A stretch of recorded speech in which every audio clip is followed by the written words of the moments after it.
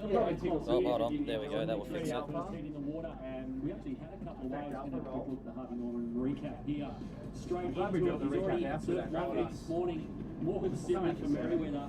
He absolutely owned the trials here. And he's carried that form straight into the events here.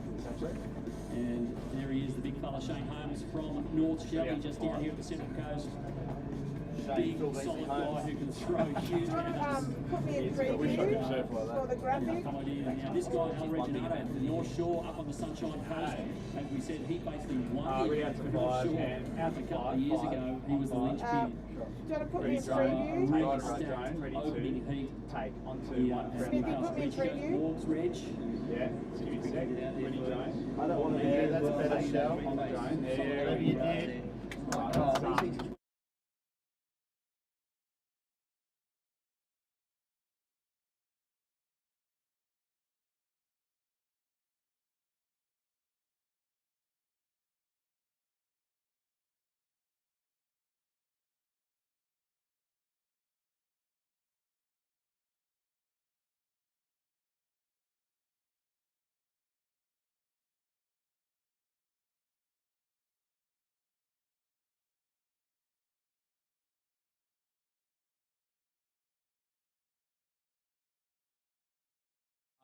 Well, really throwing the hammers is that it's best wave wins.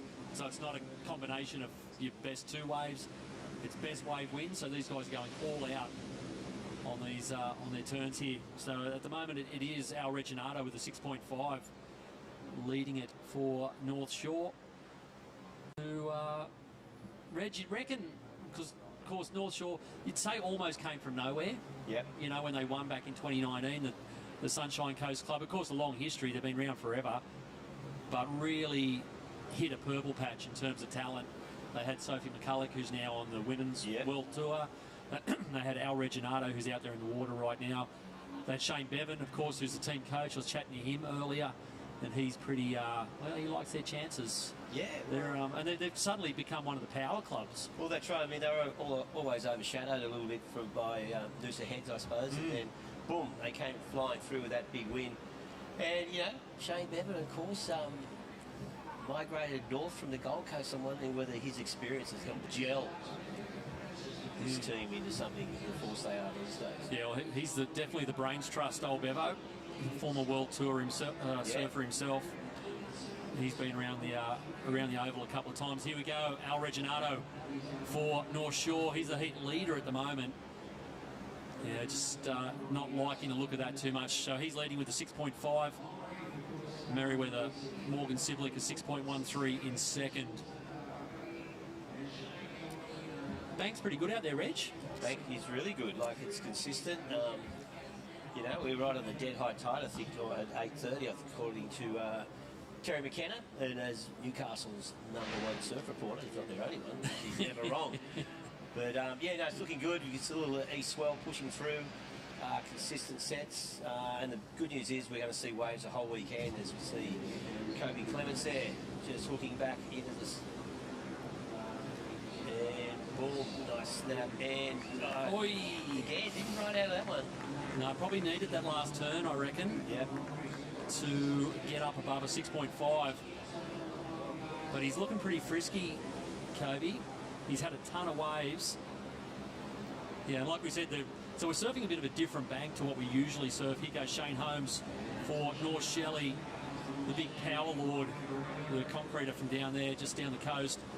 Just working this thing over, great smooth style. Needs this wave to stand up a little bit on the inside. It's not going to do it for him. Yeah, you can see. So we're just surfing the bank just to the south, so heading towards South Newcastle there. A nice little bit of sand. Traditionally, of course, we're kind of further up the northern end of the beach, which we might actually lower tide, Reg. We might be back out there. We're at the top of the tide right now. And there's the scene looking north, down to the cliffs down there at Dudley. South. Yeah, so that's the wide shot. So that's where the crew are surfing at the moment. They're the North Rocks you can see in the foreground. So the boys are a fair way down the beach, and we'll probably be on this bank, I reckon, for a couple of hours at least before the tide drops. Yeah, we saw that way down there resulted in a lot of soft sand running during the trials event, and that'll be the story again tomorrow. I expect on the higher tide, this bank to the south will be the focus, and yeah, it'll be interesting to see what happens on the lower tide. Yesterday afternoon, getting here, there were a lot of where the flags were. There was a pretty clean left and right bank outside. Yeah, about another 50 metres out from the flagged area. So yes, there's going to be no shortage of opportunities for our surfers here today, and it looks like Alistair Reginato here on his backhand, just quick in and out. Looking to improve on a 6.5 that way. He's not going to do that.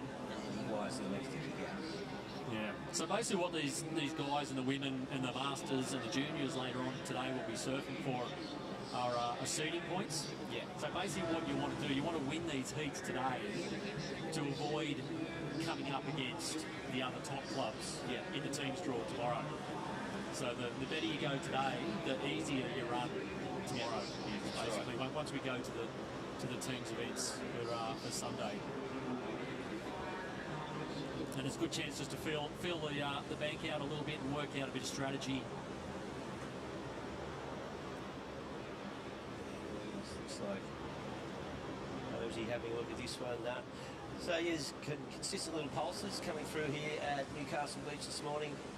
It's one thing about Newcastle, you never come here and not had waves. It's not quite the 8 to 10 feet we saw last year, which was testing conditions, as we like to say. No, it just seems like every time you put a contest on at Newcastle, you get it manifests some absolutely Old Testament low pressure system that sits out off the coast here and absolutely smashes us. So, like I said, last year was 8 to 10 foot and howling onshore, and we had to run teams events in that. So, yeah, that was which was interesting to say the least. But it seems every time you run an event at Newcastle, you get some huge bomb swell, but thankfully, well, this year we've kind of just got nice, clean, 3 foot, pretty orderly waves here, which makes for a nice change of pace, actually. Yeah. It'll be good tomorrow when the teams go out. It'll be a lot better suited to running teams events.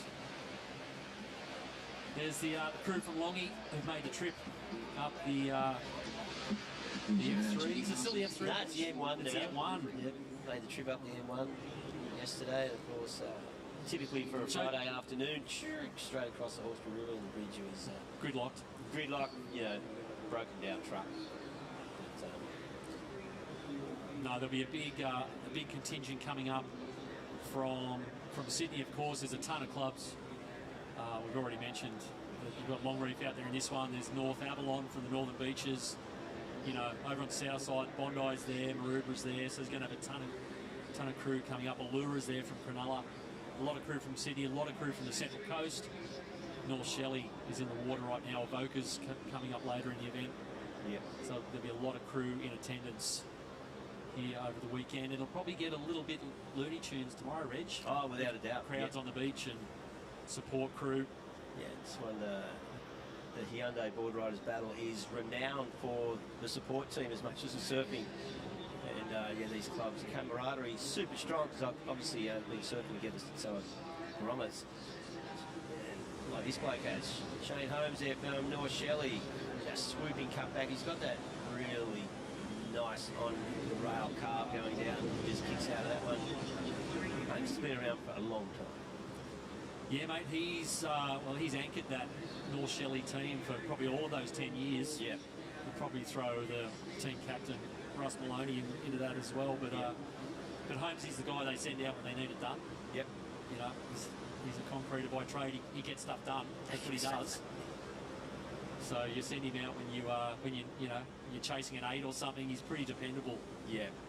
Well, they got a solid team, the Bourne brothers. And yeah, we flew up with Jolie Vaughan yesterday. He was down sampling a few waves down my neck of the woods, down at Bells yesterday. So Jolie Vaughan's in the North Shelley team. So they're obviously defending champs, probably looking pretty good, you'd reckon, to make another final here. yeah, well, of course they had that heartbreaking loss 2 years ago, and made events for it next year, the following year. Of course, we see it's interesting. You see, we talk about wild cards. Merriweather, surfing through the trials, and then North Narrabeen, former champions here, received the wild card. So it's, it doesn't matter how good your club is on the day in these regional competitions. It's so often that the hotly favoured team, on paper at least, can't quite make it. You think Merriweather and North Narrabeen, classic example. Cody Clements has lost his board here. You reckon he's chosen to go out there without a leggy? No, his leggy looks like it had come off. It actually came off at the board somehow. So he's got a bit of swimming practice. He goes Morgan Sibley. Look at this thing here, just lights it up and over that last turn. So he's got a connector. Oh, he's going to get a little head dip on the inside. So chasing a 6.5, Morgan Sibley there. Here we go, Alistair Reginato from North Shore into a little reverse to finish. His waves, punchy little short break, offering plenty of opportunity. And Morgan had been quiet for quite a while there. So Shane Holmes has been the busy guy out there, him and Kobe Clements. So there's a bit of a... He's getting out there without a leg rope for the last 2 minutes. Doesn't really matter. He's just got to go get out and get one more wave. Yeah, just needs that 6.5 that Al Reginato is holding at the moment. Yeah, so 20-minute heats through these individual competition today. Of course, we have the 4 divisions. Zambrero Open Men, we've got the Hyundai Open Women, the Masters and the Juniors.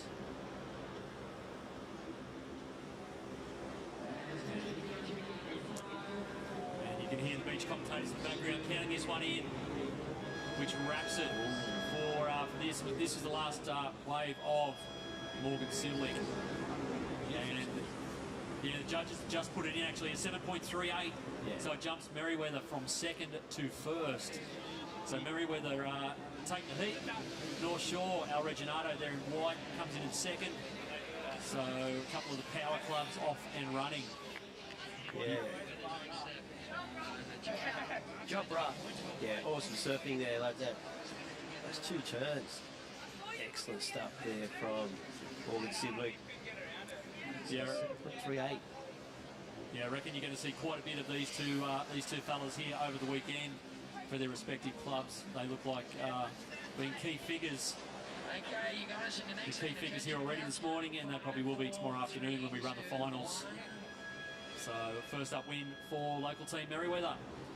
Yeah, well, another good heat coming up. We got yelling up from WA, Jack Thomas representing them from North Avalon, Arch Whiteman, Kalani Ball in the yellow, and Lennox Shell from Avoca in the blue. And we'll be back very soon after this quick break.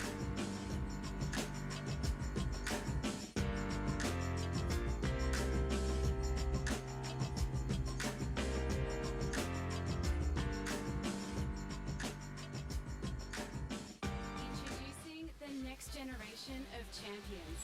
Hyundai She's Electric is the first all-women's leaderboard connecting ABB performance data around the country to unearth breakout talent, giving female riders a pathway to the top. Meet this season's Team Electric: Ava Holland, Charlie Stokes, Taylor Hannock, Ruby Rentz, and Imogen Enfield. In 2023, will you be next?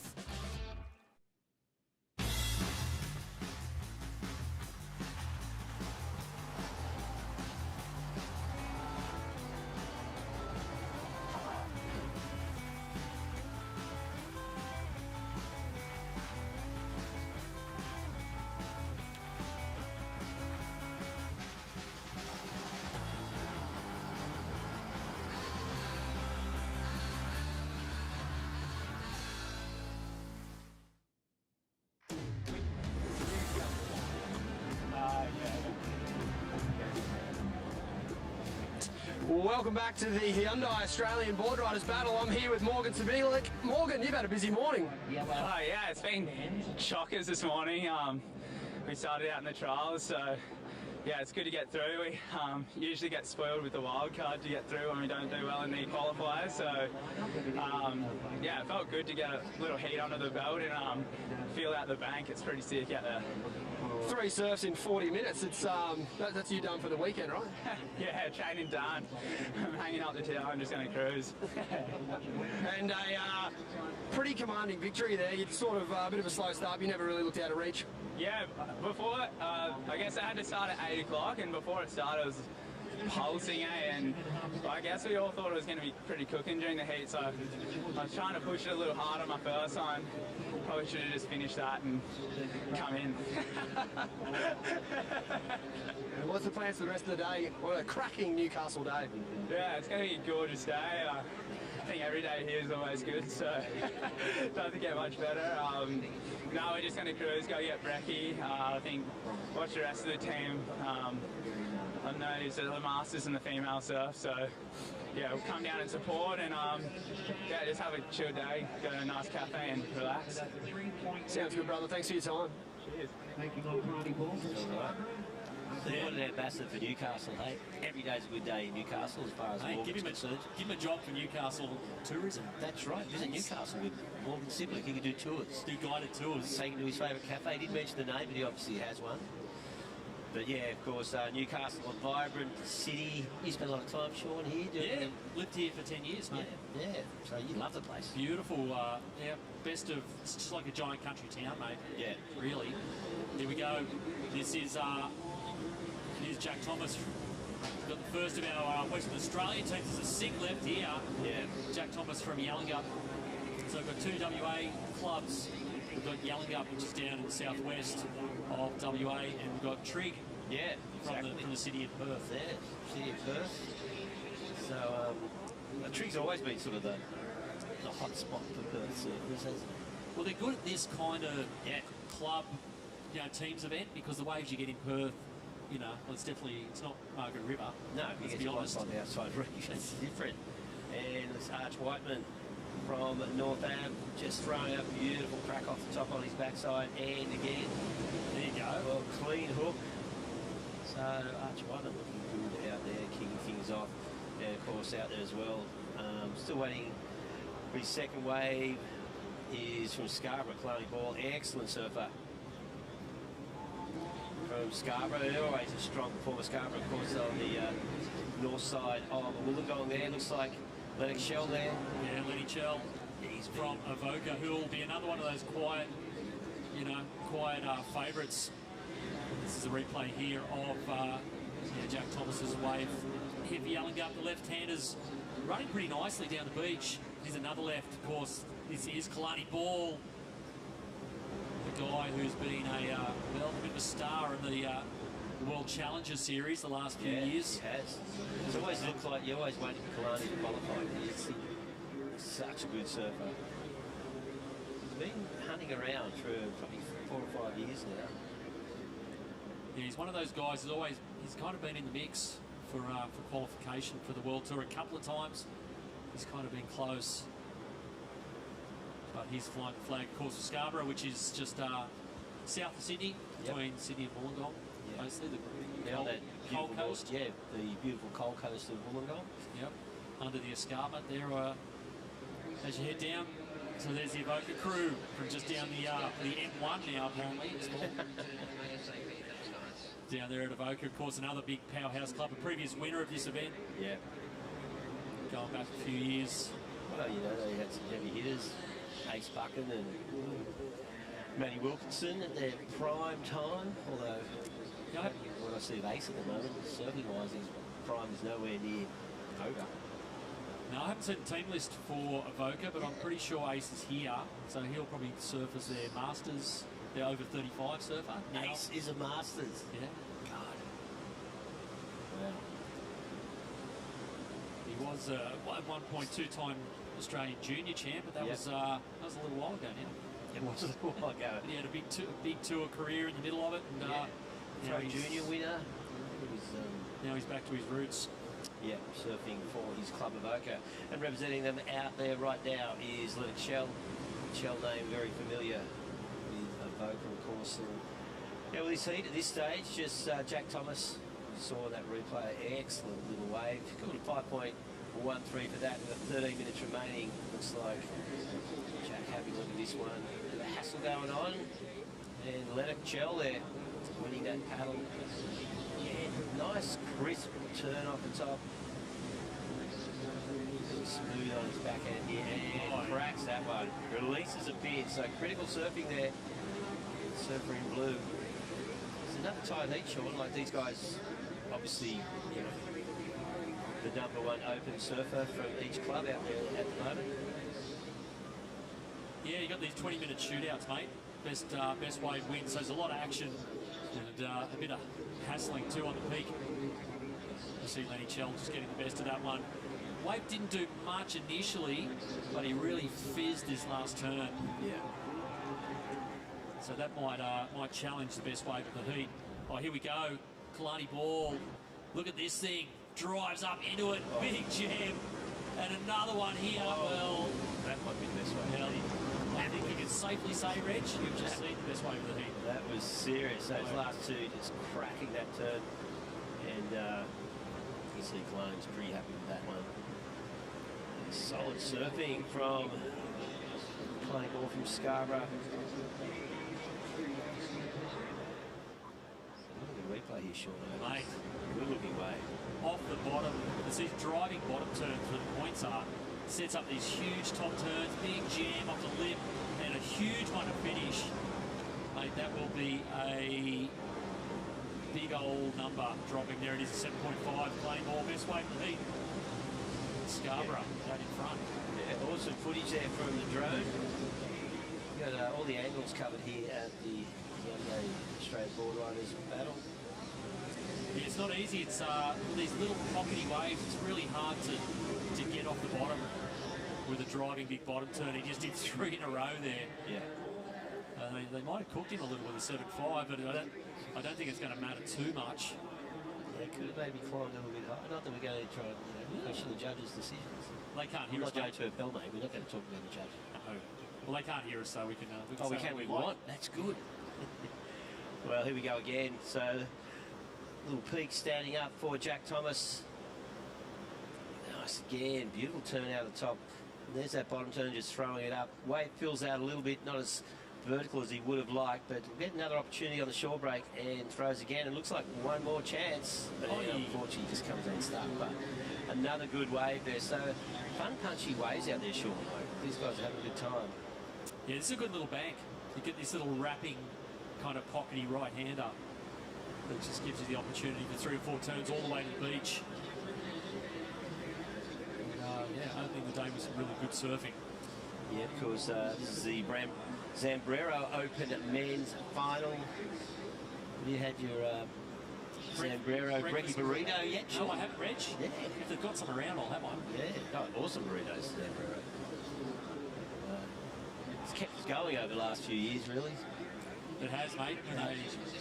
After driving up with my Hyundai, thinking of Zambrero burrito. Your electric Hyundai. That's right. Up the M1. Up the M1. Not the F3. Yeah. Not sure why they renamed it. It's confusing. Yeah, I know. Yeah. When I was living there, it was always the F3, you know. For as long as I can remember. And, as we see, yeah, coming up next, Phillip Island out there. That's, of course, is Joe Van Dyke, the little brother, of course, of Nicky Van Dyke, the famous Women's World Tour surfer from Phillip Island. Phillip Island, that's right. She put Phillip Island, well, Linda Ringrose put Phillip Island on the map, I suppose. First Phillip Island surfer on tour, or actually, he might have been the second one. But looking at the scores, it looks like he's our current heat leader.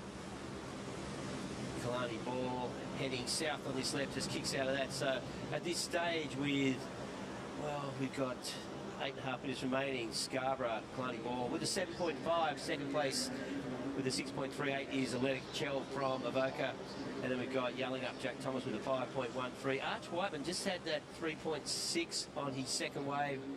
He is in the white looking for something with a bit more opportunity. That wave he called really just a one-turn, one-manoeuvre wave, so needs to see that connection. The difference, of course, is Kalani with those 3 big solid turns reflected in his score of a 7.5. Yes, another great heat coming up, or happening right now in the water The Zambrero Open Men round 1 here at the Hyundai Australian Boardriders Battle. As Sean said, 10 years we've been up here, or this event has been run, 5 years. It's our 5th year at Newcastle, you said, correct? Yeah, right. well, I think we were 3 years at Cronulla, well, so probably longer. Yeah, I think 6 or 7. Yeah. Here at Newey. Yeah. Found a pretty nice home when the event moved here. We did the first 3 years, I think, down in the Shire there at Cronulla Beach before moving it up here. Yeah, plonking on Newcastle Beach, which has hosted World Tour events in the past.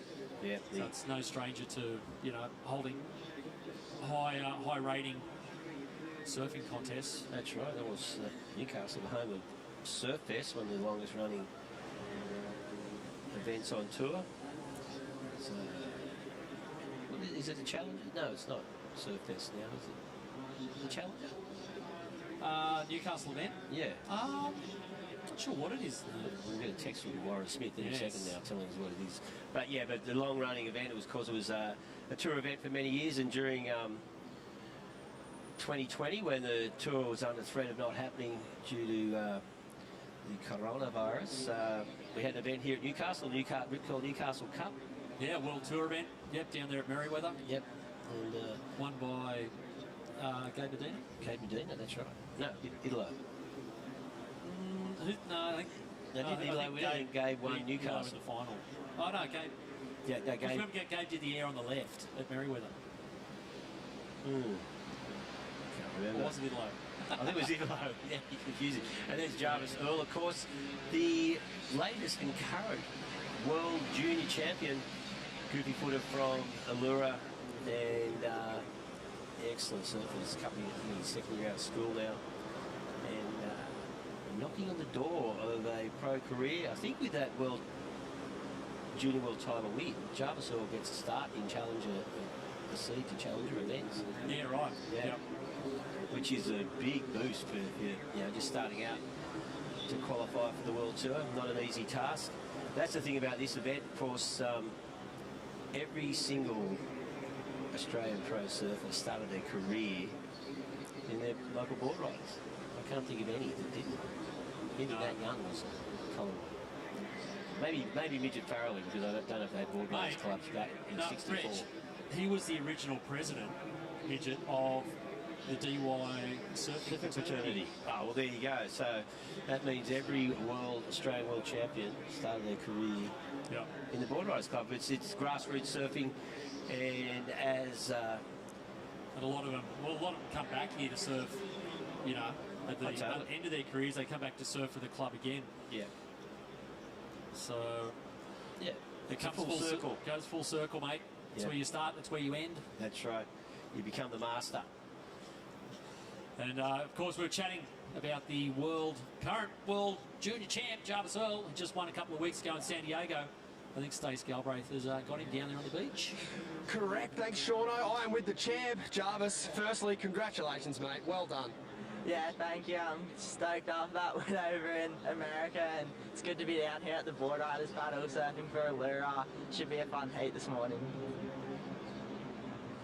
What's more nerve-wracking, this or a world title final? I'm gonna be honest, it's probably this. There's all the pressure from your club, trying to get a good result, and yeah, everyone gets together. This one's always a fun event, but yeah, a lot of pressure for sure. We know you're pretty handy on a left. Rights are pretty fun out there. Where are you going to sit? I'm just going to get a bit of everything. There's definitely majority rights, but there's a bit of a left air wind popping up, so if the opportunity comes my way, I'm definitely going to go for it. The boys in the booth were just talking about the air that Gabriel Medina did against Morgan Sibilic in the semi-final at Newcastle a couple of years ago. He's thinking similar things over here? Yeah, that's exactly what I'm picturing in my head for sure. Looking forward to watching it go down, mate, and congratulations from everyone in Australia, mate. We're super proud. Yeah, thank you. There you go. Yeah, thanks, Stace. Yeah, you talked, a few little nerves there for Jarvis Earl. Well, surfing for Allura, but mate, did you actually watch that final of the World Junior? Yeah. Mate, zero nerves. Yeah. He absolutely went out and just lit it up. That one wave where that last crack, like he was all on, was like if he fell then he wouldn't have won. Like, mate, that's a big deal, like a World Junior champ. Huge. Here we go. This is Jack Thomas here from Yale. Nice. Just holding that rail. I love that sort of pause turn. And then too short, short wave, too quick manoeuvres. Looking to build on a 5.13. He's chasing at 7.5. So with 2.5 minutes remaining, Kalani Ball in the box seat. And of course, this isn't a progression event, but with this, they just lock in some points for their team, try to build up the seeding for tomorrow. It looks like there's current heat leader Kalani putting the big ones to catch his way, which he does, just off the bottom. Nice cracking turn off the top. Another section just blows that tail. Beautiful surfing there. Yeah, I mean, he's looking pretty good. And of course, here we go. This is Arch Whiteman from Massa, North Athlone Surfing Association there on the Insular Peninsula of Sydney. So he's still got a bit of work to do. He's trailing in this heat. But we were talking about Scarborough, mate, with Kalani Ball. When you throw in, of course, another guy like Nick Squires, who's been the mainstay of that club for a number of years, they become a bit of a dark horse in this event. I haven't seen the team list. I'm presuming Nick will be here. He's here every year. Yeah, and because Christian McClure's been leading that club for many, many years. So, but this heat, as we get down to the 2-minute mark, it's been pretty consistent waves coming through. Good, and all four surfers have caught a heap of waves. But at this stage, that's 7.5 for Scarborough. Here we go, the man we're talking about. This is the wave we're talking about. So that 950 turn for top, and then a little tail jam there, and then this one just cracks it out beautifully. So you can see from the drone, as you were talking about, just the bottom turn leading into each one of these manoeuvres at the top is what it was all about. And this, so Kalani doing the job on that one, and that has got him in the lead as we see Lennox Chell there. It's finishing off. Yeah, Lenny's, he's getting close. He's sitting on a 6.38. I'm not sure if that last wave is going to challenge for first place, but he's looking pretty good. He's got Avoca up into second place here, which is a pretty respectable finish here amongst this kind of calibre of heat. He's looking pretty stoked. There's a big crew actually up from Avoca. They've come up early on the Saturday. Here's a replay of Lennox Chell's last wave. Great first wrapping turn. Wave backs off a little bit here, but just has a nice little inside section to hit and finishes up. There's the ABC crew from Avoca. Pretty happy. Yeah, on the bell, Shauna, on the bell. So, and that takes him up into second place. So, a good jump there as far as the points go for Avoca. Lennox Chell doing the job there in that last wave. You reckon, mate? Did the job, mate. It's awesome to hear the support crew. So, yeah. There's a lot of Avoca crew up here pretty early on Saturday morning. Well, it's an easy drive for them. They just have to cruise on up. It's not a big deal. There's only an hour to the south. No Sydney traffic to worry about, Reg. No, you don't have to go the F3, M1. Yeah, and there he is. There's the big dog go. Kalani Ball takes it out for Scarborough. There's Nick Squires, so we'll see him later in the Masters, I'd imagine, for Scarborough. So a big win for the team just south of Sydney on the Cold Coast. They're looking pretty good here in the early stages.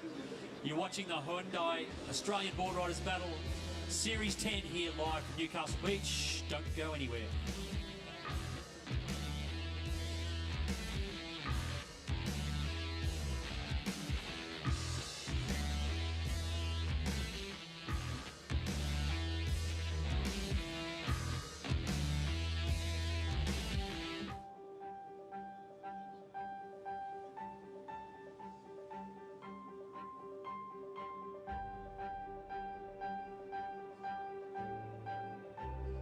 Siona's Feeling Swole program is a program through the Surfing Australia where it's creating a better tomorrow by including women and men at any age, any ability, and bringing them together and showing them the love of the ocean and creating a happy, healthy environment.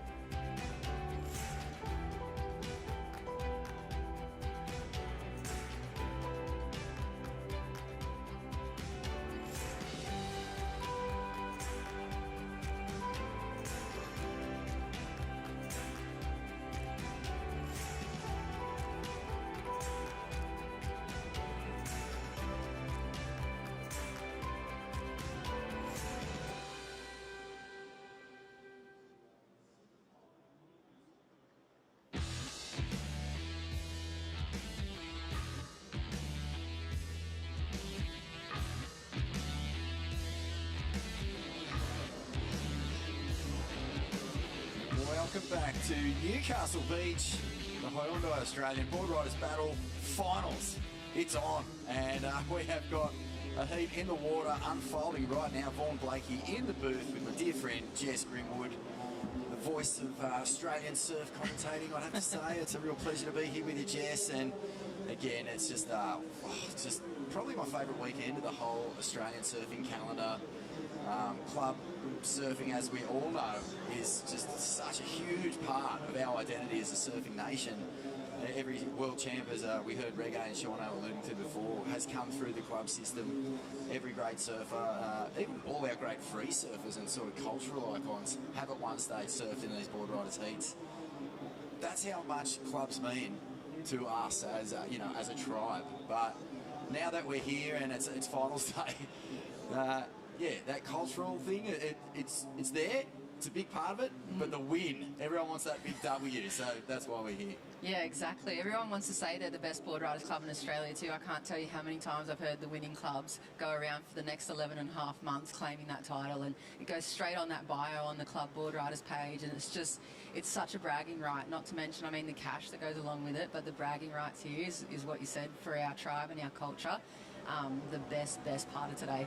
Yeah, and it means so much. I mean, over the next 2 days, you're going to see a lot of joy, a lot of cheering, a lot of excitement, and a lot of pain and anguish from crew who, when you're surfing for something bigger than yourself, there's just so much more pressure. I mean, clubs now aren't just about, giving kids a place to sort of have a surf and enjoy a bit of competition. They're these institutions that have been around for 50 years, and they're contributing big time back to their local communities. So, for example, I know like Lebar, for example, do a lot of stuff with youth mental health and things like that. So all of that goes back into the community, and the community, therefore, is right behind the club, more so than they've ever been. So it's a big deal to do well in this event, as we see the heat in the water. Maroubra United, the BRC from there. Jake Scott is out in the yellow. Allura Boardriders Club with Jarvis Earl, the reigning world junior champion, fresh back from the United States. A huge win there. And Seaview Road Boardriders Club out there, Digby Twos. And Phillip Island. Good to see Joe Van Dyke back up the coast. His sister Nikki, of course, a famous World Championship Tour event winner, and Joe will be here representing Phillip Island, so great to see Phillip Island back in the mix. But I think we're going to throw it down to Stace Galbraith. Who have you got down there, Stace? Deadly, I've got young Kalani Ball, who just manhandled the pack. How on earth did you get that wave from the middle? Yeah, I'm not too sure how I pulled that one off. Had both guys either side of me, but I don't know, maybe there was a bit of gentleman's rules because I was waiting forever for that one, so thanks to the lads for letting me get into that one. And yeah, so that's something I stood up the whole way and got 3 nice turns on it. Lovely. And talk to me about your club, Kalani. I'm claiming could be underdog tag this weekend. Yeah, we got a really solid crew. Yeah, we just need to get a few things right, and we could go deep in this event. So it'd be really sick to end up in the final at least, and yeah, hopefully go for that win. It's always good to take a heat win out, seed into that next round potentially for tomorrow. Zambrero taking care of the men's division down here. If you walked into their shop, would you get a burrito or a bowl? Oh, both? Fantastic answer. Back to you, Deadly. Oh, hungry man. Kalani Ball, what a breakout year he had last year on the Challenger Series, managing to qualify through the regionals. The way that it's set up now, the pathway to the big leagues, to that World Championship Tour, is you have your regional qualifying series. Then if you finish in the top 10 there in the men's, you qualify for the Challenger Series, where you're basically up against everyone in the world to try and make the CT. Kalani Ball's run through the tail end of last year was just really impressive. Yeah, he's one of those guys, like you said, there's one in every club that could be right up at that level, a full clubman, incredible solid surfer, and he's been on that cusp now for a while, making that Challenger Series / CT thingy. So, I mean, he's pretty electric to watch, and he might not be too far wrong there saying that they might be that underdog story that we're always a massive fan of here at the Boardriders Battle. We love nothing better than to see one of the new clubs come through. Okay, so having a look at this, it's a beautiful little front side air to reverse, effortless from Jarvis Earl here. This is the form that won him that junior world title, WSL World Junior title. Like, and how's he? Oh, here we go, straight up behind him as well.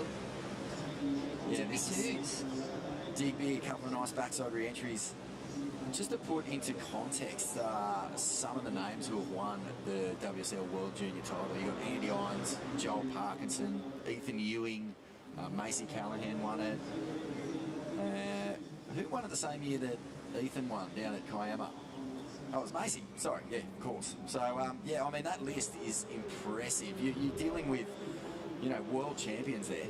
And Jarvis Earl really putting a flag in the ground, a product of Surfing Australia, the High Performance Centre. He gets up there and just feasts on the knowledge like it's a Zambrero bowl or a burrito. I'm not sure which his which way he leans. Jarvis, is he a bowl man or a burrito man? I feel like post-heat we might have to get that little insight from him as well, but I was so interested to hear when they interviewed him before on the beach when Stace had him down on the sand, and he said that he has to be honest that it's more nerve-wracking for him to be competing for a lure out here than it was to compete in the final at the World Juniors. So that goes into backing us up with saying how crazy club spirit is here and the pressure that you'd have representing your club at the finals day.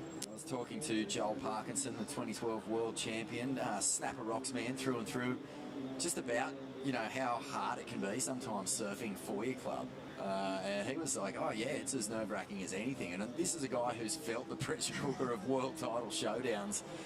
And that just gives you some insight into just how much it means to everybody. And, you know, quite often in this event, the, you know, the more well-known surfers or the top-line, top-tier World Championship Tour surfers, they're often, you know, relying on one of the lesser-known sort of workhorses to get the job done in the dying stages of heats. Yeah, they definitely are. I feel like that's pretty standard across the board, and then I feel like it also opens up the gate too for those underdog clubs. Like, you know, we haven't seen any club come from this morning and day number one and end up being the winner on the final day. So having that gate wide open, and like you said, the extra pressure of surfing for your club, regardless if you've got experience or not. And then you have a look at the crowd on the beach today. Like, it's an incredible day in Newcastle. We're literally at the core and the grassroots of surfing in Australia. So there's like hundreds, there's going to be thousands of people on the beach watching you. It's full nerves to the max. And it gets loud. This is definitely one of the real amphitheatres for surfing crowds. As we see Jarvis Earl, look at this bottom turn, beautiful technique, gets a little caught up in the lid. Conditions are really fun for this format today. It's kind of shoreys. The bank that they're on right now isn't that far off the beach. It's a nice little rip bowl. Jarvis looking for a connection through on the inside.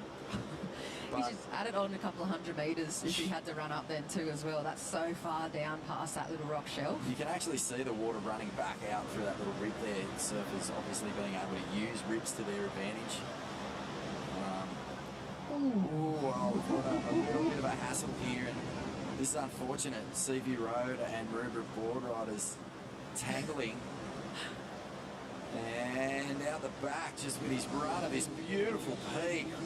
This is Joe Van Dyke. Wow, that's a beautiful combination. Does he get the 30? Somehow pulls that under. Lost his feet. Phillip Island will be absolutely loving this from Joe Van Dyke. Now, this is the Zambrero Open Men's Division, so we're not actually seeing the team element of this event until tomorrow. But what the Open Men's, Open Women's, Juniors provides is valuable seeding points. You can skip round one if you finish in the top half of the draw.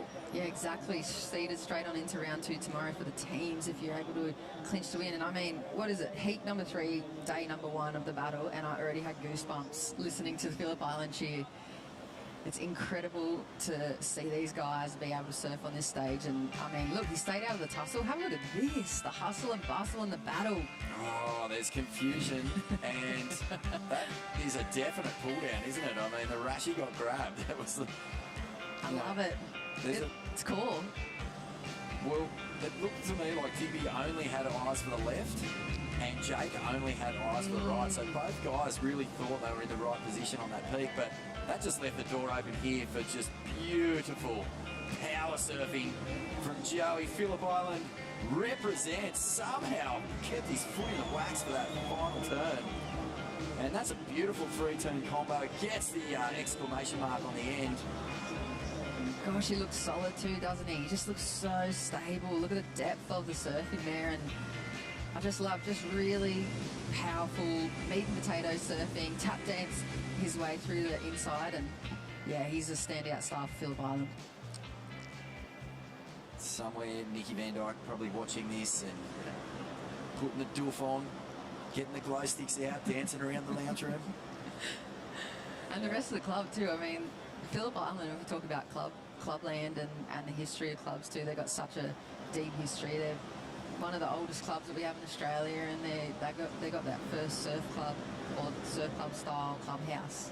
I remember going down there as a grommet as well. They hold a lot of surf festivals down there via the clubhouse. Yeah. Yeah, that's right. A lot of the surf clubs now actually have their own buildings, their own legitimate clubhouse. Phillip Island, I'm pretty sure they were the first. Yeah. And yeah, it's crazy. I mean, the new Brighton Boardriders, my junior club. I mean, we didn't even have enough money to buy a tent. We'd just be sitting out in the blazing hot sun all day, hiding under towels. Yeah, exactly.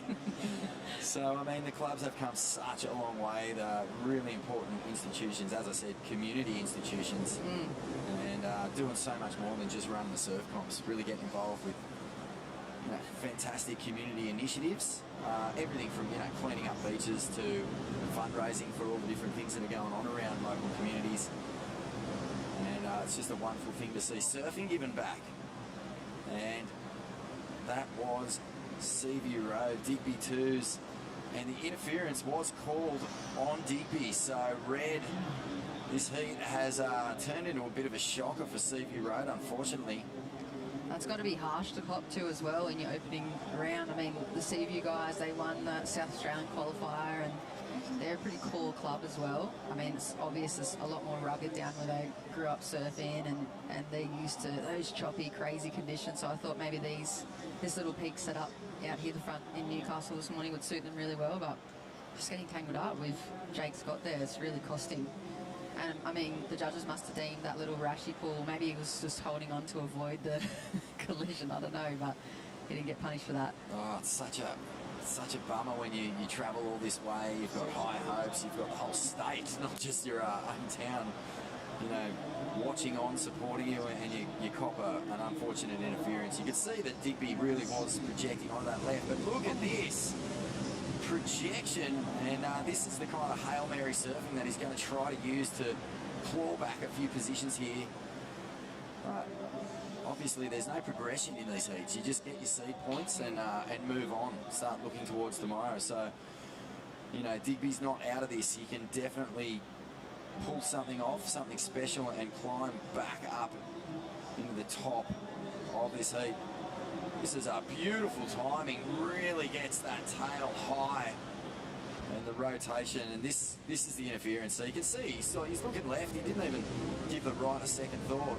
Yeah. He actually gets taken down by Jake Scott from Maroubra. I feel like that's not the first time Jake's had a run in like that too as well, coming from such an overpopulated surf spot. I think he's lucky to come out on top there in that exchange. On the city beaches, you fight for every little scrap you can get your mitts on. Oh, you have to, don't you? And that's I mean, clubs like Maroubra United, where they have the coming together of the whole club from up and down the beach, it's going to really play advantage into their hands when it comes to the battle. Phillip Island Boardriders looking pretty happy at the moment. Joe Van Dyke, a 7-point ride. 7 points for that beautiful combination of turns. Real power, meat and potatoes, as you said. Big, thick, juicy sirloin, just sizzling. So thick and juicy. He's just nice to watch. You can feel him going through those calves. Here's the replay of that 7-point ride, and you can just feel that rail slicing through the water, the power behind it. You go a little bit light with his toes there as well, but there's the confidence, and look at the tree trunks on him as well. He managed that third turn so well because he came off the bottom, big, deep bottom turn, threw it up at the lip, and there was just nothing. There was nothing there, so he kind of just had to pull it back in somehow. But let's get a feel for how Phillip Island is going in this heat, because Stace Galbraith is down there with the Victorian legends. Yeah, thanks, Mono. Absolutely. I could say how they're feeling, but I don't want to make them any more nervous. You look like you're all about to fall over. I know, like Joe can go out and get a 2 or a 10, so he's on his way. He's such a legend. And so stoked he's up here. Yeah, as are we. He's one of those guys I know for a fact he tears Woolamai apart every day, but a heap's a different situation, Carl. Absolutely. Just good to see him come up and do some surfing, because we all know how good that can be. And they're a bit nervous when the current world champ's in the water, so that first punch he did was pretty tap. So thankfully he didn't land it. And the current world champ doesn't mind catching a wave or two with no priority out there. Joe's not exactly a mad scrapper, is he? Oh, no, he's not a mad scrapper. He's probably just let him go and just, go out and get a better one anyway. So he's certainly done that so far. Thanks for your time, team, and good luck for the rest of this heat, and take a breath at some point. Oh, it's just nerve-wracking. I mean, yeah, it's such an individual sport, surfing, and it's hard. It's unusual, really, to feel that team element. These are Boardriders events, particularly the Hyundai Australian Boardriders battle. It really does bring that team element to the fore, and you can just see how much it means. Phillip Island, they're barely able to even speak to Stace. They're just choking on their own tongues with nervousness. But it was interesting what they said about Joe there. He's not really one for scrapping around, and because the Maroubra surfer, Jake Scott and Digby Twos from Seaview got in a bit of a scrap, it just left the door open for the wave of the heat. And Joe able to really utilise that. 60 years. 60. Phillip Island Boardriders been around. That's a really old club. I know there's been a few 50-year anniversaries. Burleigh Heads, Merriweather, Narrabeen. There's a few that have turned 50, but 60, that's an amazing achievement. Yeah, and I think for that club too, the 60s is based on that continuous club running every single year. You've seen so many other clubs, they kind of like go in and out of functionality, and they might change names or change complete committees for a few years or go dead even. But for Phillip Island, it's been that continuous 60 years growth for them, and here we go again, Joey. He's found something on the inside. No, that one just peters out.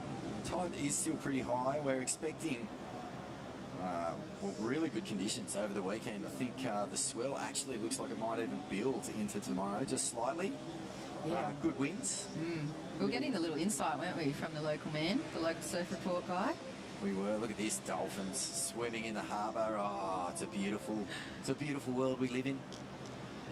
It is a Newcastle city. I mean, if you're talking about, like we said earlier, grassroots surfing and really the core of surfing in Australia, this is one place you can't look past the history of it here.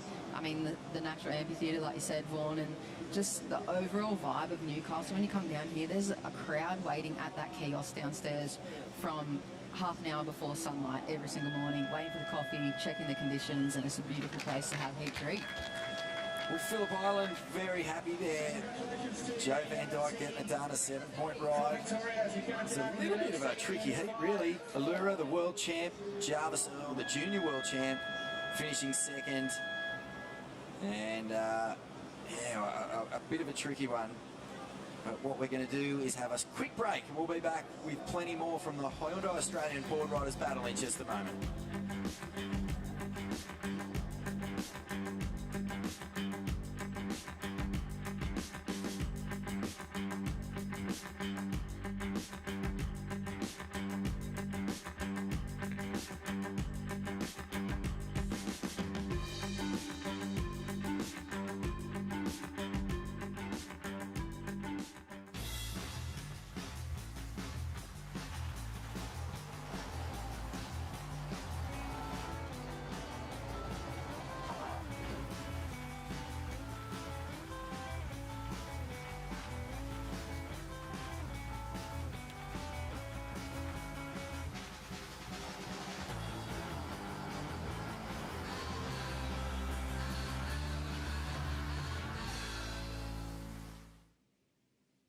Harvey Norman, your destination for outdoor living, with our huge range of outdoor furniture and barbecues. The latest trends in timber, stone, aluminium and wicker, lounges or dining, casual bar settings and settings to suit small spaces. A versatile collection for the ultimate in choice. Barbecues from all the big brands. Beefeater, Everdure, Gasmate, Massport and Oklahoma Joe's, including smokers for slow cooking, charcoal grills, plus outdoor kitchens and fully customizable solutions. So much more to explore in our huge range. Now at Harvey Norman, your destination for outdoor living.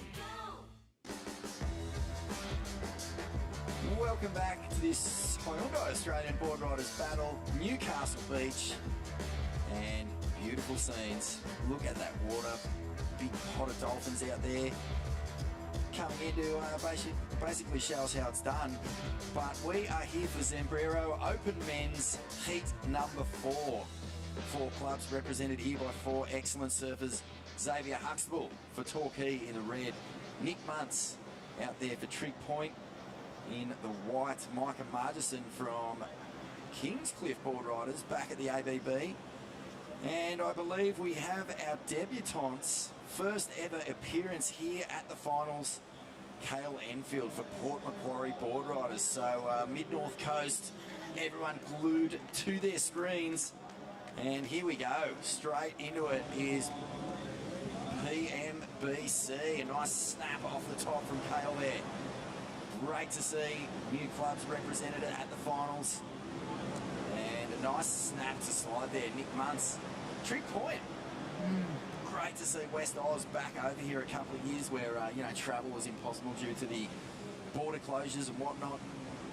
Trig is back, and this guy, Xavier Huxtable, you know, one of the real talents earmarked for greatness. He's surfed in a CT already down the bells, and look at that, just so much polish, so much sting in the attack there on that final turn. Hack! And this is, you know, Torquay for so many years now, Jess, just been building to a big result here at the ABB Finals.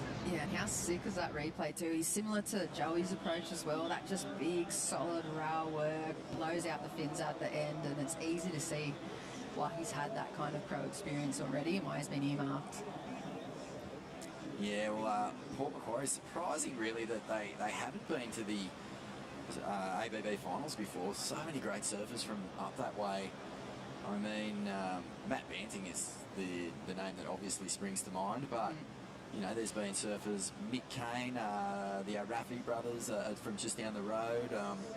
Yeah, a lot of talent in that mid-north coast area, Port Macquarie zone. It's so good to see them here, and I wonder if they'll be, you know, well, put it this way, they're not here to make up numbers. They'll be looking at that title and thinking for sure that they can take it out. And as we've seen in the past, you know, Culburra was a bit of a start-up club, got together, came here with a world-class team and took this entire thing out over, you know, big, highly fancied heavyweight clubs like Snapper Rocks, North Narrabeen, Merriweather, etc. It's kind of like, it's seriously the best part. It's the juice of the story for me. Like, it's like the best thing. Like, you can't help but cry even if you don't know the guys and the girls in the club, like when they've come from a smaller kind of, not as, you know, glamorous club as some of the bigger clubs, especially like Port Macquarie. I mean, you spent time up there as well. You went up there and you broadcast from there for the Swellians, and it's just like such a good grassroots area. It's always a spot you chase to when there's swell on the East Coast. So is that sneaky little spot? Yeah, live up there. I'm just up the road at Crescent Head, and love getting down to Port. It's just a fantastic town, a beautiful town on the East Coast of New South Wales. Xavier Huxtable, and he's found a left. It's always interesting watching Victorians go left, especially crew from around the Torquay zone. I don't think I've ever seen him go left before, actually. I've never seen Zave's backhand, never. We actually won a QS 1000 in a wave pool at Urban Surf earlier this year, so he's already got a win under his belt, and yeah, there's definitely lefts at Urban Surf. But a wonderful event there, a groundbreaking event really, the first pool event in the world other than Lemoore, the Kelly Slater pool. But let's throw it down to Stace Galbraith, who is with the heavyweight slugger from that last heat, Joey Van Dyke from the Phillip Island Boardriders Club. Thanks, Mono. That's right. Phillip Island Boardriders, I'm dubbing the most nervous team in the world. Yeah, I'd have to agree with you. I'm more nervous doing this than I was in the water. You look pretty good in the water, Joe. Bit of fun out there. Yeah, it was good. It was good to just like get some waves without 50 guys on it. Like I've been free surfing and just dodging crew, so it's nice to actually be able to do a turn. It's good. I don't know about getting more waves out there. You sat for about 12 minutes, and young Jarvis was doing rings around you. Yeah, he was. He was like turbo mode. He's in fast forward. He turns it back, but I was just happy to get mine at least. The Zambrero shop is around the corner. Joe, you walk in there, bowl or burrito? Depends on the time. Probably now I'd go bowl, but in a few hours burrito for sure. We're supposed to be keeping count here, Joe, and both you and Kalani have given us a vote each. It's going to be a long day keeping tally here, Vorno. Thanks for your time, Joe. I would have thought that Joe was a bowl man for sure, the way he ripped that bowl to pieces in that heat. Beautiful little cut down. I think we'll score that one for the bowls. Yeah, bowls. And I love how he called it tear the bag. That's just proper Aussie surfing language right there. I love that. Yeah, there's just some Aussie surf slang that belongs perfectly in surf culture, and tear the bag is right in there. But yeah, Zambrero Open Men's, we're going to be finding out all weekend. Are you a burrito surfer or a bowl surfer? And it looks like bowls might have the edge just at the moment. Early days. What are you, Vaughn, if you had to pick right now? I'm actually a burrito man. Yeah, big time. I stop in at Zambrero all the time, and I go the pulled pork with the verde sauce, and I nosh that stuff all day. I'm not scared to do a 2 or 3 times a day visit either. I really enjoy it. So, how are you, Vaughan Blakey, Jess Grimwood? Calling heats here at the Hyundai Australian Boardriders Battle. Definitely one of our favourite events on the surfing calendar in Australia. There is nothing like it. It's really the only team surf sport in the world at this level for sure. I mean, every single club has come in from around the country, qualified in their little regional zone for these finals, and yeah, bragging rights. That's what it's all about. And money. I think there's over 100 grand gets handed out over the course of the Hyundai Australian Boardriders battles around the country. But yeah, it is no small thing to be the top club in this country. As we've said before, it literally is the foundation stone of every Australian surfing champion. It is. You could look at the past winners and the past award. There's all the special prizes at the end of the presentation, and all those names that are etched in to the last 9 years of this history of this battle. You can say like they've all been up in that top world title contention, or they've been up the very top of the qualifying series, or they win multiple Aussie titles, or they're just these big free surfing names in Australian and international surfing that they have like a cult following to them. I mean, one that I really like, and he's in this heat right now, Trig Point, Nick Monks. He's one of those core dudes that I love watching surf.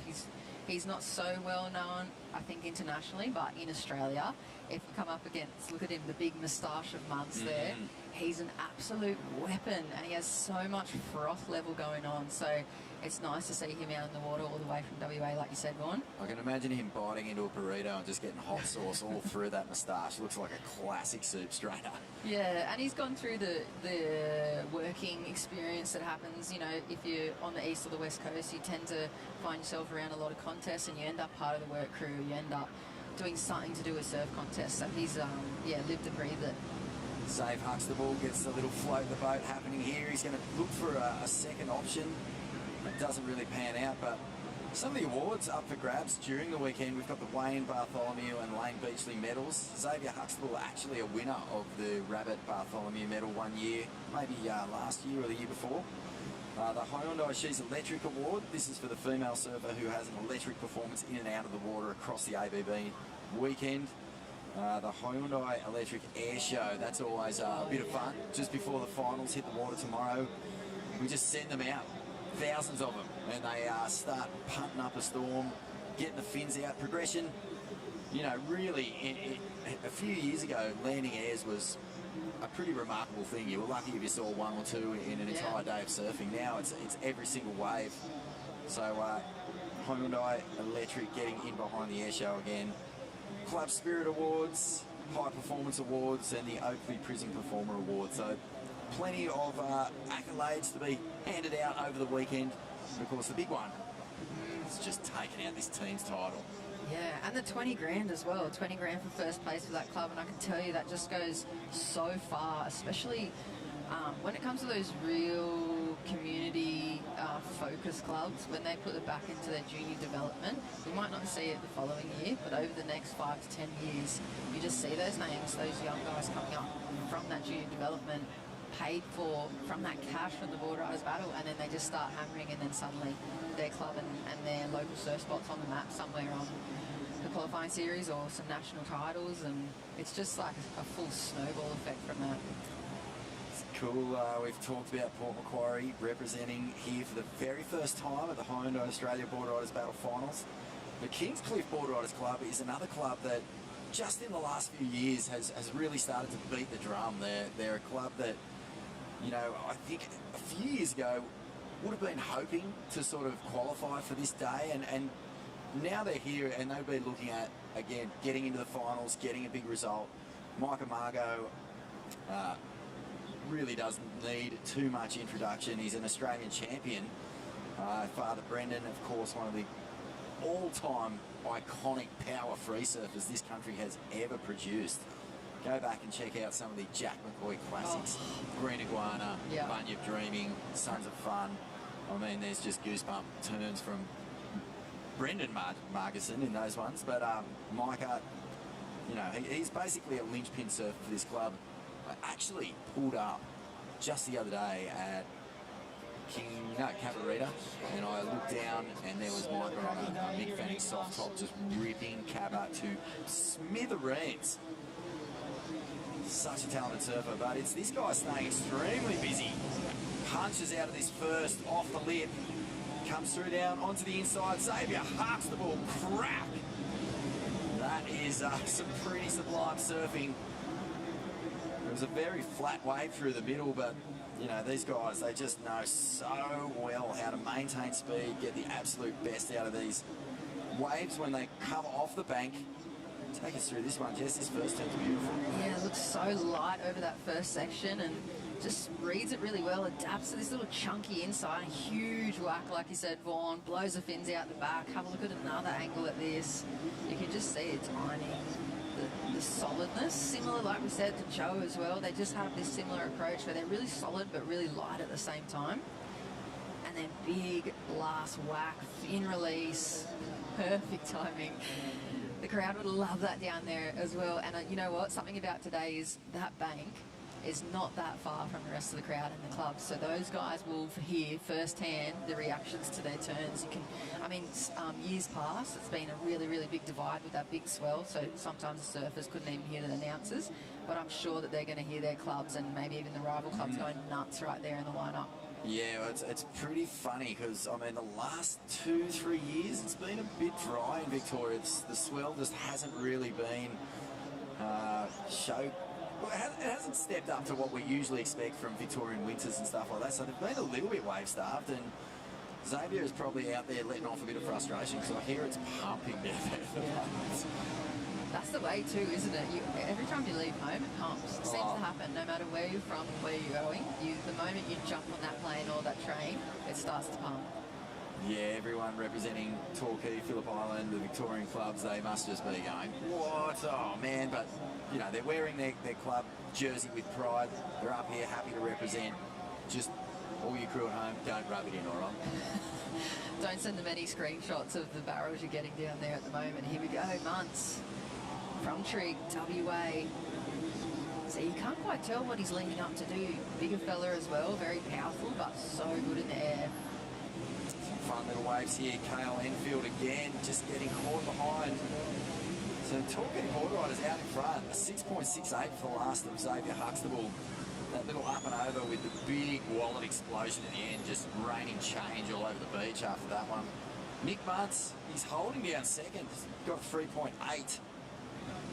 It's a trick point, sitting there with some valuable seeding points, but it's you know, it's very, very neck and neck, with second, third, and fourth all sitting on low scores at this stage, and Xavier Huxtable just staying very busy.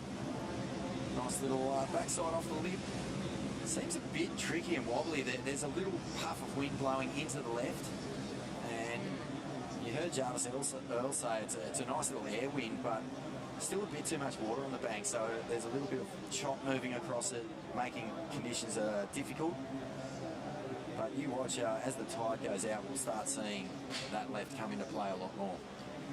I think something that might be interesting to see today as well, maybe even a harder job than the surfers, especially in the opening round here for the Zambrero Open men's, is where do the managers and coaches send them? I mean, we're going to come in towards that time period as the tide starts running out. Like you said, Vaughn, what we have, there's another bank to the left of your screen there in front of that Oakley circus-looking tent.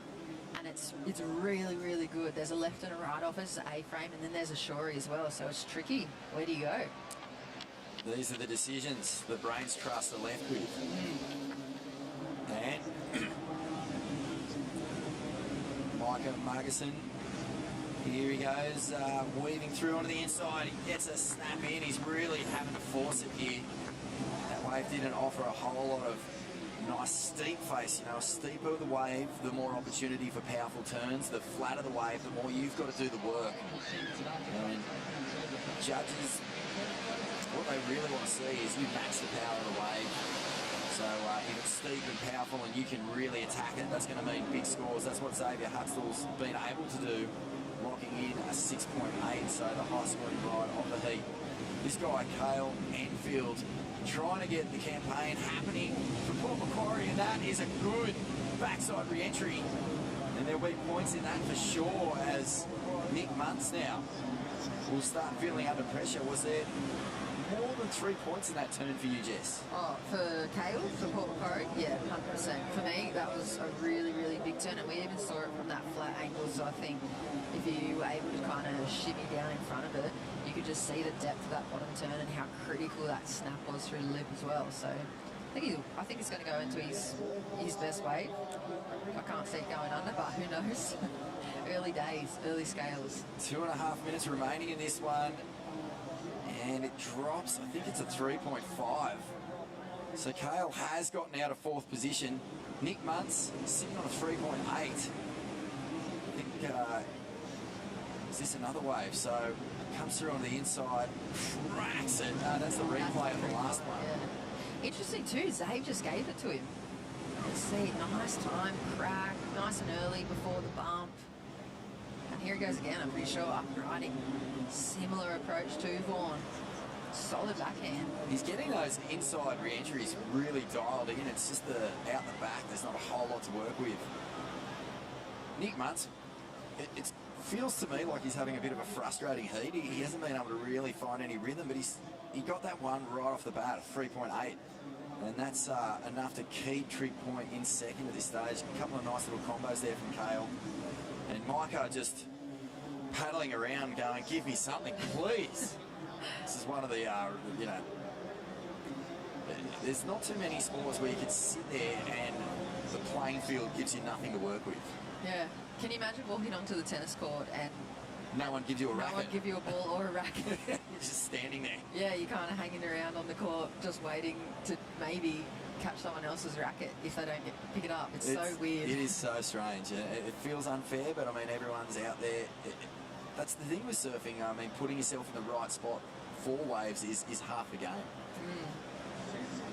10 seconds remaining in this one. It looks like Xavier Huxtable for Torquay Boardriders Club, who, as I said earlier, been building for a few years. They feel like they've come here with major purpose. Nick Muntz holds on for Trig Point. Congratulations there to Nick. Bit of a nervous heat. And we will wrap this one up and be back in just a moment with plenty more from the Hyundai Australia Boardriders Battle Finals, presented by Zambrero. Unpack your bags, forget the past. I've cried a million tears for you. All of us. That craving to feel new again. To see something new that will blow our minds. Or meet someone new who will change it. New South Wales. A place to feel free. To feel alive. And most of all, to feel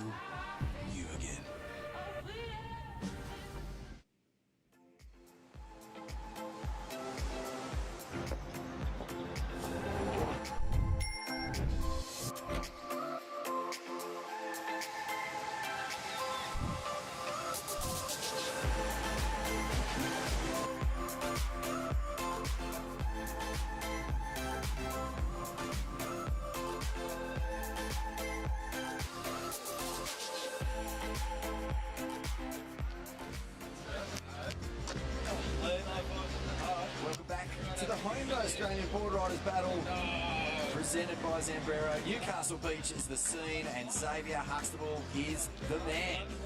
See him just coming in very happy after a pretty dominant performance in that last heat. Doing it for Torquay Boardriders.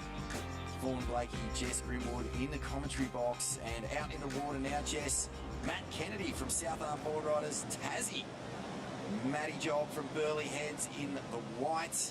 Nick Clifford from Jones Beach in the yellow, and Solly Bailey, Byron Bay Boardriders Club, a club you actually kind of expect to do well every single year in this event. Haven't quite made the statement that they would really like to. This could be their year. Yeah, very well could be. Look at that beautiful conditions here for Newcastle Beach. We've got that nice swell pumping through all day as well, and multiple peaks as that tide starts to run out this morning. It's just picturesque. I mean, look at it. Picture perfect day. We had dolphins this morning. The whole community's down here, as well as the national surfing community have come and flown in and travelled in from everywhere to have a chance at the top bragging rights spot here. Champ decided tomorrow. So cool, so cool, and the waves are cooking. Like, I mean, you don't really need a whole lot of swell for team events. They're so exciting because once we get into that team aspect, you know, managing your clock, managing your team, it relies on so many other factors than just good waves. So the fact we've got really fun 3 to 4 foot surf, big roundhouse wrap, and a nice little hack off the top. This guy's such a good surfer. Matty Job from Burleigh, off the bottom, deep bottom turn, rides out of that one, and classy opening ride here from Matty Job. Wow, I'd be surprised that doesn't go into the top waves already ripped today. How was the bowl, how it wrapped back in that inside section, and I think the conditions are just getting better. That wind swung a little bit again. It's getting a little bit bigger, maybe with the change in the tide. It's just pumping. That was impressive. Impressive surfing. So smooth, as you'd expect from anyone bred on a point break. Southern Queensland, famous for just, you know, producing an entire army of just smooth point surfing expertise. This guy, Nick Clifford, Jones Beach, looking for an option. Great to see Jones Beach represented here. But Matty, I just, you know, Burleigh Heads Boardriders, another club that's been around for 50 years. So many great surfers have come out of there. Represented on tour this year with Liam O'Brien from Burleigh as well, and sticking here with Matt Kennedy. Some nice wraps off the top. South Arm Boardriders, and always strong performers here at the ABB Finals. This must be like 3rd or 4th in a row that they've managed to come up for and qualify for, so epic to see South Arm and Matty Kennedy getting onto the board there. I love how you can tell it's the South Arm team as well when they walk past. They have this kind of roughness about them, like rough around the edges. They don't have that hipster style of a lot of the other clubs that come up. And I mean, they've got like, the old QS girls like Dara Penfold surfs for them. Like people like that are just so core to surfing and to what this stuff's about. So there goes Solly Bailey as well. Nice and free and lofty on the backhand, but just a little fat through that section. Here's another replay, I think. Score for Matty. So this will be this big one we were talking about. As that wave just wraps around, starts to stand up. You can see that little cross bit of the wall, and there it is, super steep, and he just nails that last maneuver. Huge, big, committed turn right on that bank. Look at this close-up, Vaughan. Wow. Big burrito bowl, and he just went the full. I'll have the lot, thank you. Fits so much energy into such a small space. I just loved how deep the bottom turn was. He came off the bottom into a pretty hectic, throwing, thick section. Just blasted it. I think we're just going to throw down the Stace there. Have you got Xavier Huxtable? I can't wait to find out if he's a bowl or a burrito man.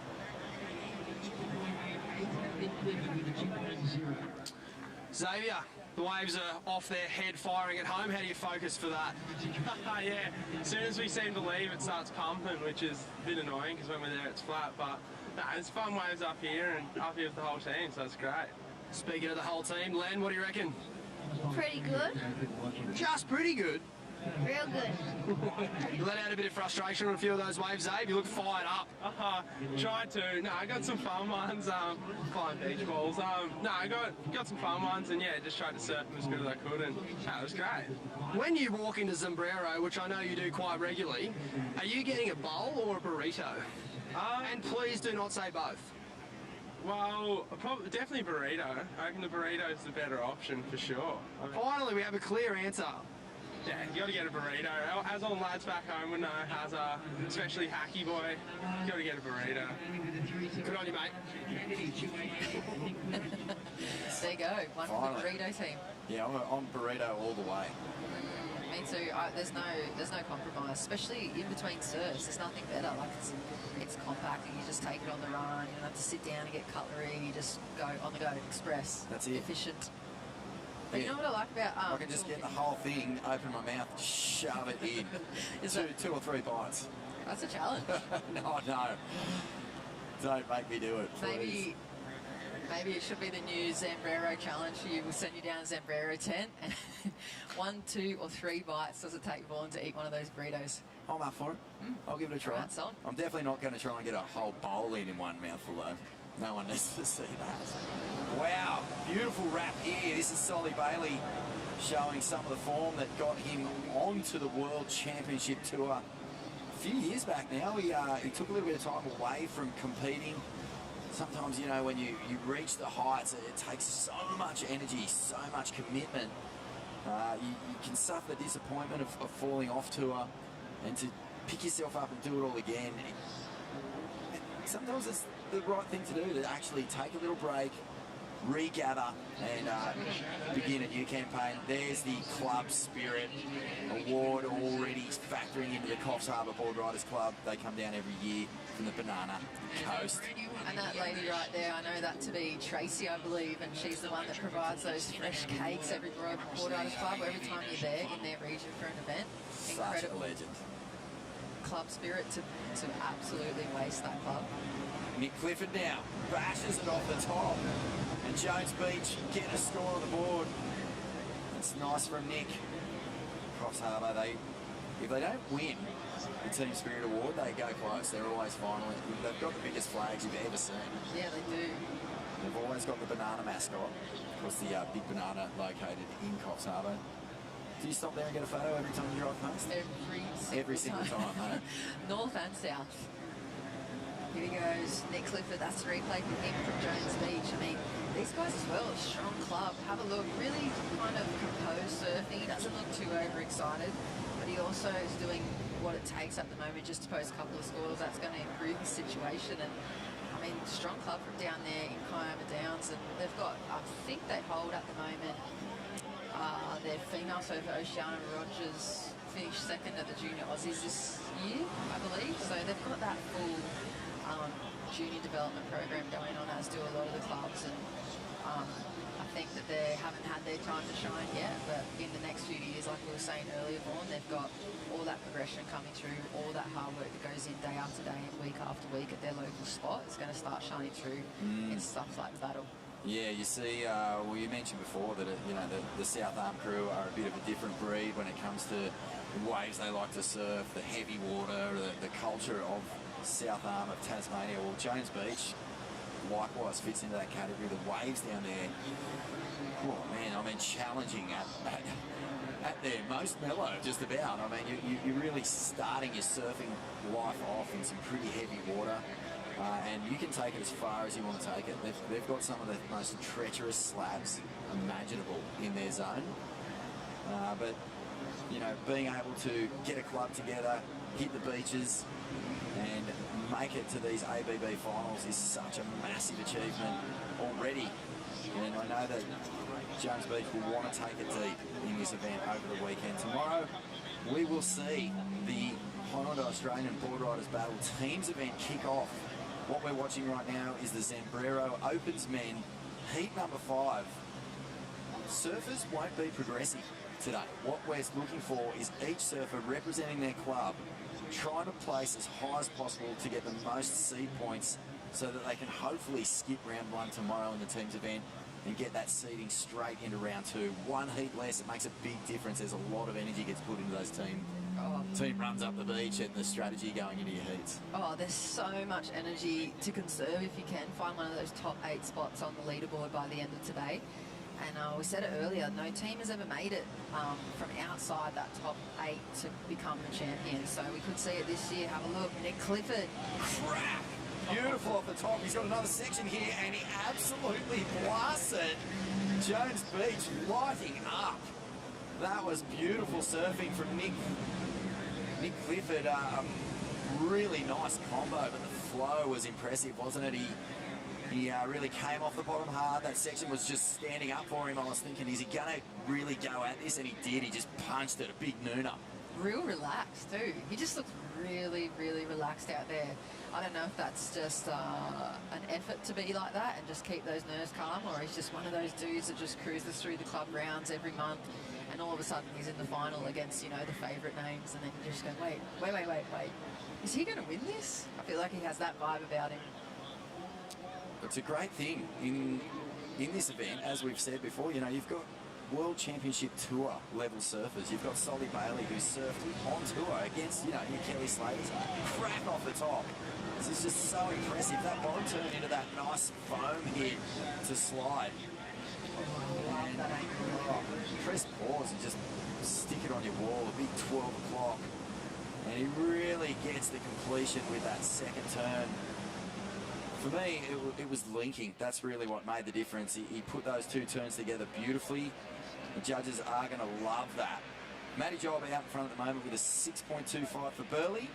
Solly Bailey in second for Byron Bay Boardriders.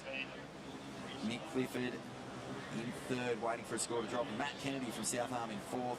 That was Cooper Chapman on your screen. Oh, he's an impressive club surfer. He really does save his best for the ABB, particularly the finals. Narrabeen having to rely on a wild card into this event. Former 2-time winners here, but did not qualify through their regional events. Yeah. So Cooper will not... I'd imagine Narrabeen will be looking to make a huge statement right out of the gates. Oh, they're looking to win the final tomorrow. I feel like this is just going through the motions for them. You can see they're pretty well dialed in unit. They've got Matty Carroll, you know, on the roll on the roster there, and there's Cooper warming up as well. So it's kind of like one of those expected clubs. They're one of the top royalty ones. They got a really long, deep history, and they got a huge, big support network as well. So we don't see them in that finals conversation as due to an upset. And the fact that they are relying on that wild card is also kind of exciting coming into this year, because they got to turn up. I mean, that Central New South Wales qualifier that they lost out in, that thing is so stacked. I'm not surprised that they lost. Like, the depth of the clubs coming through Central New South is incredible. Look at this score dropping in for last of yellow. Jones Beach Boardriders have moved up into second, a 6.23. Nick Clifford gets the job done, and he was only 0.02 of a point off taking the lead in this heat. That is so close. A 6.25, Matty Job holding down for his first ride. The judges loving Nick's ride, just thinking it, deeming it just a little under what Matty was able to pull off. And then Solly Bailey sitting out there on pocket threes, his high score of 3.7. Matt Kennedy looking to get back into this one, needs a 6.26 to jump up into first. So this is a good result. Really solid surfing from Nick Clifford. He will gain confidence from that last ride. Yeah, that's so sick when you're breaking down the differences as well. If you think about Matty's and you think about Nick's, I mean, Matty's had that bowl, the huge, big, steep bowl section on the inside, and it's going to be so critical for these guys to chase that down out here in these open men's heats, because it's electric surfing and it's like exciting surfing. And there's the Coffs Harbour Boardriders Club, the banana. Jake Sharp, he's just one of those local talents that is recognised globally. He could paddle out in any lineup in the world and be one of the best surfers. And that says a lot of just about how the depth in this country works, thanks to Boardriders clubs. I mean, it lifts everyone to the level of their best surfers. And he's a chippy by trade too, isn't he? That's right, man. Yeah. I remember growing up watching his sections in videos and different DVDs that were released with like Waves Mag and Tracks Mag and all those different publications that obviously you're a part of Vaughan, but watching his sections were so psycho. It was like this little pocket rocket, and he was so like flamboyant with his surfing. It was really sweet. You know that saying, a surfer's surfer? You ever heard that one? You often hear, he's one of those guys whose peers just absolutely respect him so highly. He's not a guy who really followed that sort of pathway onto the CT, but he's a guy who paddles out, and you know, you'll have your Joel Parkinsons, your Mick Fannings, and those types of guys going, oh yeah, he's one of Coff's hardest best. And Coff's, you know, has a lot of great surfers. Lee Winkler from that region, Trent Munro down the road, but you know, often surfed in that zone. Jake Sharp and Sean Cansdell and Otis Carey from up that way as well. So yeah, there's just no end. They've got an incredible junior program to look out for some of the kids coming through from that region.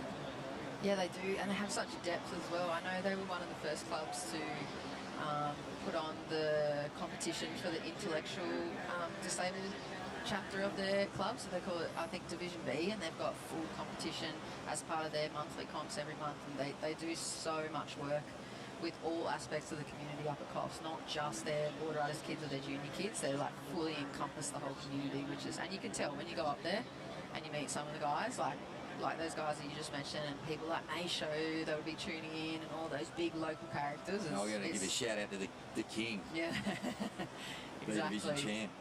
So Matty Job holding it down here for Burleigh Heads, Boardriders Club. And Burleigh, they always kick off the competitive up there. The competitive year up there, sorry, Jess, with the single fin event. It's just the best way to start the year. But this is the action from Zambrero Open Men's Heat number 5. Solly Bailey, a beautiful snap to slide. Didn't quite get the finish. But this right here from Matty Job, top scoring wave of the heat so far. Yeah, best looking wave on the board. That's a 6.25, and there's the big bowl section and a huge big exclamation mark there for the Burleigh Heads boys. Have a look at that crisp, holy, fresh surfing from the guy from Burleigh Heads. 3-play Nick's best wave, 6.23. Beautiful, composed, under pressure, and you can hear the crowd cheering in the background too, Vaughan. Well, this is a huge result for Jones Beach. I mean, Byron Bay is a heavyweight club. Matt Kennedy from South Arm, they've been here. They know what it takes to go deep into the draw. They know what's required. Nick Clifford has just turned up, put the foot down, and jammed it with pure confidence and just silky smooth style.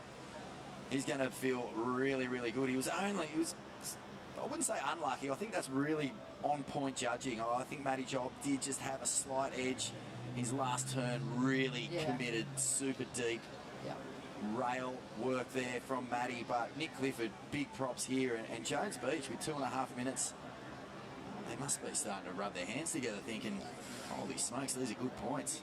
Yeah, I mean, it would be good, but it's early days. I mean, no priority, of course, in the battle. It's the full nature and the soul of this Hyundai Boardriders battle. They have to fight it out old school in the lineup. So Solly's going to have to find inside position, as will Matt Kennedy, if they want their taste of the next set that rolls on through in that dying minutes of this heat one. There's been some solid surfing, not a whole lot on offer though during this heat. A lot of the waves surfed have sort of done exactly what happened there. They've stood up, petered out, and that's the end. That is the end of that heat. Jeez, that last couple of minutes went quickly. So it is Matty Job, Burleigh Heads Boardriders taking maximum points there. Nick Clifford, congratulations. Jones Beach represent 6.23 for the second highest score. Solly Bailey from Byron Bay just could not find the rhythm. Matt Kennedy from South Arm Boardriders in 4th place. Heat 6 will be coming up next here at the Hyundai Australian Boardriders Battle, and this man, the Challenger Series weapon, Sheldon Sitkus, will be in the water.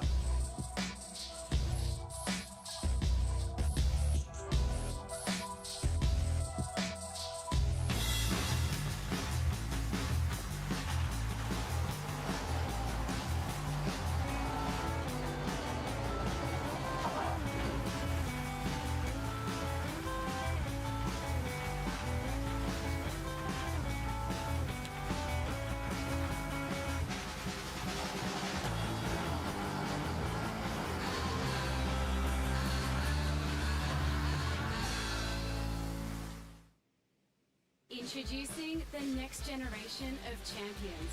Hyundai She's Electric is the first all-women's leaderboard connecting ABB performance data around the country to unearth breakout talent, giving female riders a pathway to the top. Meet this season's Team Electric.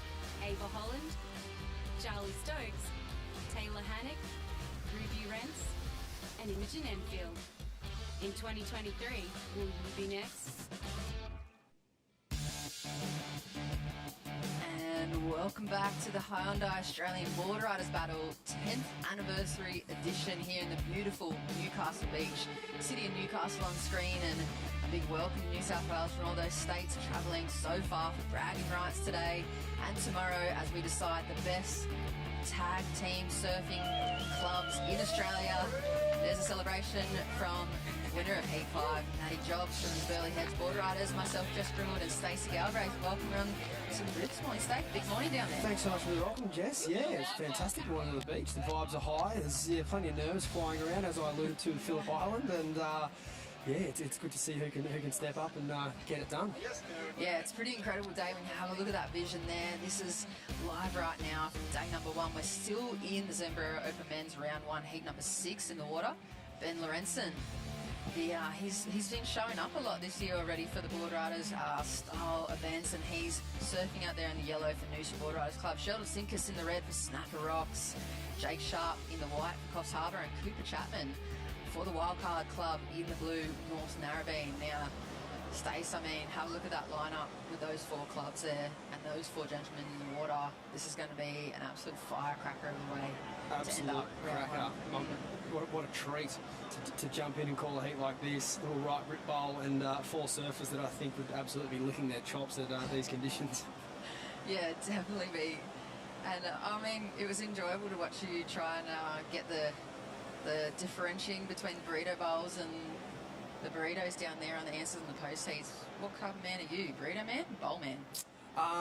Definitely a nachos man, but out of those 2 options, I would take a burrito. All right, there's another one for the burritos going on to the tally there, but big welcome online if you have just tuned on in. It is day number 1. We're in the Open Men's Zambrero round of the Australian Boardriders Battle, and we're so glad to be calling the best surfing in Australia core lords, as Vaughan was saying earlier on today's Stace.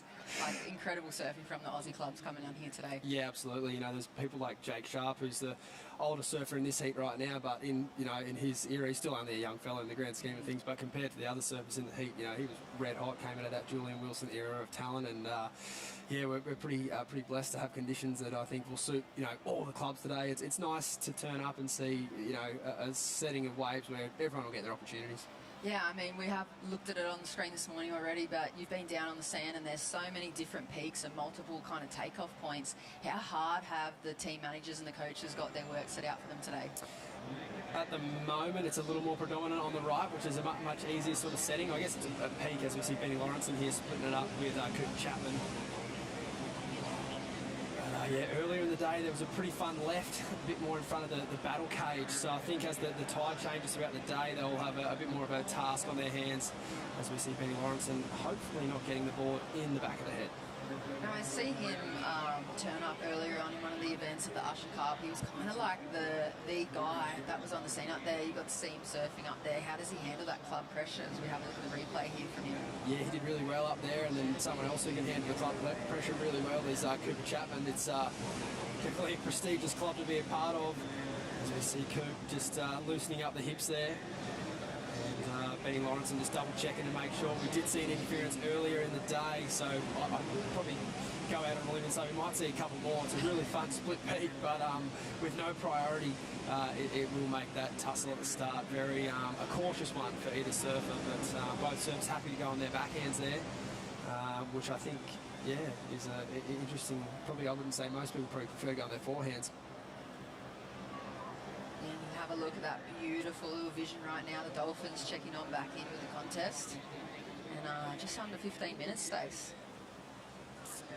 Yeah, we've got a couple of visitors there. We've got another visitor on screen. He's just left you in the booth. Deadly, who you got down there? Yeah, thanks very much, guys. Matty, welcome to Newcastle, mate. It's down the coast from Burleigh, a fair way, obviously, but you found some nice little pocket rides out there. Yeah, it was just one wave today, but always love Newcastle. Yeah, I love it too, mate.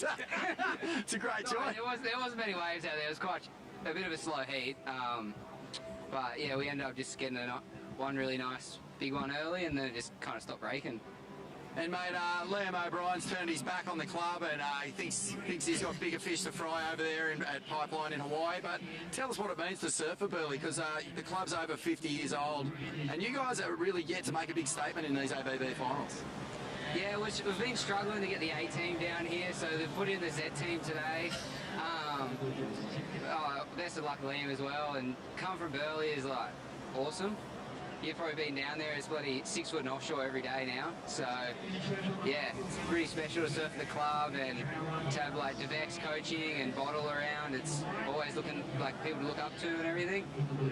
Mate, I really think Burleigh's looking good for a strong result this year. But tell us, Zambrero, Open Men's Division, epic food. Are you a burrito man or a bowl man? I'm celiac, so I'm a bowl man. But the burritos are very nice. Perfect. Well, there you go. A bowl man. Chalk that one up, Stace. Thanks, boys. Thanks, guys. And I'd have to second that. Newcastle is awesome. And I know a lot of the clubs, more than happy to post up here for the weekend. We've got clubs coming all the way from West Australia and up and down the East Coast, and Torquay and Victoria and Phillip Island. So, yeah, it's going to be a fun weekend down on the beach. And how is Matty too, like for the Burleigh Heads Club, they've been such a, fierce kind of club. There's that old stories of the red board shorts turning up in contests, and to have a look, Benny Lawrenson from the Noosa Club, a replay for his last wave, came in as a 4.23, I believe, so it's his best score so far, and he was just diving in that inside section a bit, I think, Stace. He's fallen off on that same little spot the last 2 rides, but I feel like he's getting more of a feel for the lineup at the moment. Yeah, definitely. He's sort of getting busy early, and it's paying off. Everyone else has only stood up once until, as we speak, Cooper Chapman looking at another left. Drew that out really long. Kind of went really fat and lumpy on him too. I think he was waiting for that really steep section, and it just kind of didn't kind of offer up anything too critical for him. So I think maybe Cooper's strength's on his forehand, and I think when you see him surf on those right-handers, and he's pretty electric to watch, and he's very spontaneous with his surfing, very loose as well. Yeah, definitely. He's definitely got all the tricks in the bag. It's a funny one. You talk to the surfers down there, and I don't know if it's a general consensus, but I think that a lot of the surfers, they don't mind going on the back end in heats, particularly in settings like this where there's not a lot of time. You don't get a lot of opportunity. So you see Cooper here, he kind of make a couple of quick turns happen and sort of keep the ball rolling with a bit of momentum through your heat. And then one surfer who won't be looking to go left, though, is Sheldon Simkus. You can see he's posting up there, he's waiting for a bomb right. Yeah, absolutely. Here we go. Jake Sharp, Coffs Harbour up and riding on the backhand. Like you said, look at the whip that goes into that first turn and 2 turns on the board. Or straight away, you can see the energy. You can see why he's revered as one of the best clubmen in the country, Stace. You would have had a lot to do with this guy as well over the last few decades. Yeah, look, Jake's a couple of years older than me, which is not much in the grand scheme of things, but definitely when you're in the juniors, he was kind of one of the superstars of the era, as I mentioned earlier, and yeah, definitely seen him surf a lot of heats. He's but for me, he's the favourite in this heat. He's definitely the most, like you mentioned, electric. Conditions are getting tricky out there, though. If Jake Sharp's having a hard time getting 2 nice turns off, it'd be hard for the rest of us being mortals. So Hyundai. There's the Coffs Harbour, Banana, Team Spirit. They've won the Club Spirit so many times, such a stacked roster in way of club member. Yep. And we're going to have to go down to Vorno because he's with the Banana Man himself. Vorno, what do you have down there? Yeah, thanks very much, Jess. Here with Baz Banana from the Coffs Harbour Boardriders Club president. Baz, before we get into this heat. Like, do you have a problem with your feet staying in the wax, or do you slip off all the time? Oh yeah, she's a bit slippery on me goat boat. Your goat boater? Wow. Hey mate. I strap the big sticks, man. Jake Sharp in this heat, always a performer for Coffs Harbour Boardriders. Can you guys do it this year? Not just the club spirit, but actually take this thing out? Mate, I think we've got the depth in the juniors and we've got the passion, so mate, anything can happen when we get the waves, for sure. And mate, what's your favourite food? Oh man, chocky coat bananas. And if you were going to rip into some Zambrero, would you be a burrito man or a bowl man? Oh, burrito. Brilliant. Burrito. Barry Banana. Barry Bananas, banana burritos. On with Baz. Yeah, doggy! Thank you, Vaughan. And that's the Banana Man. I'm not sure if that's Basil. He has an uncanny resemblance, voice-wise, to Reggae, our fellow commentator. Sound a lot like Reggae Ellison there. Yeah, I mean, Reggae's a man that wears many hats, many bananas. So I haven't seen him around this morning yet either, except for that early heat. Yeah, I haven't seen Basil the Banana or Reggae in the same room together. True. So I pretty much think that confirms it. Yeah, true, straight off the bat. So we're down to just over 8 minutes here. Cooper Chapman now in the lead for North Narrabeen.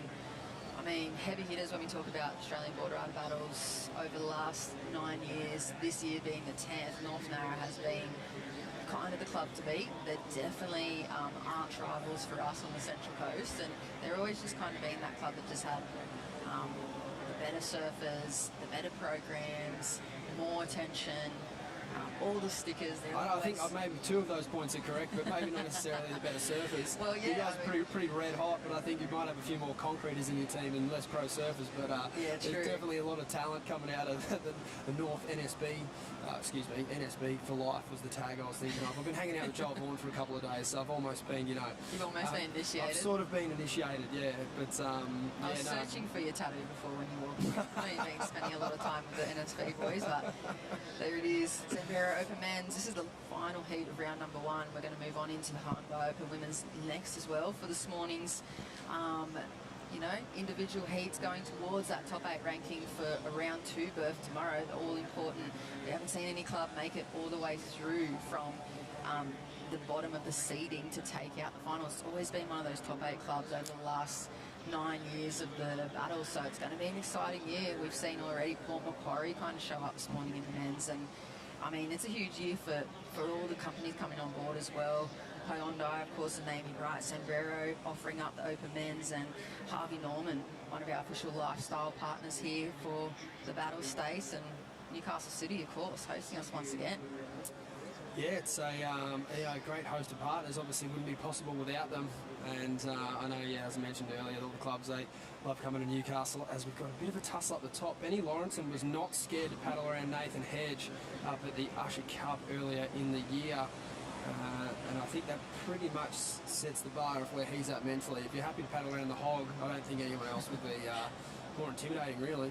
Yeah, there's definitely not another Aussie intimidating person. I mean, you'd have to just switch straight to the Brazilians if you're talking about intensity with the paddle battles and versing the hog. So, I mean, Benny Lawrence at Noosa Club, they're another club that could easily be taking this final thing out and the $20,000 first place as we go into tomorrow afternoon. But having a listen or a look at the Hyundai electric air show that's coming up tomorrow, Stace, anyone, ear tag for you in the books for who's going to blow up and show up for the air show?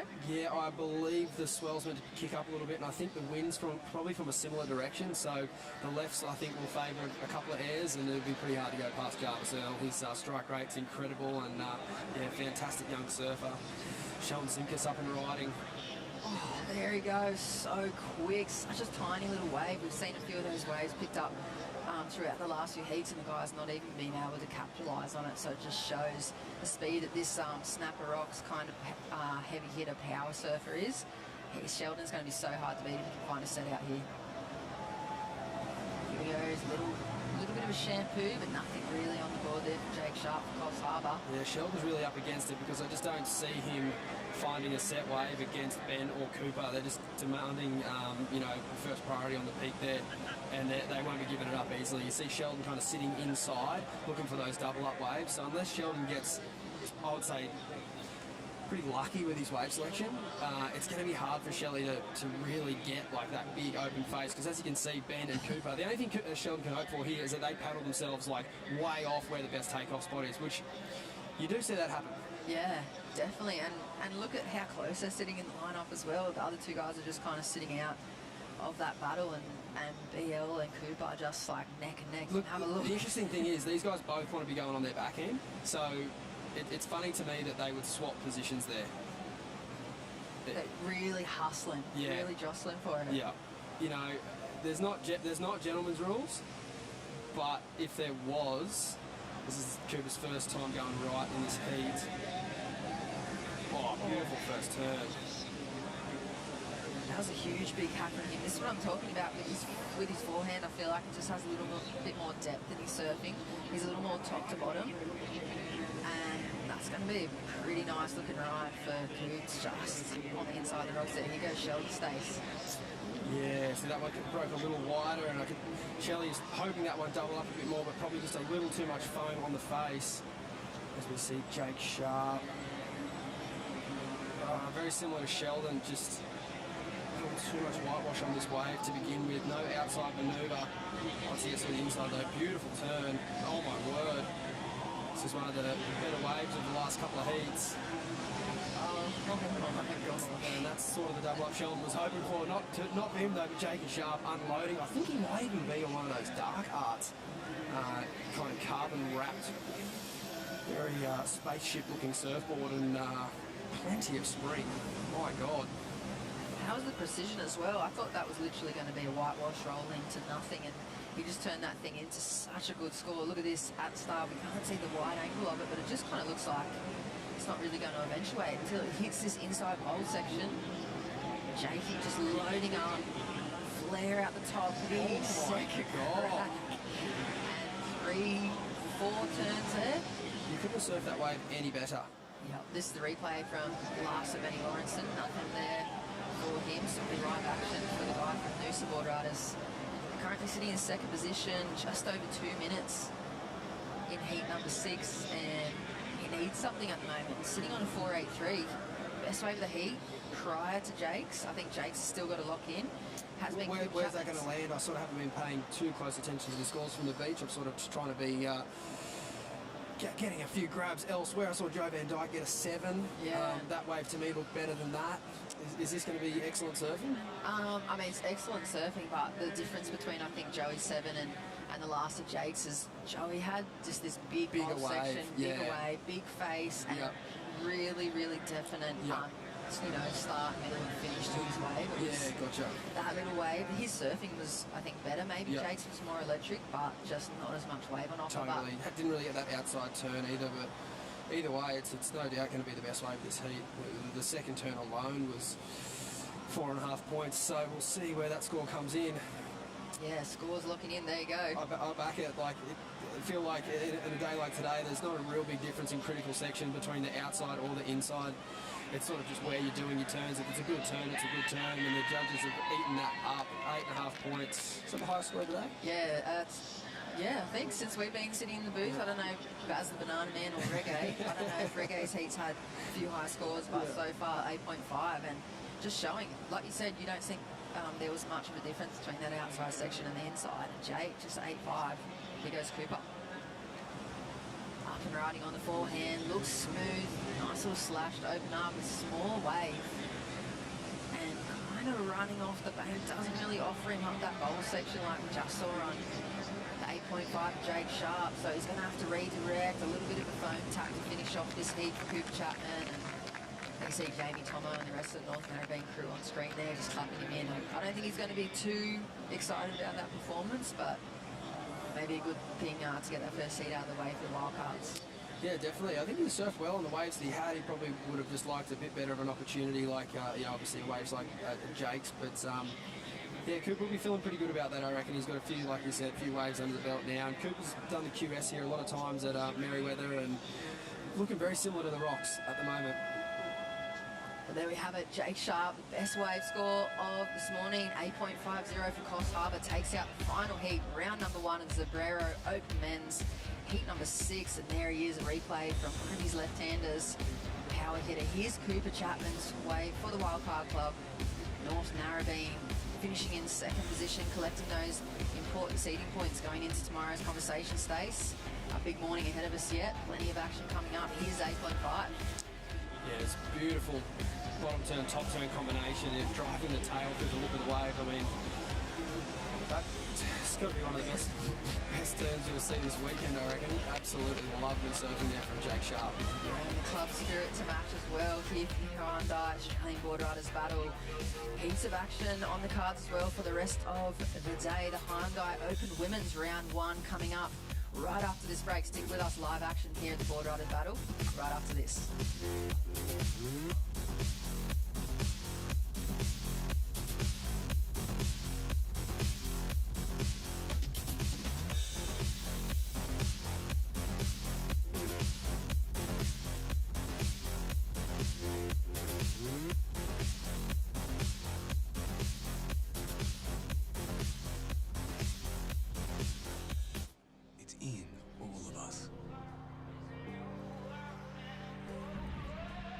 Craving to feel new again, to see something new that will blow our minds, or meet someone new who will change it. New South Wales, a place to feel free, to feel alive, and most of all, to feel new again.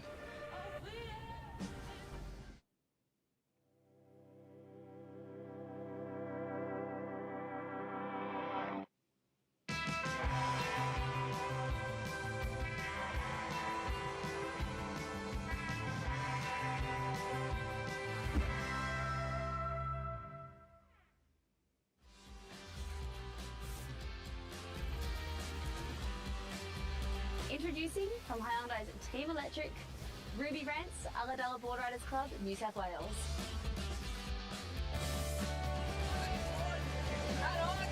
Hey, and welcome back to Newcastle Beach, live here for the Hyundai Australian Boardriders Battle final weekend. And the Coffs Harbour Bananas, Reg, they're pretty happy. They are, they've got the bananas and they're not in pyjamas. Jay Sharp, of course, winning that last heat right in the final 5 minutes with an 8.5 left. The other 4 surfers chasing that big score. So, yeah, Jay Sharp, every club has one. Captain reliable. A spirit animal. So, yeah, speaking of the spirit animal of Coffs Harbour, Jake Sharp, he's down there with our own Vaughan Blakey. Yeah, thanks, Seano and Reggae, and congratulations, Jake. What about that, Coffs Harbour? Barry Banana's about to unpeel. He's that excited. But, mate, pretty tricky. The tide kind of hasn't gone out enough. The wind's come up a little bit, but you found the gem and you absolutely teed off on it. Yeah, Coach Madison told me to steer a little bit wider, but I wasn't really sitting wider, and then Sheldon actually got the first one, and then I took off and I sent him in the wash. I was like, oh no, I hope mine's not the same, but once I got around that wash, it just stood right up. It was probably the wave, the best one to come through for, so I was lucky I was on it. Mate, Coffs has always been such a big club at this event, represented at the ABB finals many times. Always wins the club spirit award or goes close to winning it, but what about actually taking out that Hyundai Australian Boardriders Battle final? Oh, it means so much for home. Like, we had the year down at Cronulla where we won the Boardriders Battle. The format was a little bit different. We ended up second, but to actually bring home the first place would just be so good for us, everyone at home. Like, it's such a good little community, but the club's such a family-based club. It's there's no egotism or it's just all pure love for everyone in the club. Yeah, it really is, mate. And I've got to ask, we've got the Zambrero Open Men's. You just took out that heat. Are you a bowl man or a burrito man? Burrito. Yeah. Yeah, me too. Me too, burritos. Anyway, mate, congratulations on getting the top seeding points for the CHBC. Yeah? Yeah. What do you think of that, guys? Did you go all the way? Watch out for that banana, boys. Yeah, bananas ripening in the sun down there, Reg, and looking pretty good. Geez, it'd be a big win. Imagine if they won tomorrow. Imagine how crazy they would go. Oh, it'd be full on. There'd be banana Sundays happening. It'd be a big day for them. Of course, Jack Sharp there just laying down, a bit of a statement, I think, with that big score. But yeah, and we got like a beautiful summer day here at Newcastle Beach.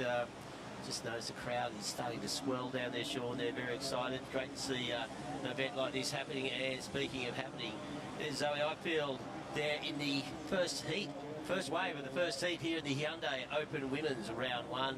And of course, a big thanks to Zambrero for their sponsorship of the Open Men's, which just finished. Sean, burrito or bowl? Oh, burrito, mate. Yes, me too. Yes, generally after late at night. Yes. Preferred time of devouring the burrito, but Spring Street, King's Cross, that's a kebab, mate. Yes. You get a mouthful of foil on the way, and you don't care, you just eat it. But burritos all the way, mate. I'm waiting to see who the first bowl person is. Yeah, who's that widow? Yeah, well, I don't know, Mr. Zambrero. Well, there you go. So, a couple of waves ridden here. We've got Ellie Harrison out there in the yellow for Torquay. Very good surfer, and, well, solid 8.38. Zalia Short out there from Scarborough, 3.5. Zoe Ifield with that 3.38. Oceana Rogers from Jones Beach down on the south coast yet to take off. So here we go again. This looks like Zoe Ifield from North Shelley. Yeah, of course. Well, we've seen the past 4 or 5 years North Shelley dominate this this whole event on the back of the fact that they've generally had the two best female surfers in the competition. We're seeing Ellie Harrison here already sitting on 8.38. And it's, yeah, still looking great here with this. And Zalia Short from Scarborough coming here through to the inside. So all girls here off and running in the first heat of the Hyundai Women's. Yeah, like we said, mate, North Shelley has had the luxury in the past 4 or 5 years of having probably the two best female surfers in the whole comp on their team. Macy Callahan and, of course, Molly Picklum. But problem, Reg, big problem today. There's out surfing pipeline. They're surfing pipeline instead. They're not here. They're on the world tour. Yeah, I saw Molly got the high score yesterday. Yeah, Molly absolutely aced it yesterday. She's the Pipe Masters champion for the special period. Yeah, she is on an absolute burner over there. So obviously in Hawaii means they can't be here. So time to step up, Zoe Ifield. Yeah, well, and here goes Ellie's replay. Like, Ellie from Torquay, really strong surfer. Yeah, she punches that like it was a Jan Juck surf shore break there, Shauna. Yeah, really best day of the year in Jan Juck. None of the Jan Jucks ever had a way back. Never had one as steep as that. But Ellie looking the goods. Of course, Torquay, another dark horse. Well, they've got a strong team. They have got. Have they got all the, you know, Yeah, I haven't been to the tent, but I saw Tully's here. Zave Huxtable's obviously already surfed. I don't know who they're surfing as their masters. Steve Kay? Definitely not Steve Kay. There'd be interferences everywhere. There'd be interferences everywhere. Well, that's right. But he's dropping in. But we saw Troy Brooks actually surf for Torquay as their master up the coast at the Usher. But maybe it might be him or it might be Adam Robbo. I'm not sure. We'll see. You don't lose either way with that pair. Yeah, here's Zalia Short from Scarborough. Just trying to link this thing through to the inside. She might get it. Full on flat. There you go. Yeah, she did well getting the short break. Unfortunately, just lost it on that last manoeuvre. Had that really flat section to deal with through the middle of that wave. And Ellie Harrison, the one setting the standard at the moment with that 8.38. And I think she got that on her second wave. So, yeah, setting the standard early. Yeah, so an interesting first heat here for Hyundai Open Women's. A couple of the big power clubs, Torquay, North Shelley in particular, looking to, make some distance. And of course today, Reg, basically what set the scene today is like we're just starting to turn the dial up. That's right. With these individual heats. So today's all about getting seeding points to set yourself up for tomorrow. Yeah. So that you've got a sweet seed going into the team's events tomorrow. Exactly. Where the real action happens. Yeah. So it's pretty important though, because you don't want to go down in a screaming heat today and end up drawing two or three of the power clubs tomorrow in the opening round. Yeah, it's a crucial, and it's like. So we're going to have a quick look here at just see what the numbers are looking like so far. We've already run 6 heats. The Zambrero men's. We've just started the Hyundai women's. Yeah, and we'll get it up eventually. Stick with us. Yeah, well, we will show you the standings after round 1. So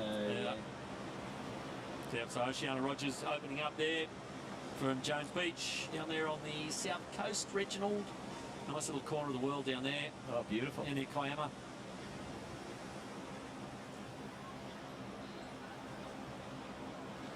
Yeah. I worked at one of the regional Boardriders battles down there at Jones Beach. I think it was 2020. And yeah, it was good. Small but fun waves.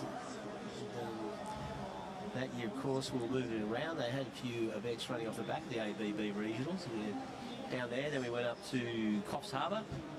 Big weekend up there. You were basically on the ABB regional tour. I was for a while. Reg. Yeah, I was on the tour. It was good. Far South Coast, Australian Open of surfing thing. Mate, back in 2020, you were just happy to surf anywhere. Exactly, let alone go on a regional New South Wales road trip. So here's a replay there with Zalia Short from Scarborough. Yeah, so this way we had that one section on the outside that filled up pretty quickly through here. Did well. Oh, it's got nice style. Yeah, just well to get around that section and finish it off nicely in the shore break there. So Zalia Short just doing the job on that wave, and it looks like, well, as you can see there in the scores, Ellie Harrison holding that lead.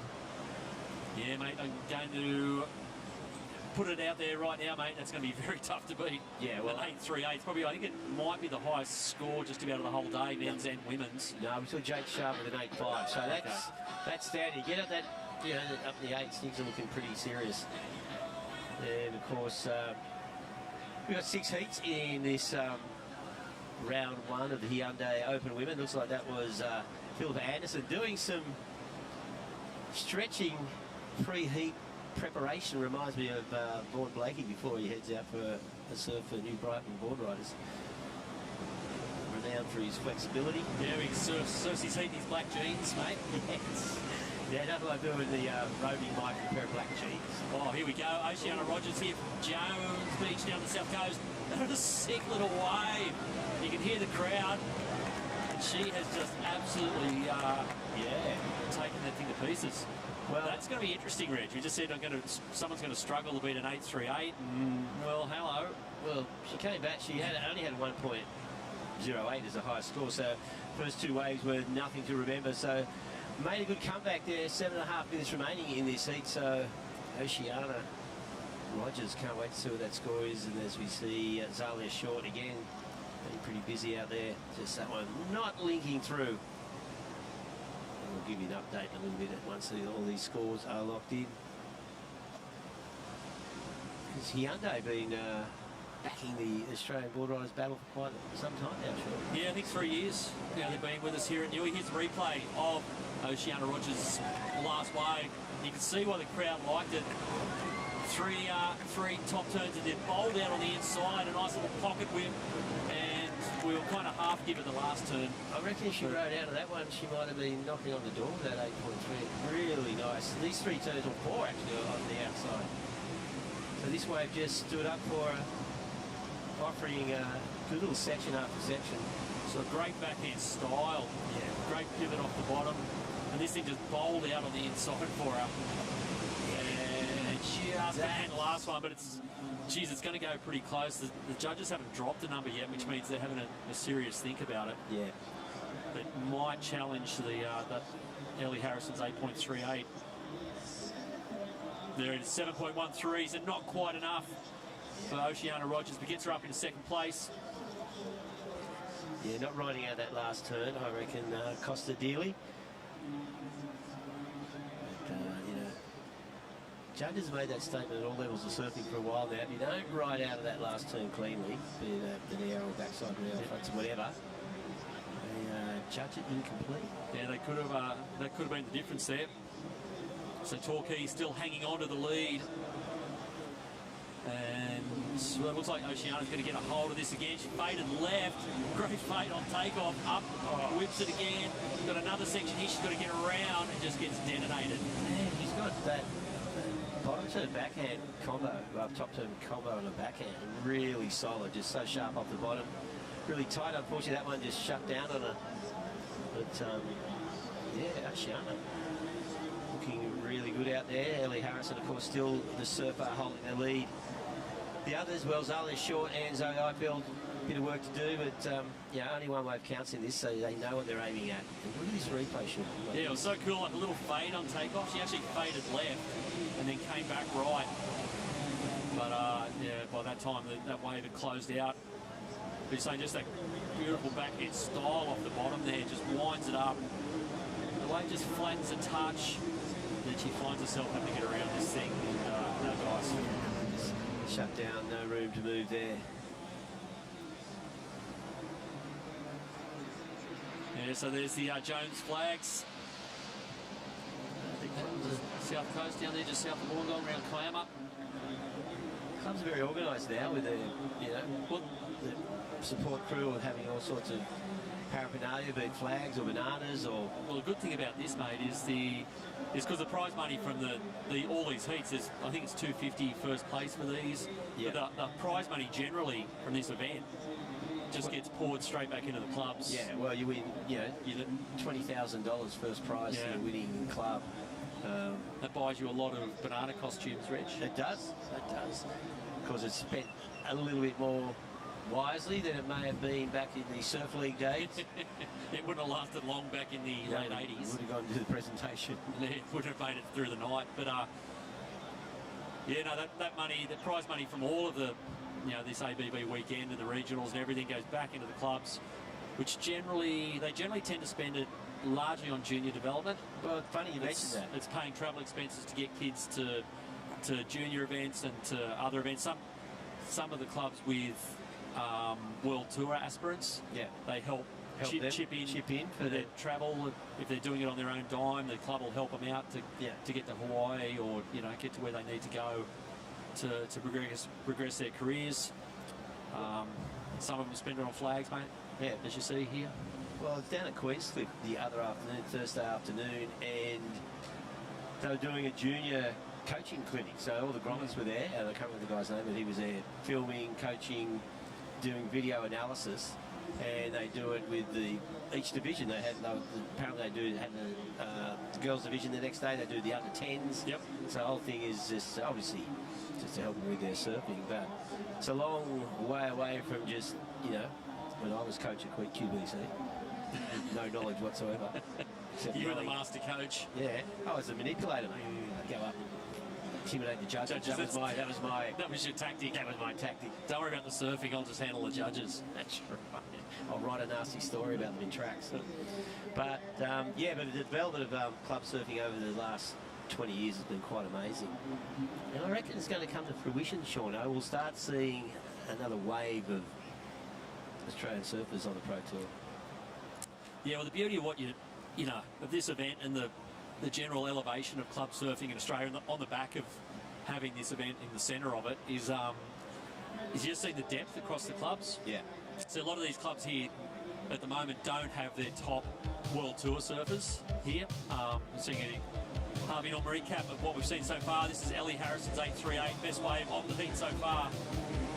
But all four women in this heat, Reg, look pretty good. Yeah, they look really sharp. They've all had waves. Yeah. This is Zalia's 3.5. So unlucky not to get a couple extra points on this one, but that wave just sort of ran out of steam. And here we see now Oceana Rogers. Now this one was a 7.13, and you can hear like that snap there. And I reckon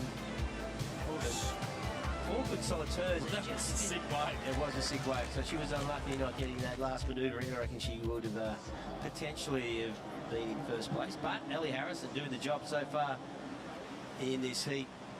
And yeah, great opening heat of the Hyundai Open Women's Round. We've got 6 heats, as I said earlier, and then we'll be going into the Acciona Masters. And we got the juniors later on in the day. Yeah. Yeah, Zalia short there, just coming up short. That wave looked pretty good there at one point, but no dice. So yeah, at the moment, as we're getting towards the end here, Ellie Harrison holding on for Torquay, which is going to be pretty valuable this win. Torquay, as we mentioned, probably a dark horse going into the finals. Even by their own standards, I'll tell you quite openly, they've under-delivered here in the past few years. Yeah, they've always looked like they should be, you know, rarely get past the quarter-final stage. Yeah, they look like a finals team when you look at them. It's because they're not good at like shifty beach breaks. They just need big bells bowl or long wall. With big, fat right-hand points, they'd be unbeatable. Because we were talking before, mentioning, you know, Ellie's laying a good groundwork down there. Of course, Torquay with Xavier Huswell and Tully Wiley, two of their surfers who are making inroads on the qualifying circuit of the World Tour at the moment. But there's a wrap up at that heat, and Ellie Harrison doing the job for Torquay Boardriders. Coming up next, we'll see Holly Williams from North Shore in the white, Talia Temp from Avoca. She'll be, sorry, Holly in the red, Talia in the white. Izzy Campbell from Trig Point over in WA, she'll be wearing the yellow, and Manon Pouget from Byron Bay will be wearing the blue. So another solid heat coming up, and we'll be back with more action live from Newcastle Beach right after this.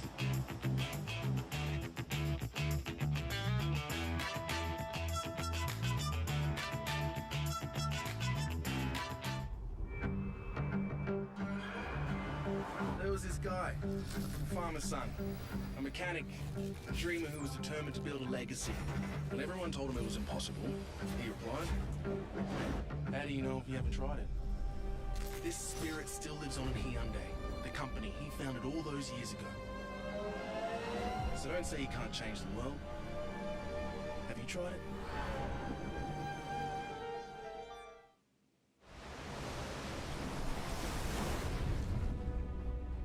Some call me the next big thing. Then the same people said I'd never make it back. I've never paid too much attention to the noise. Control what you can control, block out the rest. The only expectations that matter are the ones that you set for yourself.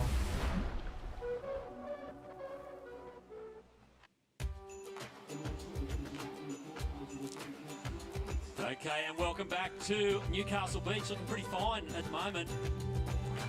Finals weekend here at the Hyundai Australian Boardriders Battle. Day one here. We've got the Hyundai Women's Opens out there at the moment. We've got North Shore from the Sunshine Coast, Avoca from just down on the central coast here in our south. Trig Point all the way from WA, and from up the northern rivers, Byron Bay Boardriders, Reginald. Yeah, well, it's interesting to see the different graphics each club has come up with for their stickers and logos. It looks like a quick opener there for Holly Williams. North Shore. Where are they based? Like Maroochydore or something like that? Or Is it Caloundra? Oh, or maybe Maroochydore. I think, not exactly sure. But they're another one of those clubs we mentioned the last heat, with North Shelley having to replace their two gun female surfers who are both over surfing the Billabong Pipe Pro in Hawaii. North Shore's another one, because they've got, you know, the woman who's basically taken them took them to the title back in 2019, Sophie McCulloch. Yep. Well, she should be at Pipeline, but she's not, because she did a knee training. So it's Holly Williams instead, who you see here is actually looking pretty good. Not a bad replacement.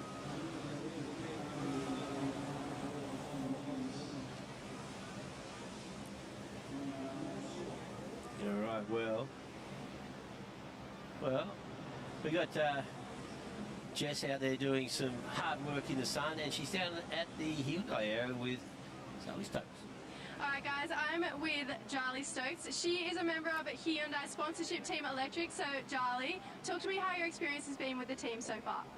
Yeah, it's been really great. Got to go down to the High Performance Centre last year, at the end of last year, and yeah, had a great couple of days hanging out with the girls and like training. So yeah, it's been really good. And Jarly is an up-and-coming surfer through the Australian ranks. So what has been your biggest career highlight so far? My biggest career highlight was probably last year, winning the Gold Coast Pro Junior and then finishing 3rd overall on the rankings. Amazing results, Jarly. Thank you so much for your time. Thanks, guys. Okay, thank you, Jess. Jess Starling there, doing the work with the roving mic, and yeah, Jarly. So that She's Electric is a program that's backed by Hyundai to support and develop this, a lot of the younger female surfers around the country. So great to see Hyundai supporting women's surfing so strongly. And look at that, 5.25 for Holly Williams on that wave, Sean. She looked pretty solid. Yeah, definitely not a bad backup surfer there for Sophie McCulloch. Yeah. Holly Williams looking pretty good at 5.25. Of course, geez, mate, how good does Newey Beach look at the moment? Yeah. We haven't seen it offshore here for this event ever. No, it's always... Because we're in February, mate, you don't get offshores generally in No, normally you get the east-northeast sea breeze, you know. So, and you can see that shot from the drone with Newcastle Harbour behind us there. Hunter River. Yep, that's the mouth of the Hunter River. It goes up all the way back up to, where does it go? Hunter Valley, mate. Hunter Valley, of course, yes. That's where what do you reckon, Rich? Well, vineyards and the coal mines, you know. Yeah. That's where that all happens. But, yeah, so Newcastle picks up swell most directions. It looks like this is Talia Tebot, yeah. Oh, yeah. Nice little whack. Unfortunately, came unstuck. So Talia... We haven't got her bio here. I don't think Talia's very old, Reg. No. But she's in one of the youngest competitors. So big chance to step up here. But she looked great on that first bottom turn. And of course, she's surfing for one of the power clubs, Avoca. Yeah. Yeah, Avoca being God. Okay, have a look at this. So yeah, looking good. Sets that timing really nicely. Unfortunately, just got stuck up the top there. And here is Holly Williams on that 5-2. Whoa, beautiful smash over time. So good solid score for one wave.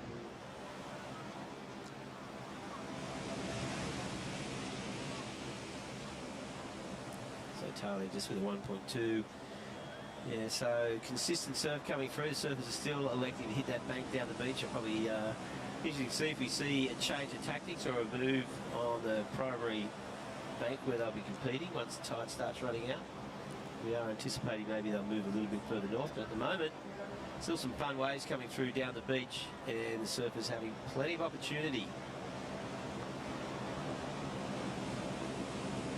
Yes, Manon Pouget from Byron. And that one's just not going to connect. Byron, another team who probably fancy their chances a little this weekend. Got pretty good depth across the club. Of course, anchored by Solly Bailey, who we saw earlier surfing in the men's. But yeah, good junior and Duke Rencher there. Don't know if Willsy's here, Denny Wills, to surf as the master. I haven't stuck my head in the tent and see who actually made the trip down. But yeah, mate, having lived there, there are about 5 million good surfers in that town, Reg. There are indeed. And a very strong club. Well, formerly 999,000 since she left. One less. Yeah. They talk about how they get more waves now that you've moved back to talk. Oh yeah, clearly. Obviously, yes, I was taking so many waves up there from those guys. One of the hardest places in the world to get waves in that area. Very popular, apparently. There's a scene that's looking at South Newey, heading up into King Edward Park. Bogey hole going around there. Here goes Holly Williams from Sunshine Coast, North Shore. Floats the first section and may not connect this thing around. She's patting the dog there, and it's not going to happen for her. But yeah, magic little day here at Newcastle. Of course, offshore breeze. Good day to cruise around. If you're listening to this back home, get out of there. Yeah, get out there. Jump in the car. Cruise on up. Enjoy the beach. Water's a balmy 22 degrees or 23 degrees or something. It's almost like record temperatures. Yeah. You know, it's so warm at the moment. There's a warm current all the way down, like basically down to Montague Island, down the bottom of New South Wales. A lot of warm water out there at the moment. Yeah, apparently down far south coast around Tathra, Kai Otton was surfing in his sluggo. Yeah, sorry. Easy. It's an easy decision, mate. Boardies all the way if you want to surf today. No need for a wetsuit. No. But it's funny, like, we came up yesterday from Torquay, and you'd be doing pretty well to surf in board shorts down there yesterday. And freezing. Torquay, Reggie, it was icy.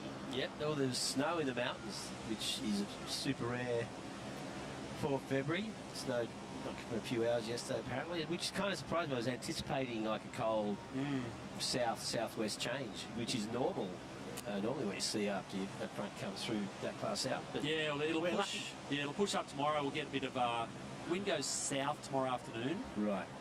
which we'll probably have that for the final.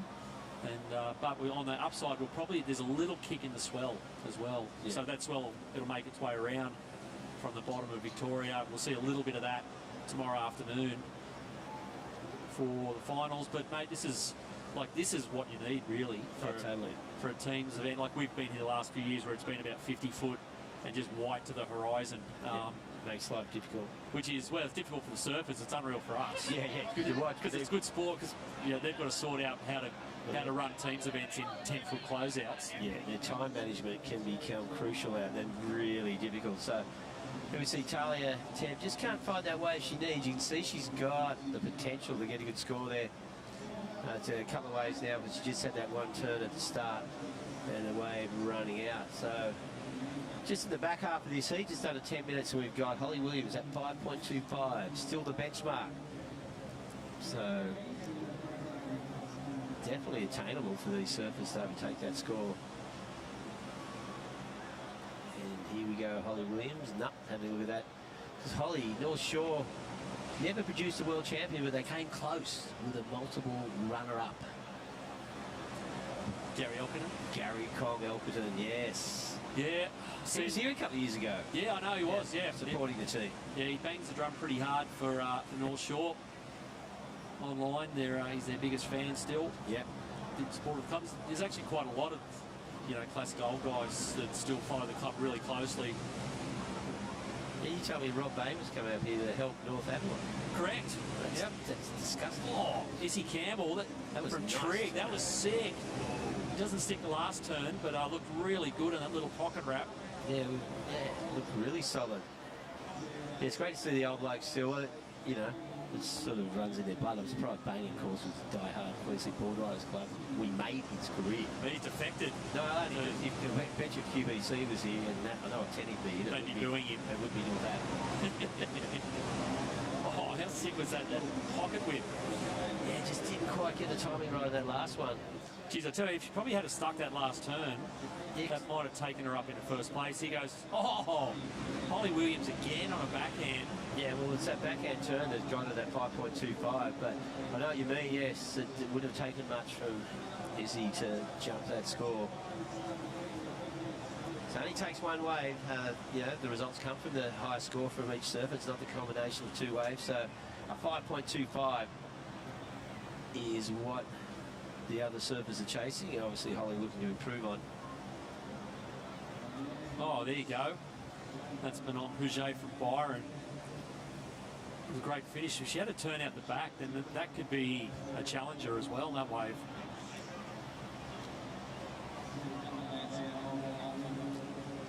Yeah, here goes Talia from Avoca. Little setup turn here, waiting for this thing to bowl out on the inside. Nice smooth cutback. And finishes nicely there for Avoca, who were the 2016 champs, I think. Yeah. Well, of course, cleaning them up in that last heat and doing it for Torquay was Ellie Harrison. She's down there with Jess Starling. Ellie, into the 8s in that last heat, that's got to feel pretty good. Yeah, it's so fun out there. There's a little rip bowl bank, and all the girls got some waves, so yeah, it's good. And it must feel pretty good to take out some big names. How are you feeling coming into the tag team event tomorrow? I'm a little nervous, but I'm super excited to surf with Torquay. We've got a solid team this year, so hopefully we'll do well. And what do you think? Is Torquay going to win? Oh, good chance. Amazing. Thanks, Ellie. Thank you. Yeah, good on you, Jess. And yeah, TBC looking pretty good. Torquay Boardriders. Yeah. So a couple of heat wins already for the day. Yeah, that's good. Good solid start to win 2 out of these four rounds. As we see Holly. She's got a good style, Reg. She was so relaxed, that little fade on takeoff. Now she's working hard through the inside, fades to the bottom, little pocket snap, and she might get another one here. Just got hung up a little bit. She was looking good there. But yeah, as you said, just timing that beautiful flow off the bottom of that first turn. Looking really good. the current heat leader. Yeah, that's the Evoke crew down there. Cheering on, little Talia. They're a big, passionate club. That's, they're one of the original strong clubs Evoca have been for decades. But yeah, been out of the picture a bit the last couple of years here in the finals. Of course, they won with, I think it was 2016 from memory, and they had the all-star team. They had the all-star team of Ace, Matty Wilco, Wayne Carmichael, Micro, Kirabel Olsen. Kirabel Olsen, that's right. Who else was? Who was a junior in the team? But mate, they just absolutely cleaned them up that year. It was daylight second. Yeah. But of course, Wilco now lives up the coast. Ace is here, I think. Wade's up on the Goldie, living up on the Goldie. So I haven't seen the team sheet for who they're actually rolling out. Of course, they've got Lenny Chell already in the open, the fellas. And Talia Tebs, so it might be a little bit of a kind of new generation Evoca team getting rolled out this year. But that's, clubs do that. They go through phases where you rebuild and you kind of got to blood some new surfers in these kind of high pressure events. Yeah, definitely. You always rely on your established surfers to pass on their knowledge, because as you said, there's so much pressure in this, and it doesn't take much to blow it. You've got 1 hour out there during the team's event. As we see, that's a nice turn. She's looking sharp. Yeah, mate. Catching a lot of waves. North Shore at the moment, they've just lost Sophie McCulloch and just replaced with Holly Williams, and it doesn't seem like they've lost the whole heat there. She is looking great so far. Yeah, looking really good. So we might see North Shore again challenging tomorrow. So you'd reckon, Reg, after when they won in 2018, kind of we didn't see it coming largely for North Shore. That's right. And sort of stole it at the end. But mate, even just a couple of years later, and they're almost in the same conversation now as North Narrabeen, Snapper, where they've got that depth in the club where they bat so deep they can just replace. If they're missing one star, they just find another one, and they're you'd put them in the mix for the final tomorrow, undoubtedly. Here we go. Look at this. Talia Teb. Just can't get around that young surfer from Evoca, not having a lot of luck out there. This wave's just shutting down. You can see that it's definitely changed at Shauno with the tide running out. Doesn't have that before on a high tide. Like pretty well every wave had that sections all the way through the beach at the moment. That first section can shut down pretty quickly. We're only a couple of hours off dead high tide, so as I said earlier, we should see how the situation changes. And this is it. This is the 5.25, massive big turn from Holly Williams. This is Izzy Campbell. That's a beautiful little wrap, and just didn't pull that rebound off. And it's Talia Teb. A little connection here. Swooping turn. Good little surfer looking to punctuate that one with a turn to finish. And Manon Pouget, who's currently in second place, courtesy of that turn, just throwing it up into the lip. So that's good for Byron. Definitely, if things stay like this and Byron for second, that will definitely help him in the big picture coming into tomorrow. Yeah, because they've already, we'll have had a first, right, with Southern? No, I think he got second. Second. And of course we saw North Shore was the second in there, open men's heat as well earlier. So down in the closing stages of this heat, just a couple of minutes left, and at this stage, well, Holly Williams, she's been in the lead since her first wave. There's Izzy Campbell. She came close to on an earlier wave, but unfortunately not getting the connection there for the WA surfer from Trick Point over there in Perth, and bang, there's Holly. Yeah, she's been solid throughout this whole heat. What, she's on 6 waves, and they've all been pretty good. It hasn't really didn't really ace like a high score of 7 or 8, but she looks like she's going to hang on with a 5.25, which will do the job for North Shore. Geez, looking fun out there, Reg. Looked like a lot of fun. It's a nice day. It's warm, like it's hot. It'd be great to be out there in the surf. It's sort of where you want to be in the ocean on Della today. Yeah, full summer vibes here at Newcastle. You don't always get it for this event. No. We tend to attract a bit of weather, but at 29 degrees top temp today here in Newey. It's 35 when I drove in yesterday. Oh mate, getting off the plane from Melbourne this morning, it was confronting, I'll tell you, when they opened the plane door. Just boom, 35 straight into it. It felt like you're getting off the plane in Townsville. Yeah. And they're just about to count this in here, and it looks like, well, Holly Williams has actually increased the lead. She's got a bank to 5.7 on a previous wave. So North Shore going to take that one out. Top points, so that looks pretty good for them. Well, congratulations to North Shore. There's the North Shore crew down there from Sunny Coast, looking to make another run into the Hyundai Australian Boardriders Battle Finals weekend. Plenty more coming your way right after this.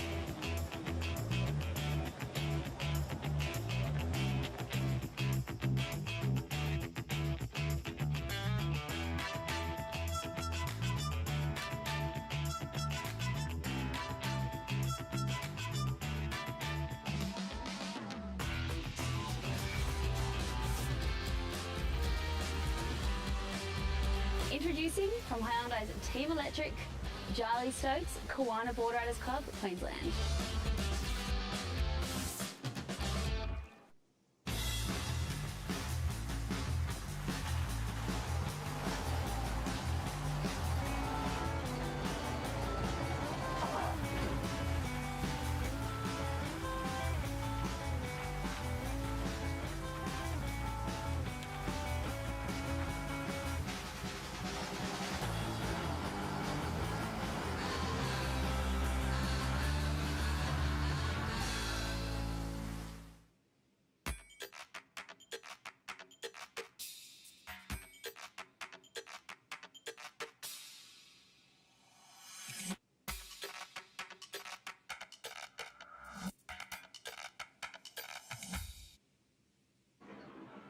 Hey guys, welcome back to the 2023 Hyundai Australian Boardriders Battle. I'm here with a Boca Team Boardriders member and ex-CT surfer, Ace Bookin. How you going? Yeah, very well, thanks. Alright, so talk to me through how important it is to have a brand like Hyundai supporting this ABB event, but more importantly, women surfing through She's Electric. Yeah, it's massive. You know, we've been partners with Hyundai for 5 years now. We're in the second year with them being the naming rights partner here at the ABB, and it's just huge. And for that partnership to be focused on women's surfing is massive. You know, I think women's surfing is the fastest growing sport in the country, and, you know, as a father of 2 young girls who love to surf, you know, it fills me with a lot of excitement to see so many young girls getting behind surfing and to see a company like Hyundai really dedicating some time and resources to this. I couldn't agree more. And tell me, what excites you most about the future of the ABB and women's surfing? Oh, look, you know, the ABB is all about grassroots surfing and allowing people to have a platform to do what they love and do what they do really well. And obviously the She's Electric campaign leans into that, you know, being a grassroots kind of platform for women surfers and especially junior surfers. And it's super exciting to see so many great young Australian surfers, you know, not just here surfing in this event, but filling the lineups all around the country. So we're really excited. Amazing. Thank you so much for your time and good luck in the event. Thank you. Cheers. Well, there you go. So that answer that question is Ace is surfing for Avoca. Yeah. He's a good spokesperson, isn't he? Yeah, Very good. eloquent, Just the old Ace. wheeling out when you need it. He's one of those guys. You need someone to you know, because sum it up. he's always worn that cross of being the intelligent surfer, of course. Well, it was his fault because he won the Australian Junior Series 2 years in a row when he was doing his HSC, and he aced that, pun intended, and put off a law degree for, well, probably forever. Yeah, for a Pro Tour career. Yeah, it's a very successful Pro Tour career. Yeah, there's Holly Williams getting welcomed back by the North Shore crew. They'll be pretty happy with her performance, taking out that last heat. Sure. So top points there for North Shore. And they're starting to look like they're going to be contenders again tomorrow. Get that those seeding points. I'm pretty happy. So out there right now, Ava Agios for Queensland Boardriders Club up there on far north coast. there. Well, here we go. Well, this young lady, pretty familiar. This is Sierra Kerr for Snapper Rocks.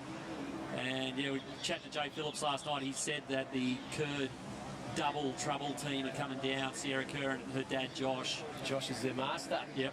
They'll be both surfing for Snapper. So talking about clubs that bat pretty deep. when you can roll out, you know, just pick up the phone and call Josh Kerr and go, what are you and Sarah doing next weekend? Want to come to Newey?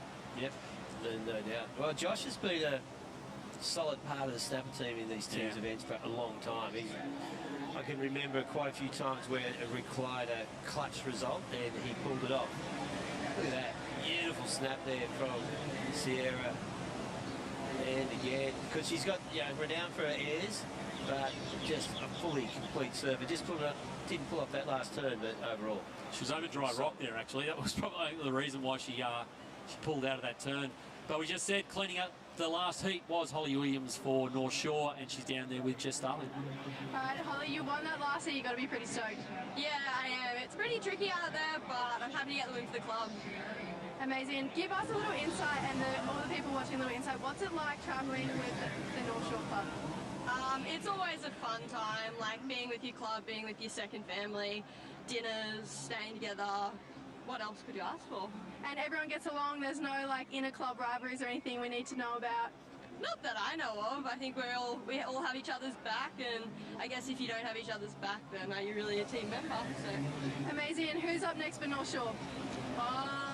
One of the juniors, I think it's Landon's Nails, I think. I'm not 100% sure, but I'm sure we'll do well no matter what. All right, amazing. Thank you so much for your time, Holly. Congratulations. Thank you. Yeah, well done, Holly, and good on you, Jess. So North Shore looking the goods again. That wave we saw earlier on for Sierra Kerr for a snapper, a 6.88. Mate, if she had gone through with that last air reverse, mate, that could have been 8 or a 9 quite easily. So she's already looking the goods in this heat. Here we go, Sierra again, and just picking this up on the inside. Drops to the bottom. Great snap. Just frees the fins there, and a little frustrated that she didn't stick it. Yeah. Do you reckon Josh is one of those soccer dads, or is he mellow? Pretty mellow. Pretty mellow. Yeah. You know what he is? He's one of those annoying guys that's good at everything. Oh, yeah.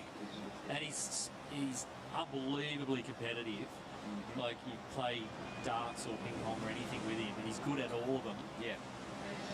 And, yeah, it just so happens he's pretty good at surfing, too. There's Sierra just overcooked that turn there when probably figured she had to go big on that one section. But she's already sitting pretty with a 6.88. So, of course, Sierra is one of the girls we saw in the Pipe Masters event. That's right. Recently, over in Hawaii. Here we go, Kira Hunt from Seaview in South Oz. And there just falls there, got one step ahead of herself, seeing that big section coming, but didn't make it. So yeah, Sierra of course surfed in the Pipe Masters, which is pretty serious. It is serious. For Sierra's 16, 17? So it's a big, you know, it's a big deal. It's a big deal for a young woman to be out there amongst the world's most sketchiest, deadly wave with all the attention. And so, mate, she got a couple of absolutely sick ones at backdoor. And yeah, she's on her way, mate. Here she is. We're flying the flag for Snapper. Like we said, the Kerrs have got a long history with the club. And they'll always pick up the phone when Mont Bryant calls and says, "You're in, Josh. We need you." Yeah, well, Josh was their junior for junior star for quite a few years. It was hotly contested juniors. Joel was in and around. Yeah, well, you look at you look at who Snapper have had. Look at who Snapper have got who aren't here. Yeah. Parko, Steph Gilmore, Dingo. But, well, here we go. Nice wave hit, Gabby Spade for Longy. Just unfortunately came a little wobbly on that last turn. First turn looked solid. Into locking something pretty soon. But Sierra at 6.88 on the second wave. gives her the healthy lead at the moment.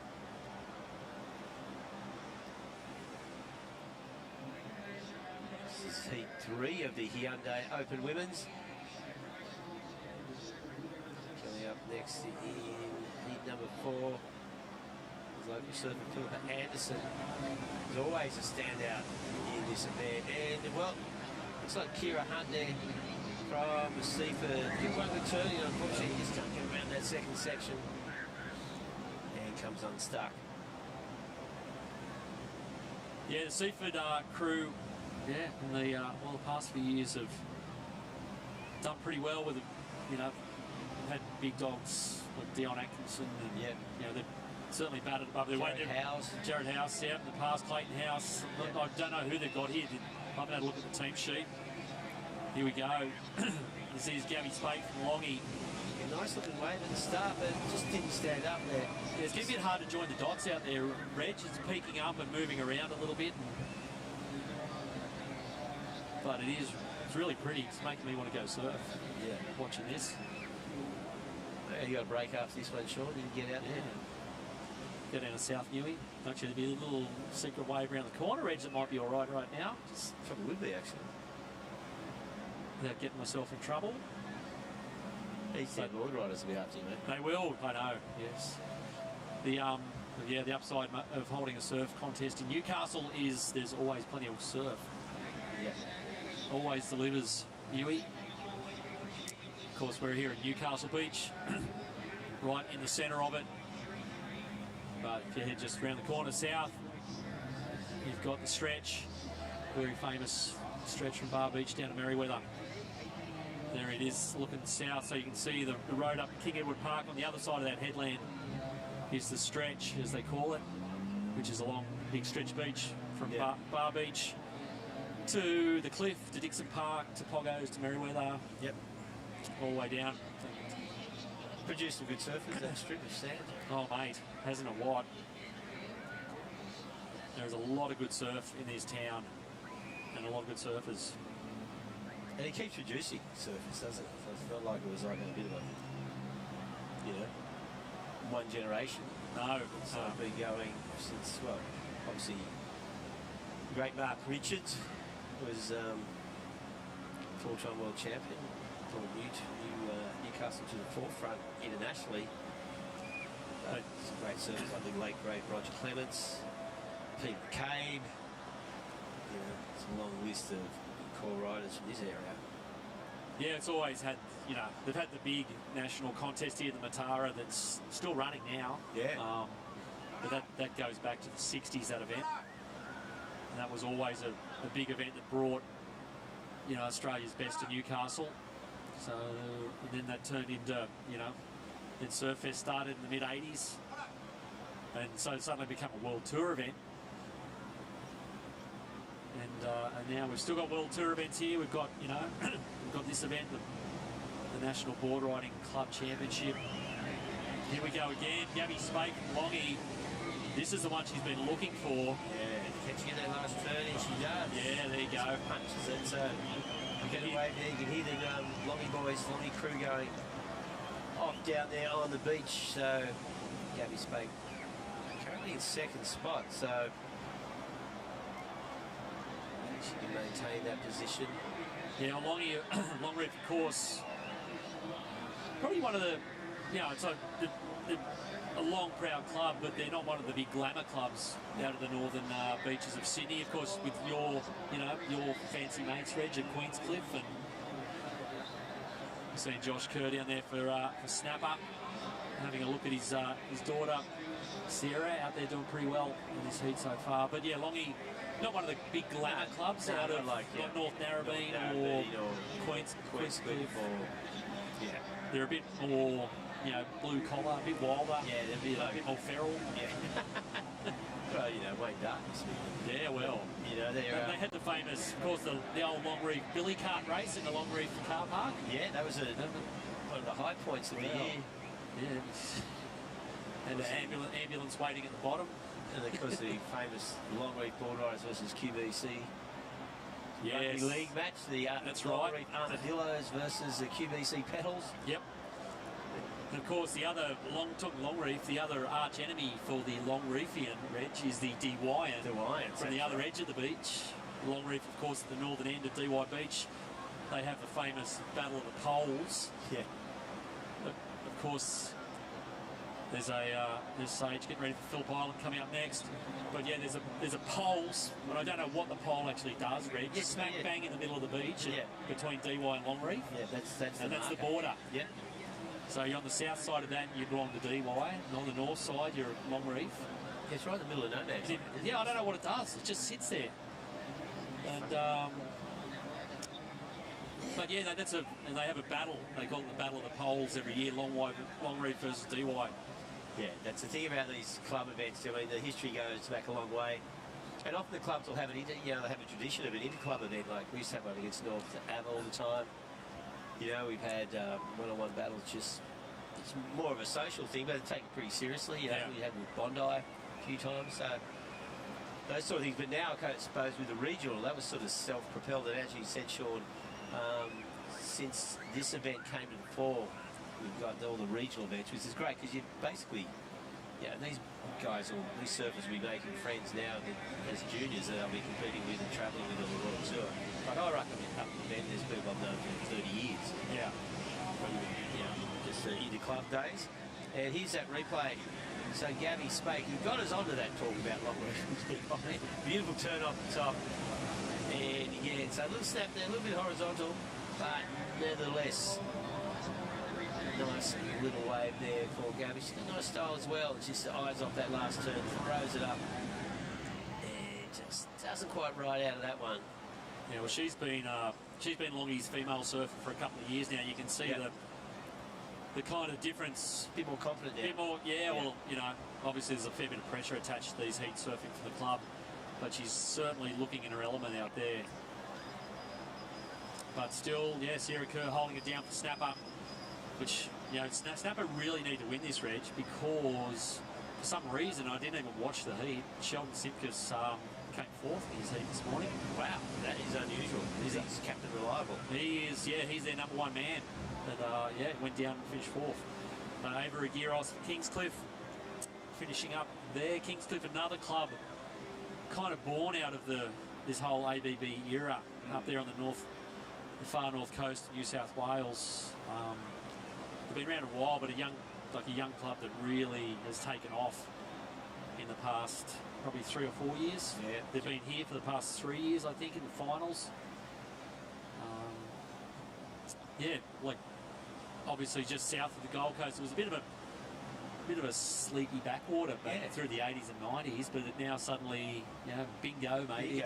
People never heard of it until Steph Gilmore said she was from Kingscliff. Everyone looked up at it. Let's move there. And they have. But of course, the HP Surfing Australia's High Performance Centre and the offices are at Casuarina, which is it's 5 minutes up the road. Yeah. So it's suddenly developed into this. Oh, Sierra Kerr here. Yes. Great turn. So this is the replay. Yeah.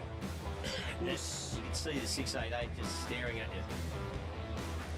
Yeah, it would have gone up into the high sevens, I think, if she finished off on that. But she's been pretty quiet since. Only caught 3 waves. So she got those 3 in succession very quickly in the final 5 minutes of this heat. And it's like Gabby Spake having a look at this. Surfing from Longreef. Nice little driving turn back towards the white water. Look at this one to stand up. It does. Gabby just again. Doesn't quite ride out of that one. So had a couple of ways in a row where she's had trouble finishing it off. Here we see Sierra, what she got for us. Oh, it's that beautiful turn out of the top. You see her eyeing the lid down the line. Quick snap with a nice adjustment at the end. So Sierra Kerr, very sharp. Representing the Zambrero. Now she had one eye on the reef there. You can see that thing bubbling up underneath her. Yeah. She's on top of the reef right there. But yeah, Snapper crew pretty happy. They really need this win. Yeah.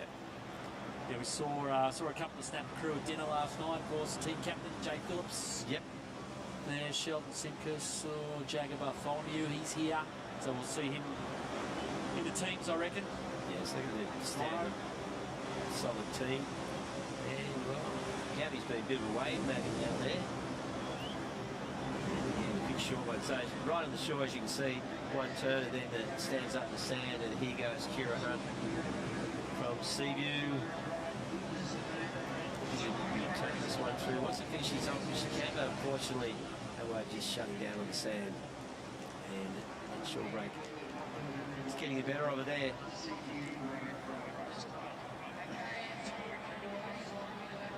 Yeah, we're into the final minute here, and it is still Sierra Kerr looking the goods.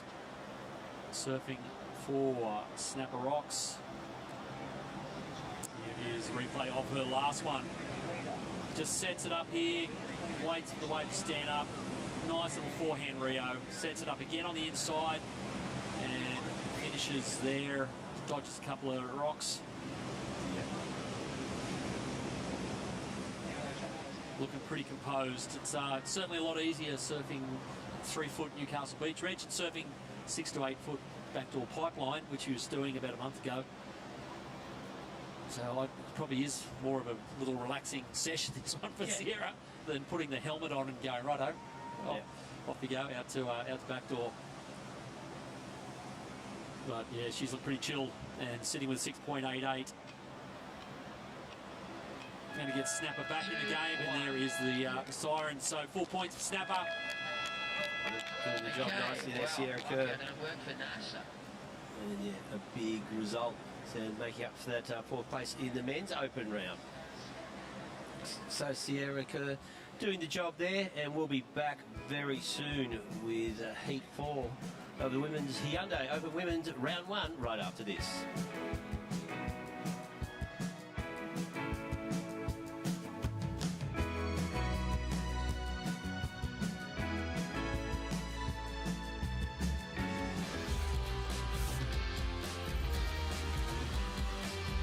Introducing from Hyundai's Team Electric, Taylor Hannock, Culburra Boardriders Club, New South Wales.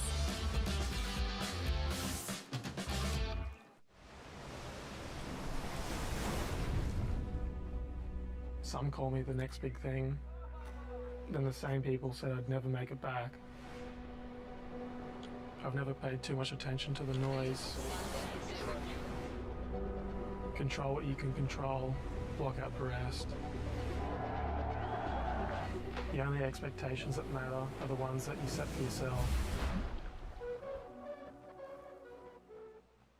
Harvey Norman, your destination for outdoor living, with our huge range of outdoor furniture and barbecues, lounges or dining, casual bar settings, and settings to suit small spaces. A versatile collection for the ultimate in choice. Now at Harvey Norman, your destination for outdoor living.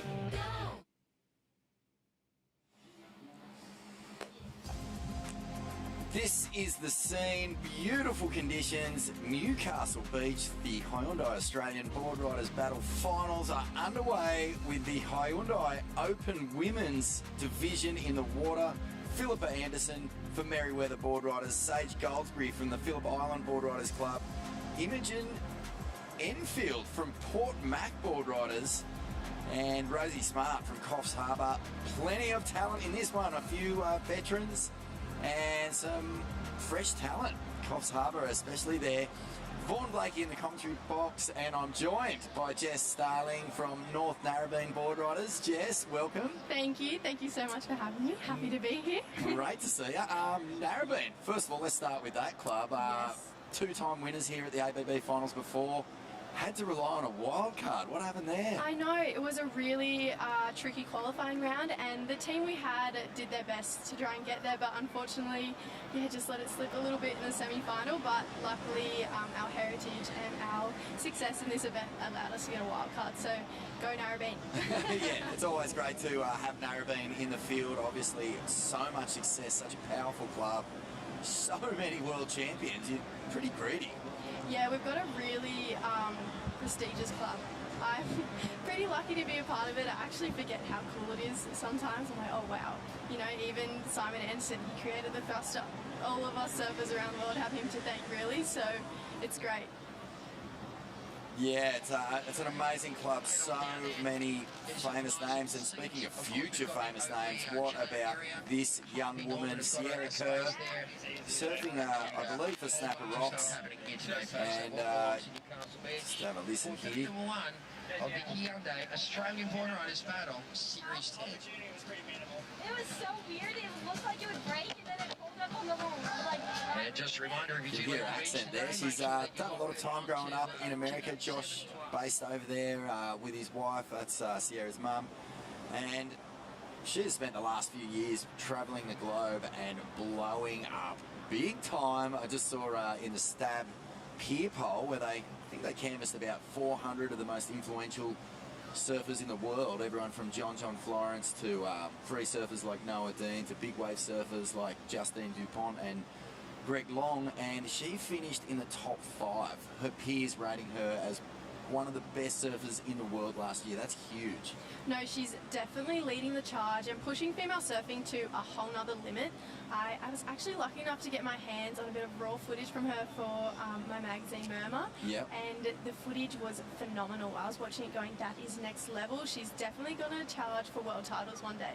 Definitely, and definitely on the cutting edge of progression in women's surfing as well. One of the real aerial wizards to appear in the past few years. Philippa Anderson, always a standout performer here at the Hyundai Australian Boardriders Battle. Really a fantastic club surfer, has pulled out the stops, and I really can't even count how many times, you know, Merriweather has had to rely on a big performance from Philippa to get a good result here.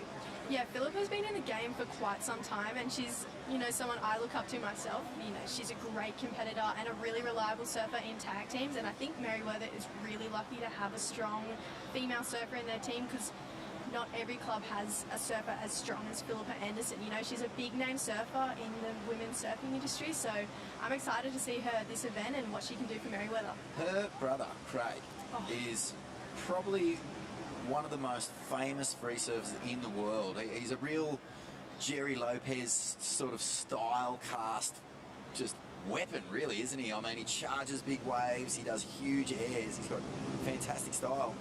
And Philippa sort of has gone the conqueror. I often wonder what they talk about at Christmas, whether they just sit there in silence ignoring each other or whether they've got some common ground. But look at this, beautiful backhand attack from Sage Goldsberry.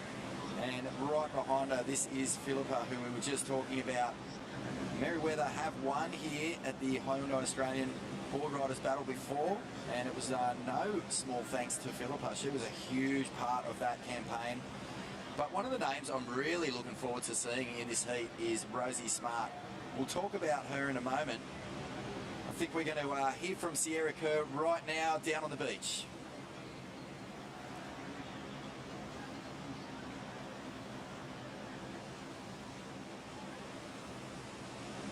Okay, so we'll come back to that in a moment. But Rosie Smart from Coffs Harbour, heard so much about this girl for such a long time. A young woman with a big future. It's always funny when you don't know what someone looks like. You've never seen them surf, but you're already hearing murmurs about a name. It's you know, there's the Coffs Harbour team supporting Rosie in this one. But yeah, tell us a little bit about Rosie. Rosie Hart is the smiling assassin. That's what we like to call her in our little friend group on the QS. She is always smiling, the most humble and kind young woman, but she actually took out the 2022 Australian Open Series and banked a nice little 10 grand in her pocket for taking out that series, and she actually won the opening qualifier at her home break of Coffs Harbour. So she is definitely one of those surfers that you don't hear a lot about, but when you do, you're like, oh yeah, it's Rosie Smart. Like, she has a backhand like no other, and I know she's doing the QS and the juniors this year, so I'm expecting some big results from her. This is such a massive heat. Imogen Enfield taking the lead here with a 3.7, and she looks like she's opting to possibly surf the left. We've only seen one bank in operation so far here at Main Beach, Newcastle this morning. As the tide filled in, there was really only scoring opportunity on this southern end of the beach. But as the tide's been dropping, Jess, there's been really fun, punchy looking left-hand rip bowl straight out front of the Oakley battle cage. And I think we might see Imogen utilise that. Look, being from Narrabeen myself, I love a little left-hand rip bowl, but here we go. Here's the backhand I was talking about of Rosie Smart. So she's got a great bottom turn on her and uses the strength from a bottom turn to rip it out from the top. So close to making that one. I still think that'll be a good score for Rosie. 2 strong turns from out the back, so yeah, this heat's going to get really interesting. Committed snap there, love the linking of the turns. That's always a sign of a really polished and accomplished surfer, someone who has no downtime, can just sort of link it all together seemingly without any effort. And that's exactly what we saw. If there was a finish on that turn, it would have been a massive score. Imogen Enfield, as we'll run through this replay, what did you like here?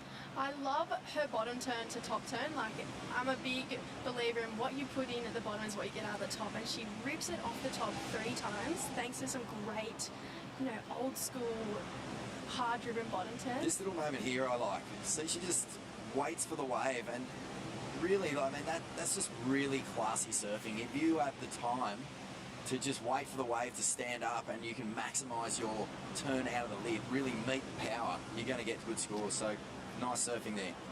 Here's a little replay of Sage Goldsberry for Phillip Island. And so many fantastic female athletes have come from Phillip Island. Nikki Van Dyke springs to mind. There was a great surf film from down there when Nikki and her friends, was it called For the Love? I feel For like the it was, Love or something like that. It was Yeah. actually the first female surf movie I watched. yeah, so cool. First Love, I think it was called. First Love, that's right, yeah. And a really cool little showcase of 3 young surfers who have really been trailblazers from that region. Sage obviously getting fueled on that energy.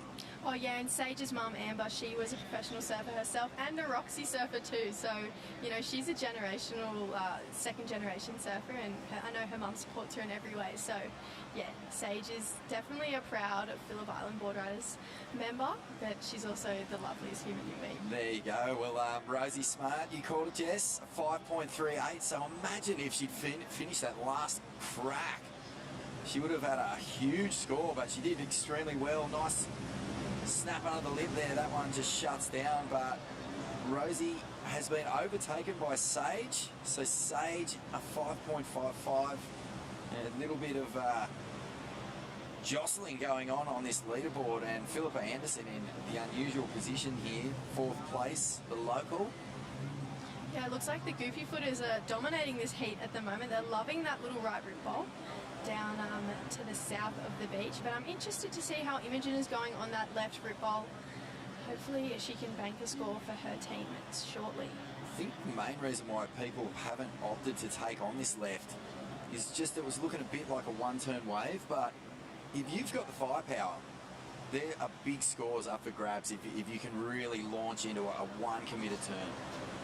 Here goes the veteran Philippa Anderson.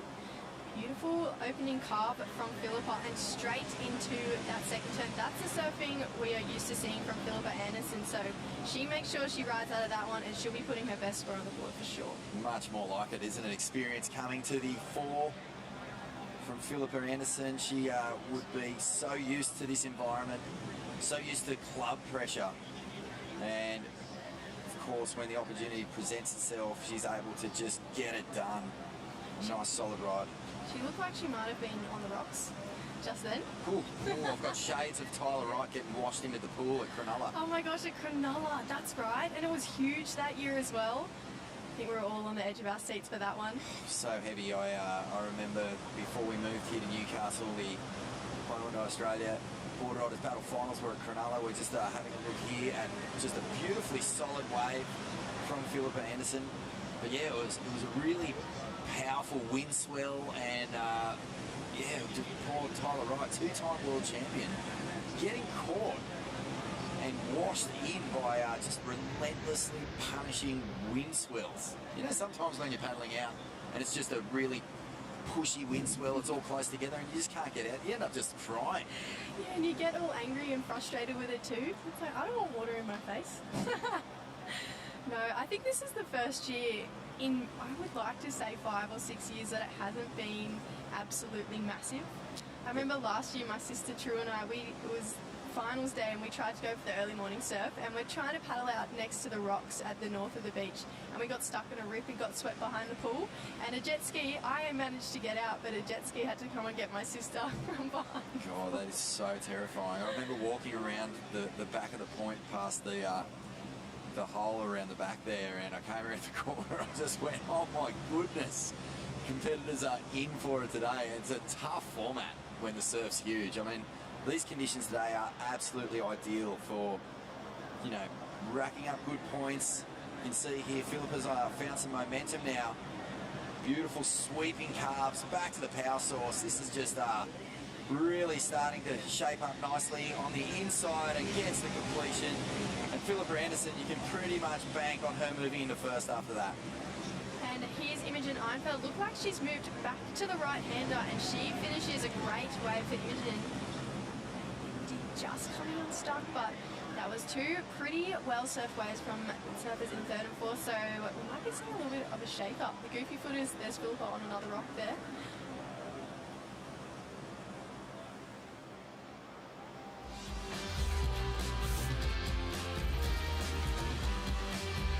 Introducing from Hyundai's Team Electric, Charlie Stokes, Kiwana Boardriders Club, Queensland.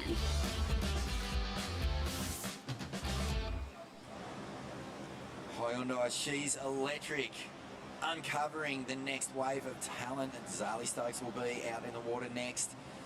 A great initiative, always love. I mean, women's surfing right now is just, oh man, what an incredible explosion of just everywhere you look. There's just something incredible happening in women's surfing. Whether it's Sierra Kerr launching into full rotation air reverses over reefs in Indonesia, whether it's Justine Dupont and Kiala Kennelly, you know, throwing it over the falls at the Eddy and Keahi. Obviously what Steph did last year in that incredible run in the finals, probably the best surfing across the entire day. It must be an amazing thing to be a part of, Jess. It's honestly, I'm so grateful to be a part of the journey as well, and I was lucky enough to, you know, to talk to some of the girls, and some of the girls have just qualified. Molly's a good friend of mine, and you know, she's just excited to be there and excited to be a part of the journey. And you know what I think's cool as well is surfers like Katie Simmers, she's starting to create her own movies. And I love to see more women creating their own surf movies about women and producing it, filming it, everything themselves. So yeah, female surfing is going in the right direction, that's for sure. Rosie Smart, big part of this future, and a couple of nice backside whacks for the Coffs Harbour team.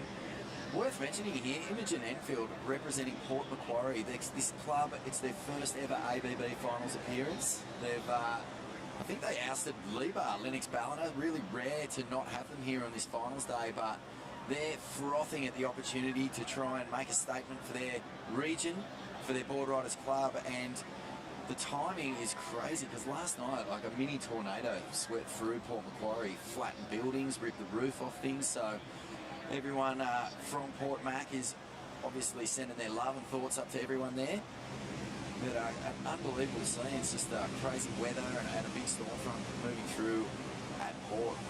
Yeah, so this heat would be, and competition would be extra special for Port Macquarie. I'm sure they would love to rack up some points and maybe even a title just for everyone back at home. And this is a replay of Rosie Smart. She's currently sitting in third, and she gets up off the foam, and there she goes. She really grips into that second turn. Such a strong backhand. She's only freshly 18, so she's still so young. And but absolutely rips. But I think we'd like to note that Philippa Anderson locked in a 7-point ride. So Philippa's showing us that she knows what's going on at this break. Yeah, it was a little bit of a tricky start for Philippa, but she's definitely found the rhythm, and even these little ones that don't really offer much, she's managing to find link-ups and sections. That one amounted to not much, but a 7-point ride, that's going to be a tough one to pull back. Sage Goldsbury, Phillip Island, they've had some good results this morning. I know Joey Van Dyke got maximum points in his heat. So Phillip Island definitely in the mix here for good seeding points.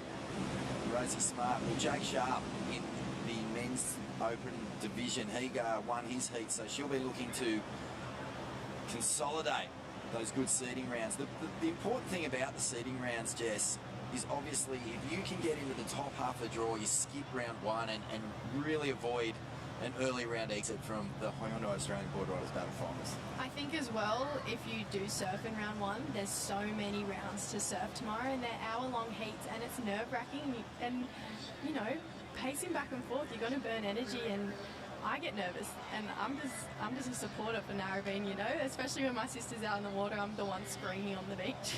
It is crazy how much more energy you're using when you're not only, you know, cheering on your team, surfing heats, but the running up and down the beach. I mean, we have seen some good surfers come unstuck and do some fair, half-decent roly-polies up the sand, crumb cutlets galore. I remember my first Australian Boardriders battle was the first year I joined Narrabeen, my sister and I, and Davo, rest in peace to the late great Davo, he was like, yeah, come down and watch.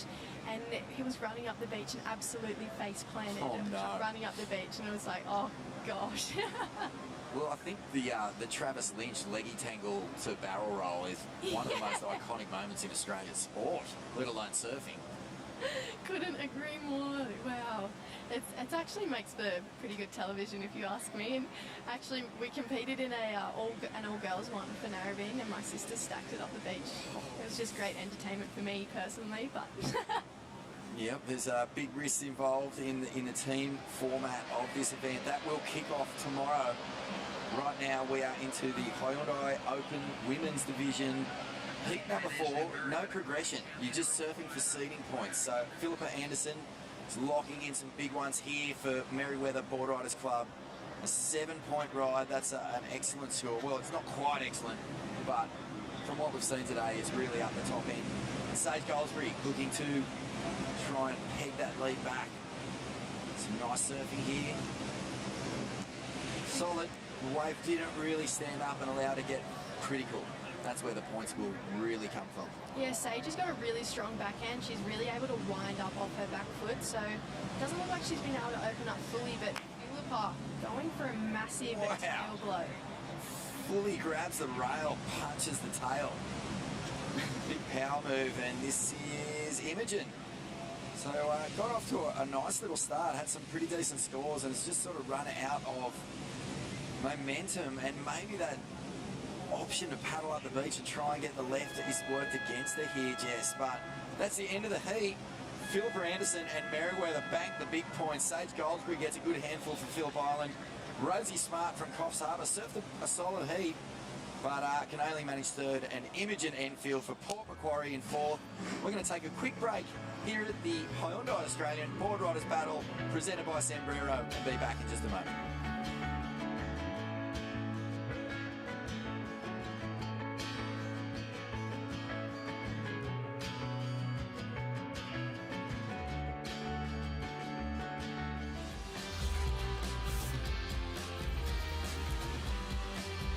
Introducing from Hyundai's Team Electric, Taylor Hannock, Culburra Boardriders Club, New South Wales.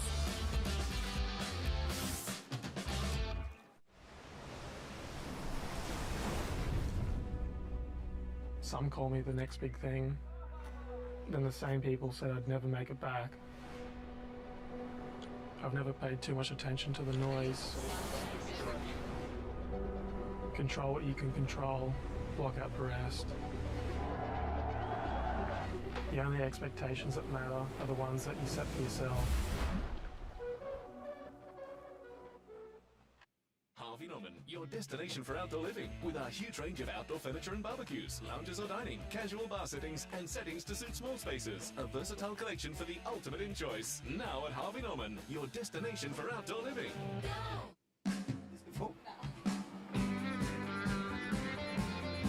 Welcome back to Newcastle Beach. What a day. Conditions are beautiful and improving. Swell on the rise. It is the Hyundai Australian Boardriders Battle. Thank you for joining us. And that on screen, it looks like Philippa Anderson, who has just dominated that last heat, really put on a bit of a clinic, really. And yeah, fantastic. What did you make of that one? Oh, I thought it was a great heat. I think Philippa showed us that she really knows this break very well, and that Merriweather is a force to be reckoned with coming into finals day tomorrow. But this one looks like a great matchup. We've got Yallingup up against Maroubra United, South Arm and Noosa Boardriders. So this is going to be a great heat for the women in the water. It will. Emma Catlin out there for Yallingup, Bella Taviani for Maroubra United, Dara Penfold for South Arm, a familiar name to anyone who has enjoyed women's surfing over the last few years, and Gia Lawrenson from Noosa, Vaughan Blakey, Jess Starling, and a very, very special guest, Charlie Stokes. Charlie, welcome. And what do you make of the Hyundai Australian Boardriders Battle so far? Yeah, it's a sick comp. I always love coming down to watch it, and yeah, it's really interesting watching everyone compete. Yeah. So, for all those watching, Charlie is a member of Team Electric. So, she competed her way through the ABB state rounds, and she came out with the 4th highest score of the whole series. So, she got to become part of Hyundai's sponsorship Team Electric. And Charlie, tell us how that was for you. Yeah, it's been really great to be part of the Team Electric. We got to go down to the HPC for a few days at the end of last year, and yeah, just train for a few days and get to know all the girls. So it was really good, yeah. The HPC being the Surfing Australia High Performance Centre, what sort of tips and career advice do you pick up there? Because you can really tap knowledge from the world's best coaches, the athletes that are in there training. What did you take away from it? Yeah, there was a few takeaways, like a few good heat strategies to learn from a few of the world's best, and just some technique stuff, and yeah. That's so cool. And this morning we've turned up to Newcastle Beach, and the conditions have just been on the improve. The wind sort of backed off and swung around a little bit more around, so we've got really clean conditions. And are you chomping to get out there? Yeah, the surf looks really fun. It's really nice, sunny day, and the water looks so nice. So yeah, I'm keen to get in there this afternoon. That's great. We were just talking before about, just how fast women's surfing has evolved in particularly the last 12 months. I just can't believe what we're seeing. The latest sort of mind-blowing episode being toasted by Katie Simmers, this child prodigy who knocked back a place on tour and has just released this profile film, which it must be, I don't know what sort of effect it has on you when you see surfing of that level from someone so young. Yeah, the women's surfing has been getting really good, and it's really good to see clips of the girls just getting way better and progressing more, and yeah, it's definitely getting better. Unreal, yeah. Well, I would definitely recommend you checking out that. I think we're going to actually pass it down to the beach and get a little bit of insights from Philippa Anderson. Absolutely smashed that last heat about what the conditions are like and what her strategy was out there. She absolutely did, Vaughan. Philippa, 7-point ride. You're such a part of the community here in Newcastle and obviously representing Merewether. How did it feel to be out there in the club colours with all the groms on the beach? Well, yeah, considering we had to get through the trials this morning, yeah, pretty stoked to make it through.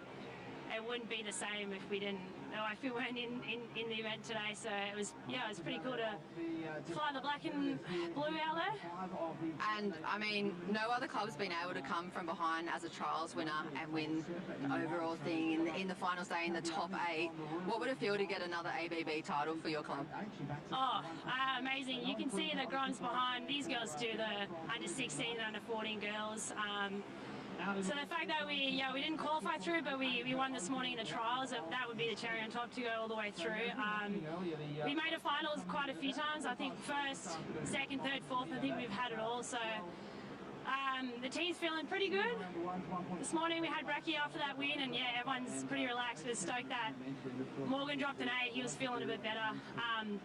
But just to be over the hill, we have the whole community down here. I was pretty stoked for 7 o'clock start. We had a lot of Merewether guys. But yeah, we just pretty happy to make it through. I was a bit nervous before our heat this morning. So yeah, I think Morgan won his heat before in the men, and yeah, I made the win. That was good. The girls are surfing really well. I don't even know half of the young girls that are out there. And yeah, they're putting up scores, so still keeping the pressure on, but happy to get the win there. Mate, you know the rocks pretty well here. We've seen in past years at ABB you just putting your body and your board on the line. You said you had a little bit of a tap on the rocks on the inside there again today? Yeah, that's why I paddled all the way this way. I don't know, I was trying to better that 7. There was one turn, I was like, let's just send it. And I just got so rolled, hit the bottom, but I think I'm pretty good this time. Well, you're looking pretty sharp. Good luck moving on through for the club, and congratulations, guys. Nice heat win for you. There you go, guys. Merewether Club. Thanks, Jess. Great insights there from Phil. Very glad you didn't hit the rocks too hard. On the stage, just in front of really do suck sometimes. No one likes getting washed along them, and There's a bit of action been going on, but not a lot of surfing. So we're seeing some sets. That's Dara Penfold, South Arm Boardriders Club, Tasmania, represented here, yelling up back at the ABB finals. Emma Catlin, I think that's Josh Catlin's sister, is it? Or yeah. Yeah, Emma Catlin, she's been competing for quite some time. We actually did all the Grom comps together when we were younger, and she's stopped competing now, but it's actually really nice to see her back in a jersey because she's such a powerhouse. I don't know if you've seen her surf before, but she actually lays the biggest rail calves. It's insane. She's so strong. The sound of that. So I'm excited to see her get underway in this heat. I'm just itching. Well, we have a special guest in the commentary, Charlie, actually represented by Kawana Boardriders, is that right? Not here at the finals, but a club on the rise for sure. Yeah, so I'm from Kawana Boardriders. We did the state qualifier, but unfortunately we just missed out. So yeah, hopefully next year we can make it to the ABB. That would be cool, but your brother actually surfs for North Shore, you were saying. So, I mean, with the club culture being the way it is and how competitive that can be, do you two, like, have to duke it out, or, like, does it get a bit weird around the kitchen table? Yeah, there is a bit of rivalry between us, but, yeah, I still, like, go for his team when my team's not surfing, so, yeah, still, hopefully, they can get a few waves and make it a few heats, yeah. North Shore are big winners here. It was a huge boil over when they took it out, but you know, in the years since, they've really just cemented themselves as a powerful club. Sunny Coast represented there, and it was so unfortunate to see Sophie McCulloch come, you know, after just heroic surfing to qualify at the end of last year, now suffering a leg injury, and she'll be out for a few events at least.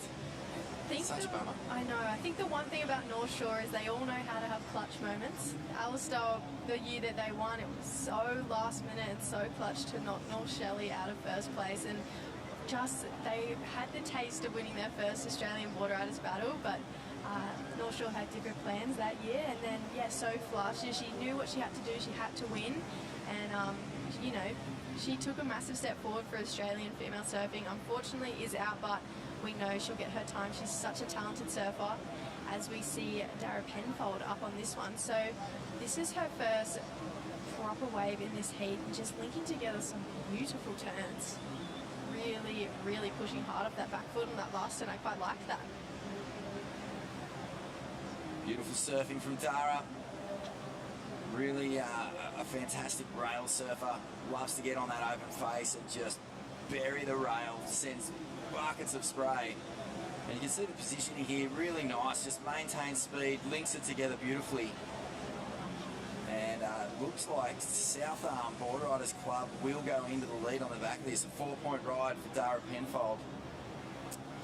Charlie, part of the Hyundai electric team, as Jess was saying, give us a little bit of a rundown about what your goals are for the year and what you expect or are hoping to achieve.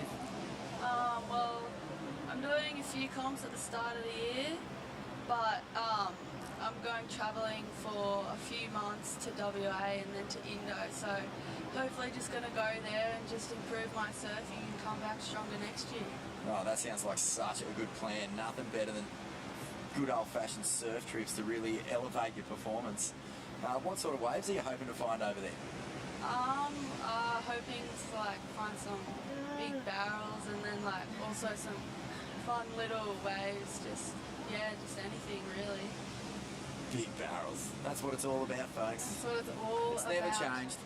Charlie actually finished third in the Australasian Junior Tour last year. One spot off the World Juniors. Do you think that would be a goal for you this year to get into the World Juniors?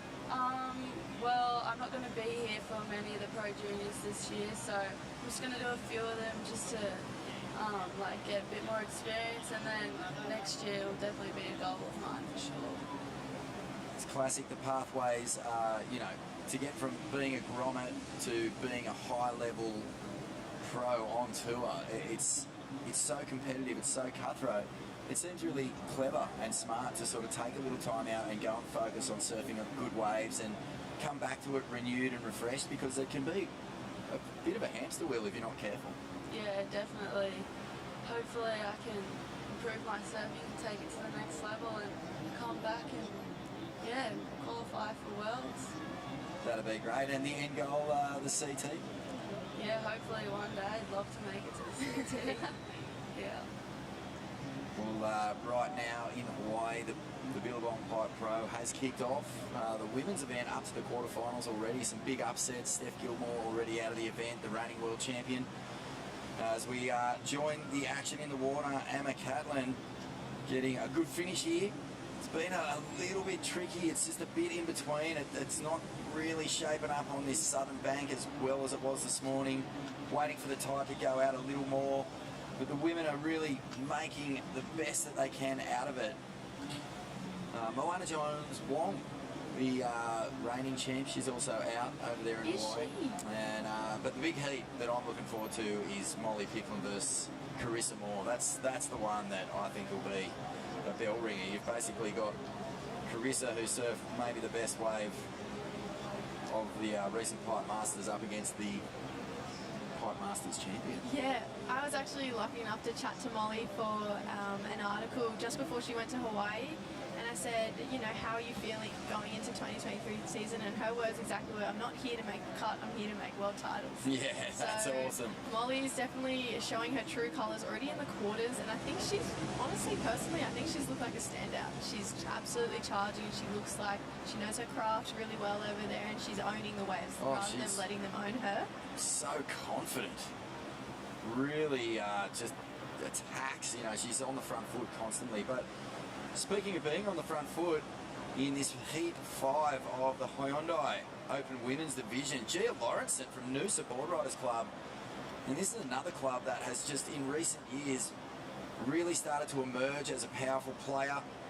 And Gia has been sitting out there fairly quietly, but pinched a 4.75 with just a single backside re-entry, a real power turn off the bottom, launched into the lip, cracked it, and that has been deemed the best rider of this heat so far by the judges. Dara Penfold from South Arm Boardriders, Tasmania, now slips down to second.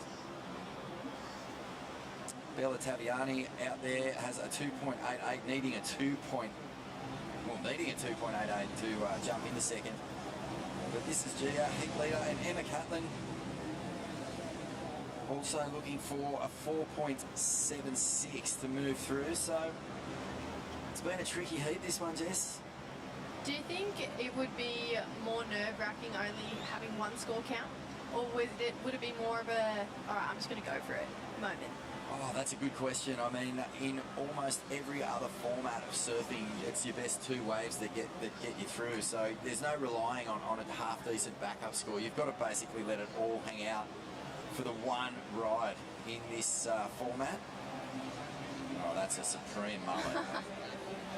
That is a board rider's haircut, if ever I've seen one. That's like a bowl cut into a mullet. That's definitely something. I think I've seen Huey Vaughan have something similar a few years back. That's impressive. Well played. Well played. Well, let's ask Charlie, what would you prefer? A single wave score, just a real committed one wave attack, or do you like to build a heat? I reckon I'd like the single wave format, because in a two-wave heat, like, you gotta sort of build your house, but I reckon it'd be pretty fun to just go big and go as big as you can and try and get the biggest score on every wave you take off on. That's pretty cool. I love the idea of that. It lends itself to this format too, where you're surfing for seed points. You know, we want to see the most explosive, exciting surfing possible. And just by scoring the one wave, that's what we're really encouraging. So it's a good format here. Really thought about what sort of surfing we want to see and showcase from Newcastle Beach. And right now, Gia Lawrenson from Noosa is getting it done. Noosa pretty famous for, you know, longboarding really, so good to see them just making inroads. Not that there aren't fantastic shortboarders from that region, but you know, when I was a kid, you always thought of Noosa Point and thought, yeah, I'll just go for a nice little trim. Yeah, it's a bit of a cruisy wave, I would say. But Charlie, another question for you. Would you prefer burrito or a bolt from Zambrero? Definitely burrito bowl. I love the bowls, yeah. A bowl? Yeah. Yeah, okay. The bowls are pretty good. I actually think I'd go a bowl too. Yeah. Oh, Bella gets a beautiful turn there. Committed under lip, highly critical. You'd think that will actually score pretty well because there hasn't been a whole lot of action in this heat so far. And there's the score, the Zambrero scorecard. 6 for burritos, 4 for bowls.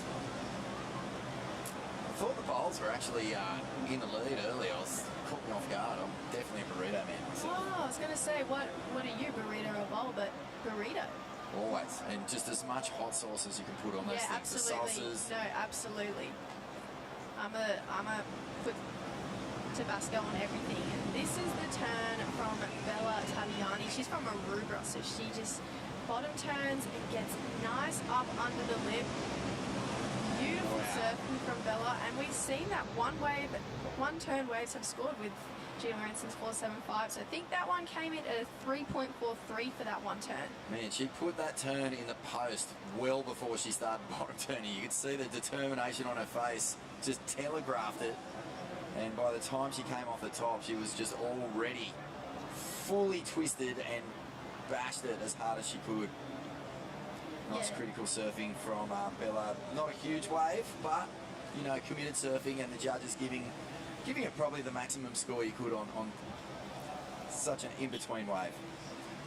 Yeah, I actually really appreciate, you know, putting the board where the wave is most critical, and that's definitely what she did. So, Bella, I have full respect for you going for it on that last turn. And she's from Aruba, so there's a couple punchy sections of that wave. So she's had her fair share of trying to get that turn done, I'm sure.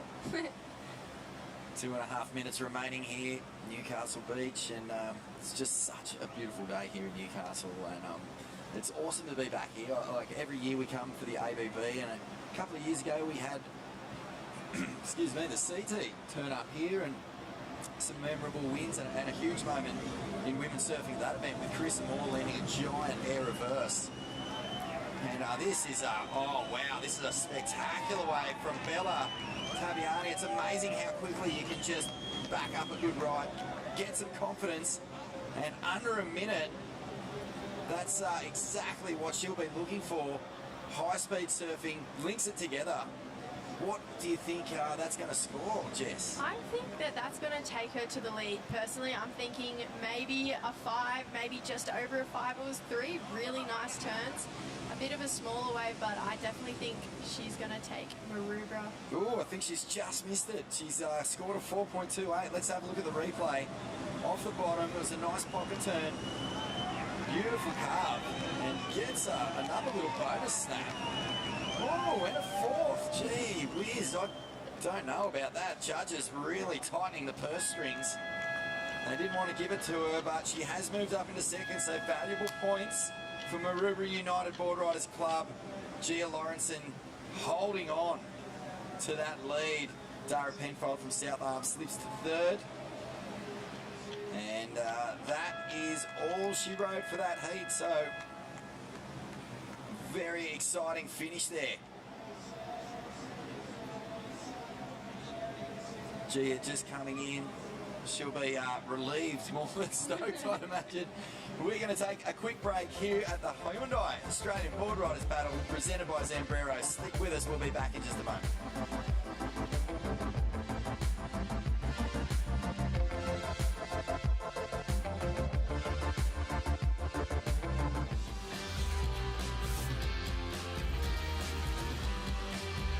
Introducing from Hyundai's Team Electric, Ruby Rants, Ulladulla Boardriders Club, New South Wales.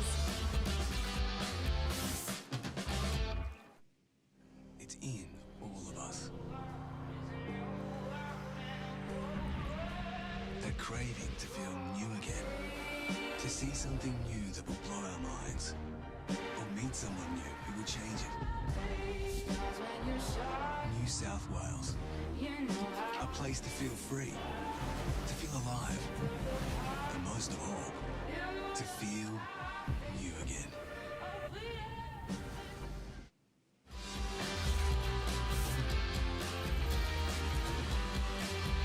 Introducing from Hyundai's Team Electric, Imogen Enfield, Port Macquarie Boardriders, New South Wales.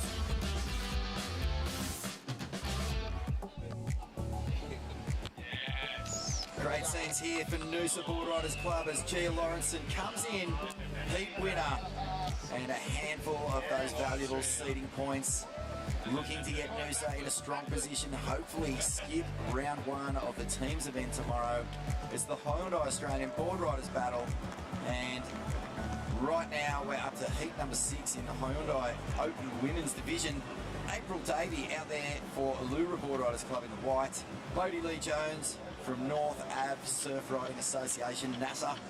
True Starling out there for North Narrabeen, and Mia Hupperts from Burleigh Heads. This is a stacked heat, and I guess there's no question where your loyalties lie. Jess Starling in the commentary booth, watching on as your sister does battle in this one.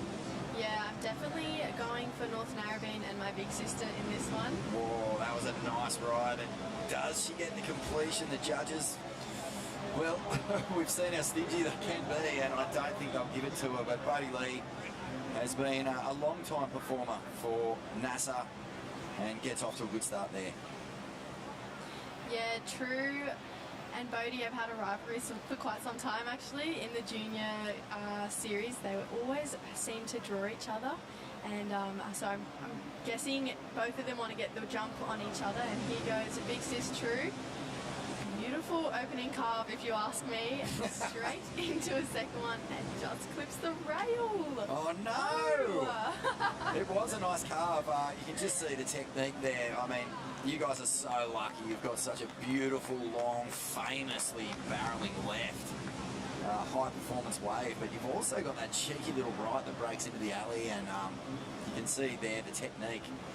There's no doubt True has caught a few through the alley in her time. Oh yeah, the alley right has my heart. I love the alley right, and we're lucky enough to share that lineup with some pretty great surfers. So here's a replay, and there is that carve we're talking about. Wraps the whole body all the way around to the whitewash and clips the rail just after that. So she'll be locking in a score better than a 0.5, that's for sure. But Bodie Lee Jones locked in a 4.38, so all the other surfers will be looking to get the jump on Bodie. And here's the replay of Bodie's wave. So she got this wide of everyone.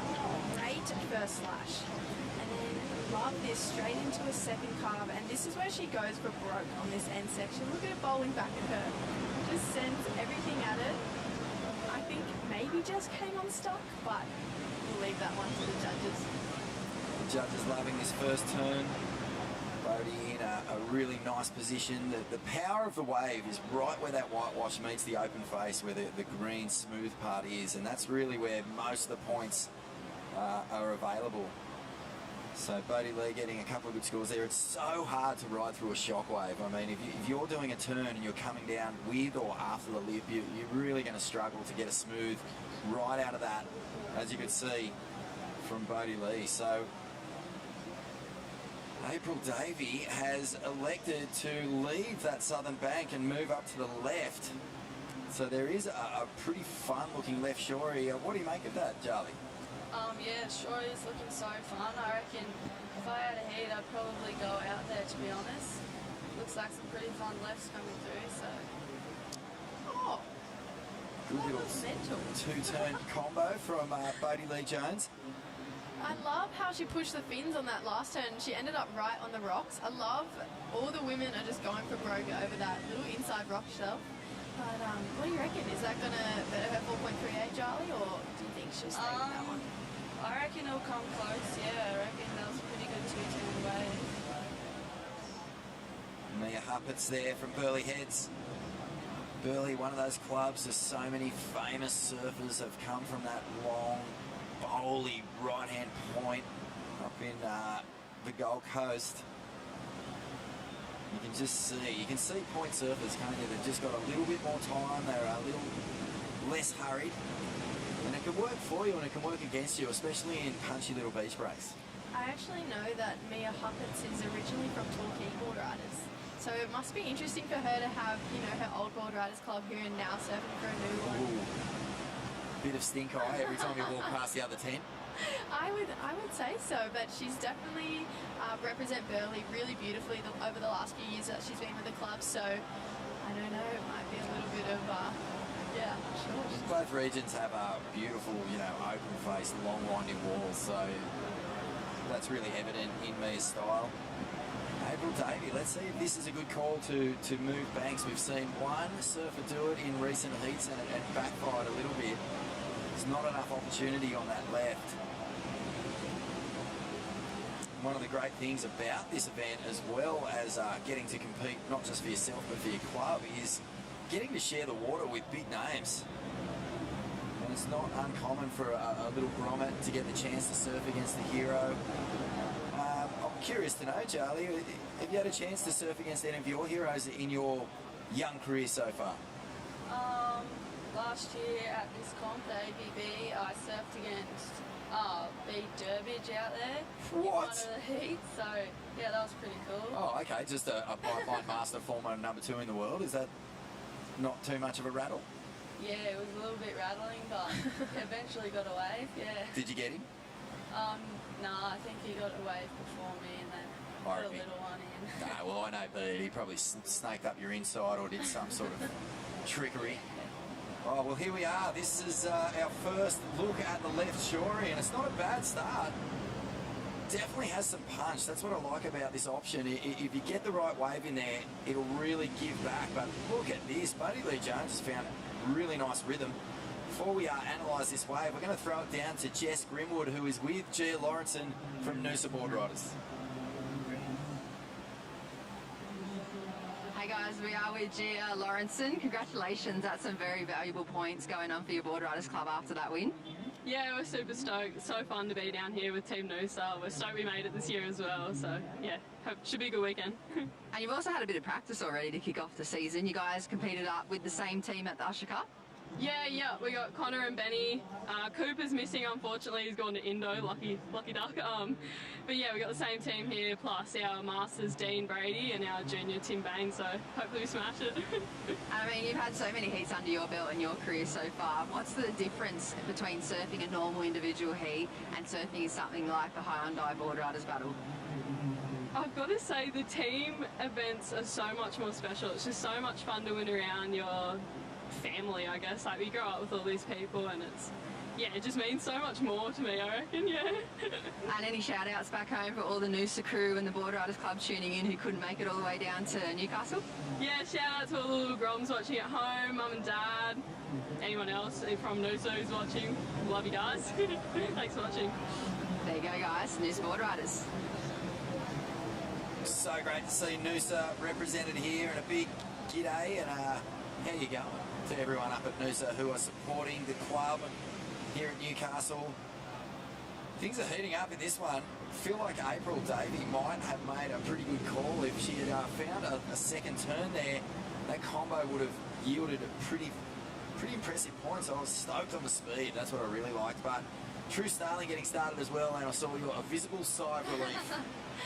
Finally landed a turn. I get more nervous for True's heats than I do my own.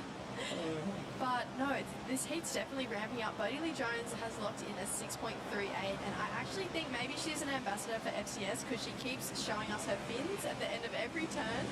And Mia Huppett's going for broke on that last turn. You can hear Burley starting to flare up down there, the support crew. That was committed. That was a late turn and really bashed it into the lip. Yeah, Mia's actually currently third on the 2023 Australasian rankings. So with this season kicking off next weekend at Cabarita, she'll be looking to bank some more points for sure. So I'm guessing this is like a little practice round for her. And here's the replay. So she just absolutely sends it on that last section, and I'll be interested to see how the judge is going to pay that one turn. Well, it's two turns really. The off the bottom there, that bottom turn was super drivey. It put her into the lip. It gave her the energy that she needed to extend and get away from that shockwave that we were talking about earlier. So a good single turn ride from Mia Huppets and True Starling. It looks like she's finally found her feet. Just looking now for an opportunity, a stronger wave to showcase what she's made of. Yeah, and there we see True and Bodie next to each other. As I said earlier, their rivalry goes way back. So they might end up paddling each other to... They definitely both on the inside. Stockton if they're not careful. Look at them go. Yeah, this is an old rivalry. from the Northern Beaches. No love lost between Narrabeen and Avalon at any time. And Bodie's found a beautiful wave here. Nice little off the top. And gets the combo. So, doesn't get the finish though. Unfortunate. She's holding down that 6.38 high scoring wave of the heat. Now True looking for this one to open up, gets a nice carve in. And she's going to have to try and deal with this shockwave on the inside. No, the wave peters out a little bit. And here we go, Mia Huppets up and riding on another wave. Unfortunately, it comes just unstuck on that last one, so we're still waiting for her last wave to be dropped in. But True's scoreline improved a little bit. She got a 3.53. April Davies still holding on to the score from her first wave, which was a 3.88. And Bodie still with that 6.38. If she had landed that last turn on that left, she potentially could have upped that score. So Bodie is actually a really great competitor. She always finds really beautiful rhythm in her heats, and she's a mongrel. She's out there to win, you know, and she'll win at all costs. Like a mongrel on a chewed up, dirty old tennis ball, just goes absolutely crazy on it. Yeah, she's maybe one of the best competitors I've ever met. Like, she wants to win no matter what, and I actually have some serious respect for that. So yeah, I think North Avalon have done really well to put her in the team, but looks like Mia Huppets, that one turn, a 6.8 for that one turn, so she's gone from 4th to 1st. With just under 7 minutes remaining, a Burley would be pretty happy with that. Well, I love that turn. Jarly, why did the judges reward that turn so highly? 6.8 for just a single ride, but it was a really critical one.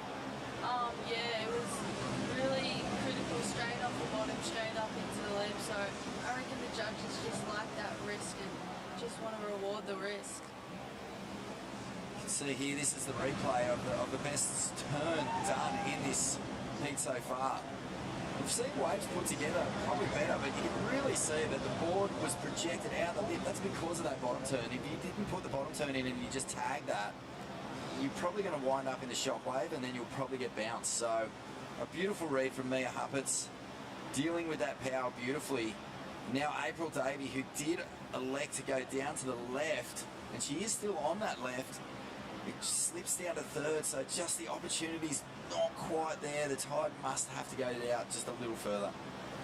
I still like how she's tried to find a bank to herself. You know, it can get pretty crowded in a heat. You know, if all of you are surfing on one break, that's not as consistent as you'd like it to be, especially with the changing of the tide. So it looks like maybe she's made her way back. Oh no, she's still on the left. But yeah, I hope April can get a few more opportunities while she's down there by herself, away from the pack. So many crew watching on from all the different regions represented here. 24 clubs from around Australia. And I know one surf shop where this will be on for sure. Beach Without Sand at North Ave, supporters of NASA. G'day Kong, g'day the crew. Mate, if the surfing is happening, you can bet it will be on there.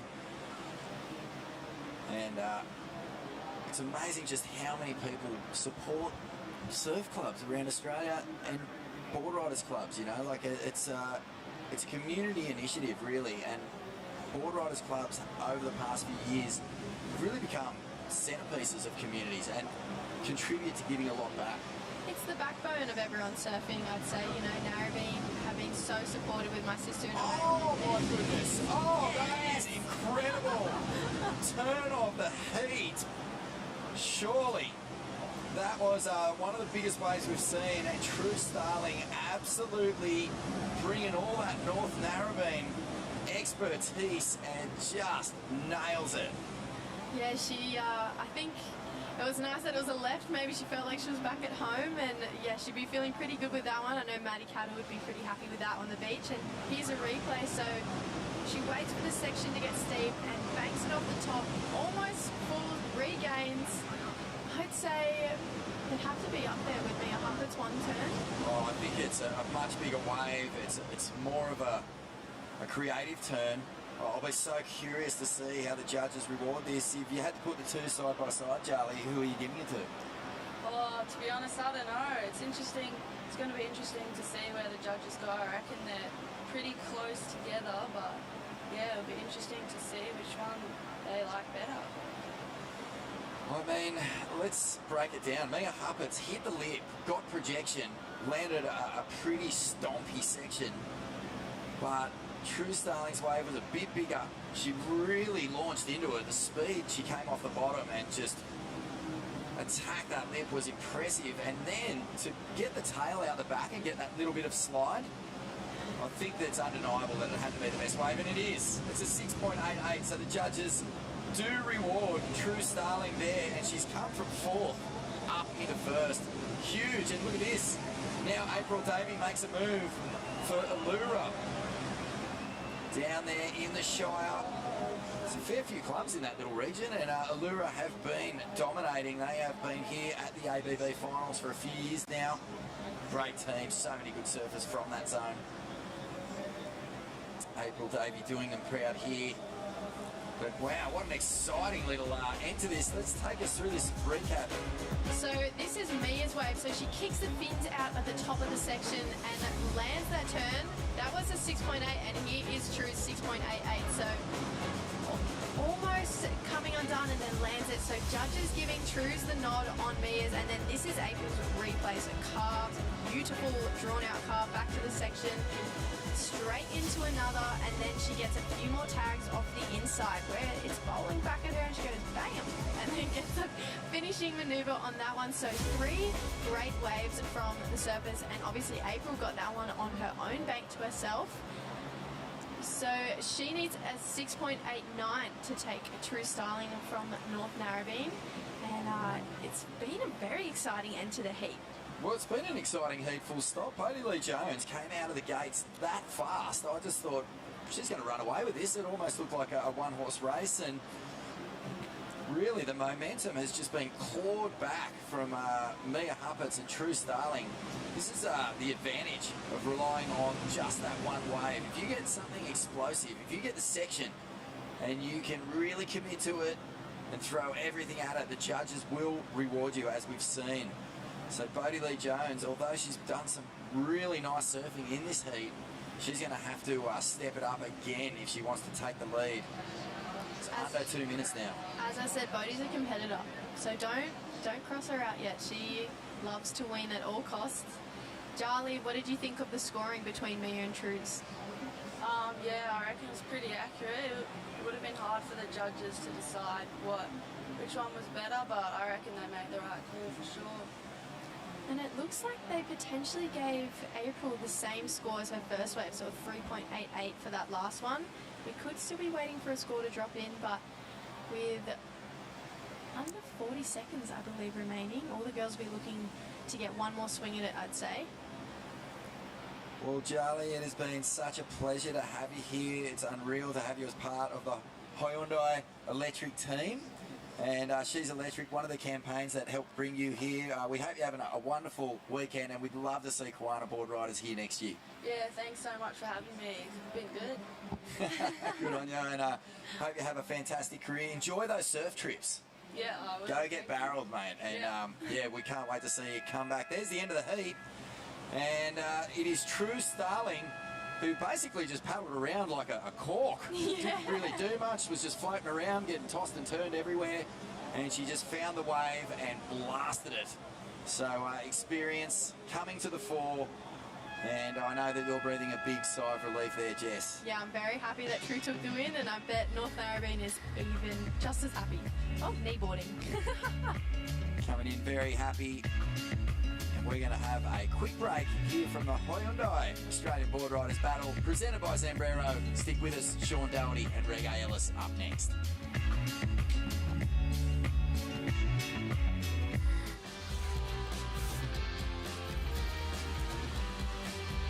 Introducing from Hyundai's Team Electric, Ava Holland, Peninsula Boardriders Club, Victoria.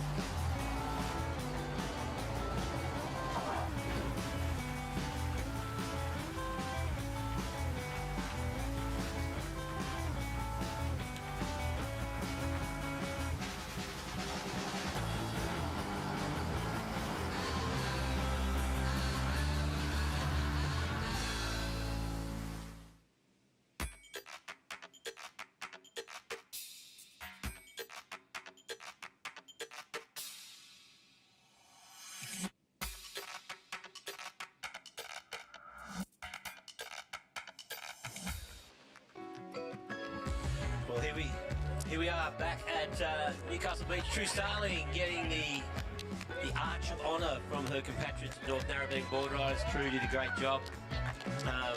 Snaring that 6.5 because she needed it. Prior to that, she didn't really have much of a wave at all. And of course, that was the final heat of the Hyundai Open Women's Round. Now we're into the Acciona Masters Round 1. These are the old blokes. These are the guys who wear the surf hats out in the water. This should be mandatory, actually. Yep. The surf hat division. Yeah, that's right. Should put them out in coloured surf hats instead of rashies. That's right. So, Russ Maloney's out there in the red for North Shelley Boardriders. Luke Campbell from Trick Point, WA, in the white. We got Mitchell Ross, young bloke from Merriweather, in the yellow, and Luke Johannesson from South Arm Boardriders down there in Taswegia. Well, I can tell you that Russ and Mitch, both avid surf hat wearers. Oh, definitely, yeah. They've had to wear hats since they were... Yeah, well, not sporting a lot of hair either of them, Reg, so they need some kind of protection from the elements. But there it is. The match-up, first one of the Acciona Masters, North Shelley, which is Russ Maloney, Trick Point, which is Luke Campbell, Merriweather, Mitchie Ross, and from South Arm down in Tassie, Luke Johannesson. Yep. And generally you'd think, oh, you know, here we go, the senior citizens, we're putting them out there, Reg, which I think is 35 and over. 35 and over, yep. Classify the Masters. But, mate, all of these guys still absolutely flare. Well, that's surfing these days, mate. Look, you get better as you get older, apparently, these days. Reg, look at you as an example. Yeah, you're surfing, and, you know, we're out there this morning calling kids off and... Yeah, well, you grow to growl at them when you get older. So I said to, what's his name, that world junior champion? Jarvisell, I said, mate, world titles don't mean you can drop into old blokes. No, but looking at some of the names of this round coming up, like look at the next team, we've got Nick Squires, Danny Wills, Dean Brady, Jack Perry, Zard Foxton, Shane Carroll, Mitch Vanderby, so like a lot of well-known names coming up in the old blokes division, which is good to see. We got Samba Man, I remember he was a grommet. Christo Hall, Adrian Ace Buchan, Josh Kerr. Yep. Mate, that would have been a CT heat not that long ago. Too right. Well, there he is, Mitchie Ross. Yeah. Surfing for Merriweather, of course. And, yeah, well, in his spare time, kind of travels the world helping Carissa Moore out. Yeah, he's doing an okay job too. Yeah, apparently he's done all right the last few years. Yeah, a couple of world titles, Olympic gold medal.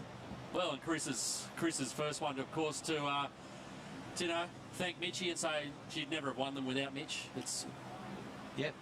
So you walk into that, you know, with Mitch, if you're looking for a, well, you know, Mitch wants to diversify, go into, you know, leadership groups for, you know, masters in the, I heard that.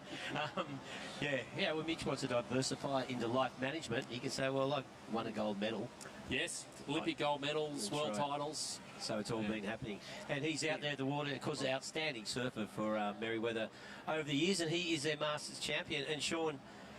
Well, Mitchie was, Reg, sorry to interrupt your train of thought there, but when Merriweather won the ABB here back in 2017, I put myself on the spot here, they kind of did it with their backup team. They were missing a couple of their aces. I know Ryan Callan surfed that year, so they were relying on a couple of the good old boys to come through for them, and guess who was there? Mitchie Ross, mate.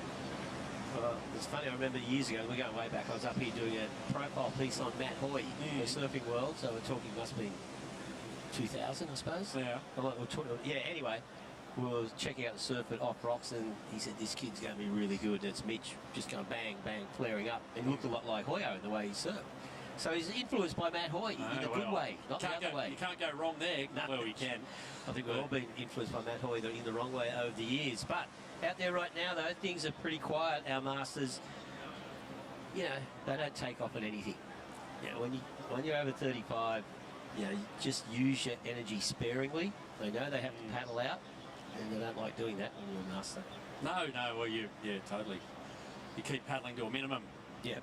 But looking at this, like Russ Maloney, one of the standouts, like he's been a stalwart of North Shelley Boardriders for many years, and he was one of the reasons they won last year. He had an epic round in the final, just surfed really well and helped bring home the bacon. Here we go, first surfer is Luke Johannesson from South Arm down in Tasmania. Oh, good connection. Yeah, didn't get the connection. He'll be loving this board short weather, wouldn't he? Oh, mate, yes, he certainly won't be getting back into those when he gets home. No. That's for sure. So the Acciona Masters.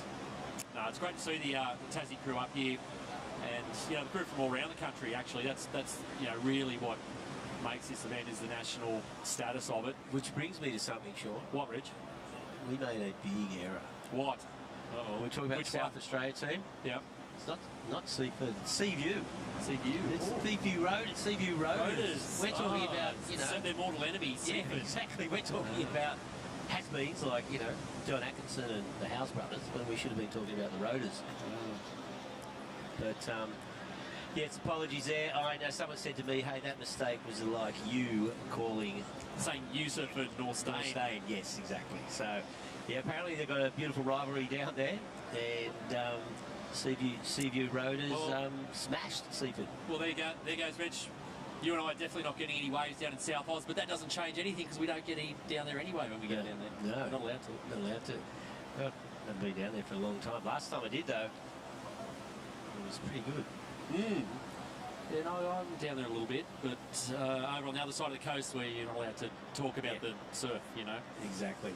Well, we saw some interesting tactics there from True Starling that last heat. Decided not to catch any waves until she saw the one she wanted, and she's down there with Jess Grimwood. Yes, Reggae, true. Nice come through at the end then, 688. Must feel good to put that for the Wildcard Club, North Narrabeen. Yeah, we've had a little bit of backlash. A few people said to me, oh, you shouldn't have got the wild card, so I felt like we kind of needed to start off well, and yeah, I was really happy to be able to bag that for the team, and I haven't gone left for a while, so I actually felt a bit rusty, so I was like, I hope that looked okay. It didn't feel that good, but we'll see. Well, it definitely was the best turn of the heat, and I mean, you're on a new looking sled as well. Tell us a little bit about the LSD. Yeah, I've just started riding some LSDs and working a little bit with Luke. So I was riding a Chubby Cheddar 2 out there. It went really well, and it's been pretty small at home lately, so it's been my daily driver. So I feel really comfortable on it, and yeah, I feel confident on my feet. And now, talking about the battle that happens at the Australian Boardriders battle, someone like Bodie, who's surfing for NASA, you two have had some serious battles throughout the women's surfing in QS. I mean, literally elbow to elbows, almost being thrown in the water out there. How was it with her? Yeah, we've always had a pretty decent rivalry, Bodie and I actually owe a lot to her to my competitive side of surfing as well. She's really pushed me, and I haven't surfed against her for a really long time, so it's nice to have a heat with her and to get one over her again. I think we're pretty even now. Hopefully she got me a lot in the juniors, but it's amazing the field of females that are here for the Australian Boardriders battle, and seeing, you know, the new generation come through as well. It's pretty incredible. Beautiful. Thank you, True. Good luck, North Narrabeen, going on through. Thanks, Jess. Appreciate it. Back to you, Reggae. Well, thank you, Jess, and thank you, True. Yeah, well, True Starling. Imagine, Reg, imagine how many clubs were that excited when they found out that North Narrabeen hadn't qualified. Yeah, everyone's going happy days, and then they're copying a bit of slack from the other clubs. Yeah, why did they get the wild card? I wonder what who the wild card decisions are made. But I mean, North Narrabeen, yeah, they've been up there all the time. Obviously, anyone watching from North Stradbroke at the moment would be. I'm wondering why North Narrabeen got ahead of Point Lookout. Where's our wild card? We're going to replay here. Mitchy Ross. We were talking him up before, and he hasn't let us down, because this is a sick one through the inside. It just starts to bowl up here. Just gets in, hips moving. And a couple of little pocket jams here on the inside. Oh, just come in, Rossi. You're done. That was a good wave. Well, look at that. Six. Beautiful carp. Yeah, Mitch very confident. Like he's riding it. He's got his little shortboard, wide flat thing, isn't it? But no problems. And yeah, renowned for his power hacks throughout his career, and then we just saw a good example of Mitch just power hacking his way across that little 2-footer. So yeah, 4.5 for Mitch on that open ride. We saw Luke Johannesson on the left earlier on, and now it looks like Luke Campbell from Trig over in WA. A lot of speed through that section. I think the flow. There you go. Nice surfing there from Luke Campbell. Yeah, Trig have looked good, mate. All of their surfers. Yep. So far, here we go on his backhand. This is Russ for North Shelley. Second big backhand turn, another little turn over the top there, and Russ is out of there. Caught up with Russ middle of last year, actually, down because the Australian Indigenous titles held at Bells in May every year.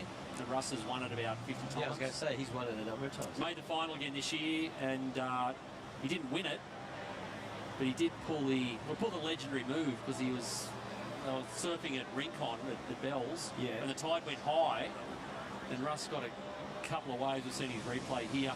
Got a couple of waves at Rincon and then went and sat in the bowl all on his own. At high tide on a 3-foot swell, which you never do. It's like you never do that.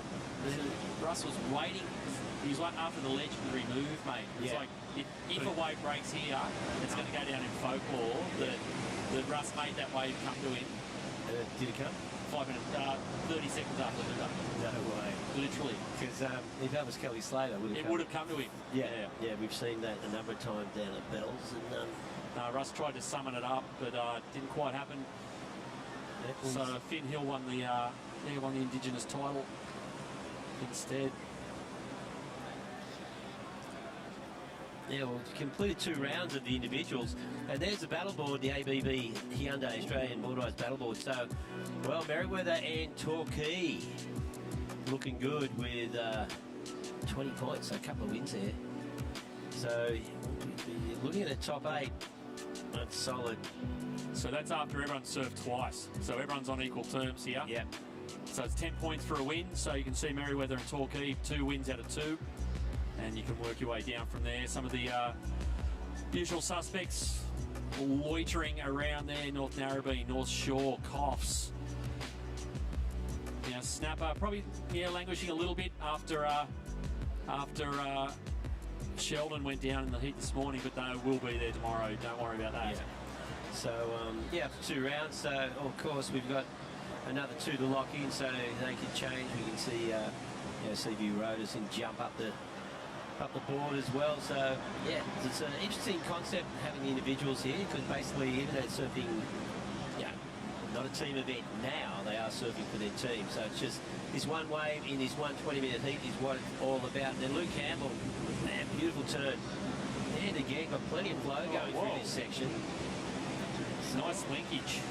Very good linkage. Didn't lose any speed at all there. Nice little flaring turn. He might be losing some fins. Man, he negotiated through that rock. That was good surfing.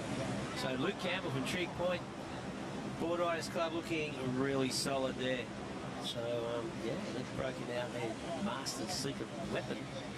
Yeah, count his fins there. I think he's still got all 3 of them. Yeah, well, he's chasing that 7.75 that Russ Maloney locked in on that left. So, Russ, not quite up to the 8s, but that is a good, solid score. And that's what everyone's going to be chasing.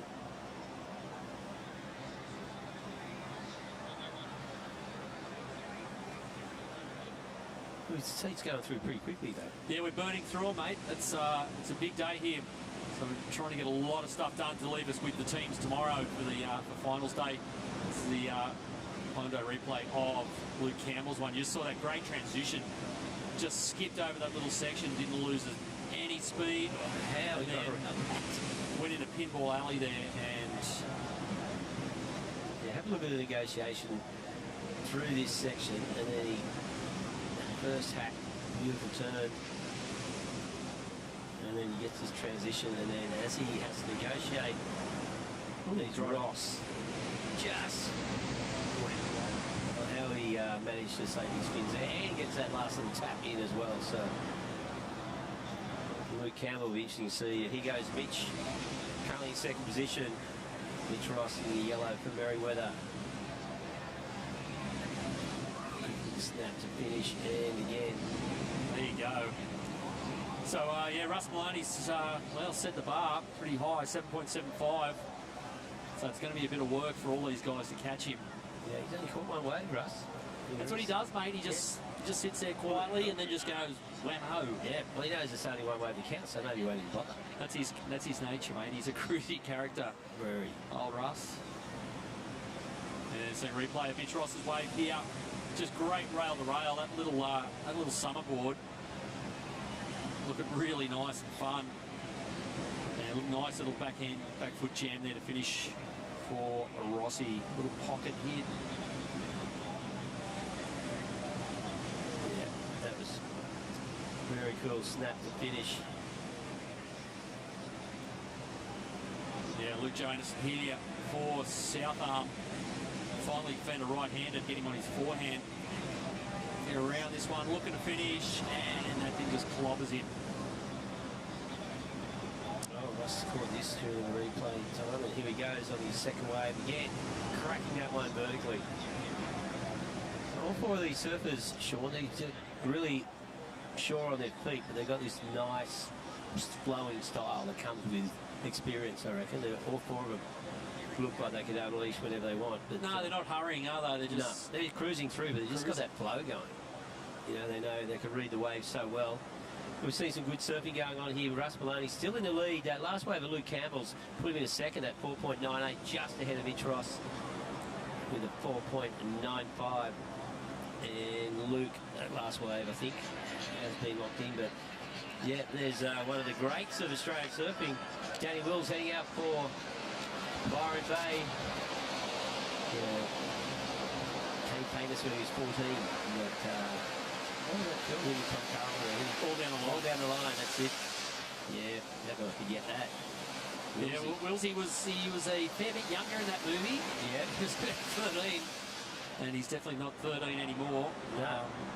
He's in the Masters, but mate, like, haven't lived up there for a while, for a few years. I'd surfed with Willsey a bit, and I'll tell you what, he still surfs at a level, I reckon, almost better than he was when he was on tour. Yeah. He's super fit because he's a mad triathlete. Yeah. So he's fitter than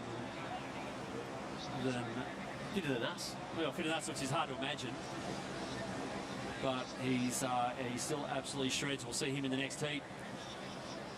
Coming up, we're getting down to the skinny end of this one here. Russ Maloney still hanging on with a 7.75. Just a minute and a half to go. Probably the interesting thing here is we're seeing a replay of Luke Campbell's, who's in second. The battle for second's the interesting one here. Yeah. So Luke Campbell's got it at the moment. He's not going to improve on that. But Luke Campbell's second with a 4.98. Mitchy Ross is third with a 4.95. Because I reckon Merriweather really need this, to jump Rossi up a place here. We're seeing Luke Jonason here. Nice, smooth roundhouse. Working this over through the inside. He's going to do battle with the rocks. Oh. Yeah, just negotiating that. Yeah, so, well, not much left in this heat, so Mitch Ross, can he find a wave to overtake Luke Campbell? Just 0.3 the difference between second and third. And of course, everyone wants those extra points. Move up a place, it can give you a little bit of breathing space, give you an easier seed. You want to finish in the top 8 on the leaderboard here today.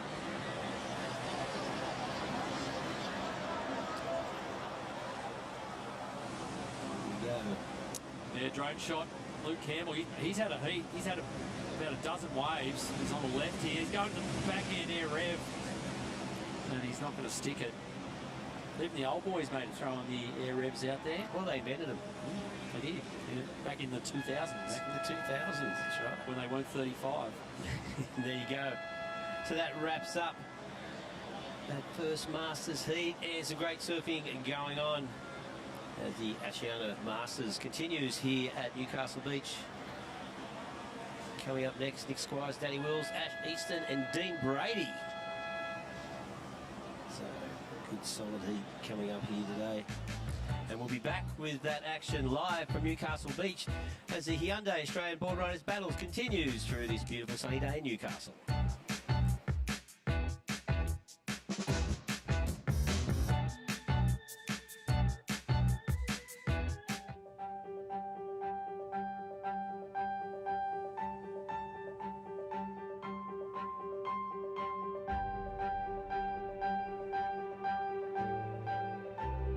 Fiona's Feeling Swell program is a program through the Surfing Australia where it's creating a better tomorrow by including women and men at any age, any ability, and bringing them together and showing them the love of the ocean and yeah, creating a happy, healthy environment.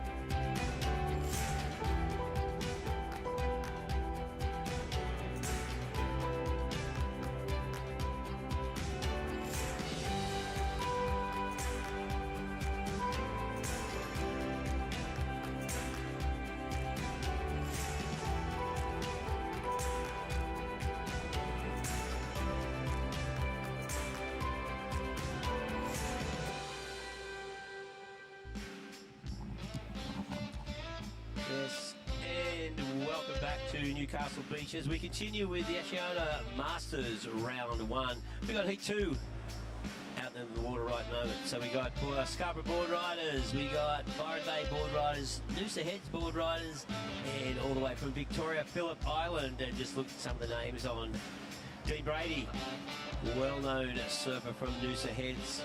Their Masters, the big bloke, as his mates call him. We've got Ash Easton from Phillip Island.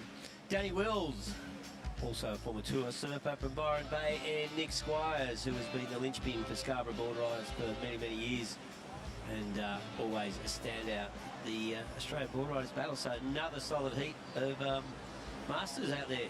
And look at that, Nick, 7.5. Straight up, mate. He doesn't muck around, old Nick Squires, does he? No. He's been the mainstay of the Scarborough Club pretty much since the inception of this event. Straight into it. Look at this wave. Just hacking into it. Ton of speed here. Great smooth roundhouse. And he might even get some more play time on the inside. His first turn, look at this. It's such a solid unit. It's a full power turn there. Big Squires.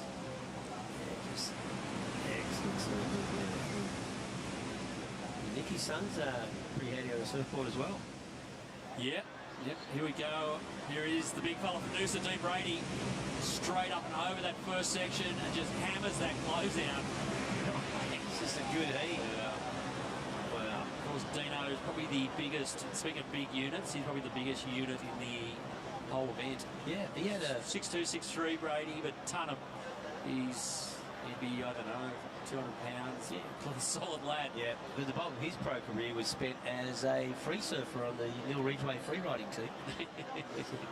And travelling the world, pulling in closeout, 10-foot closeouts. That's what he's paid to do. Paid to go and surf these perfect waves in Indo. Don't come back till you get barreled. Okay, no worries. So yeah, so Dean Brady, outstanding surfer from Noosa Head. So this is a solid heat. Yeah, absolutely. Well, old Dino's doing a bit. It's kind of taken on a bit of the role that you saw Lee Winkler take with Coffs Harbour. You know, probably 6 or 7 years ago when Coffs really made that jump from like a pokey little country club to being one of the contenders. They kind of built it around having Lee Winkler there as a former tour surfer, but obviously a great surfer himself, but kind of shared a lot of that knowledge with the younger crew, and you know, did a lot of work training with the juniors and building the club up. Yeah, and that's what Dino's done with Noosa. Noosa just, mate, they have come on strong the last couple of years, and they've got you know, you saw it up the coast, the Usher with, you know, Benny Lawrence in there and his sister, and it just feels like they're on the verge of, you know, taking that jump, up to power club status. Well, I was saying earlier, you know, it goes in cycles, doesn't it? Except for your annoying clubs like North Narrabeen, who just take away every now and then. Who are always good. There's always a few who are always good. North Narrabeen who are always good until they lose, and then they get the wild card anyway. Well, I think they get the wild card purely because everyone wants to see Nathan Hedge surfing. Yeah. But I don't know if he's here, because Chris does the X-Wise, throwing it up vertically. Yeah, big backhand nooner there for Nick Squires. One turn, I don't think it's going to beat his 7.5.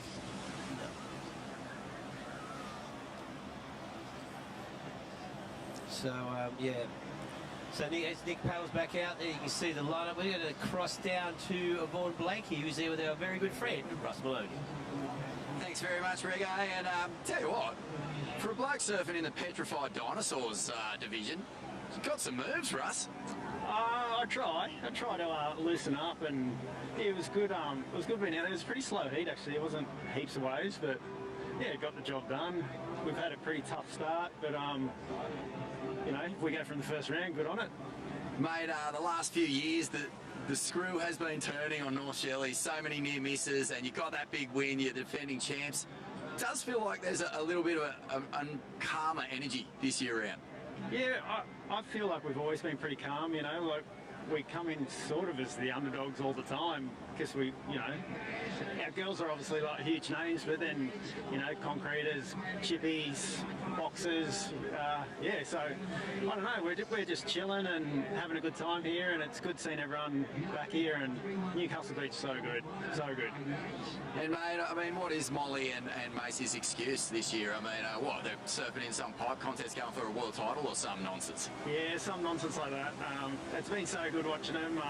They're both charging, and yeah, I hope, we're fingers crossed they have a big year, and yeah, I'd love them to be, you know, 1 and 2 in the world. It'd be awesome. Mate, back-to-back titles, is it possible for North Shelley? For sure. Yeah, there's no reason why we can't. You know, we've got a good, strong team, and yeah, it's just kind of on the day, if you put it together, then things happen. So, you know, we're always pretty consistent, so hopefully we can, you know, put it together and just have a good day. That's what it's all about, just having some fun, and we got the best club ever. You know, they'll all be here tomorrow and cheering us on, so I can't wait for tomorrow. Bring it on. It's fantastic, mate. And look, I've got to rope you in on this. It's lunchtime. Zambrero, obviously, presenting sponsor. Burrito. Are you a burrito? Oh, he's a burrito. He's a burrito, man, fellas. Big time burrito. Wrap it up. It's a burrito. It's straight in the burrito. Let's go. No bucket around there. As we see, well, nice little snap from Danny Wills. And throws it up vertically again. Looking sharp on this wave, Willsy from Byron Bay. And nice rebound off that oncoming bit of whitewater. So, Danny looking to get back in the mix here. He's languishing in last position with a fairly paltry 1.88, but he'll improve on that. So, man, I'm going to see who is going to be the first person to say a bowl. Yeah. I know, genuine. Yeah, good question. You know, not just to be different. Someone who genuinely loves the bowl. You know what I reckon? Should we be handing them out as part of this promotion, Reg? Yeah. Particularly when I say handing them out, as they're putting them here in the commentators. Yeah, because it is lunchtime. Yeah, it is. Yeah. And, yes. So if anyone's listening can work on that, and that's right. Yeah. You know where to find us. That's right. You know. Anyway, but I'm sure Terry McKenna on the beach commentary has already announced Zambrero 500 times. And yes. He'll be straight up. He'll get his, don't worry. Oh, yeah, well, he's an influencer. Here we go. Oh, he's back end here. This is the big guy, Dean Brady. Doesn't go left that often up home. He probably does, actually, on the beaches. Beaches, yeah. Nice style, looking pretty solid. And, yeah, another good wave there. So, here's Willsy's replay. Sharp little turn there. Gets hung up a little bit. Cracks it vertically there, and looking at a little climb up the whitewater as this one starts to lose a bit of pace. Now, we're talking about Byron potentially being one of the dark horses for this ABB crown. They haven't won it before, but they always come with a pretty strong team, and they look pretty loaded this time around. But if they're going to win it, they're going to need this guy to fire, I reckon. Willsy could be the key for Byron, because he is a guy who's got ace in him. Oh, totally. If you let him go, wind him up and send him out, he'll find him. Yeah, like we said, Willsy's the last, I think he's 5-6 years he's been into the triathlons. Okay. Like, radically fit. So that will not be a problem. So really keep the competitive fires burning after retiring from professional surfing after a lengthy and very illustrious career. He's taken down that path. Yeah. Yep. He's channeled it back into 200k bike rides and 40k runs. Here we go. Speaking of Danny Wills, that wave just backing off. Yeah. And, Willsy getting out of there. So Nick Squires from Scarborough still holding the lead. For the club down there, just south Sydney, between Sydney and Wollongong, under the escarpment. Do you see you see the logo for Scarborough Boardriders, Reg? Yeah. The guy with the helmet. Do you know where they came from originally? No. It's the old Illawarra Steelers. Oh, the Steelers logo of course. from the NRL before they were unceremoniously booted out. Or actually, my team. They became them up. Yeah, your team, St George. Yeah, they became my team. Yeah. How they go in your team? Yeah. Well, better than my team. Well, yeah. Depends how Tommy Turbo goes this year, Reg. Yeah. Just keep him out of the Corso. Keep him out. No sprint training in the Corso for Tommy Turbo. No round bar at the Stain Hotel for Tommy Turbo. He'll be banned. Yeah, well, it might be a good year for the Knights. Speaking of being in Newcastle, mate, I go they past can probably only go in one direction on the ladder. Yeah. So fingers crossed. They got a new coach? No, same coach, mate. Still Adam O'Brien. They've moved old Callum Ponga's playing in the halves. Right. Moved him from fullback into the halves. Where's Tex Hoy? Don't talk about it, mate, because he's over in England. Oh. Yeah. Oh, I didn't Bit of a sore point, that one. Don't bring it up around Matt. No, I won't bring that up around Matt. He's probably watching this because he's making all these blokes. He is, yeah. We'll generally see the Sunday squad comes down. Yeah. Reg, which you might get a couple of the Knights boys who are surfers, always take an interest in this one. They come down, check out the afternoon finals action, Sunday Arvo. Yep. And they head off to the zoo with the Burwood. Yeah, so as we continue with the Oceania Masters, so the next round after this, so we still have plenty of heats to go, of course, 6 heats in this round, then we'll be going to the Harvey Norman Juniors. The Super Groms. Yeah. Yeah, that's when the fun really starts. So, of course, the wind's still offshore here, for which you don't see a lot in February here on the East Coast, which is making for May bluebird conditions, as you can see. Yeah, it looks magic out there. Definitely got to take a jump in the ocean. A warm 23 degrees, someone told me. Yeah, water is. Yeah, it's up about as warm as it gets on the East Coast currently. We have saltwater crocs down here. Well, there was one, speaking of Point Lookout, there was big drama on the That wasn't true. Lookout. Though, it was true. Was it true? Was it a croc at South North Strading? Yeah, on the island. Here we go. This is Harvey Norman recap, starting with the big fella. Nick Squires here for Scarborough, just lit this thing up, and no one has got close to it since. They've all had a good crack. Here goes Dean Brady on his backhand for Noosa. A couple of nice, big, smooth backhand turns for Dino. We've been waiting for Wilsey to fire, and he kind of half-fired here, Reg. Yeah, didn't quite get the opportunity. This wave was pretty flat. Just couldn't get too vertical for those first 2 turns. But showing the potential. Yeah. And we all know he has. So Nick Squires still holding it down with a 7.5 for Scarborough Boardriders. Yeah, no, there's no joke, mate. It's up on Strady there was a croc. Yeah, I thought. Caused big drama on the island. I'm sure it did. They came in and someone spotted it, and then they had to look for it because they've never seen one there before. No. Did they find it? Yeah, they found it. Who found it? Russell Specky found it. I was down on the Dunwich side of the island, just swimming around, just. That's pretty heavy. Yeah, I don't know how it got there. Do they reckon it just swum down from Cairns? It's come across from somewhere. Wow, that's gnarly. Yeah, here we go. Willsey, backhand. Nice, tight backhand turn up and over that section. Oh, just hung onto it. Yeah.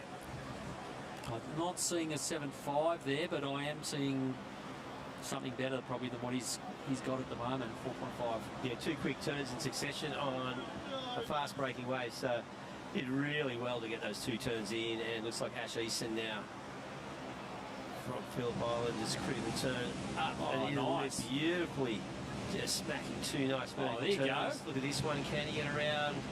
Just nice little foam climb to finish. This is a good wave from Ash Easton. He's done everything he could on that. He's pretty happy with that too. So Ash Easton, this is a very tight heat for really good surfers. And I was chatting to some of the island crew on the flight on the way up from Melbourne yesterday. Oh, yeah? They're about to have their 60th anniversary. Wow. Phillip Island Boardriders, the only board riding club in the country. Hang on, we'll save it. Dean Brady's up and riding. Dino off the bottom, up through the lip. And nice big turn to finish there. That was good. Dean Brady from Noosa.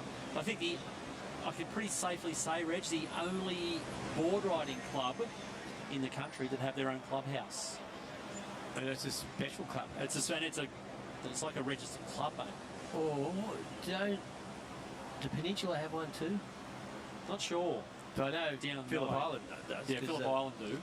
When we took the World Juniors, yeah, we had when we took Lou Bells, That's right. Bells, we were hanging out there. We had to use all their stuff.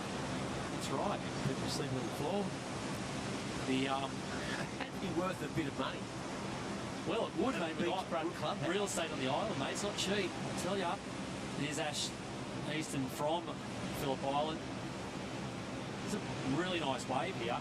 Came in at 4.4. So it hasn't moved him up in the standings, but I reckon he's pretty happy he found it. There's Willsy. Great backhand flare. That second one snuck up on him a little bit. Just managed to squeeze it in. Yeah, that's 4.5. Came in just under. He's 4.52. Yeah, so funny, Reg, so back on the Phillip Island 60th thing, so they've got a big celebration. It's like, mate, it's like a big day out down there happening at the end of the month. Right, so they've got bands and got club comps, and they've got all this stuff planned for the 60th anniversary, which is pretty funny because you look at a lot of these clubs and they're all, as we see Nick Squires here on his backhand, and a lot of the established clubs, he has lit this thing up. Oh, he might have been his 7.5 here. There you go. You can hear the Scarborough crew pretty happy. But a lot of the old established clubs have all turned 60 in the past few years. They were all formed when surfing really blew up at the start of the 1960s. And they were all formed around then. You know, you've seen a replay of this thing.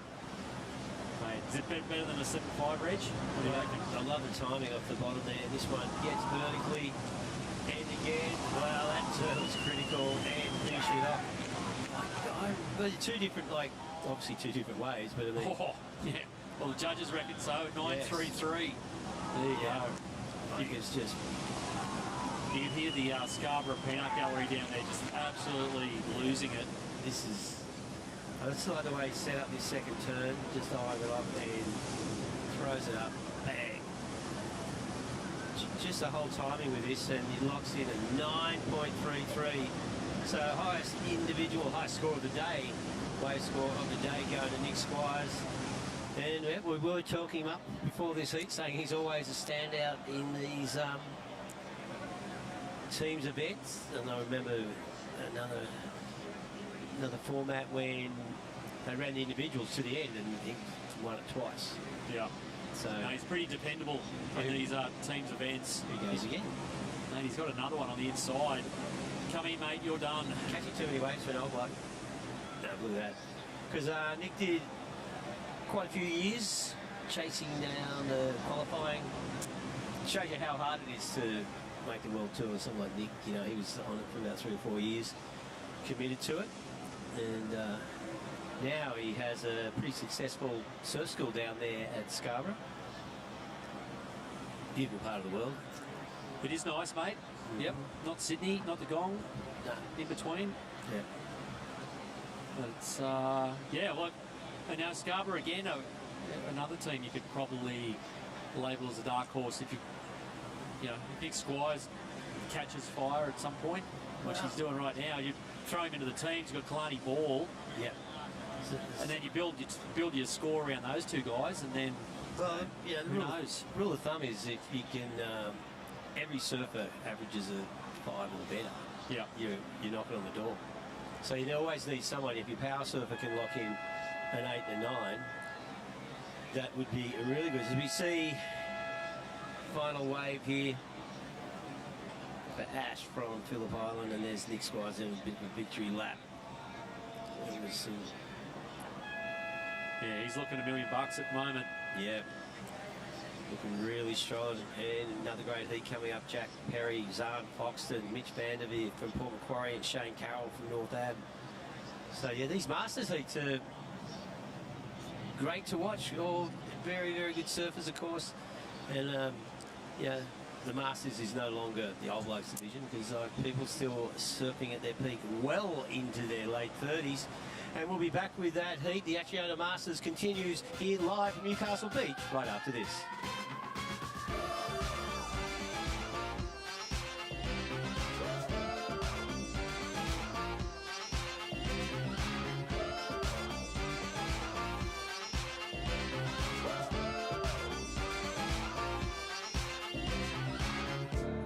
Introducing the next generation of champions. Hyundai She's Electric is the first all-women's leaderboard connecting ABB performance data around the country to unearth breakout talent, giving female riders a pathway to the top. Meet this season's Team Electric. Ava Holland, Charlie Stokes, Taylor Hannock, Ruby Rentz, and Imogen Enfield. In 2023, will you be next?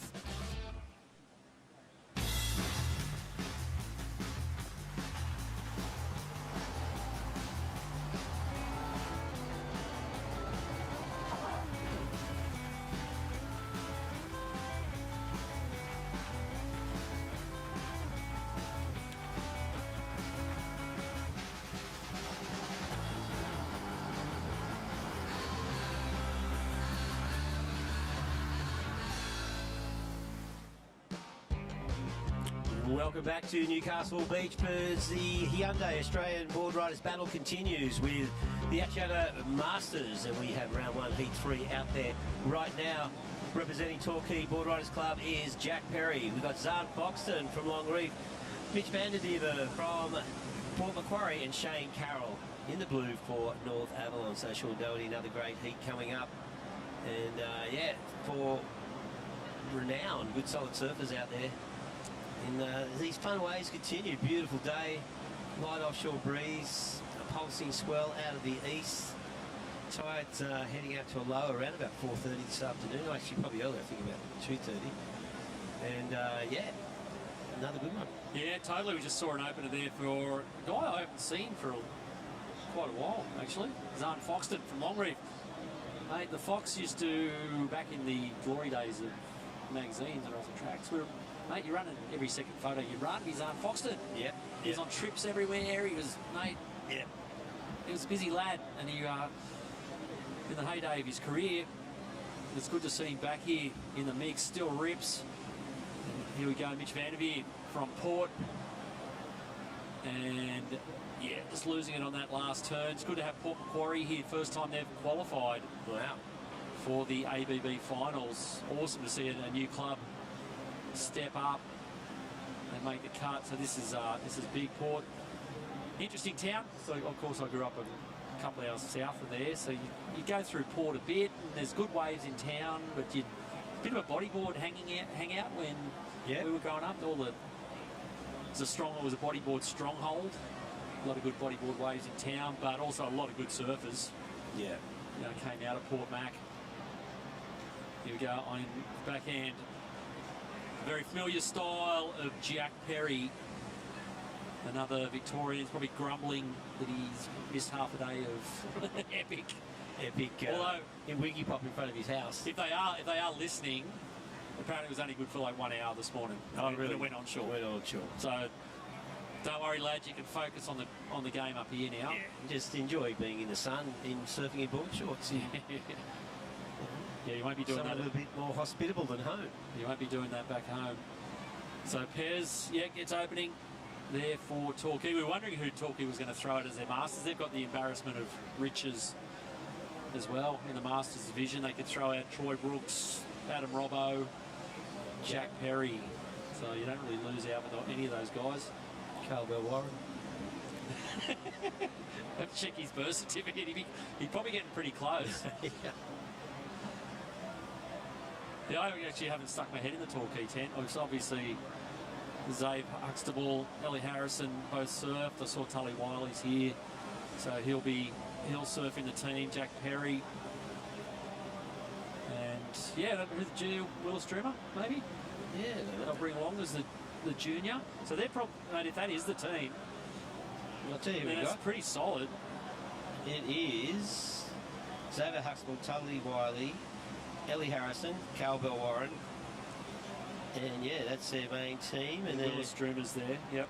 Yeah, he's there. And Master, of course. Well, Master was Troy Brooks, and Jack's the Master Reserve. So each team can bring. They bring up about 11 surfers. So they've got a reserve for each division. Yeah. Oh, Shane Carroll. He's another guy. Pardon me. We used to run quite a lot of shots off in the mag in the early 2000s. Shane Carroll surfing for NASA. North Avalon Surfing Association. They've been around for a long time. Old NASA. Here we go, having a look. Mitch Vanderveer from Port Mac. Just working this one over. Little slashing cutting to start. Another one here. This wave hasn't really stood up. Big series of cutbacks. Yeah, did a lot of work there. Not a lot of reward. So a couple of scores to come in for this one. This is up. This we'll be halfway through the Asciano Masters round. They'll be going into the juniors, which are brought to you by our very good friends at Harvey Norman. Now, of course, this is where these stools came from that we're sitting on. Harvey Norman? Yep, Harvey Norman. Yep. They got Harvey Norman cushions, Reg, around, lying around? I don't know. Harvey Norman television there, our Farrah monitor. Harvey Norman computers. It's all happening. Because you don't have to pay for anything. No. You just walk in any Harvey Norman you want and say, hey, I worked on the Harvey Norman Juniors at the Hyundai Australia Battle Boardriders. Take what you like. Grab that dining screen. So Shane O'Carroll there, a couple of big backhand hoofs. And that's actually taken him up into first place, 5.75 for Shane Carroll, North Avalon. Sorry, we were talking about Port Macquarie, Reg, and I was going, well, a bit of a bodyboard stronghold when I was growing up. Yeah. You know, it was like a lot of, I think Eppo was from Port Macquarie, Henry. And, but then, mate, then we go, well, all changed. Then old Mickey Campbell came along. That's from right. Port Macquarie, and because we just had Danny Wills in the last heat, and those two together, mate, didn't they just tear a hole in the World Tour for a couple of years? They came close to winning that world title. What year was that? 99? 98. 98. Yep.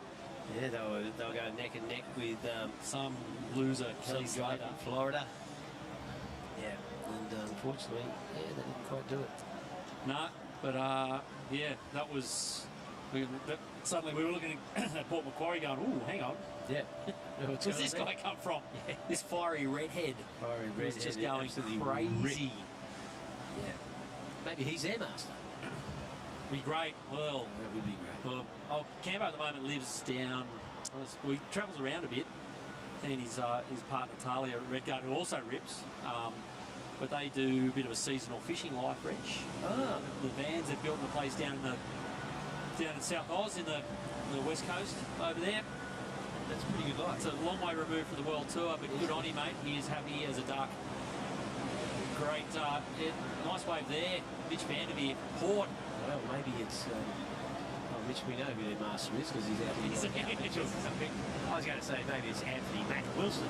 Well, but Mitch Vanderveer doing the job there. Just looking for that 5.76. But, yeah, as you said, good to see Port Macquarie Boardriders here. The finals of the Australian Boardriders battle. Well, the other thing this 10 years of the ABB's done, you know, is obviously it's kind of revitalised a lot of the clubs, and it's kick-started a lot of other clubs that were small, and you know, it's given them something to shoot for. And they'll surf in regionals, you know. So suddenly you're seeing this second tier and third tier of clubs starting to move up.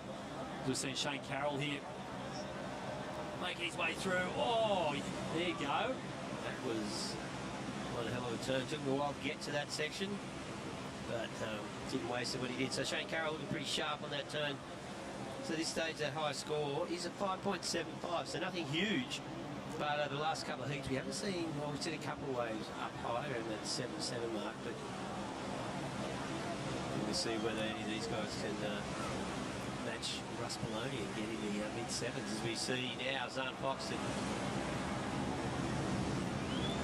getting vertical there, hanging nice and sharp. Oh, wow, this didn't... kind of misread it. Misread that one, yeah. I thought he thought it was collapsing too quickly and tried to nurse it under the lip, and probably should have just belted it. Yeah, it's a bummer because that was definitely had potential to take him up above that 5.75. So in the back half of this heat, just under 10 minutes, so as Shane Carroll holds onto that lead, it doesn't take much for someone to push him back in the second, just a matter of opportunity. Well, at the moment, Torquay are batting a perfect average. They've won all their heats so far. So Jack Pear's no doubt looking to keep that roll going for Torquay. Yeah. I think at last check, at the start of this round, before the Masters kicked off, Torquay were equal first on the standings. So basically, if you've just joined us, what we're doing here today is we've got individual heats today, and the seedings from these heats will be added together and decide kind of what decide the draw for tomorrow when the teams event starts. Yeah, well, the big thing for this is, Shorto. Oh, Pez. Oh, yeah, no. Looking good. It's because the top 8 clubs after today, they get the morning off. They go straight through to round 2, so you get that. That is a big thing. So yeah, if you miss that first round, well, if you are in the first round, of course, it's not. I don't know. Is it a huge disadvantage? Well, it means if you're in the, we're seeing, or here they're all on this. Here goes Foxton. No, he's out of there. So basically, it means if you finish in the top 8 today on the ladder, you get the morning off, and you potentially only serve 3 times tomorrow. Yeah, to make the final. Yeah. As opposed to 4 if you finish 9th or below today. Yes. So a big advantage if you can finish top 8 in the individual heats today. I'm just trying to think. I can't remember whether or not we've seen a club win from not being seeded through, not in the top 8 after the thing. Not really, because mate, it's a big. Like you think about it. Like obviously last year it was really hard because it was 8 foot and onshore. Yeah. It was hard to get out. So it was almost impossible to, if you had to serve 1 extra time to win the final. But maybe if it's like, it's like this size, it doesn't. You're not expending as much energy because it's breaking closer to shore. Yep, you get an extra, round to sort of iron out any kinks in the team. But then again, you're going to come first and second in that first round. Oh, see you later. Yep. So Jack Perry, well, talking of Pez, he's gone up into first place. There you go. I'm not sure, it wasn't that last way we just saw where he fell on the big backhand whack. I think it was the one before that. Yeah, but here we go. Jack Pez setting it up here. This little forehand figure 8. Another one again, big swooping turn. He's looking for something a 6 or better. There's the jam. That looked good. That looks pretty sharp. You don't get them sections of jam, Jack, I'll tell you, Reg. It's the most frustrating wave in the world to try and surf. The Jan Jack Boardriders might be watching this year. Oh, they don't care, mate, they know. They like to surf out at Bells, but we won't mention that. I'll get myself in trouble again. Bells and Bird Rock. Here we go, Mitch Vanderveer from Port. Drops in, nice looking wave. Straight up into that foamy section, and the wave just backs off. Yeah, just didn't have any oomph left in it as he hit that white water. And Mitch Vanderveer chasing the 5.99, so Jack Perry still in the lead with that 5.98. Just had Shane Carroll. So Torquay and North Avalon currently in first and second position.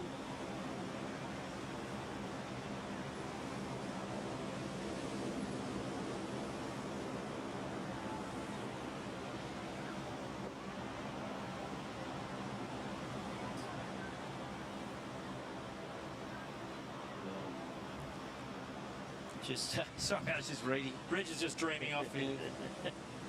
I was just reading about the contest rules, and yeah, interesting, Shauno, that there is some prize money with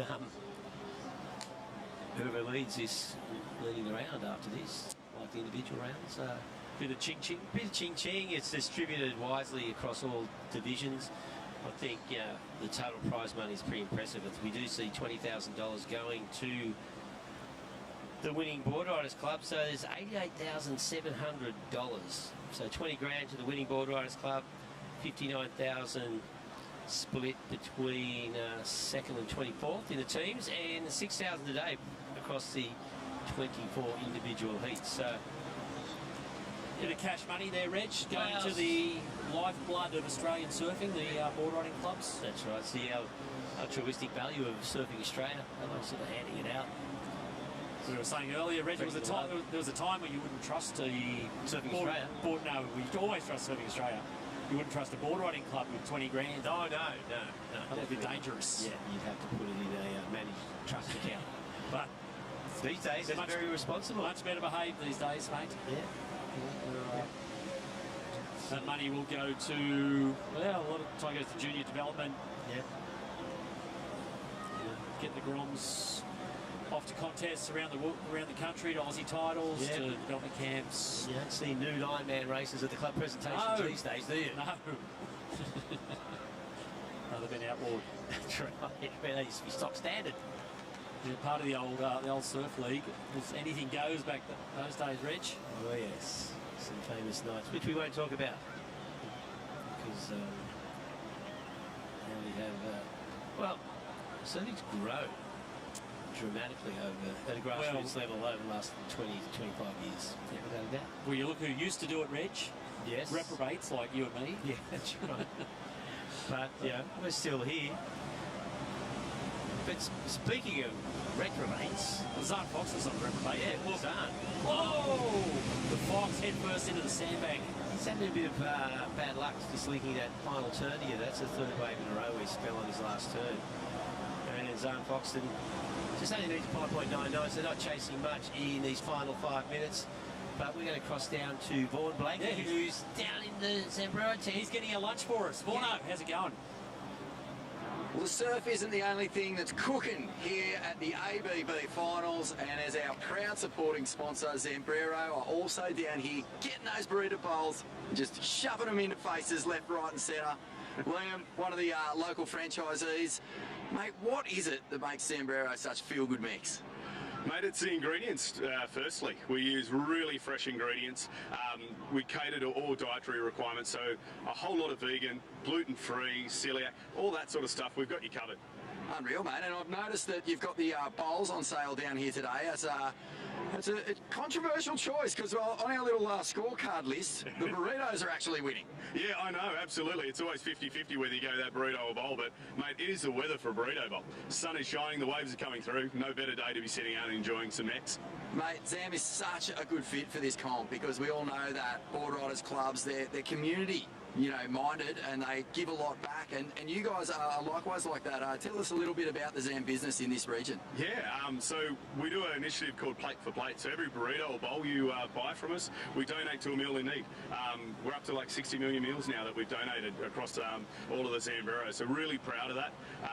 Locally, we've got 2 stores here in Hamilton and the Westfield, Katara. We employ a lot of locals, a lot of local surf life-saving club members as well, so that's a really big part of us. We've got that humanitarian, community-focused sort of business model, and really that's what I love about the company. It's unreal, mate, but also the food tastes epic. I love the spicy ones, I love the non-spicy ones, I love just ripping in. It is the perfect post-surf nosh. It is, absolutely, mate, and it's that filling meal that you have. We do a lot in that sort of stuff. It's not too heavy, it's nice and light, so definitely after a big day at the beach and surfing, come and get a Zams. Oh, mate, well, is there any around? I'm kind of feeling a bit peckish for some Zams right now. Here's one with for you, so. You beauty, all right, I'm just going to... Spicy sauce for you too. Thanks, mate. I'm going to pass this over to you. Thanks, mate. Tell us what you think. So, mate, this is our chicken with our verde. So, mango, jalapenos and lime. It's beautiful sauce, that one. Oh, man. That is good gear.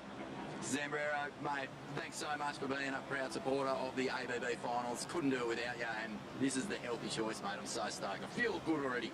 Thanks, mate. Thanks for coming along. Well, Blakey's got the bowl. Yeah. 2 burritos with a lot for the mates in the commentary booth. Thanks, Vaughno. Here's Zahn Foxton. You can just hear the hooter going in the background. There's been a bit of action right at the death. Looks like all these guys have had a wave. Yeah. Fox is going to try and milk this thing through the inside. I saw Jack Perry up on 1. Yeah. Saw Shane Carroll up on 1. So... Yeah, busy end of the heat for the judges. You see Zahn Foxton there. Just making his way back in. And yeah, so, Zahn Foxton there was chasing a 5.98 on that last score. As we see the heat recap happening right now. So here's Shane Carroll opening up on a solid one. Ended up getting a 5.75 for this, which remained his high score. Yeah, well, this was the winning wave for a long time. Zahn Fox, and it feels like the Fox has caught about 50 waves in this this heat. A lot of lefts. This was his right at the end. So I don't think he's up in the mix to win this. No. And this guy is Jack Perry. Big backhand whack to finish for Pez. Yeah, he has his solid waves. Well, he was leading before this. That one snapped under the lip. He loses this one here, but I think he's got it, mate. There it is. Torquay keep their perfect record. 3 from 3 wins today. Jack Pez. Who needs Adam Robbo? Who needs Troy Brooks, mate? You got Jack Perry here. That's right. Okay, you're watching the Hyundai Australian Boardriders Battle Finals here live from Newcastle Beach. Plenty more right after this.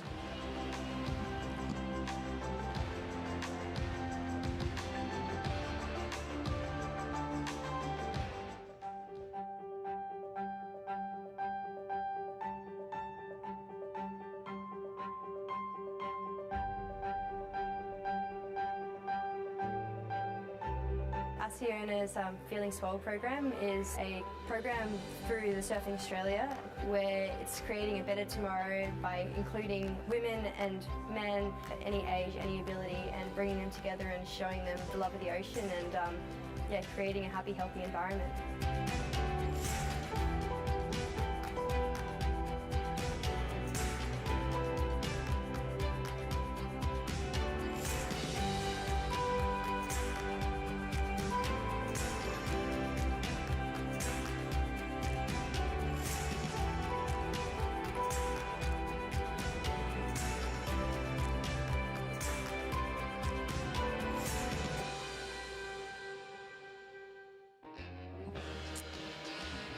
Yeah, welcome back to Newcastle Beach, and the Torquay crew pretty happy.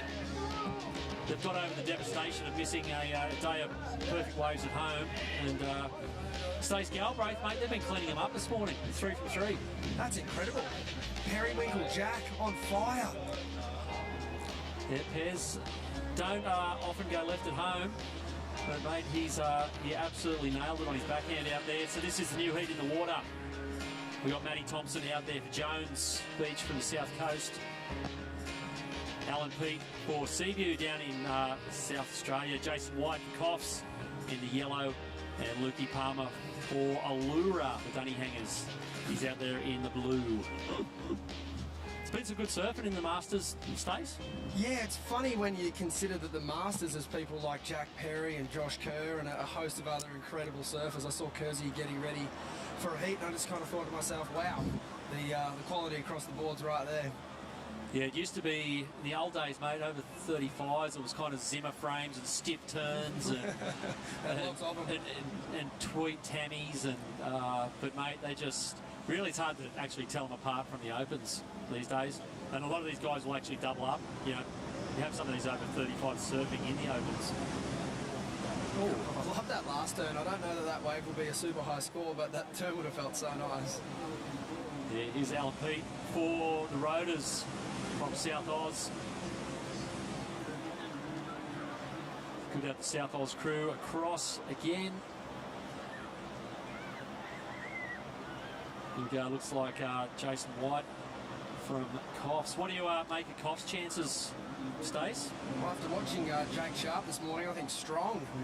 Obviously, we get to see Jason White open up the shoulders now, and yeah, haven't seen anyone else in their team surf. I think maybe Rosie Smart had a good heat earlier, but wow.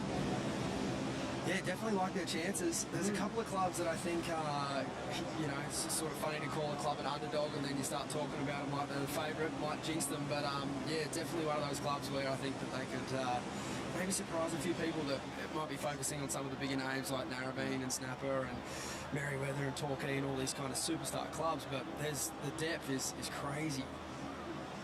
Yeah, Coffs a team who's gone pretty close in the past. They had a second, I think, 1 year. And they've been up in the mix a bunch of the years. Yeah, we saw up at on the Gold Coast there, the teams event run at Snapper, the Usher Cup. M&M Boardriders took out the teams division of that, and that was, you know, that was one of those stories where the final had Snapper, Diva, Noosa, and I definitely think M&M would have been pretty long odds to take that one out. But in these situations where we get into the teams event tomorrow, the clock can get the better of anyone. Spin the wheel, mate. See what happens. Yeah. I think it also probably a bit of a nod as well. I was watching that event and watched Eminem, who were kind of like a bit of a minnow club compared to the big dogs of Snapper and you know, Noosa and those guys. Seeing here Matty Thompson from Jones, but it seems like, you know, the last 5 years there's a lot of those mid-tier clubs, or like even lower tier clubs, are actually, because of the experience of going through all of these regionals and so they're doing a lot of club surfing, are actually getting really good. Yeah, they're quietly getting really good. They're getting the reps up, like through the regional rounds, and then obviously qualifying for the grand final here. And then you know what else they're doing a lot of too that I've noticed is full team practice drills. Yeah, right. Saw Mitchell Ross stressing for a car park yesterday afternoon down here because he was due for a bit of a run through with his club Merriweather. And I'm sure the other teams around the country are doing the same thing. You want to come in well oiled. Yeah, yes, a lot of these clubs, you know, do a lot of heat drills. I know the Torquay guys do, and they're pretty well trained. Yeah, and speaking of heat drills, I think that they carry that right through, like not only for these kind of competitions, but I was having a little look around on Instagram this morning and checking out what the Seaview, you know, Roaders are up to, and you can see, like, much like the big clubs, they've got junior development that's really strong and consistent, and it's you know, it's super important. Like a lot of these kids when they're playing other sports, they'll train twice a week, and I think it's cool to see surfing in that same vein. Yeah, totally. So there's the scene, still well, bluebird conditions, still got like light westerly kind of water, about as warm as it gets here. So total contrast to what we had here last year. We got absolutely bombed by a huge East Coast low. Woke up on Sunday morning, it was like 8 foot, and breaking out into the coal freighters. So there's a bit more manageable stays. Probably this is probably actually better surf for final day with the teams. Yeah, definitely. And I think the forecast looks really fun over the weekend. It comes a little bit round more to the south tomorrow, but that favours here fine. And there's so many different holes in the sandbar that I think it'll look a little different tomorrow, but I still think it'll be really contestable. And you know, we were talking about it earlier. The team managers are going to have a hard task trying to decipher, you know, the best part of this beach. But I guess that's what today's for. You really get to feel it out. Totally. Yeah, the fun and games start tomorrow with the teams. But, well, acing them so far today, 3 from 3. Torquay Boardriders, and keeping the perfect record intact was Jack Perry down there with our own Paul Blakey. Thanks very much, Shauno. On a bit of a roll here from Victoria, Jack Perry and Torquay, as the boys said, 3 from 3 is a really good start, and leapfrogging that first round is going to feel good. Yeah, it's been really fun. Hopefully Willis gets a win in the last heat, world champ, so he should get it done. But yeah, it's just so fun to be up in Newcastle in the warm weather and competing as a team. It sort of feels like you're playing footy or something. It's good. Mate, you guys have had a shock and run with waves down there over the past couple of years, and you've come up to the ABB finals and it's cooking at home.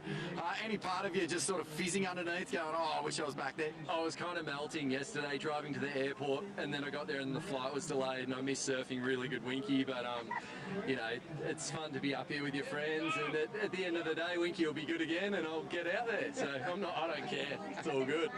Mate, it does feel like Torquay's been building over the past few years. You've had some pretty good runs in this event, but it feels like this year there's something brewing. Yeah, I think like we've gone, you know, close to making the final. I think we got 5th last year and just missed out. And Zave, you know, he's getting better every year. Tully's improving. Ali Harrison, you know, Australian junior champ. And then, you know, you've got Brooko, who's going to surf tomorrow in the tag, who's a CT surfer, and, you know, Tricky Chook, he can pull 10s when, you know, out of anything. So it's, yeah, it's exciting. Mate, I just saw Brooko surfing that Usher Cup last week, get a 10-point drainer behind the rock. He thought he was back at Barradilla Cruise on the Surge. Totally, mate. The whole of Torquay have heard about it. I reckon he went through his whole phone book and rang, and he's like, anyone see my 10? Like, it was just, the phones were running hot. But, yeah, he's epic. So stoked to have him up here and competing. He's you know, just such a good team player. Unreal, mate. Well, a champion team you guys have got, and maybe this is the year for Torquay Boardriders. We can only hope. Go Torquay. Yeah, on your lads, well done. Pez, Torquay looking good, although we won't put the kiss of death on him just yet, Stace. We've done that a couple of times in the previous years. Yeah, no, I'm more than happy to do that. I think that, you know, Perry's already done it to himself there. It's sort of saying, Willis is coming up later, and you can already feel them thinking about 4 from 4. Yeah. Torquay have this amazing attitude that they just, you know, to use an AFL term, they want to be 6 goals up at every term. And it's a fine wish to have, but we'll just have to see if they can manage that expectation, I guess. Yeah, mate. Well, the interesting bit comes tomorrow when it's teams and, mate, strange things happen.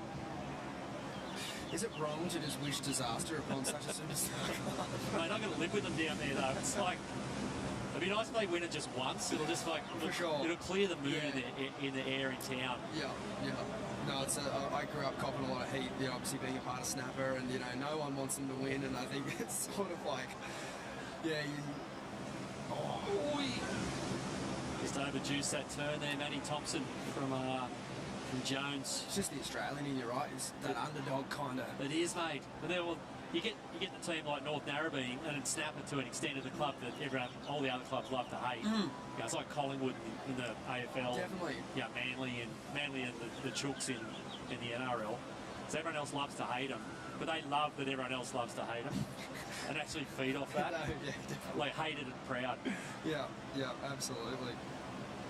So, but we'll see tomorrow whether we can get Torquay onto the podium.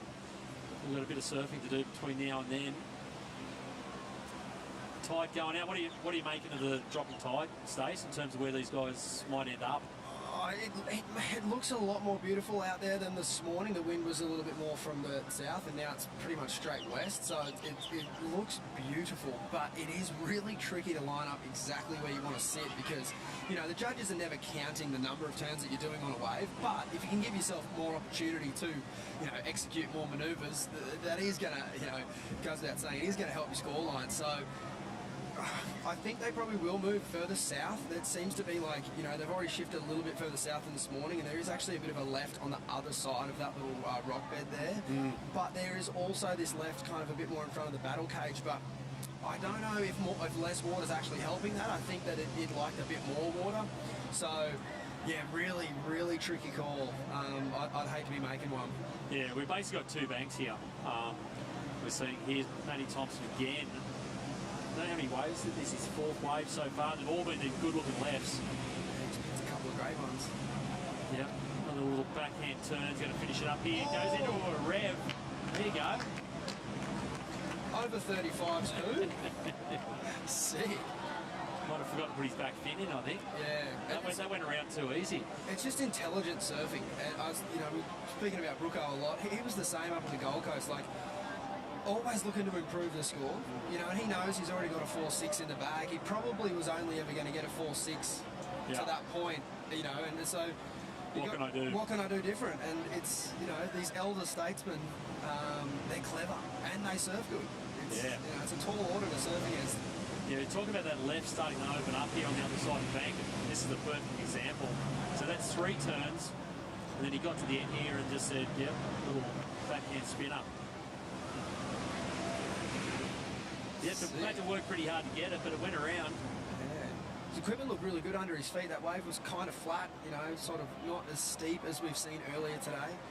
So, yeah, it didn't look like he was having a fight through that soft bit at all. Yeah, so there's the wide shot. As you can see, conditions about as good as they get here in terms of wind, and there's just a light little ruffle of westerly. Here we go. This is Alan Pete from the Roaders, South Oz. Another good-looking left. He's going to crack this thing and does it pretty nicely.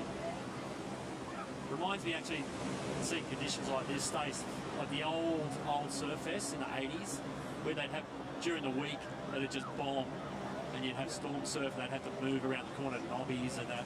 But then you get to the weekend and it'd just be perfect like this. Yeah, it's a classic East Coast day today. Plenty of people out and about. And yeah, I mean, pretty much first time I've been down to Newcastle in a long time for any event, and it hasn't been 100 foot, so mate, there must be a swell coming next week. I've lost track. Seriously, you can set your watch you turn up here and there'd be some random, like Old Testament East Coast low that would just sit out there and just sit off Newcastle and just, you know, wash tankers up on the beach. And that when the Surf Fest was on last year, I think that was the biggest waves I've ever seen with my own eyes. It was every bit of 20 foot. Yeah, mate. It was massive. And they've had, like, do you think of how many times that event has had to go and run into the harbour? We had 3 days off in an event where there is no waiting room. That says it all. There was waves breaking out, like they were already breaking, you know, on the horizon. You didn't even know, you couldn't even see them capping. It was just whitewash from the get-go. It's only this, like, event, or only the Newcastle events that it seems to happen to all the time. Oh, that fade was incredible. What a way to set up that wave. He's looking good, huh? Yeah. So hard to keep your speed through a wave like that.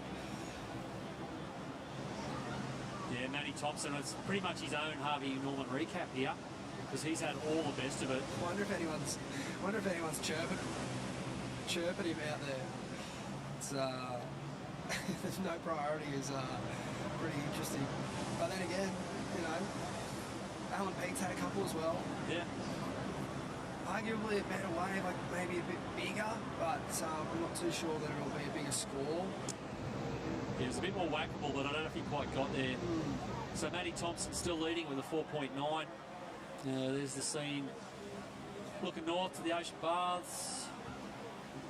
Of course, yeah, like when you get some of those big swells, we talk about like the big east swells, actually where the rocks there, the north, just basically turns into a gigantic like Uluwatu left that comes down the beach towards you out of your TV screen.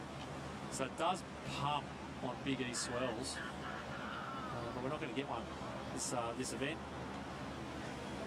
Yeah, it's going to make it really exciting for, you know, we mentioned tomorrow with the team's challenge, like all the clubs tend to sit up in their viewing deck, which is really cool. It's pretty cool experience. Like Tezza McKenna mentioned in the beach com this morning, it's such a natural amphitheatre here. But with the Shorey Bank, I reckon we're going to have clubs like right thinking in front of it, which is going to be sick. Yeah, well, the past couple of years you've needed to be up high to actually see your surfers. They're like half a mile out to sea, but they're only going to be about 20 yards off the beach tomorrow. There's Alan Peets again. He's found a bit of rhythm towards the end of this. Oh yes, it's a little choppy. There's Matty Thompson. Whoa. The old boys. That was mental. The old boys are really throwing it around out there. But yeah, you're right, mate. It's going to finals day tomorrow. The teams will be right down there on the beach. What do you reckon that does in terms of helping like an underdog, like an upset win? Does it play into the hands of the experienced clubs? The fact that it's smaller and closer to the beach and less random? I think the more experienced clubs have the worse at poker faces. So when their surfers are kind of melting down, like taking too much time or whatever, the surfer will probably be able to see in the looks of disdain on their team members' faces for taking too much time. Whereas the clubs that sort of have that bit more happy-go-lucky spirit, they'll be able to, you know, I think keep that vibe up. So I think it will help in the underdog clubs. I was standing next to Merriweather this morning when Rossi, you know, I don't think he did anything wrong, but he did. Except take 25 minutes to get away. I mean, a wave didn't really come to him, you know, and then he just, luckily enough, Morgan went out and got 5/8s, and it was all good. But it is so stressful for these big clubs. It's stressful for every club, but you can definitely see the clubs that, you know, they want to win. They all want to win. There's a lot of prize money on the line, a lot of prestige. So yeah, I think being right on the sand tomorrow, I think if you're ripping, it'll feel pretty good. Yeah. So we're getting down to the skinny end of this now. Matty Thompson still hanging on to the lead for Jones Beach. So coming up next, yeah, Blake Wilson, Sam Mann, Richard Sills, Kyle Robinson. So there's the scene looking back towards Belt Noah's up there. Of course, the skyline's changed a little bit over the years. A couple more apartment blocks. The old hospital's gone. You remember back to the old days? You spent 10 years here, Sean. I did. When was that? What time was that? 90s. Yep. Basically. Yeah, it was a bit like 97 in particular? 97, yes, I was here, 97. Wow. Yep. Wow. But it was a different, like a bit of a different vibe up this end of town, up the east end. It's, of course, the train would used to run all the way. Now it doesn't anymore. It's cleaned up the whole end of towns. Best $7 overspent once going from Sydney to the Used to be mainland. so cheap. $7. I know. Yeah.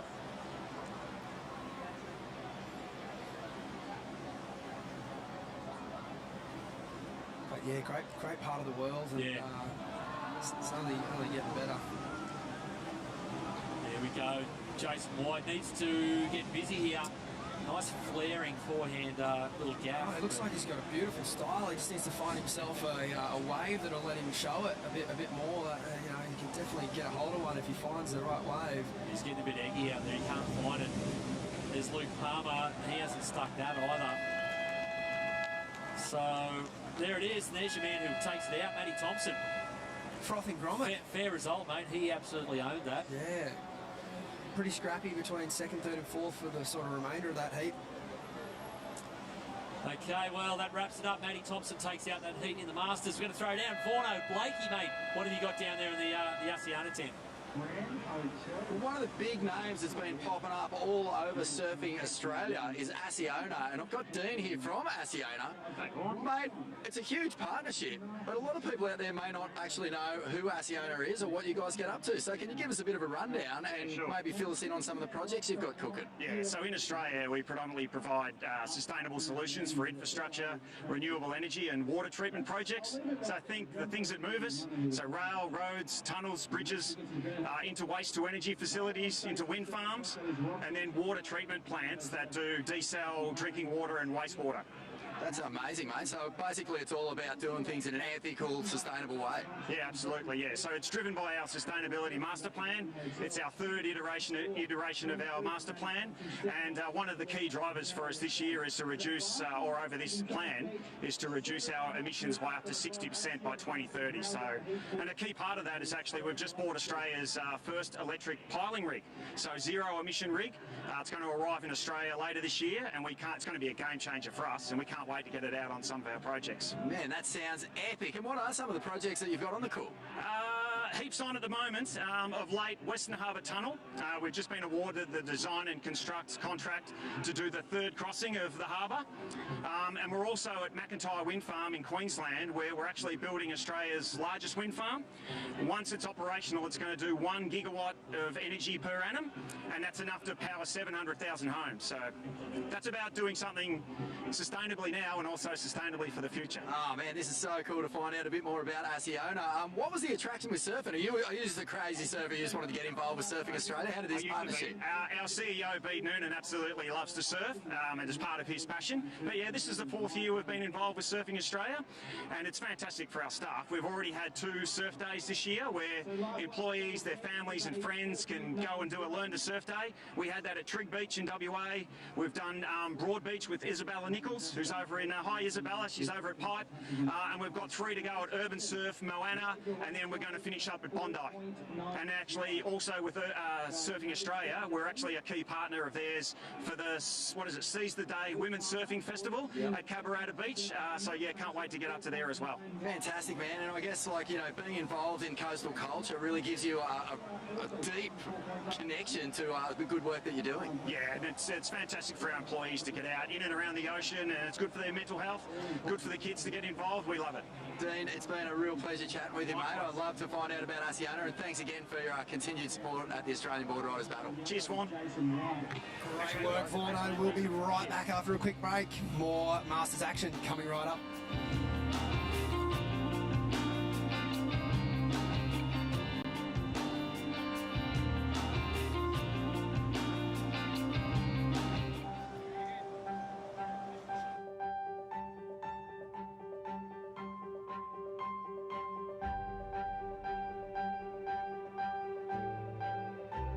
Asiona's Feeling Swole program is a program through the Surfing Australia where it's creating a better tomorrow by including women and men at any age, any ability, and bringing them together and showing them the love of the ocean and creating a happy, healthy environment.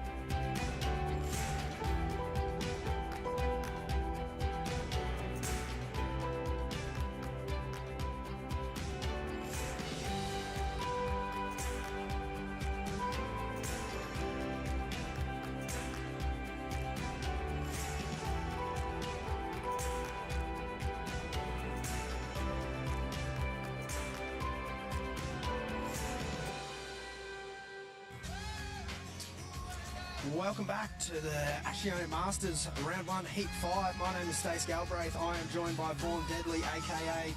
Vaughan Blakey, a.k.a. the best bloke that God ever shoveled cuts into. Vaughan, a fantastic piece there, mate. That was incredible to learn about, you know, one of the biggest partners of this event. It was, yeah. You know, Asciano is one of those names that I've seen popping up here and there at different initiatives around the place, and it's just been a solid partnership with Surfing Australia, and it's yielding just really good results, man. I mean, not only is their support going into things like the Australian Boardriders Battle, but clearly the work that they're doing in sustainable infrastructure is just impressive. It certainly is. Another thing that's impressive, it's the Masters. They have been teeing off. The fossils, mate. The fossils, you know what?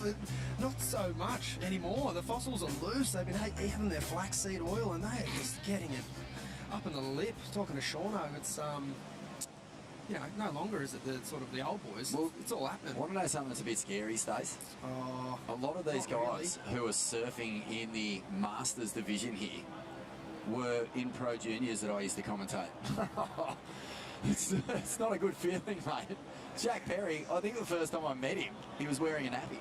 Now he's in the Masters. Now he's got his son down Oh, there. no, sorry, that was only 2 weeks ago. Oh, yeah. Adult. I think I was actually only telling a story the other day about the great events that you used to do up and down the East Coast with just absolute bags and bags and bags of buff. I think that I got a bag full of shoes once, and I was just the happiest grommet on the planet, and it was all thanks to you, Vaughan. I never forgot that. Look, it wasn't my stuff to give away, but I was happy to share it with the froth and groms like yourself. And looking at a few replays here, it's a big heat. North Shore Boardriders Club, Blake Wilson out there, one of the Wilson clan. Samba Man, well, there's a name that has been around for a long time. This guy is far out. He's just such a powerhouse, isn't he? He's so reliable, so consistent. There's another guy. Look, he used to be in the Pro Junior circuit when I used to call it. Man, I feel old. Oh, how's this angle from down the bottom? Grumpy looking loose. Someone's getting their Jack McCoy on here. Yeah. Oh, well, yeah. That or a bit of Bosco foreground. Lovely. Oh, yeah, that'll get a double page spread for sure in the old Bosco currency. But Bosco Waves magazine. Kyle Robinson out there for Burley Heads, mate. And Richard Sills from Yelling Up. So great to see the West back in the ABB finals, presented by Hyundai. And look at this, Silsy snapped a slide. That's a nice little start to this wave, Stace. He's got a bit of a future style here. I love where his front foot is on the board. That was sick. Yeah, shout out to all the West Oz clubs, Trig and Yelling Up for coming over. Like, it's a pretty big lift, you know. We live in a beautiful big country. It takes a long time to get up to the East Coast, so stoked to see them over here, and it obviously adds to the depth of the field, and whoever takes this thing out can truly say that they are, you know, pretty much like the NFL say they're world champions. I think whoever wins this is definitely the world champion. Oh, definitely. And I think we're going to cross down now to Jess Grimwood, who is with Matt Tiny Thompson, formerly of AV, and stealing a win for Jones Beach, the Jones Beach Club. Thanks, Vaughan and Stace. Yes, May Thompson, a heat win for you. I mean, this morning we just did the maths. Nick Clifford got a second, Oceana Rogers got a second, and you just took a win. You guys are feeling pretty solid so far. Yeah, I reckon, like, I was lucky I got that win. It was on a low scores and that, but the other two, Nick and Oceana, they got big scores and they only just missed out on getting first. So it's close to, we nearly had 3 firsts already. Yeah. And you got some really good, insane club spirit going on. What does it feel like having all the guys and the girls here supporting you? Oh, it's amazing, yeah. Like, I'm a bit newer to this club. I didn't grow up here, but definitely feel a part of it now. And you should see all the young kids back there and everything, and even all the older crew really get behind it. So it's a great club, really good. And you got your young fella Zane there, yeah. Mate. How was it watching Dad out there? Did you think he ripped, or was he going a bit slow?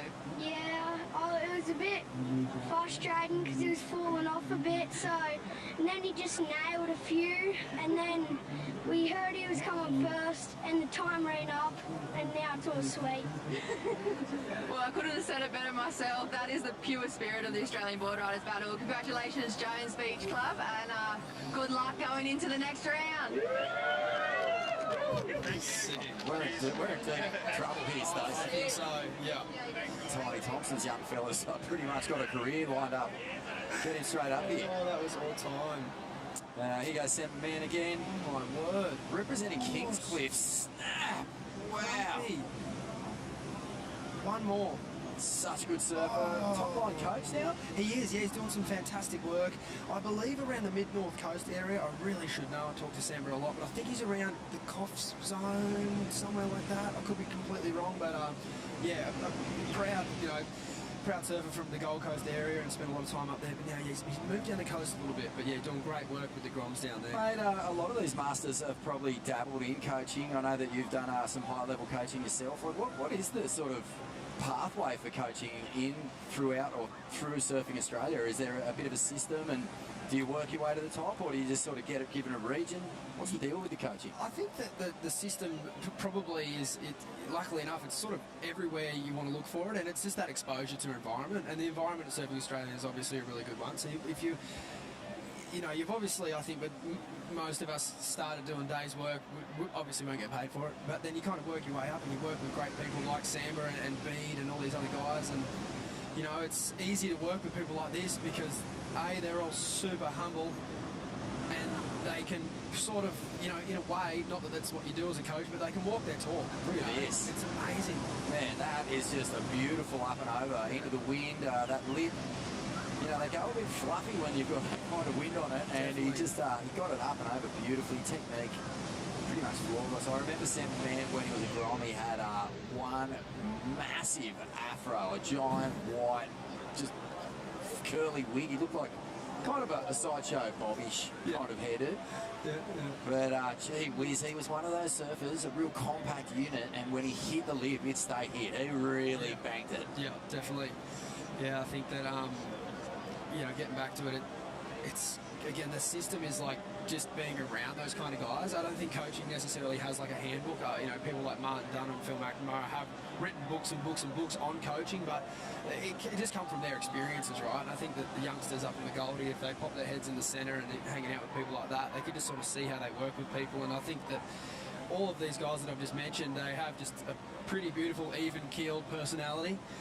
And I think that, one thing that they can show is like going out and giving it a good crack and learning how to kind of win and be humble and lose and learn to digest it. I think a lot of youngsters, and I've noticed that a lot have problems sort of digesting their losses, which is fair. You love it, everyone wants to win, it's a great feeling, and you want to do well, but you've got to get good at processing these things and figuring out kind of where the kinks may lie. And here's another great example of that, Ace Buck, and he's a World Championship Tour surfer.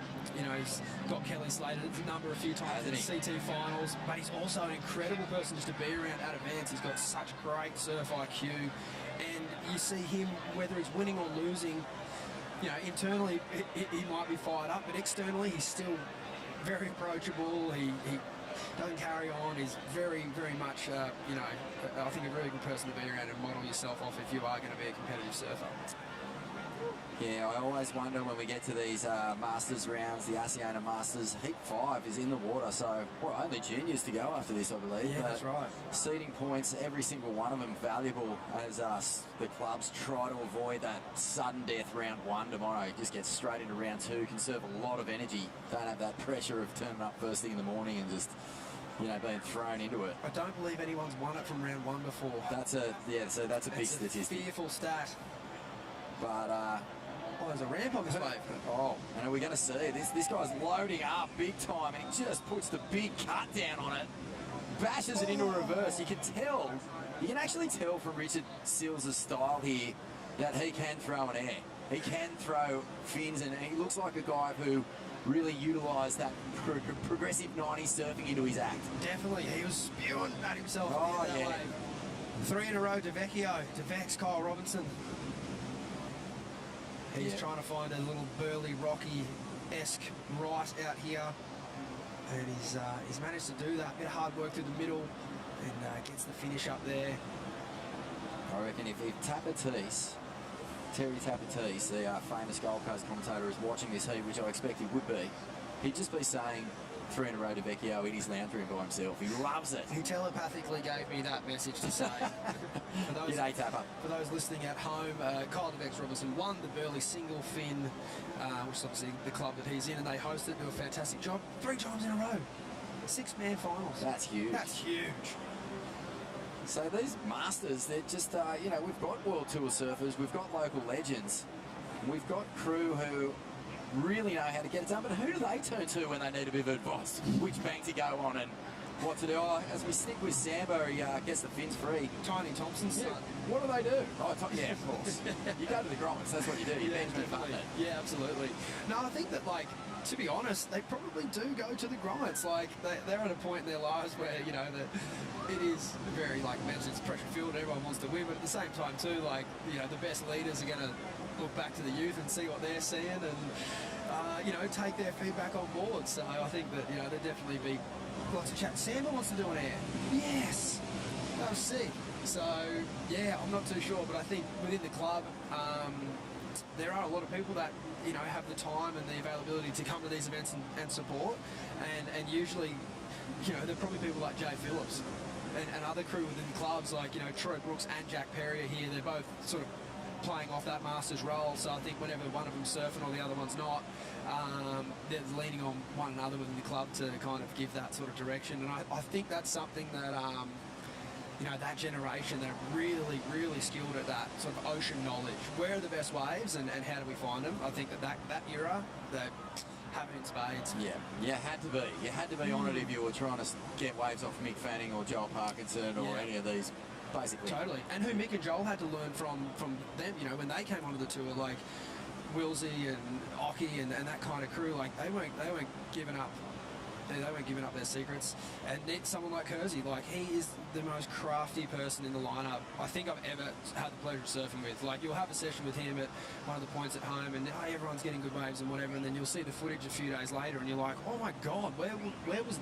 How? You know, they just have an innate knowledge of reading the ocean. How evergreen, not just all the masters, but Josh Kerr in particular. Like, I thought he was going to win Stab High there for a second with a few of those free surfing punts on his 20, no less. 20, yeah. And you're just going, what? I mean, he is a little bit of that Kelly Slater gene of just getting better and better and better. Just his surfing is looser, it's more powerful.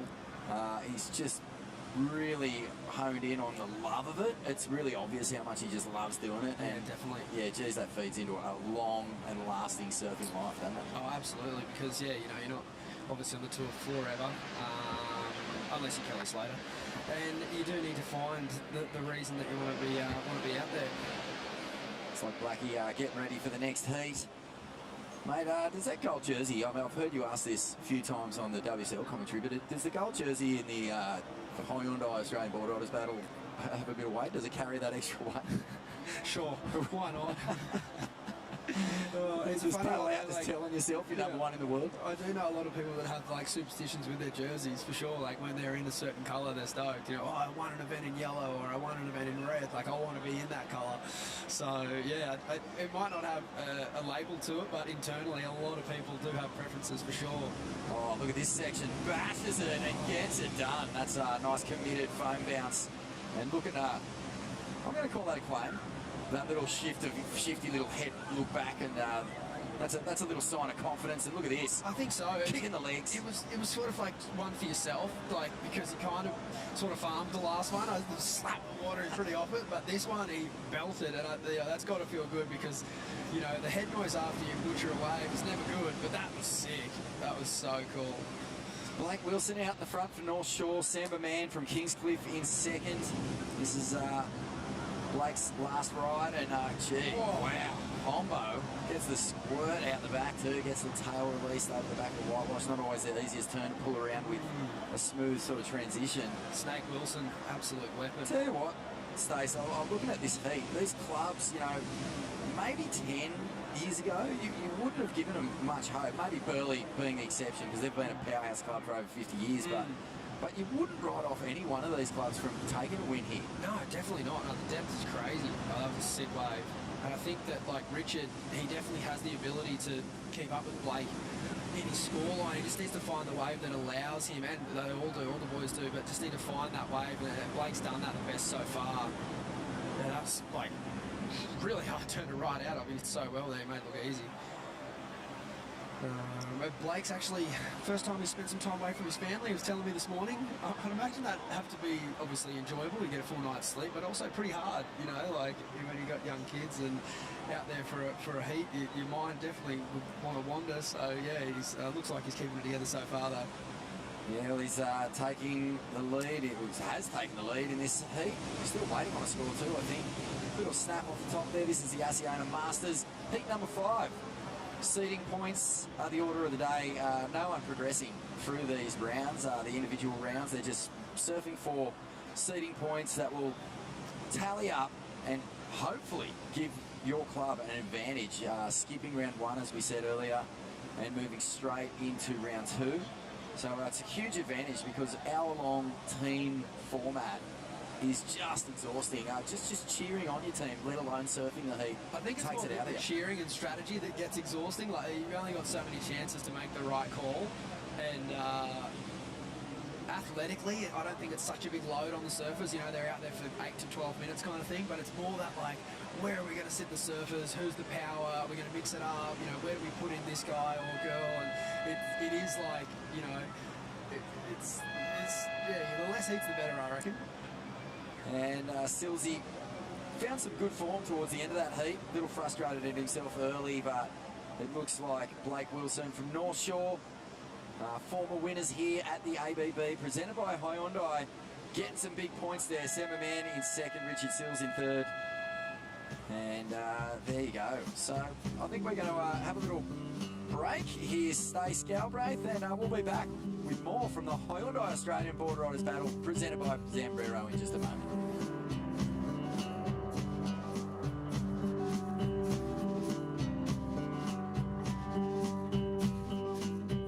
Harvey Norman, your destination for outdoor living, with our huge range of outdoor furniture and barbecues. The latest trends in timber, stone, aluminium and wicker, lounges or dining, casual bar settings and settings to suit small spaces. A versatile collection for the ultimate in choice. Barbecues from all the big brands. Beefy to Everdure, Gasmate, Massport and Oklahoma Joe's, including smokers for slow cooking, charcoal grills, plus outdoor kitchens and fully customizable solutions. So much more to explore in our huge range. Now at Harvey Norman, your destination for outdoor living.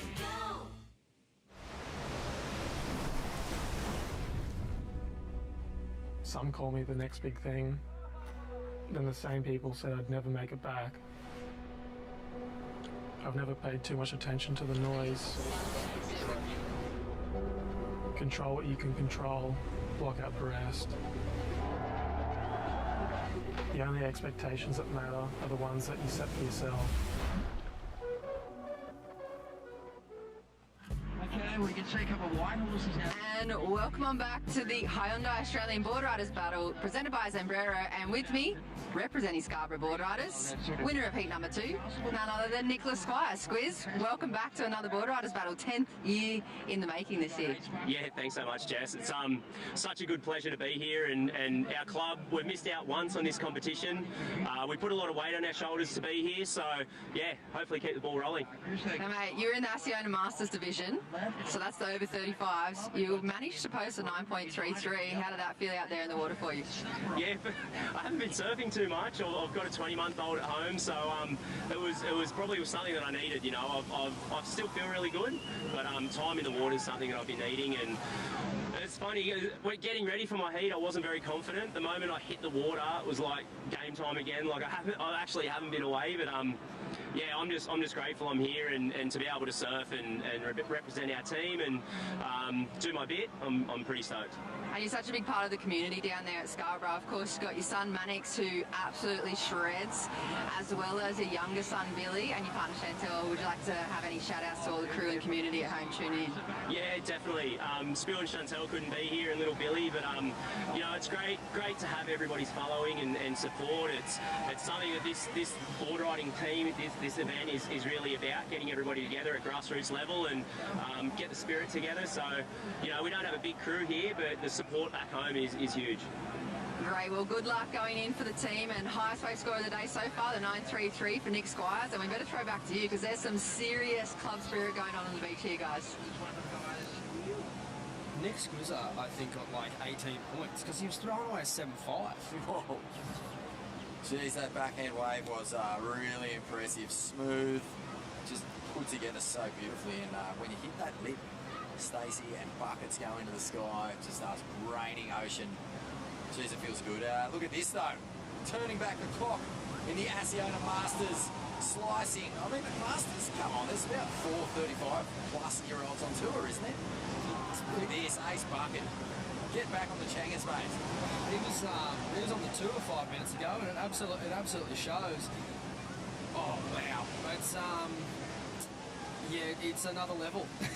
That was incredible surfing. Change his name to Slice. Yeah, beautiful style here, and yeah, I mean, I think there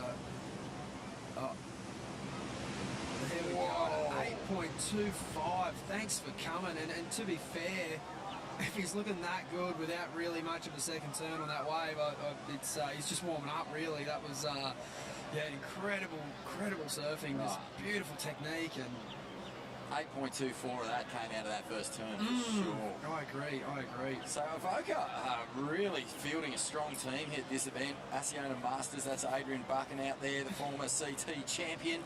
2 wins or 3 in his career? I think 2, Tahiti and France. Both against Kelly. Yep, Slater. So you've got some... Oh, you've got a mountain to climb if you think you're getting over the top of the ace bucket. But you reckon he looked over at Kersey after that and paddled back out? Oh, the old sparring partners. There you go. Christo Hall out there as well. A really accomplished surfer from North Narrabeen. Damon Black from Maroubra United. So Josh Kerr representing Snapper. Snapper, one of the big dog clubs in Australian surfing. They've got a few massive records. I think they won 11 Australia Salts in a row at one stage. Interesting fact, the first one was ever won by Little Marley, which was their B team. So if you include that one, I think they've got, even more. So they've got a few wins here at the ABB finals. But Snapper, I mean, anything less than a win is not good enough. That's just how they operate. And as I mentioned, terrible poker faces when it doesn't come off. But they're definitely, they expect to win and they bring a team, for that. And yeah, Kersey knows how to get the job done. So here we go, into the left.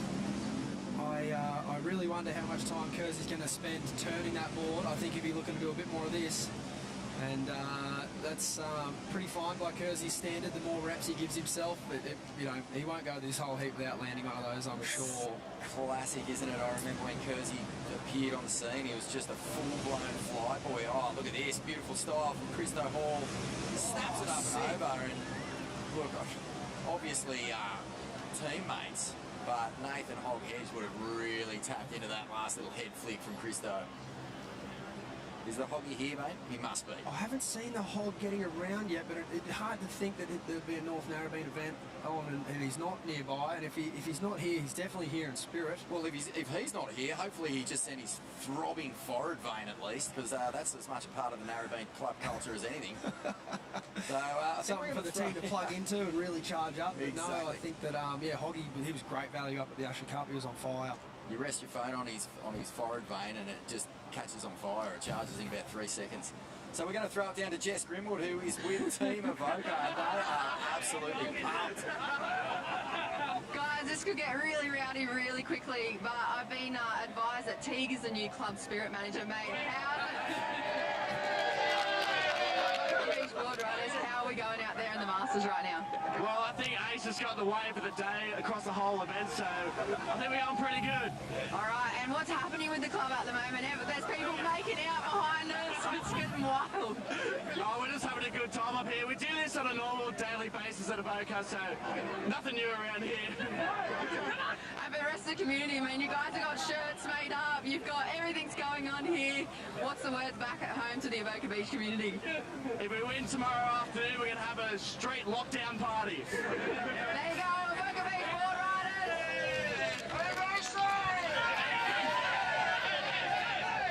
Just an afternoon track run for them, mate. Just, go through the motions. Call in on that street party on the way home if they win. And it's about 4 hours in the opposite direction, so that's how keen I am to be a part of that victory.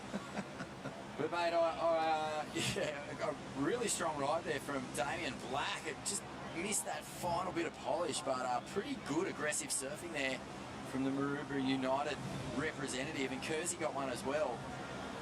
Kersey, his wave selection at the moment, just sort of taken off on a couple of in-betweeny fluffy ones. I know that like Kersey is one of those dads who, you know, sits on the beach with a towel and watches a lot of his daughter Sierra Kerr, a lot of her heats, and gets the nerves, and he's often said on broadcast, you know, like, I feel more nervous now than I did during my career. But do you reckon Sierra's sitting on the beach feeling nervous for Dad?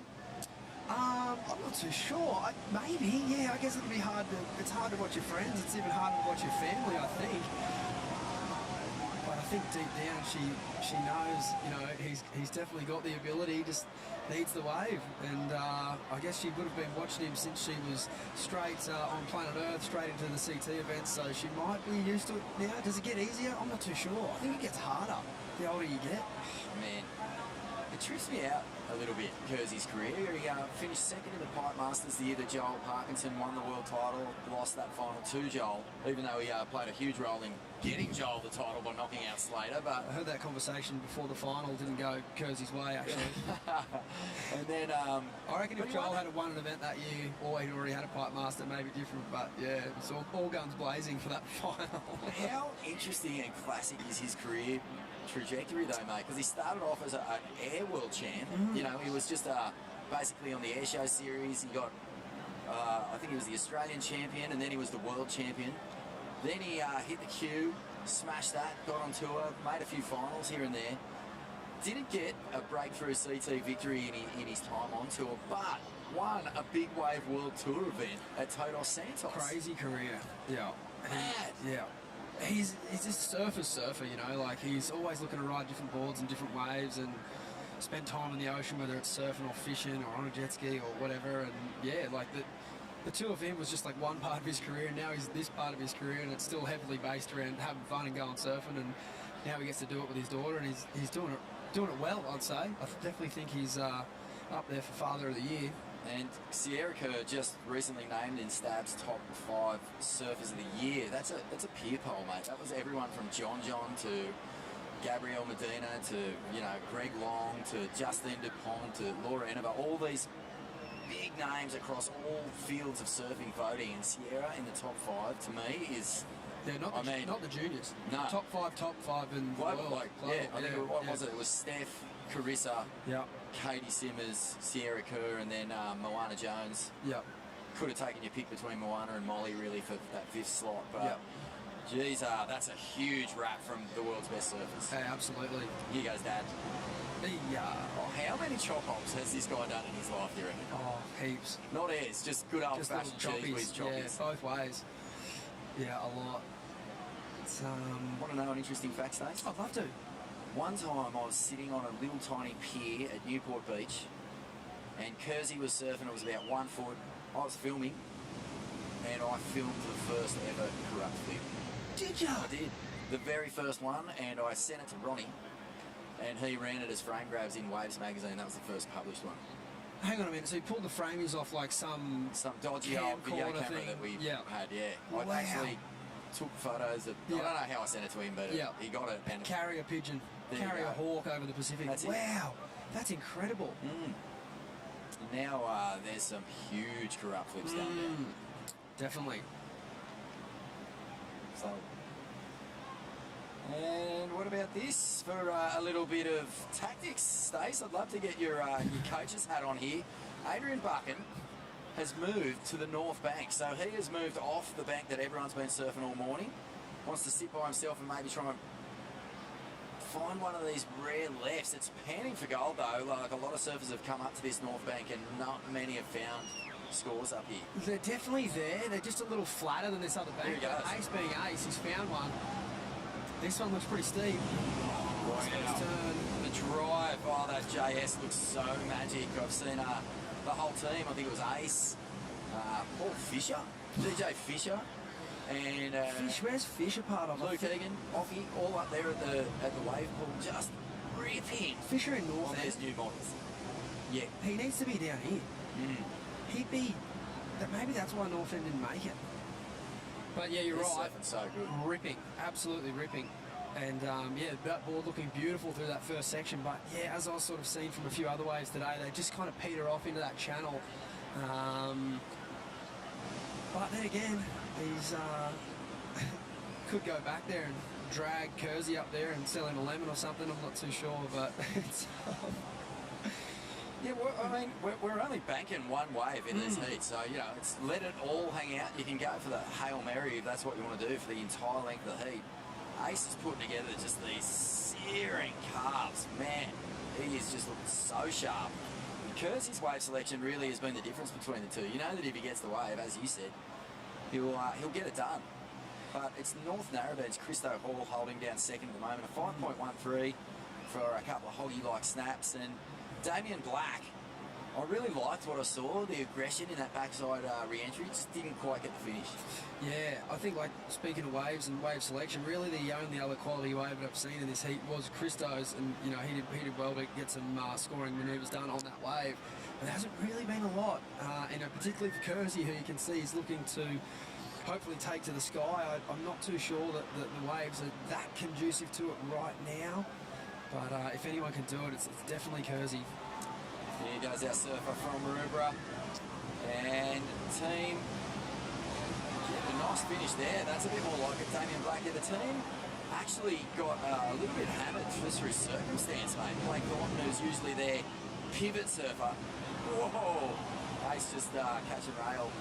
But he's you know, a former CT surfer, just absolute charger, really strong performer. He's actually, I think he's got a bub on the way. Oh, right. He might be in hospital waiting for the birth of a child. So, oh, no doubt he's tuning in. Good luck with that, Blake, and family. All the best. And there was a couple of others too. I think one of the junior surfers got injured playing footy, which you kind of do expect from the bar crew. All the Lapa boys and crew around that area, they all get stuck into it. Geez, all the local derbies are just violent affairs up there. Park footy down that way would be the real deal. But yeah, so they lost a couple of team members, but they've got a strong team still. And Christo Hall, he's got that real lean on that front foot, down the line speed. A lot of those Narrabeen surfers, you know, they just hoot when they get a big open left. Yeah, definitely. Who's your favourite Narrabeen goofy, mate? Oh, there's a grommet down there. I don't know his name. I could be way off here. He might not even be from Narrabeen. Chris Wilson? No, I think he's from the South Coast. Benny Wilson from down that way. Yeah. I mean, it's really hard to go past the hog. I think it's like pretty much like a easy win there for the hog. But there's a few. I can't remember his name. David Glug, he's from down that way. Yeah, Gluggy moved up to Chugan. Great lad. Not Chicken Enemy. Oh, Chicken Boy. Yeah, sure, Chicken Boy, number one. Oh, no, Bemmy's from South Narra, right? Where's he from? Bemmy's Curl. Curl, yeah, sorry. A few beaches down. Wobbliest wave. Yeah, yep. Yeah. Hoggy, Chicken Boy. Joel and Kai Fitz. Yeah, Joel. Tookie made so many goofs. Matty Cattle. Oh, Kersey's just finally landed one. And sometimes that's all you need, just a little bit of spark under your feet. And then you get the section. And like, as you said, you just get your reps in. And all of a sudden, and that's all he knows. Yeah. He'll count himself in this right to the dying seconds, Kersey. Oh, definitely. It's like when you see someone winding up wave after wave after wave, it's just a matter of time. And it's a really hard thing to stop because not everyone can do this on that wave. So to block him on doing that doesn't really make sense. You know, you kind of just got to let them do their thing. And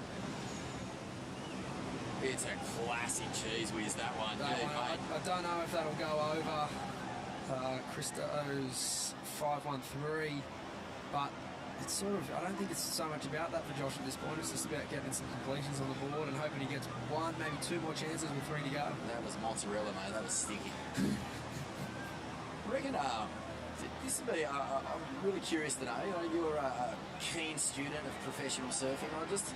When you do a bunch of reps in a heat, do you actually get punished when you make it? Like, do you have to kind of just go for it and stick it straight away, or do the judges sort of knock a little 0.5 off for every attempt that you do? I almost wish that they, well, no, it's a really hard one. Do I wish they would? No, I don't think they do. No, it is a bit of a myth, that one, I think. I do think that, though, if someone greases something first wave, it could almost be more rewarded, and sometimes I don't think it is. It's obviously way harder to do something straight off the bat without those reps. But, you know, the judges... Shove it. That's two. That's two. 2 from 2 now.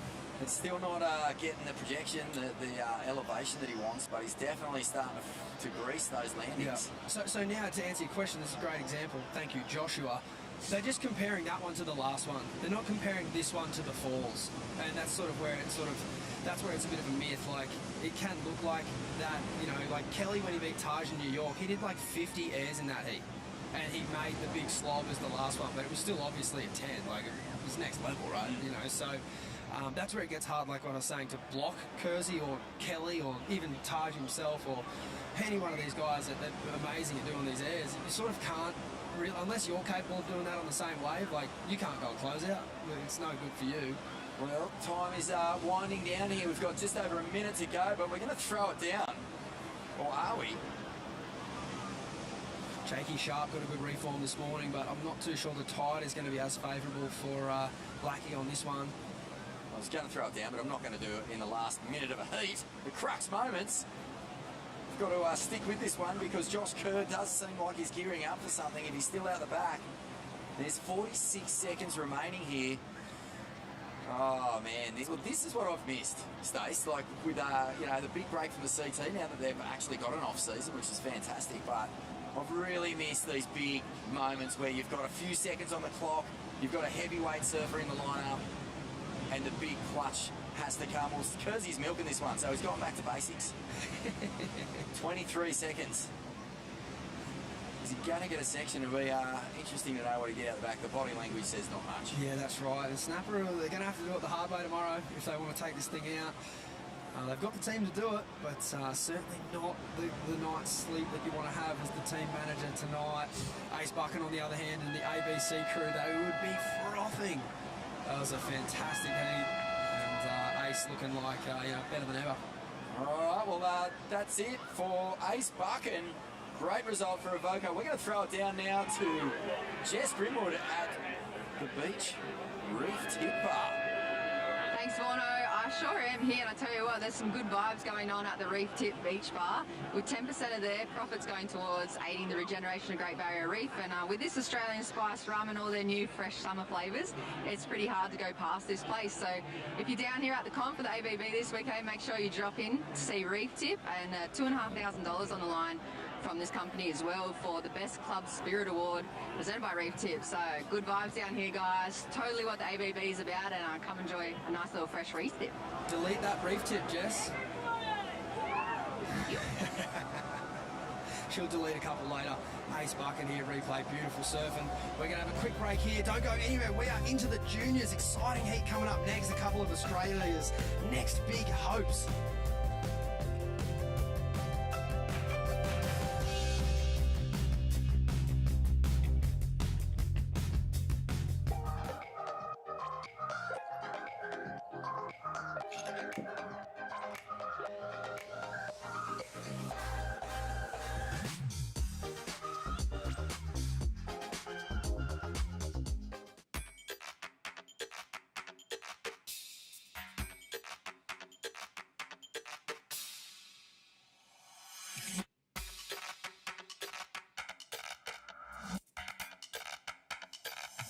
At the end of the day, we're trying to grow and grow sustainably.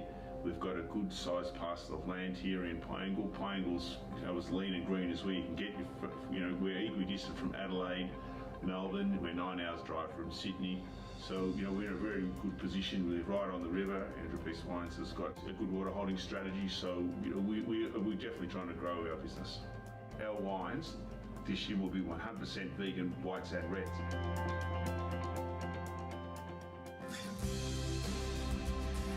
Well, welcome back to beautiful Newcastle Beach, and there's Adrian Ace Buchan, a master display from the Master of Avoca in that last heat, and Adrian Buchan, look, there he goes. Not that long ago, he was one of those grommets holding up the arms for Adam Leslie, but Adam Leslie, a god, is now just a forgotten man of Avoca, and Ace Buchan will never be a forgotten man. Speaking of unforgettable men, what a segue I have with me here in the commentary booth.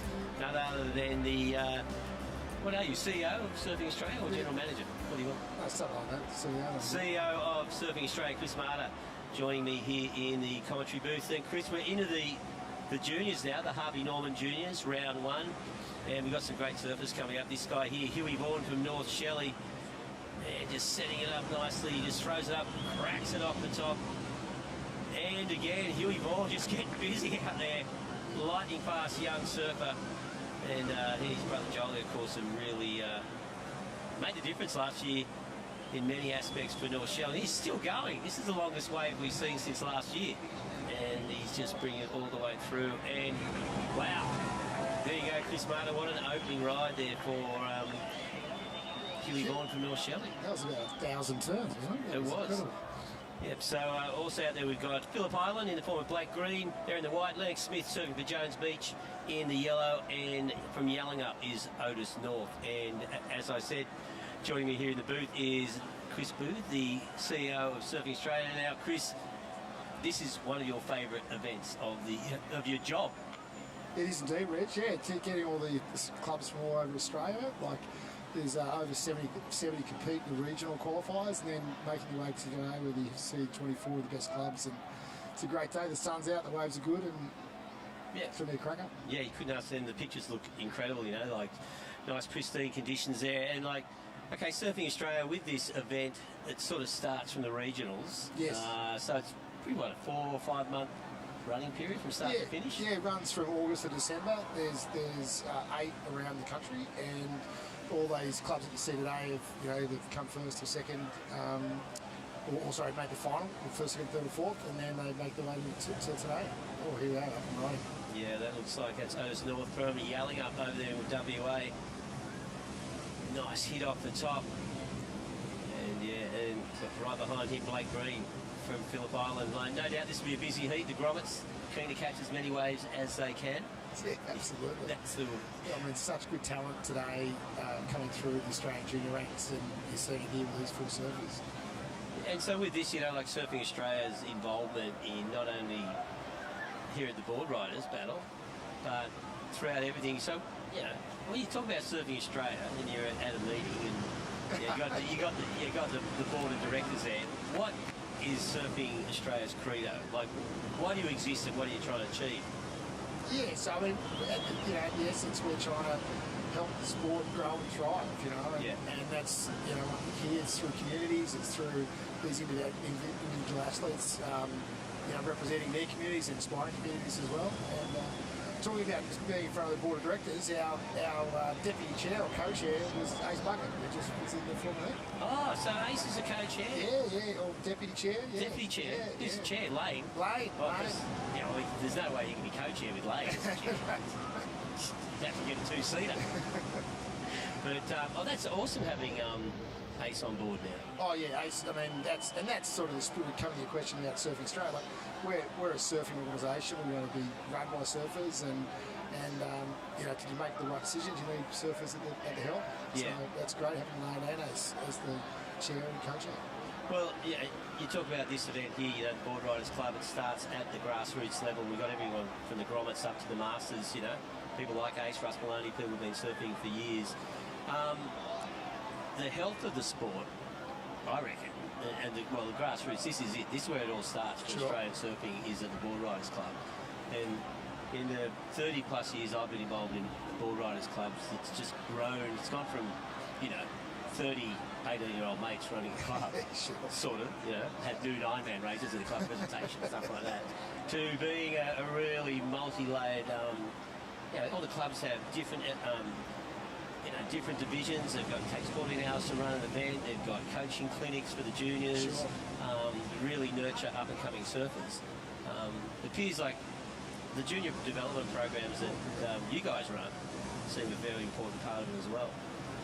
Oh, nice turn. Yeah. Lennox Smith straight up and down. So this is a tight heat. We've got Lennox Smith in the lead with a 6.25 ahead of Huey Vaughan. So here's Huey, wants to answer back. Nice snap. Looking to get some distance on this one. Beautiful carving turn, just holding that rail in. Really mature surfer for just a grommet. And just, wow, he's that length of ride again. So Huey, light on his feet, gets across those flat sections. That was good surfing. Huey's actually heading off to Hawaii next week. We've got an Australian a crew over there for Pipe and Sunset, and Huey's going over there and staying with our coaches for 2 weeks. Really? Yeah. So, okay, how does that work out? So you're sending... So in that house there's, who's in there? There's Bottle and Kingy and some of the Surfing Australia coaches. Right. But aren't they, and who are they specifically coaching? Who are the replay? Well, they're there to support all the Kingy is the head coach of the Surfing Australia, is there to support all the coaches who are coaching CT athletes. So, right. Yeah, so really, our goal is to help all our Australians do as good as they possibly can and realise their potential and win world titles. And then as it relates to Huey, here we go. This was a good battle. Wow, that was a sick. So Lennox Smith from Jones Beach, I must admit I haven't seen much of him, but something tells me I will in the future. This turn was just critical. Fully vertical there, so great surfing there from Lennox Smith. Yeah, so this is a tight heat, isn't it? Yeah, and as we see Blake Green from Phillip Island. But look, this is a classic example of what the Boardriders battle is. Yeah, Australian Boardriders battle, emphasis on Australia. We've got Lennox Smith from Jones Beach on the south coast. Blake on the screen now from Phillip Island in Victoria. We've got Otis North from Yallingup in Western Australia and Huey Vaughan from New South Wales Central Coast. So the whole thing is just bringing these surfers in from all around Australia. And that camaraderie, you build that up over the years. You know, these kids will, I'll be 20 years ago. Oh, you remember that time you snaked me at Newcastle? And the, Hyundai Australian Battle of Boardriders? Yeah, I didn't snake you, mate. I'll just beat you fair and square. But so we'll have an update in a second because we've wrapped that 3 rounds, and it'll be interesting to see the leaderboard. So there you go. Well, look at that. Torquay Boardriders, the only team that have won 3 rounds. So number 1 seed at the moment, of course, they've won their Open, their Women's, and the Masters just ahead of North Shore. They've had 2 firsts and a second. Scarborough Boardriders down the south coast looking pretty strong as well, as are Merryweather. So the top 8 clubs, the seeding is very important because if you finish the top 8, you progress through to round 2 tomorrow. So you miss that first round, get a little bit of a sleep in. Yeah, to sleep in, and someone was telling me yesterday that no one has ever gone from the first round and make the final. Or, really? Yeah, win the event. So it's a bit of a death knell, but they could buck the trend. I think so. I think in ways like this, like last year, for example, we had that 6 to 8 foot. Yeah, that was massive. Victory at sea stuff. Yeah. But I don't know, I wouldn't be surprised. It'd be kind of interesting to see because if you look at that leaderboard there, there's quite a few clubs who aren't in the top 8 currently who could easily win this event. Yeah, agreed. It just must be that that extra bit of surfing you have to do, and there's a lot that can go on in the teams format, obviously, with the clock ticking and trying to get your waves and. So it's easy. You can mess it up real easy. That's the whole thing about this. To win the event, you sort of got to have the perfect heat. Yes. Often you'll see one surfer takes a little bit too long. Yeah. Then all of a sudden, next guy, they've got a surfer who can go out and has the ability to get back. Get a 7 or an 8, and they're back on the beach in 5 minutes, and next thing the whole thing turns around, which is the beauty of the whole format. Yeah, and so that's why today is so important because you've got to, the surfers and the teams that are doing well here, go to that second round, and that's important. Yeah. So, all right, now here we go again in the blue. This is Otis North from Yallingup. Had that 4.5 in his opener. Got hung up a little bit there, but you can see he's got the potential if he can get this section ahead of him. Just not a lot of vertical on that face on that wave, so it couldn't really open up. But still, some nice turns there from the surfer in the blue, Otis North. So, we're in 2023, 24. The Olympics are coming around pretty quickly. Yes. Yeah. I remember talking to you not long before the postponed Olympics. There was a big moment for surfing and for Surfing Australia. We saw Owen Wright win that bronze medal. Glad you didn't come home empty-handed because they wouldn't blame you, would they? Pretty much. No, it's incredible what he did and at a performance and so clutching. What's important to remember there is he was going up against Gabriel Medina and he hadn't lost very much through that whole year. So not only in bronze or what did Paddy Mills call rose gold. Yeah, rose gold. It was he looked at the slow-mo. Yeah, it's nice. The production crew's doing an awesome job, I must admit. But yeah, so it's another big time coming up for Surfing Australia, because I know a lot of your funding does come from federal government, as well as our huge, independent partners here, like Harvey Norman, of course, the juniors. We got Hyundai, been 4 years now. That's right, yeah, Hyundai and Harvey in particular, supporting junior surfing and supporting this, part of this heat in particular. There we go. Again, this is the current heat leader, Lennox, eyeing off this really nice snap off the top, throws it up into the air reverse, and just can't bring it around. And saw Josh Kerr in the last heat throw a few air reverses, just couldn't get with this wind. The wind swung a little bit further round to the south, so perfect, as you know, Chris, perfect wind for doing it. No, I was going to say, it's actually pretty favourable. With these boys, I wouldn't be surprised if they start going to the air a little bit more. Yeah, without a doubt. I mean, this is just the first heat of this junior round. We've got 6 heats in the Harvey Norman Juniors, and as we saw then, this is a really crucial round because it was fairly tight, the leaderboard for the top 8. There's 3 or 4 teams between 9 and 12 which can move up depending on how their juniors perform. Just couldn't get around that. Yeah, but coming back to your question before about the Olympics, it's in Shopu in Tahiti, which is going to be incredible. I mean, it's actually the furthest ever from the host venue. Yeah. Ever. Actually, a fun fact, Brad, you know where there was a further event from the Olympics? No. It was the equestrian in 1956. They ran it in Sweden because the horses couldn't travel to Melbourne. Couldn't out of Melbourne. So anyway, I digress. But I didn't think you were going to throw that one at me. No, but Tahiti's literally the other side of the world from Paris, so it's in a different time zone. So for Australian viewers, that's going to be pretty good because you'll basically wake up and be able to watch the surfing. Whose call was that? Was the French? Did they choose to have it? Why not on the beautiful beach breaks at Possible? It's a combination of the ISA, which is the International Surfing Association, and the French, and that pretty early for the beach breaks in France too. Yeah, July, August. Oh yeah, maybe August.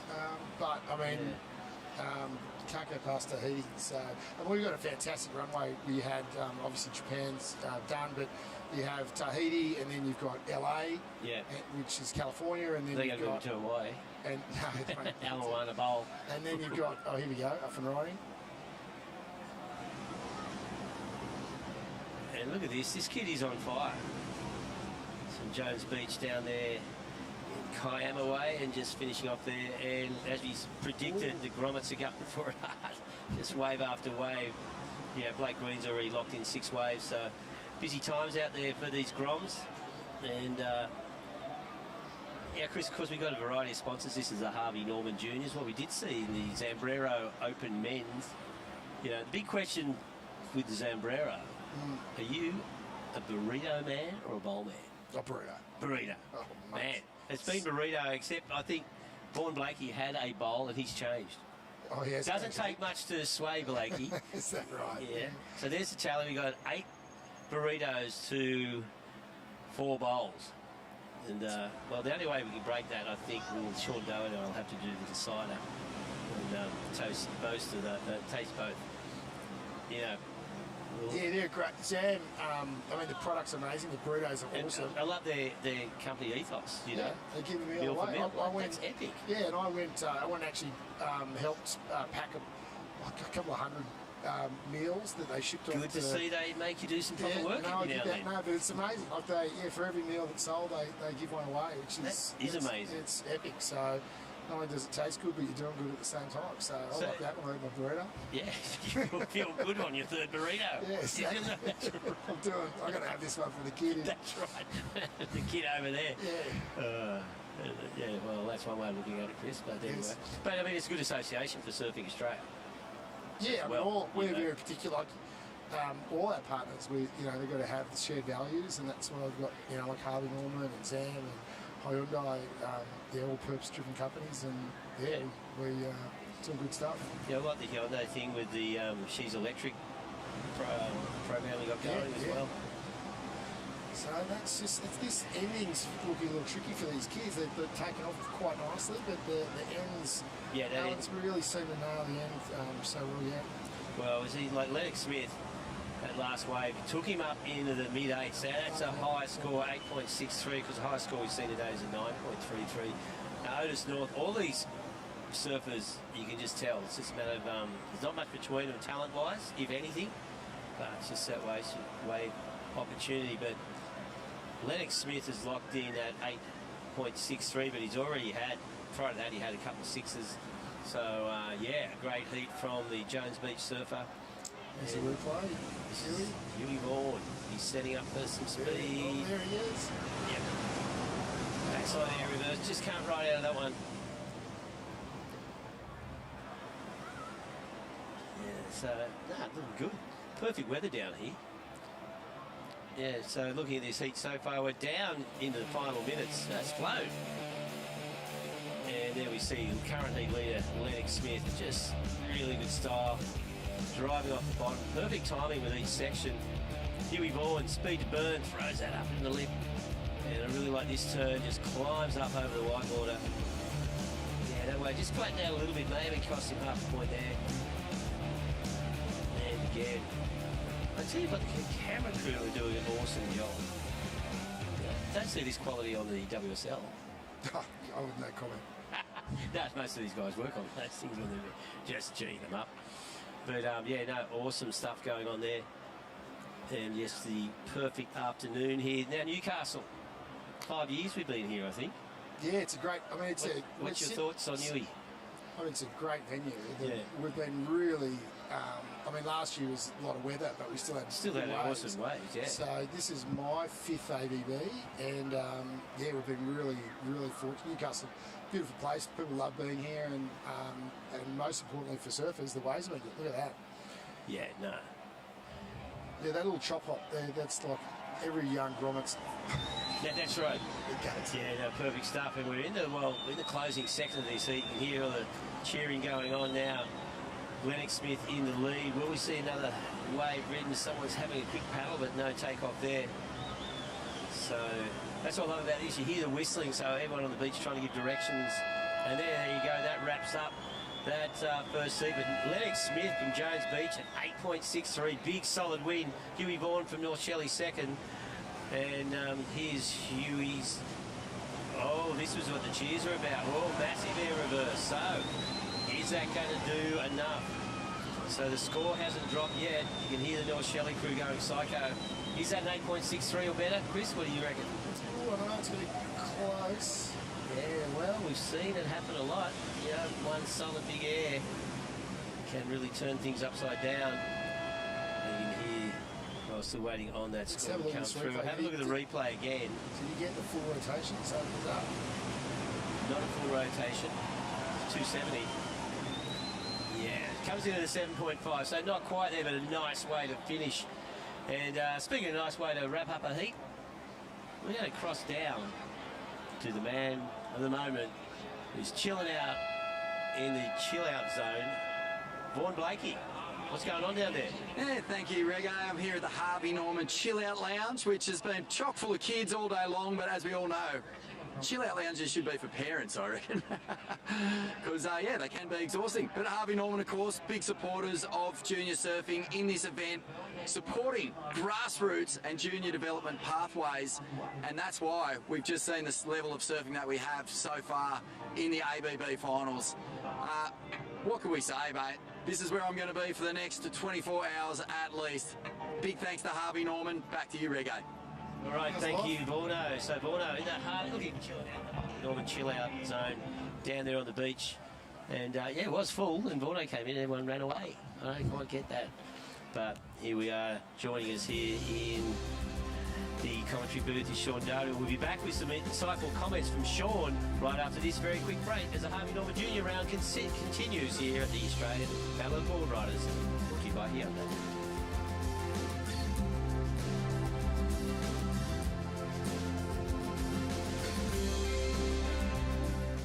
It's in all of us.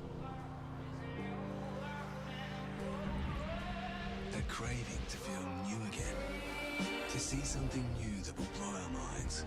Or meet someone new who will change it. New South Wales. A place to feel free. to feel alive, and most of all, to feel new again.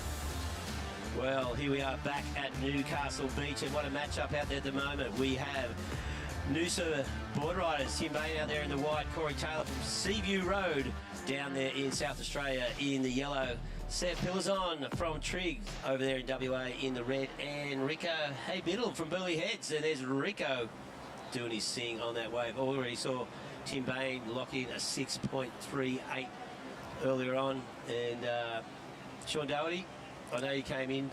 You see the seat was taken by I know. the Super Surf fan himself, the General Manager of Surfing Australia, Chris Marta. And Sean was on the Surfing Australia board for many, many years. He tells me he actually moulded it into what it was when you took over, so he made the road pretty easy for you. He did. Actually, I called before I took the job. I called Sean up so he could get his inside. Kicked the tyres and... took it for a drive. Yeah, but no, it was... Yeah, no, it went on a bit of a journey there for... I was on there for 12 years by the end of it. Wow. But it went on a bit of a journey from a block of land there at Casuarina in a single demountable to something much bigger by the time we left. And then it's been on a bigger journey even since. Yeah. Since you got in the door. It's well, I think that's the sport's just growing. You see that. Interestingly, and we were talking about this the last few years, but COVID was, a lot of sports suffered, but surfing was one of those ones that didn't, because it was outdoors, it was non-contact, and people didn't have to go to work. So let's go for your life. Go for your life. So we've had some tremendous growth. Yeah, a lot of people were reliving their youth. You go, I haven't surfed every day for ages, and now you don't have to take that Zoom call. Sorry, connection's bad. Which is a logical thing to do with the waves are pumping.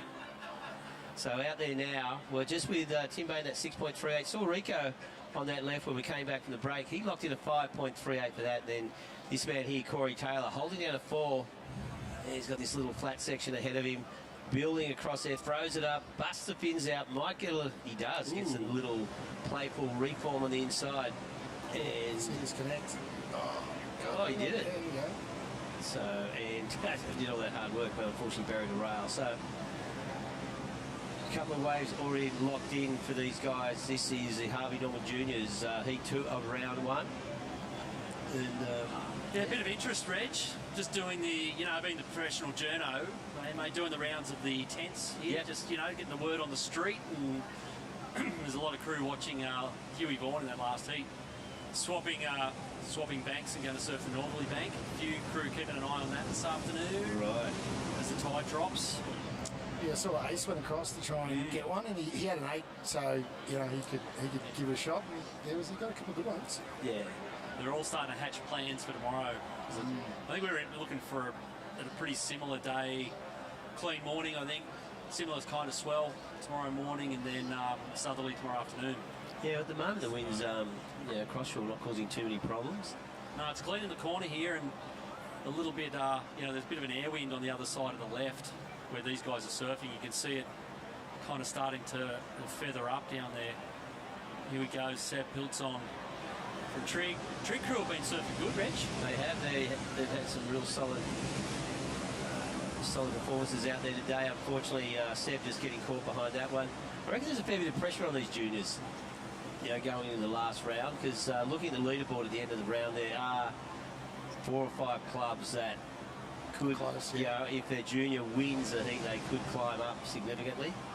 So it's almost like they're the anchor of this individual round. So the grommets have to, and if they don't perform, well, you just sort of send them home, say, well, that's just not what's going to happen. But at the moment, though, it's an interesting battle taking place out there. We saw that replay, Tim Bain from Noosa Boardriders looking pretty solid And then we got Rico Haybiddle.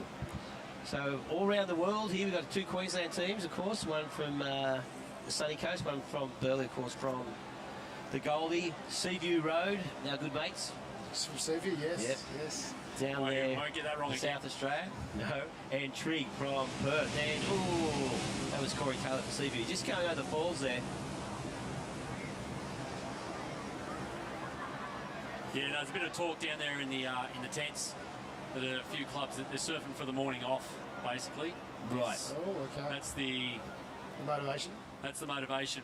Morning off, and I think some of the top clubs. Oh, is that? Oi. Is there interference there? Hello.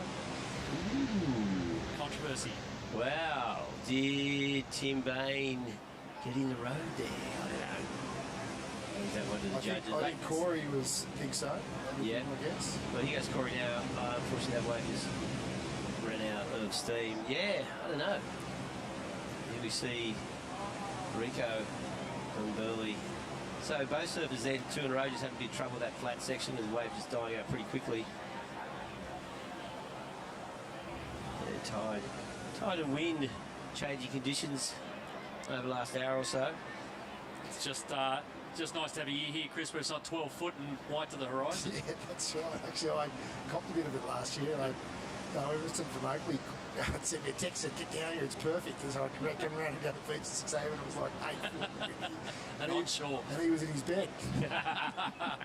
But you had to paddle out because you were set up. I did paddle out, yeah, I did get one. Yeah, so that was pretty big last year. So. Yeah, copped a couple on their head. So we're talking about, which I was just saying, how surfers, they want to miss that first round. And I was surprised when you said that no one has won from the first round. I mean, that's unverified. That's someone told me. Oh, unverified. That came from someone at the bar last night, but I believe a reputable source. Yeah, but that seems about right. I don't think they have. But it's like you think about it. You get to tomorrow. That first round, if you went all the way through, that's 4 surfs. Yeah. And particularly seeing like the last 4 or 5 years, we've had big surf every year. Yeah. So if you surf from the morning all the way through, you'd be pretty rinsed. Yeah. By the time you got to the final. Well, we're talking like Morgan Silverlink this morning. He surfed 3 heats in 40 minutes, and so I think I'll go for another 10. What do you think? It's easy. Now I think when it's tomorrow, given the conditions going to be like this, so it's not a difficult paddle out. You've only got to catch 1 or 2 waves. So I wouldn't be surprised if tomorrow we see someone from outside the top 8 win. So that was a really well surfed wave. This kid's surfing pretty good. That's is it Corey? Corey, yeah. He's on a burner. He's out there. He's watch this thing. This goes for a long way. It's like snowboarding. You then lift it back. Yeah, you got to have this dead water nicely. Yeah. Probably just missing a little bit on outside turns. Yeah, the wave never really stood up. Just good to make it that far, I think. Yeah, look at that. Yeah, he's got good style. I'd like to see him on a proper set.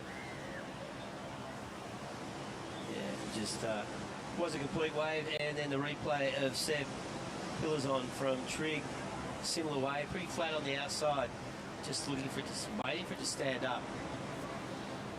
And again, not much opportunity there for the surfer in red. But, it's only 1 wave counts, and they've got 20 minutes to catch as many waves as they need. It's plenty of time. Yeah. Yeah, well, most Boardriders club have like 15-minute heats, best 3 waves. So they're trained to, get out there, catch what you can as soon as you can. But the big secret, I suppose, is that the team, like we said before, Chris, is you got that someone you can rely on to go out there and get a 5 or above in under 2 or 3 minutes. Yeah. And every club seems to have one. Okay, that's your job. You go and do it. Okay, here we see Seb Pillars on again. Throws up nice turn, drifts that tail in the white water, and just elects to kick off or jump off. And so, based here at Newcastle, no plans to move anywhere. Chris, you happy? Put him on the spot. This is a good one. He loves this one every year. Done a good deal with Newcastle Council, or are we in negotiations? So I'm very happy to be here this year. Well, it is a perfect place. Have you been out and about? You've managed to I love getting out and saying hi to everyone and connecting. Yep. And hitting the local night spots. Not that many left. Not on my old haunts, anyway. No. What's that? Town's changed a bit. Fanny's isn't there anymore. No, it's definitely gone. But, no, it's great. There's so many you know, options as far as dining, cafes, coffees, quiet little beverages around the place. But all of which are, you know, comfortably lined with Harvey Norman furniture, so it's always a good thing. Here we go. Okay, Seb, looking to open up on this one. This is a much better way for him, gives him opportunity to hit that one. And will he get a last? Not quite vertical, but a quick little snap to finish. So the standard is still that 6.38 we saw Tim Bain catch on his very first wave. So in the back half of this heat, just under 8 minutes left. So have a look at this one. Looks really nice on the takeoff. Just good recovery there. A little bit stumble at the start of that. Quick snap, but not that vertical again. So these waves on the outside. But he made the most of any opportunity he had. Yeah, so it's surfing there from Seb. If you look closely, it's pretty tricky out there. There's quite a bit of bump and with that crosswind and the tide as well. There's quite a lot of stuff going on in that face of the wave. So to navigate that and surf is it's not easy. So well done. Just no, really good surfing going on out there at the moment. Yeah, and you expect it from the juniors. Pretty well. Standard junior surfing is pretty remarkable these days. Yeah, well, you got to. I think the formula to win this whole thing is at some point your junior's got to catch fire. You got to have a junior that wins a teams that heat for you, one of those quarters or semis, or you really can't carry your junior through. You need your junior to come through with a 6 or a 7 at some point. The news crew earlier were chatting about Timmy Bain, actually, how he's a pretty key figure in their for the team. Yeah. So they're kind of banking on him to do something. Here's Rico from Burleigh. And surfing into the breeze, which is good if you don't backhand chop hops. It's a bit harder on everything else. Yeah. But there was a lot of crew down there. Some of the crew were looking at that left-hander into the wind and thinking about tomorrow afternoon and going, well, you know, you can get your junior into the breeze. You get him high. Yeah. Like we just saw Huey Vaughan then, like he did. Yeah, that was a 7.5 off one turn. So potentially heat winners in those. Yeah, definitely. But it's interesting these days that there isn't a weak link in the team, you know, like it's like the Masters. It's not like, okay, put the old bloke out, give him plenty of time, you know, like it used to be. When the senior men's were over 28, and go, that guy's 30, why is he still in the surf? Was he still surfing at all? Yeah, exactly. Now he's talking those Masters rounds, and epic surfing went down. And looking forward to tomorrow. It's going to be a full-on day of action. We're going to have good surf the whole way through. I was interested in your thoughts, Chris. Obviously, we come to this event every year, and you've got your big dogs, the ones you always expect to win, North, Narrowing, Snapper, you know, Avoca, all those, the long-established clubs. But what do you see in terms of movement and improvement, and amongst like the second and even the third tier clubs under it, and even a club like Port Macquarie who haven't even been here before? Yeah, I mean, and here this year. Yeah, I mean the level is. I mean, look at the clubs that don't make it. Yeah. Here, like North Stratty. Yeah. Queensland. Queensland, yes, Reg. North State, but there are a lot. And that's the beauty of this event, is that it's not one or two clubs that can win it. It's, you know, I think everyone has a shot, which you want in sport, right? Everyone got to have a chance. Oh, totally. So yeah, no, there's really good talent, and like we've been saying, it's a team effort. So all 5 surfers have to do well. You can't, you know, if someone drops the ball, and it's hard to win. So. Yeah, I think. But we have seen that in the past, you know, like we mentioned earlier, Culburra came out of nowhere to these things, you know, and I think all the top clubs, they all do have a surf star of, you know, at least 1 or 2 surf stars, who often are only marginally better than the concreter from North Shelley, you know, if that. But that was interesting when Russ Maloney was talking about that, their team, right? You've got Shane Holmes, who's been there forever. Yeah, Shane's amazing. You know, like, so, but they're just core surfers, and then they've got, well, obviously their 2 female stars are overseas competing in pipe, but their backup surfer really good, and they're solid juniors. So the depth of the club is pretty amazing. I think it's, it has changed a lot over the last 10 years, as we said earlier. It's sort of, that's what I find also the Russ Malone, so Russ and Shane and Danny Wills, like those guys are so clutchy in this thing. They just really, really perform every year. Yes. They have experience and they don't freak out. Yeah, they do really well. Yeah. Well, there's the overview, looking pretty good out there. So, got that wind, it has swung a couple of degrees further around to the south. Hasn't really strengthened that much, so still clean faces out there. Yeah, it's been a bit slow this second half of this heat, hasn't it? There hasn't been that many waves, that many opportunities. Though we saw those earlier waves where they're getting high scores, not much left in it, just under 5 minutes remaining. Heat 2 of the Harvey Norman Juniors. Be interested to see, and the boys in the band might be able to help us out here to get a look at an updated point score, just to see who's on the line, who's on the cusp, yeah, for these next couple of heats, because there's probably a couple of these juniors that are getting sent out with instructions to win this heat at all costs. Yeah. With clubs right on the cusp of that top 8. Yeah, well, I think the juniors are expected to win. Well, we know Torquay are safe. Yep. Straight up. 3 wins. They're sleeping in. Yep. I think Merriweather are sleeping in, I think. Well, they were Border. Who's were coming they? second? North Shore. Oh, North Shore. I think it was North Shore. We'll get the thing up in a sec. Yeah. They did show, that was like, 2 minutes ago. Yeah, so I think at the end of the Masters round, it was pretty clear the top 4, and then there was definitely room for in and out in the bottom 4, if whichever club was 7th was not safely in there, so not a lot in the points difference. But at the moment, see Sam have a look at that, but no take off. That wave just backing off. And this bloke, Corey Taylor from Seaview.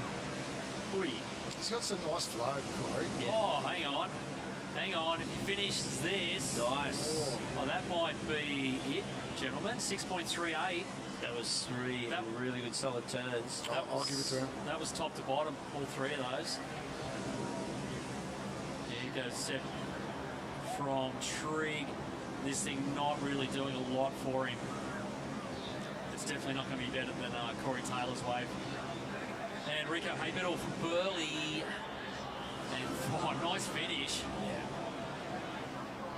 But again, I'm not sure if that's going to be Corey Taylor's wave. So we're into the dying seconds here. So it might be Noosa or Seaview Road getting this one. Timmy Bain hasn't done much at all. He got his 6.38 at the start and dropped the anchor. Cruising since then. Yeah, you had that good solid opener.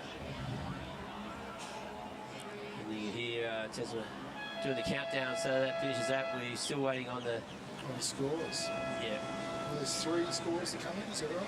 Yeah, I think 3. So there's Rico just finishing off. Yeah, that was a nice finish. Now here is Corey Taylor's wave. It goes east to west a bit here, but then it stands up. Another. I know, it was the wave for it.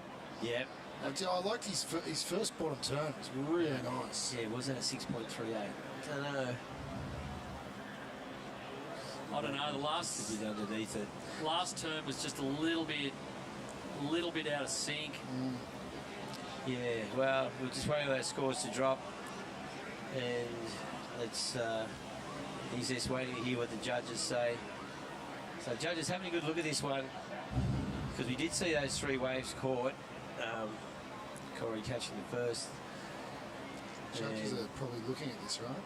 Yeah, they're having a good think about this one. So having a look at it again. So, can we see 6.339?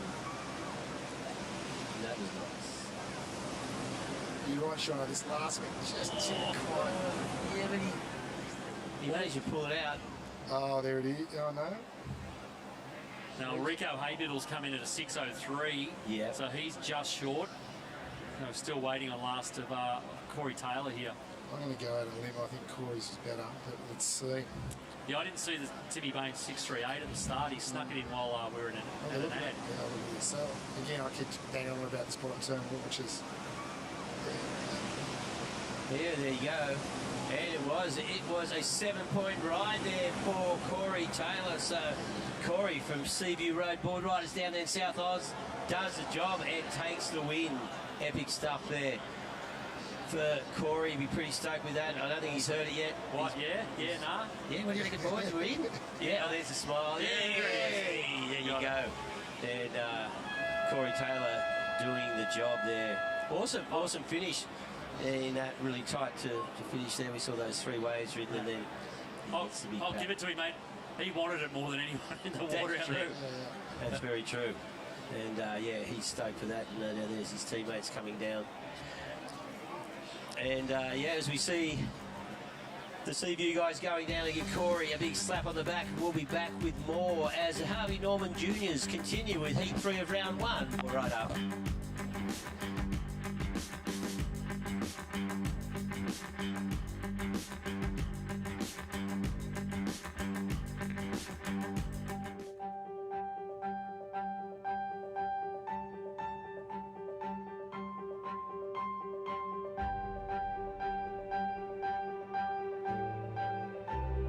Sierra's Feeling Swole program is a program through the Surfing Australia where it's creating a better tomorrow by including women and men at any age, any ability, and bringing them together and showing them the love of the ocean and yeah, creating a happy, healthy environment.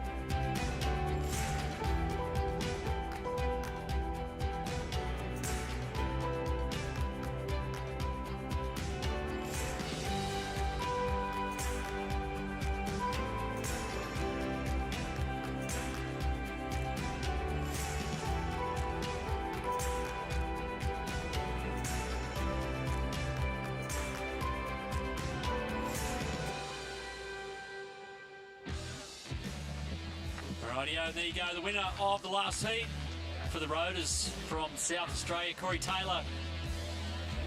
Had some serious hustle in that heat, but only won it in the dying seconds with a 3-turn left. So that's helped his club out. Yeah, pretty stoked. Yeah, I was just trying to sit by myself. Yeah, there the girls having a chat.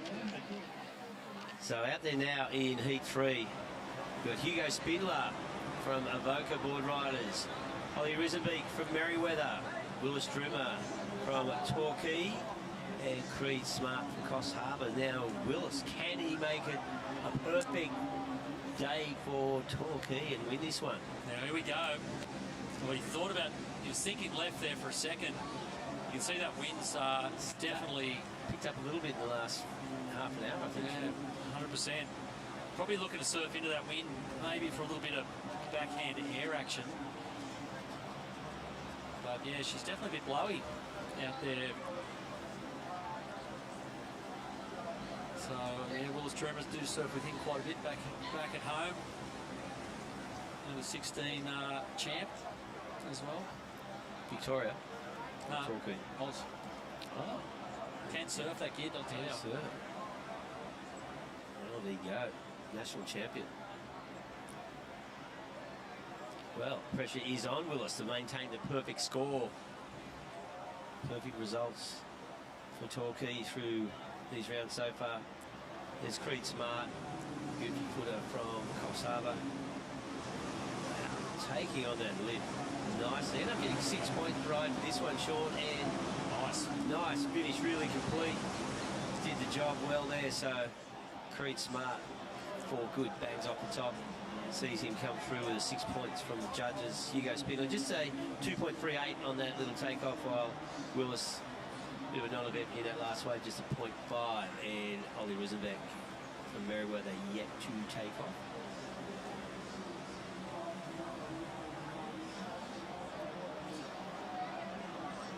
And yeah, this wind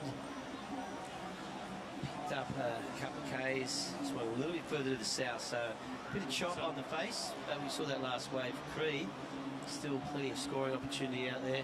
Sorry, mate, I actually sold Willie short, mate. It was the under-16 ISA world title. Oh, the world title? Yeah, the ISAs. Wow. So he's ISA World Junior Champion. Yeah, so that's why they're seeing Hugo Spindler and in and out there, like Torquay crew, kind of quietly liking their chances a little bit. It's a solid team. Yeah. It's pretty smart taking the air. Unfortunately, come right out of that one. When were the ISA World Games on? It was El Salvador pre-Chrissy, November. Right. Oh, it was earlier. Yeah, way early. Yeah. Well, so the World Surfing Games and the World Juniors, I say World Juniors. The juniors out of the way. Turn it out. Because they didn't want the juniors mixing with the riff-raff from the other. No. Yeah, and that's, of course, different to the World Junior title that... WSL World Junior. WSL with the Sharpsell one. Yeah. So basically Australia's got 2 junior world champions. Yeah, we got all right. Yeah. Yep.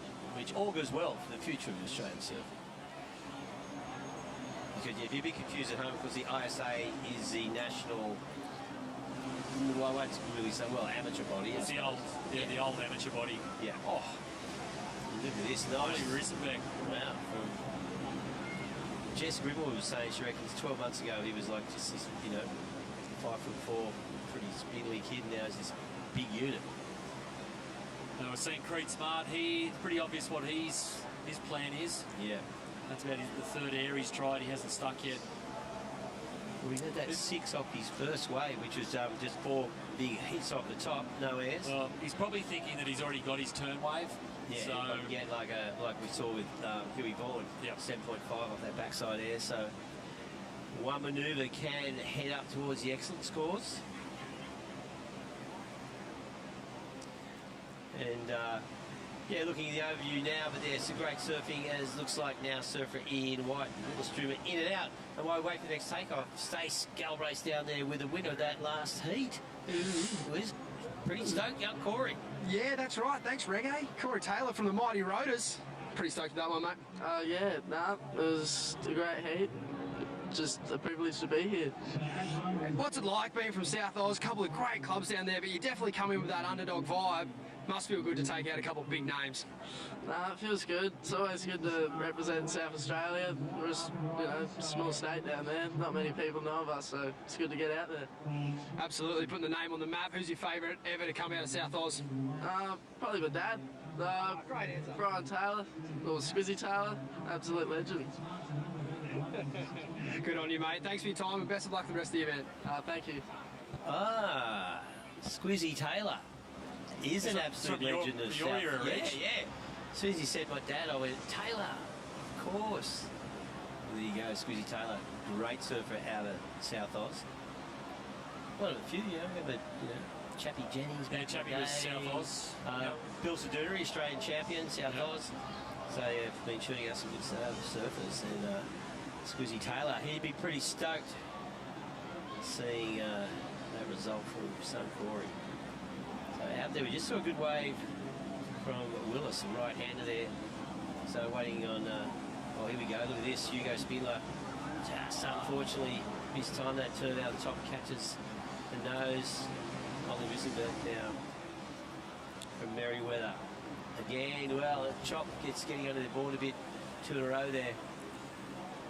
Yeah, you can see it's getting a bit pockety on those left-handers as they're surfing into the wind. Hard to find a clean one. But definitely the lefts of the waves, because you can see that they're standing up, going top to bottom across the bank. Yeah, well, that open wave of Creed Smart still 6 point is still the highest score, so he's still leading obviously just on 11 minutes remaining. And here's Ollie Risenbeck. So nice little snap, and then goes to set this one up. Hooks it. Yeah, he just comes unstuck. Just losing his balance as he brings that one around. And unfortunately falling there. So Merriweather. Strong club, of course, they came through the trials event today. And no doubt they'd love to win it from the trials. Always a chance given their team. They're down a bit on firepower. Of course, got a couple of stars over in the pipeline. And Coss Harbour would be pretty hot, that banana head. But, he's going to go home a few kilos lighter, that bloke. He will indeed. You're not going to see me in the banana soon. Coss Harbour Boardriders Club there. Maybe it's Lee Wing Club. Yeah, where is Wing? Well, that's him in the banana. No, that's where he's been. He's been hiding in there all day. Hiding in there all day, so... He looks a bit too tall to be Wink, that banana. Well, that's the banana head. Yeah, not sure where Cops is currently sitting in the points table. And you may need a result out of Creed here to lock up a top 8 spot. Jakey Sharp's done all right during the day. Yeah, well, he won. Who was their master? Oh, no, we didn't do those seats. I think Jake actually served as the master as well. Did he? Okay. Oh, no, he didn't. No. And I don't think they did any good. So maybe they do need a result out of Creed here. So, well, he's sitting in good position at the moment, just in the back half of this heat. Tad over 9 minutes remaining. You can see Hugo Speedle there having a look at his watch, going, okay, I've got 10 minutes to catch a 6 or better. Plenty of time. It's really just one wave you need to boost you into first place. Yeah, here goes Will's Droomer. Yeah, that thing just shutting down here. Goes Creed Smart, having a look at this. Taking off with his forehand straight up. Little pocket snap. Another one, smaller waves hugging the bank. But that's not going to be better than a 6.0. Just falling there in that section. It's funny, Reg, you look at these individual heats with the grommets out here this afternoon, and there's a lot of falling because it's a bit tricky. It's moving around a bit, but mate, the pressure out there right now is nothing compared to what they'll be feeling tomorrow afternoon. Because tomorrow afternoon you won't be able to fall. No, it's once you get to the teams and they've got to run out and get a wave. Yeah. You can't be falling on successive waves. No, and you don't have the luxury of 20 minutes out there to catch it. You won't score. Which is kind of why they reconfigured the format for this event. I think 3 or 4 years ago. Because previously we had some team stuff on the first day. Yeah. And some teams went out. So basically they put all the individual stuff onto day 1. And then tomorrow, once we get back here for finals day, it is all teams from dawn to dusk. And we're not leaving until someone's won it. Oh, so Hugo, what's he got? He wasn't sure left or right there. There's not much of him, but he's got a good mature style on him. Here we go, this thing standing up on his backhand, tags it. You can hear the Evoca crew pretty pumped. He's got a little fade back into the right hander on the inside. Oh, nice. There you go. Oh, this is... Hang on. There's the Evoca crew. They like it. They do like it. Yeah, they got the support squad up a day early. Yeah. Yeah, just a quick drive up from Sunny Coast as we see Ollie Risenbeek now from Merriweather, currently in second position. So interesting to see how Hugo's wave slots in to the totals. Just needs a better 6. So judges just having a good look at that wave. So yeah, did a great job. Hugo bringing that one all the way through. Here we see currently leader Creed Smart snaps it off the top. Wants to get another one in this way. Gets up at the bone climb, rides out of that one. So looking pretty good there. Creed Smart. And there's Creed looking to go out and cement his position in first place now is Ollie Risenby. Quick hook off the top of this replay. Nice little snap there. So looking to, as we see him coming through, finishes off with that little snap to finish. And now we see Hugo's wave. So went left to right on this one. So at the moment, pretty flat through that outside section. Gets a couple little hooks. Does well to get over that dead section.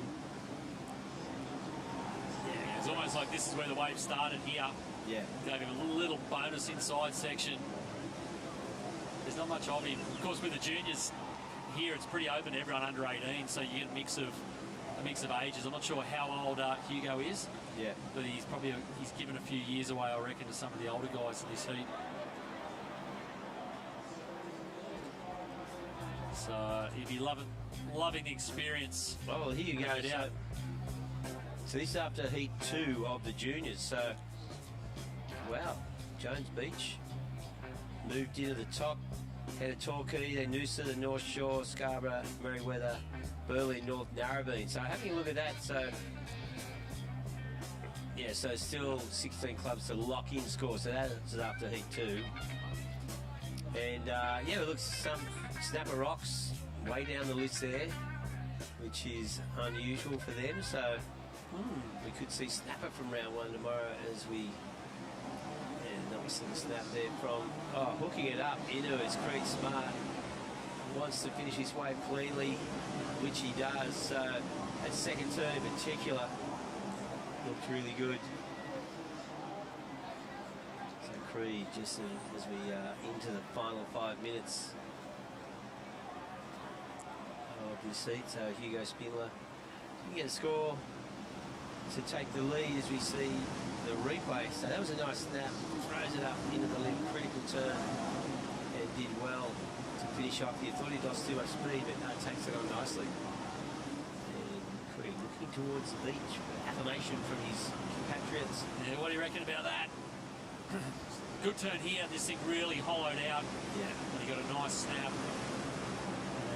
Went a little weird here, had a bit of a ridge to get over. Here goes Hugo Spindler. The Evoca Micro Drop. Yeah, wave not offering much opportunity. So he's out of that one.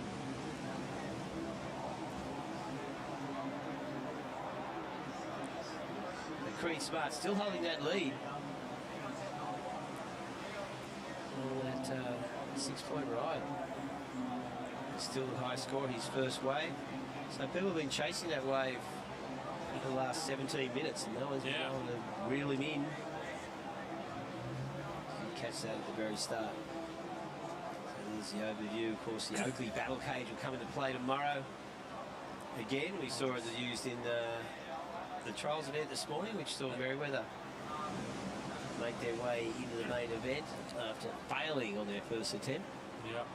Yeah, that'll be a really different scene down on the beach here tomorrow. It's a bit quiet down there at the moment. One, because it's about 1,000 degrees. Yeah. And two, because everyone's just saving themselves for the team section tomorrow. Right. That's when everyone piles down the beach and cheers from the waterline. That's right, when the emotions overflow. Who can forget last year, our co-commentator Jess Grimwood, of course. In tears. In tears as North Shelley, her team, took the title. Finally. Yeah. It's been known to reduce, grown men, women, kids. It is amazing how involved you get. Yeah, totally. Like, it just sort of, you think, I'll just, I'm probably too cool for that, but you just get drawn in. Mate, and, it's a big deal. Yeah, it's just that tribalism of where you're from. It's like crying when your team wins the footy grand final, Yeah, can you remember that? Yeah, I did. I cried when the last time my team won. Was that Europe? That was. Yeah, you cried for days after I won't recount that story. No, I remember when you turned up in Portugal, we were going to send out an APB. Yes, I did go missing for a couple of days. But, mate, my team hadn't won in 30 years. No. So I was overdue for a bit of a celebration. Yeah. Here we go. Little Hugo Spindler. Evoca Boardriders tags that section. Oh, nice. Just flaring on this. He's going to need it to reform through to the inside. working it over. It's a good surfer to watch. Got a nice fluid style.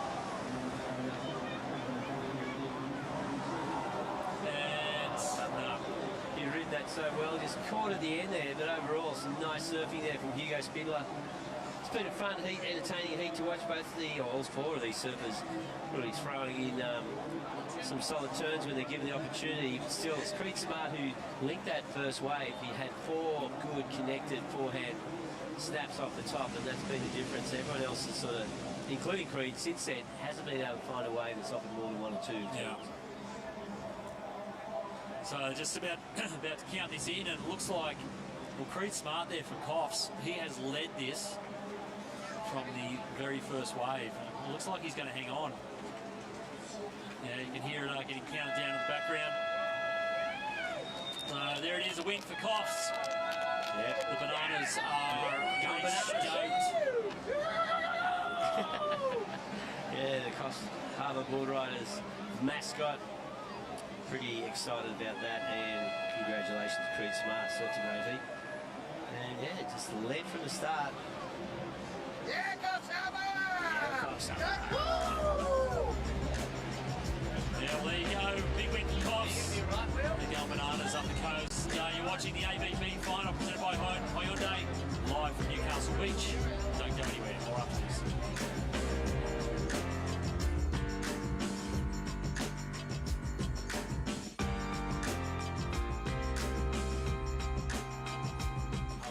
Your destination for outdoor living with our huge range of outdoor furniture and barbecues. The latest trends in timber, stone, aluminium and wicker. Lounges or dining, casual bar settings and settings to suit small spaces. A versatile collection for the ultimate in choice. Barbecues from all the big brands. Beefy to Everdure, Gasmate, Massport and Oklahoma Joe's. Including smokers for slow cooking, charcoal grills, plus outdoor kitchens and fully customizable solutions. So much more to explore in our huge range. Now at Harvey Norman, your destination for outdoor living.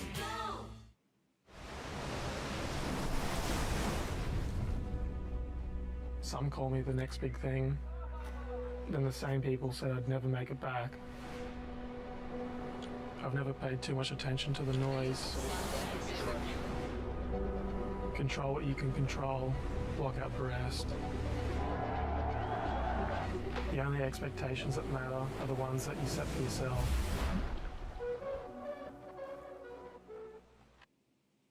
Masters. It is Newcastle Beach. What a day. Have a crack at this summer. It is absolutely beautiful down here. Fun surf for the Hyundai Australian Boardriders Battle Finals. We are into the individual rounds, and this is Harvey Norman Juniors heat number 4. And South Arm Boardriders Club, Long Reef, LRSA. We've got Allura Boardriders represented out here, and Ty Richardson for Snapper Rocks. And you can see the Coffs Coast absolutely frothing here. Vaughan Blakey and Jess Grimwood in the commentary box. And the Team Spirit Award is always strong with Coffs, Jess. Oh, yeah, it is. And I mean, $2.5 on the table for these guys at the end of the whole event if they are to take it out. But you have to say, Coffs, Team Spirit, everybody comes down. They have so much support behind them, and rightly so. Look at them, community club. I saw you in the thick of the Avoca Boardriders. They look like they're about to get loud. You wait. Well, Allura usually bring the pots and pans. Yeah. North Shelley are bringing a huge contingent up tomorrow. So yeah, the bush turkey will come up. But it's look at going to be loud. The banana there, the little banana and the big banana, and the rest of the crew, they're just loving it. They're such a good vibe club, and a nice win for them. They're looking good on the rankings as well. So the rankings have thrown up some pretty big surprises today, and none bigger than who our current leader is. Yeah, Jones Beach. Jones Beach. Yeah, consistency. South Coast.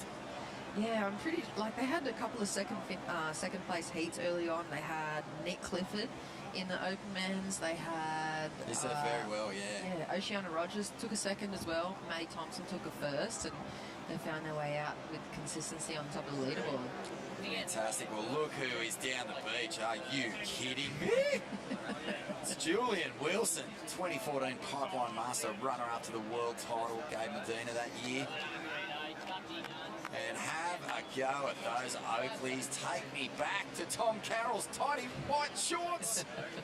The thighs. Thunder thighs, Carroll. They used to rock those razor blades better than anyone. Yeah, he's looking pretty fast there as well. Interesting to see, maybe giving a little bit of insight for the Coffs team there.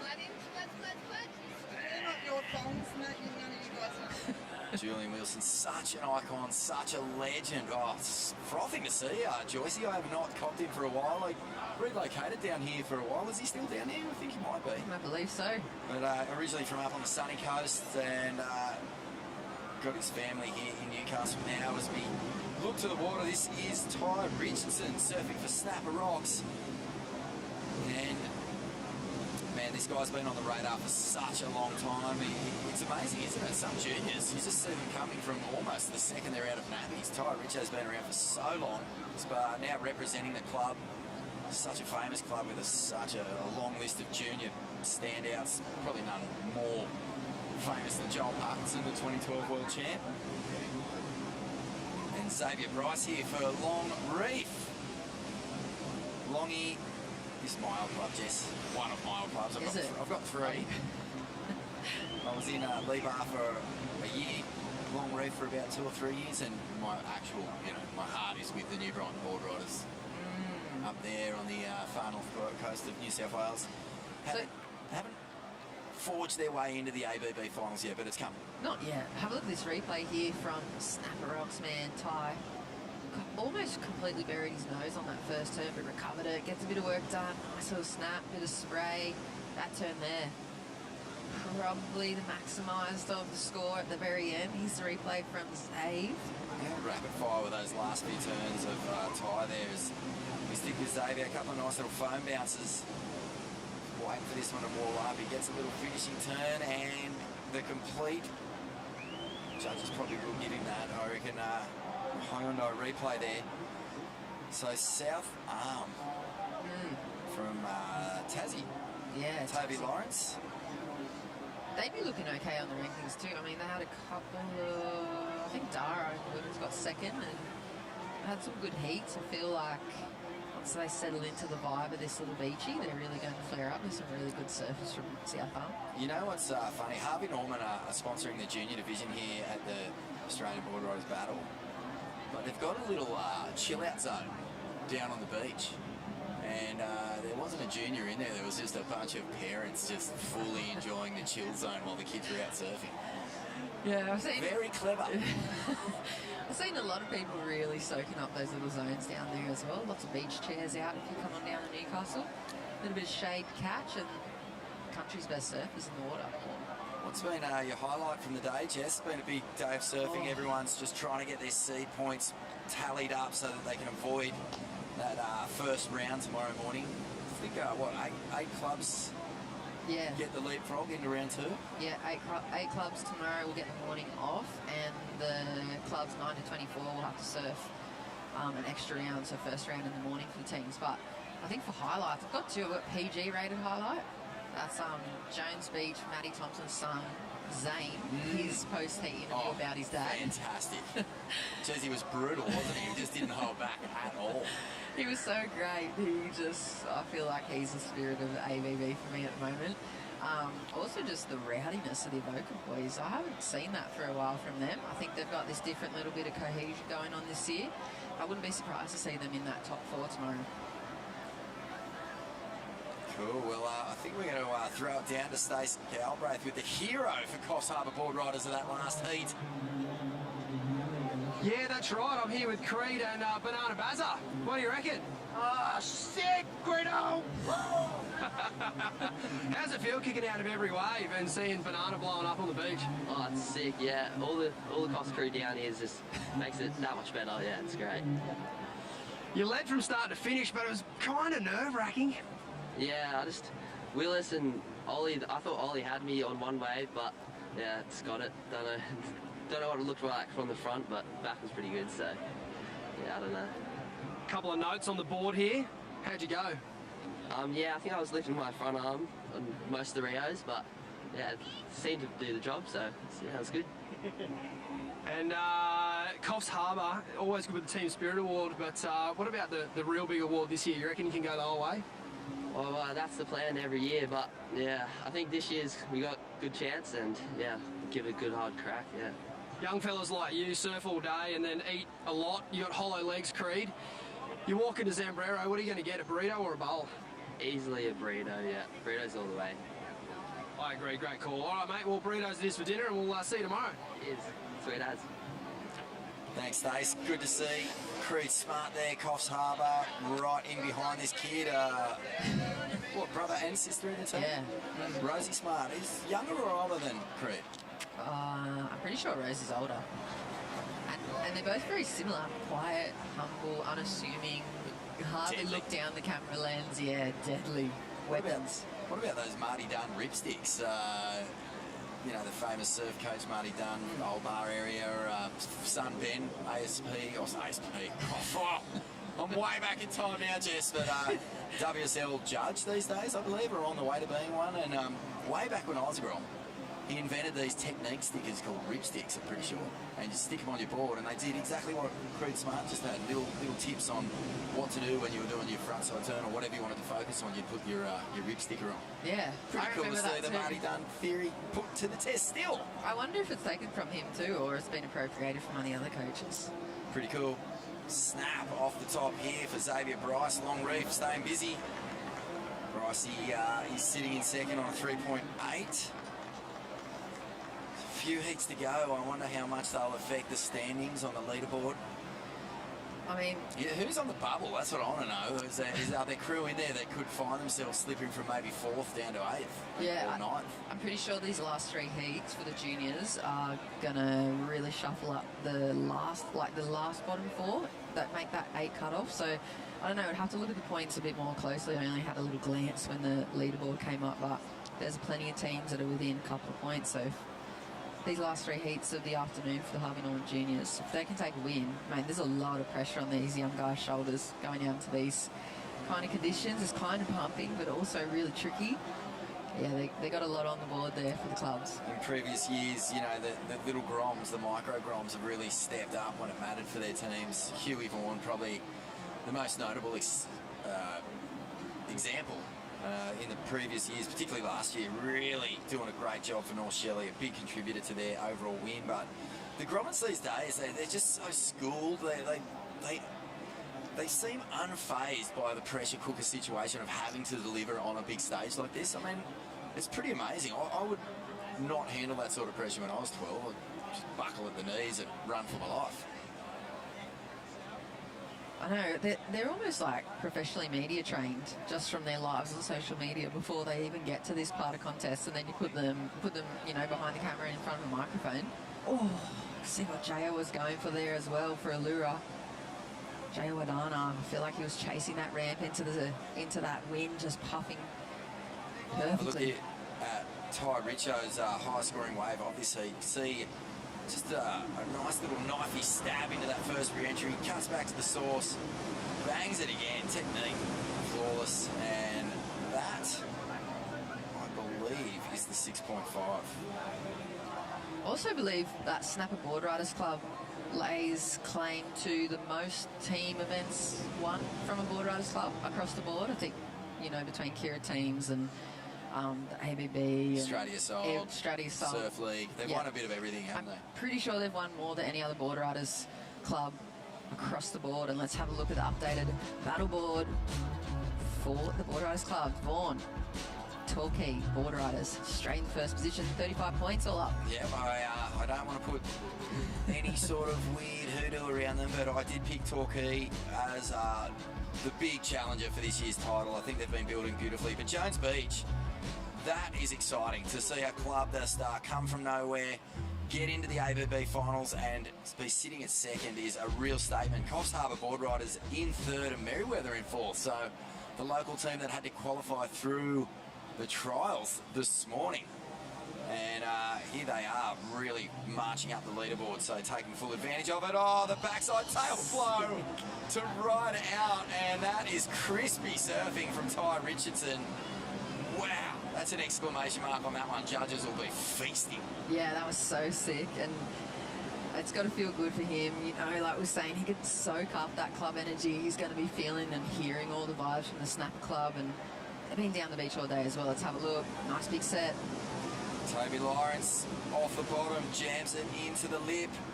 South arm, oh, I thought he might ride out of that one. It was a bigger wave, but the bigger waves are much more wind affected. You kind of got to find those little in-betweenies, usually after the first wave of the set, so it just cleans up all that ruffled water just a touch.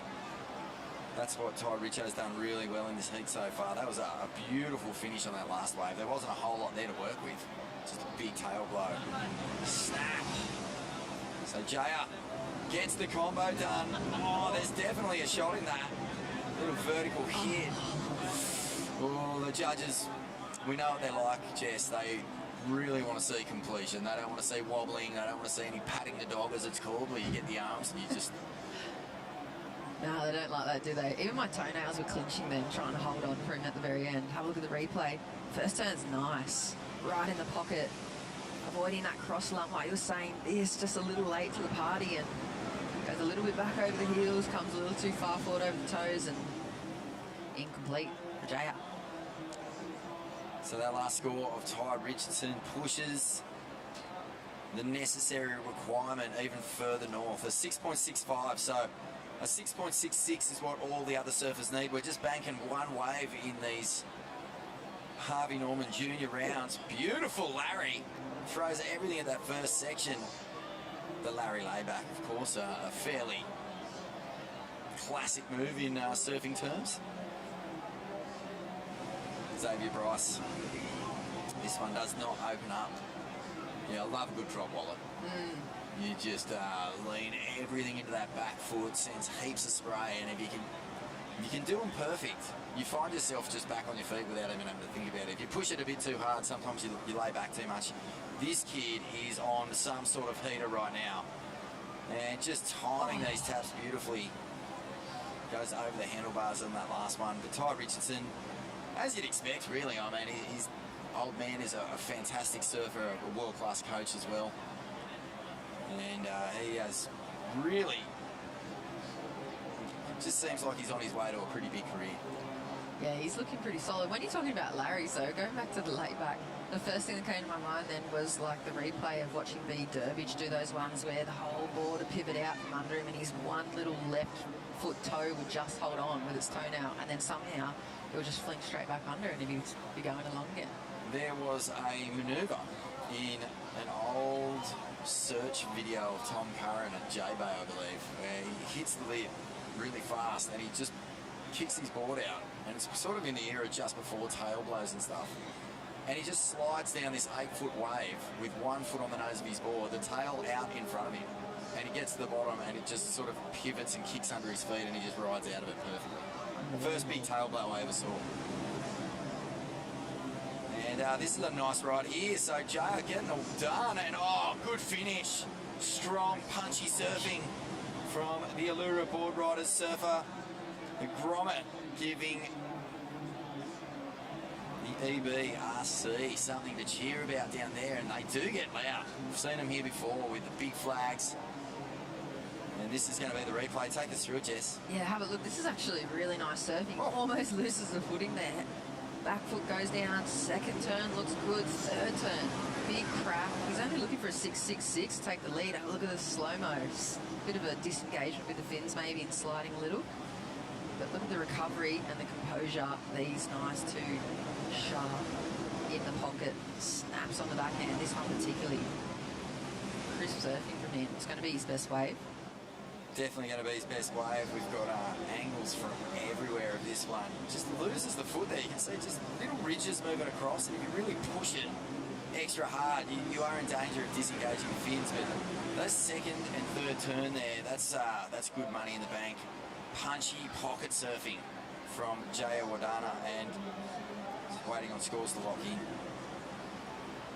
Allura Club too, one of those other clubs in the draw that is a combination of two different parts of the beach coming together. I love those stories, like the history, the origin stories of the club. I mean, there's the Maruba United stuff, and there's obviously I think, what were they, the Dunny Hangers and the Kiosk Boys, something that came together to be Allura Boardriders. I swear that little Shire Zone had something like 9 Boardriders clubs in 30 square metres of sand. Yeah, and then look at that last score. Really close to the mark for Jaya, 5.93, so moves Allura up into second position. If he'd gotten a little bit more face, a bit more vertical face, that first turn, he would be in the lead right now because he's just hacked a little bit more power than Ty Richo. I think Richardson's advantage really is just that he's picked off waves that give him the opportunity to go really fast and rattle off high-speed combos of manoeuvres. Toby Lawrence from South Arm looking to get started here. Tassie crew have been surfing extremely well. Must be so nice to come up and just, you know, rip all that rubber off and just surf the boys. Here's Xavier, yeah, from Long Reef. Longy, you've been here a few times now. Definitely no strangers to the Hyundai Australian Boardriders Battle Finals, and probably ready to, you know, get into the final day, deep into the final day. I think they'd be looking at a final, if not a win, because it's one thing to get here. The first few years, your adrenaline's up. You feel like you've kind of almost done the job. You get here and it's a big experience to bring the whole team up, spend the weekend in Newcastle, surf against just such high opposition, high standard of opposition, and then, you know, after a couple of years of maybe losing out in the early rounds, you get jack of it. Yeah. You want to start sending it, and I think Longy are in that position. Avoca and Torquay, similar club story there, but that's the end of that heat, Jess. And it looks like Ty Richardson has done the job. Jay Wadana for Allura on that last ride, really getting it done. Xavier Bryce for Long Reef in third, gets a few points. South Arm Boardriders in fourth. And I believe we will be back with heat number 5 very shortly. Stay with us, folks. It is the Hyundai Australian Boardriders Battle, presented by Zambrero here at Newcastle Beach. Back soon.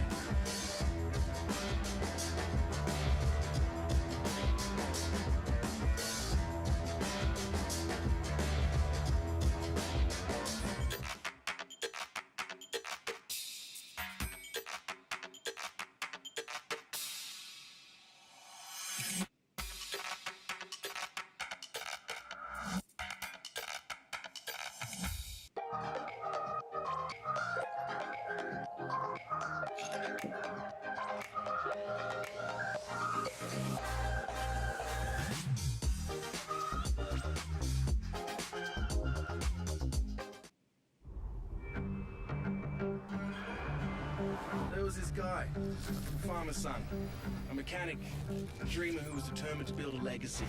When everyone told him it was impossible, he replied, "How do you know if you haven't tried it?" This spirit still lives on at Hyundai, the company he founded all those years ago. So don't say you can't change the world. Have you tried it?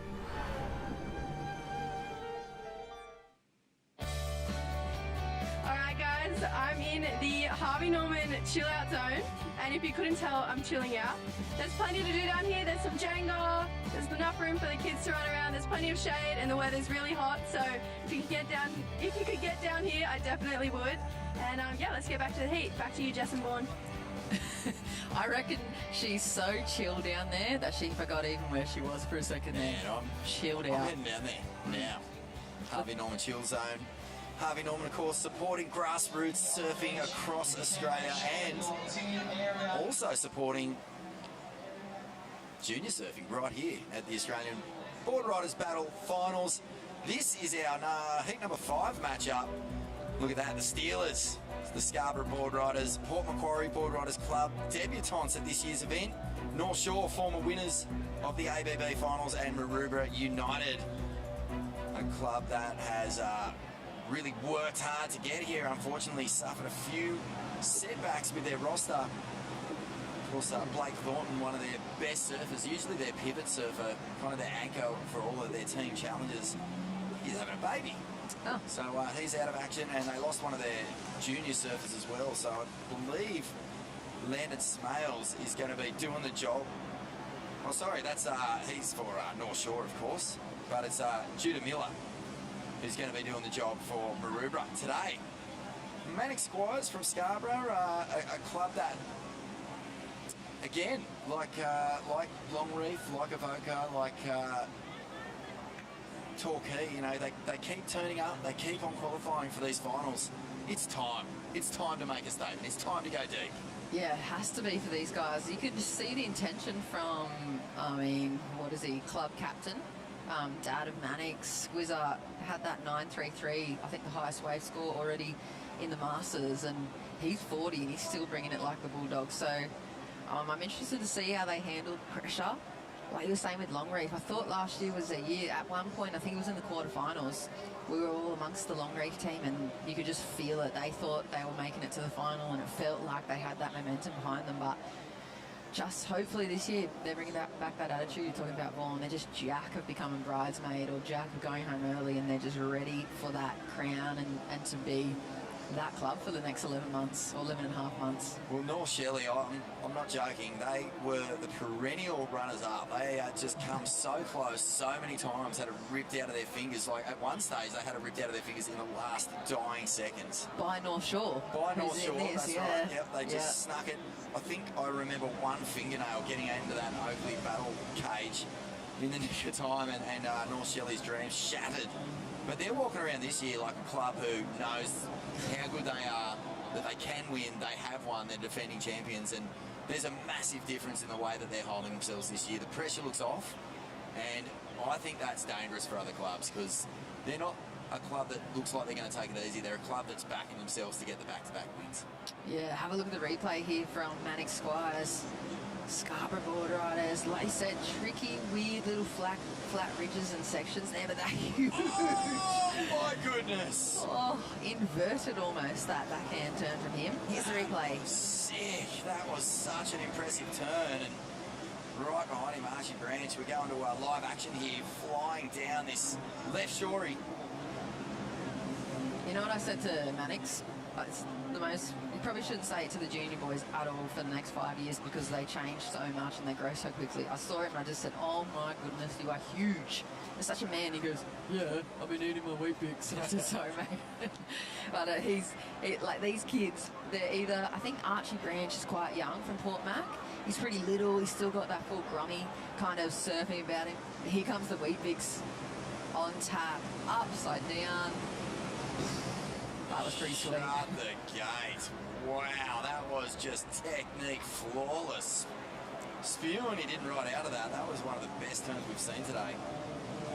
And oh, look at this beautiful slice here. Judah Miller opens the account for Maroubra United, and we're going to go down to Jess Starling, who is with the winner of that last heat, Ty Richo. I'm with Ty. Ty got the job done for Snapper in that last heat. That must feel pretty good. Yeah, I was stoked to get a couple good waves and perform for the team. It's always a bit of pressure, but yeah, I loved it out there. It was so fun. And tell me, being the junior of the team, you are the grommet. Is there anyone you really look up to in your team or someone who holds the glue together? Oh, I think Jay Phillips, our coach, he really holds the team together, and Jagger and Sheldon, I look up to them a lot. Really good surfers that I surf with pretty much every day. And coming from Snapper, you're a really prestigious club. Who do you reckon your biggest rival is coming into tomorrow? Oh, there's heaps of strong clubs in the event, like North Narrabeen. Yeah, so we're just going to focus on ourselves and try to get the job done. Amazing. Well, congratulations, and we look forward to seeing you tomorrow. Thank you, Smith. Cheers. Wow, that's a strong result there from Ty Richardson. It's pretty amazing, isn't it? I mean, every year we come back to this contest, and the kids that were tiny last year, like you said, they grow up a lot.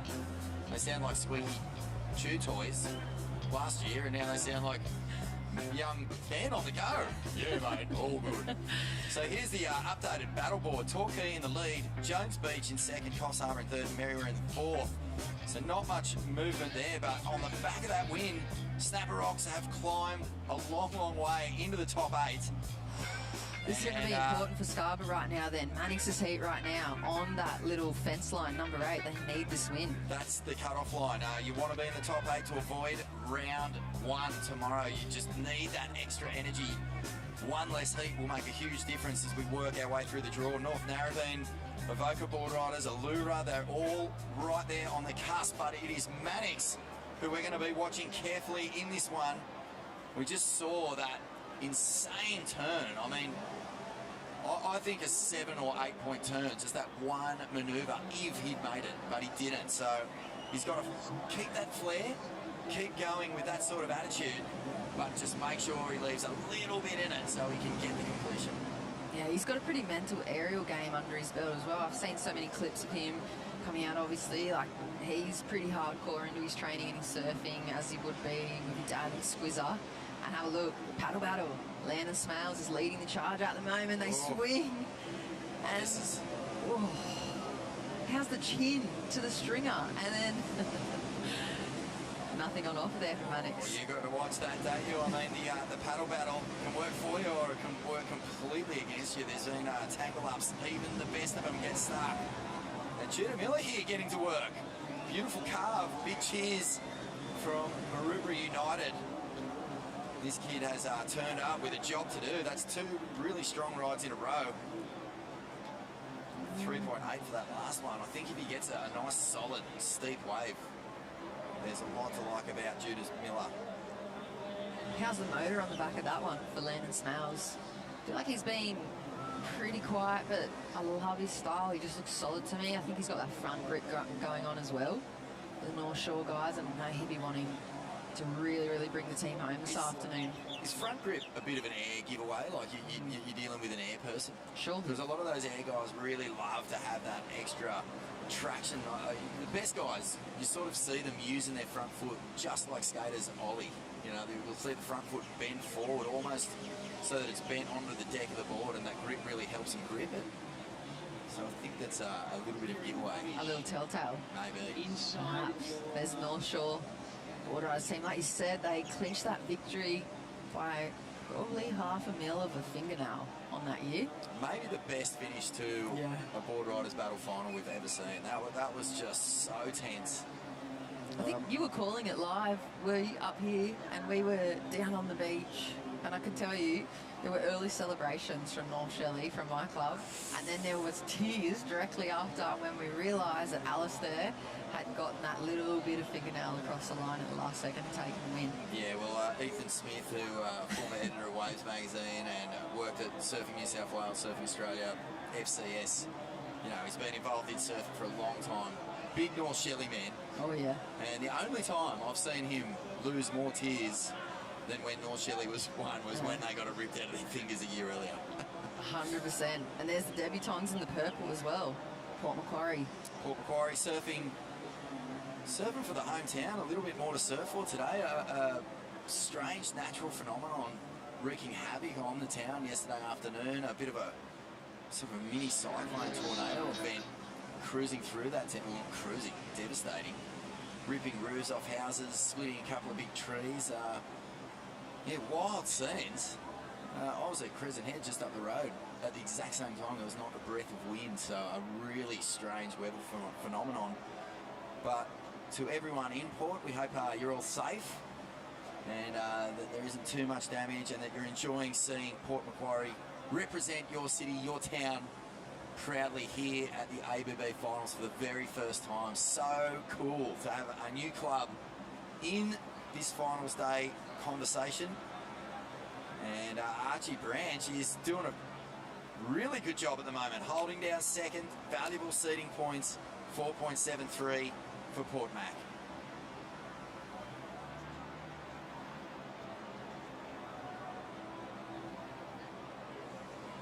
Okay, so Jess North Shore is in 7th place on the battle board at the moment, so it's a big heat.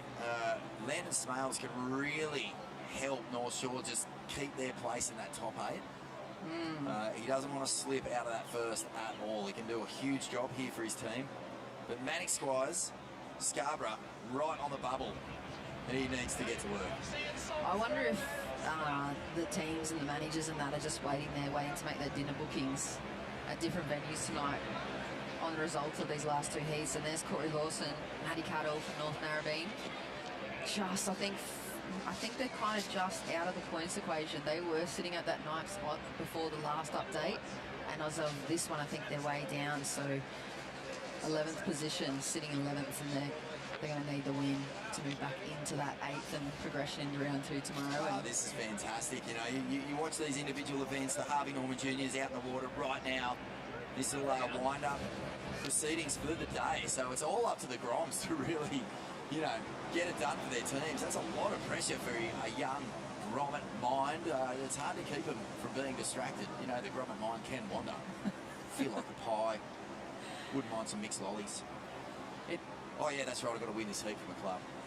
It looks like conditions have settled a little bit. We had a really strong southerly puff up earlier in the day and it just blew out that back bank horribly, but it seems to have settled a little bit. Do you know much about the forecast for tomorrow? A little bit. I know the period jumps up to around 11, 12, 13 seconds tomorrow during the middle of the day, and then I know the wind's supposed to swing later in the afternoon back towards onshore here, east-northeast for here.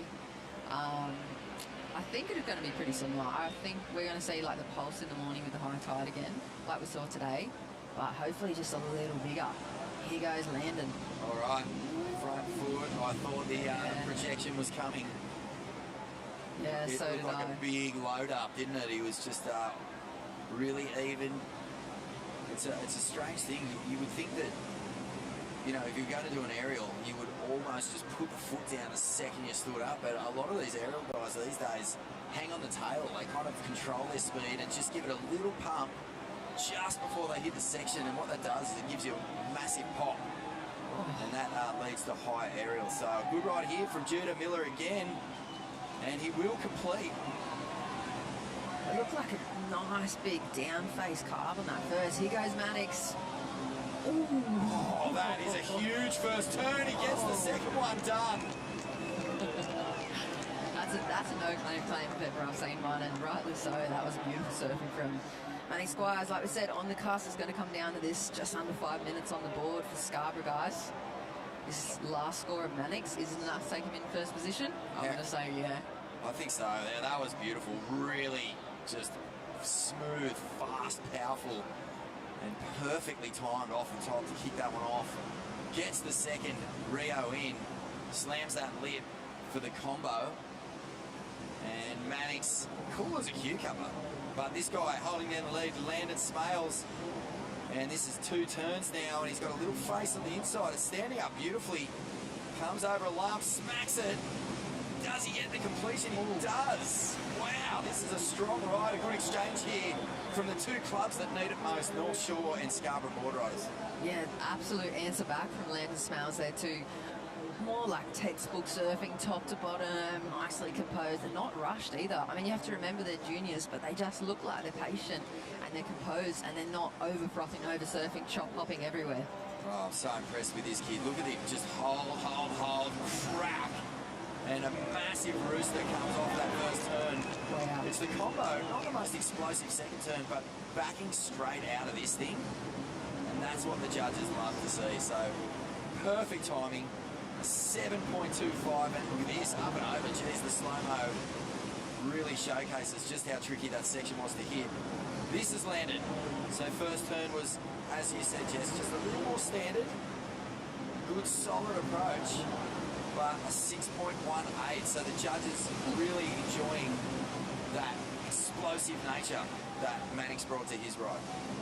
Have a look at this replay. Judah Miller's down the face carve, just kind of captures the rib on that rail on that first section, but still gets a 2-turn combo, so it's probably going to be his best one. Look at this, Vaughan. Oh, wow. Touches of the great Simon Robinson in that opening hack. One of Newcastle's absolute finest. Great exchange there from the 3 clubs. Archie Branch just sitting a little quiet on that last set though. He really is going to have to find something. Okay, so Mannix Squires, he did that first turn was so explosive, so spectacular, and then he just sat and waited for a long time and saved right up until the final 5 minutes to pull the trigger again. Let's hear from Mannix's dad, who is down there with Jess Starling. All right, I'm down here with Team Scarborough. We have Mannix out in the lineup, and he's just gone to the lead. How are we feeling? Yeah, we're feeling good. We're feeling good now. A bit worried there. He started the heat with not a wave in the first 11 minutes, but no, he's done what he had to do. A 7.25, we'll take that now. So we've had a 7.25 and a 9.33 today. So Scarborough's obviously doing quite well. What would it mean to take the win here? We're just trying to not surf the first heats tomorrow morning, and we've never done that before, and I feel like the momentum's changed with us. We've come here with a different mindset this year, and so far so good. We'll see what happens at the end of this heat. We've still got a couple of minutes to go, so, but yeah, no, it's going good so far. And I feel like it's a pretty proud dad moment. How are you feeling? Yeah, I'm good. I just wanted to see him catch some waves, and he's definitely got the skill, but you know, surfing's the sort of thing, if you don't catch the right waves, you don't get the good scores. So yeah, stoked that he got a good wave, and see if he can get another one. All right, that's the insight from Scarborough Boardriders, guys. Good luck tomorrow. Thank you. Woo! Thanks, Jess. Yeah, you know what? Some of the competitors in the Billabong Pipe Pro could have listened to that. But actually catch waves if you want some scores. Ooh. Well, so many people just sitting around out there going, I'm not catching anything. It was doing my head in. Yeah, true. I think they're pretty steely too, the Scarborough team. They don't seem too super hyped on, you know, it's easy to get caught up in the fanfare here. Heaps of locals down on the beach. There's chill out zones and psych up spots and every little which way and corner in between on that boardwalk. So I think they're kind of staying out of that mix, and they're serious. They've come here for one thing and one thing only. This is a huge final 30 seconds if a wave comes. The two clubs that were really banking on getting scores are in first and second. Scarborough and North Shore. Right on the bubble. All these points crucial at this stage.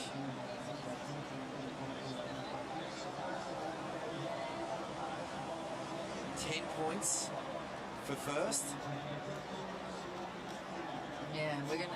So that's a big leap, and it'll make a big difference on that battle board as the clock runs out. No exchange.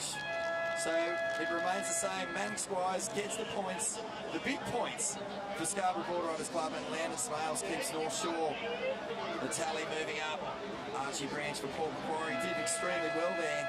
Judah Miller for Maroubra. So celebrations as Mannix makes his way in. What a talent this kid is. We're going to take a quick break here at the Hyundai Australian Boardriders Battle, presented by Zambrero. Newcastle Beach lighting up, just a few heats to come. Stay with us.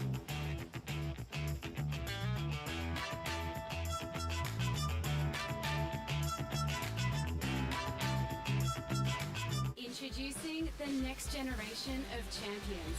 Hyundai She's Electric is the first all-women's leaderboard connecting ABB performance data around the country to unearth breakout talent, giving female riders a pathway to the top. Meet this season's Team Electric: Ava Holland, Charlie Stokes, Taylor Hannock, Ruby Rentz, and Imogen Enfield. In 2023, will you be next?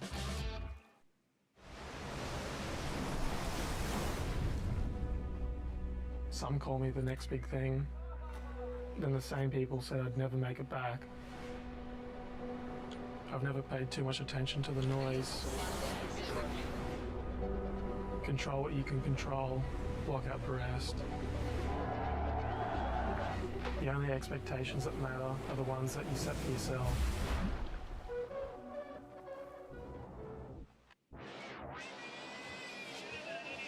It's the 2023 Hyundai Australian Boardriders Battle Finals here at Newcastle Beach.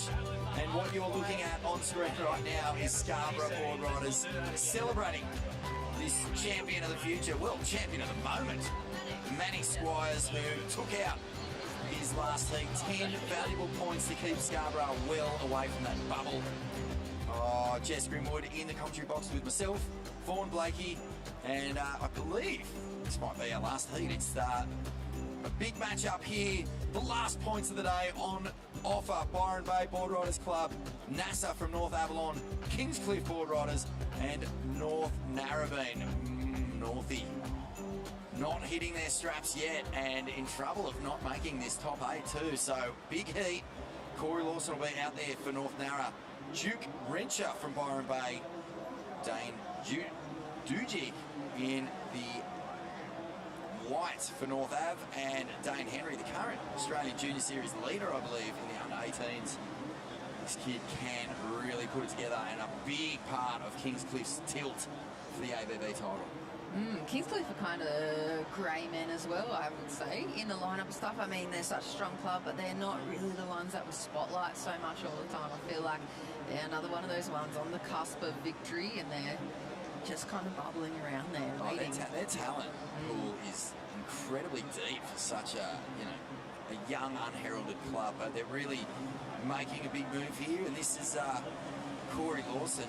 So North Narrabeen, all eyes right now on the lineup. Big shout out to all the crew watching online around Australia on 7plus or on the Australian Boardriders Battle.com. It's been wonderful to have your company today here at Newcastle Beach. This is the Harvey Norman Juniors, the final heat of the day. And tomorrow, Jess, I don't know how we're going to sleep tonight, because tomorrow it is a full-blown Boardriders club culture froth fest down here at Newey. Here's the replay. Corey Lawson, North Narrabeen, like you said, dangerously sitting in the rankings, looking like they're going to have to surf tomorrow morning. Here's Dane Henrys from Kingscliff. Oh, he looks fast on that sled. Really whippy, kind of staying high and tight there in the pocket. A nice little crack on the backhand for his opening wave. It puts him straight up into the lead, 5.95. Awesome stuff. Let's throw it down to Jess Starling, who I believe is with Mannix Squires, hero of the last heat. Yeah, I'm here with Mannix, who got some big points for his club Scarborough, and I think might have got them out of trouble, so he must be pretty happy with that. Yeah, I'm pretty stoked that I didn't really get a good first one, but then I got one like in the middle of the heat that was pretty good. So. And in moments where you don't get a good first wave, how do you calm yourself down to get a better wave after that? I don't know, I kind of guess I just like bring it back to what I know, and there's always going to be like waves coming, so just chill out, I guess. And we've got word that this year you're going to do all the Pro Juniors and a couple of QSs. Do you use this as a practicing ground for all the comps coming up, or are you just here to represent your club? Yeah, a bit of both, to be honest. We're heading up in a few days, so it's a perfect practice. All right, perfect. Well, congratulations, and we look forward to seeing you surf tomorrow. Thank you. Thanks, guys. Yeah, you're right there. Jess, very steely little competitor, isn't he? Not giving too much away at all. Just kicking back, chilling out, using it as a bit of practice, representing his club. But I was really impressed with, well, the intention of his first turn. He didn't make it. Would have been, I think, a 7.5, 8-point turn. But then, sat back, pulled the trigger at the 5-minute mark and did enough to get the win for Scarborough. Valuable points. This heat is well and truly underway. This is Dane Henry for Kingscliff. Goes for a monster choppy. And that was really good. Wouldn't you call it a fairly, a standard straight air? It was just a big old chop off. Found a nice little rib and got some good elevation out of it. I love watching them. I feel like they don't score that high, but they're so enjoyable to watch. Look at him hit all the way up the face. Dane Henry from Kingscliff just kind of projected maybe a little too far up and behind. The wave runs away. I feel like the swell's kind of changed a little bit this afternoon as well. We've got that primary east swell, but we've got a little bit of nor'east in it, and it's just pushing more and more the Savo, and we're seeing those lefts run. And I've seen a couple of the Groms. I have to say, I feel like the juniors stand out across all divisions in like intensity going into the lineup. And on those lefts, you can see right now, updated leaderboard. Wow, the battle board has told the story on the back of Mannix Squires. Scarborough Boardriders are on top of the leaderboard. This is a huge result for them at the moment, holding down that lead as we are into this final heat. I'm just having a look at the points here. Can anyone overtake them? Yeah, so, well, I don't know if they can overtake them, but North Narra needs to get this heat win. 10 points to take them up to 34 and put them just within that top 8. And it's going to knock down Snapper Rocks and Noosa, possibly. Yeah, so they're going to need to turn up this one. Corey Lawson, I'm sure he knows. I'm sure they've done numbers on the beach, but this is the turning point for them. So this is basically Scarborough and Torquay going to finish on top of the battle board no matter what. Yeah. That is massive for these two clubs. That is a huge statement heading into tomorrow, as we've said right throughout the day. Torquay and Scarborough both looking really serious. There's a lot of determination. There's a lot of quiet focus going on with these clubs. And tomorrow is going to be a ripper of a day. Here we go with Dane Dujic. Nice off the top. And the Harvey Norman Juniors have really been giving us plenty of highlights. Look at this kid starting to flare down the line. The body language just a little frustrated there. Nothing worse than when you stick with a wave, you stick with it, you stick with it, you stick with it, and it gives you nothing. That little wave too, just running across that inside section, it's just, it looks hard to read. I feel like the juniors have done so well negotiating those ribs and lumps and bumps, and then that inside surgeon slab, that rock shelf that's kind of come or brought a few people unstuck. The juniors have just gone ham. Sacrificing fins, sacrificing skin. They're all in here.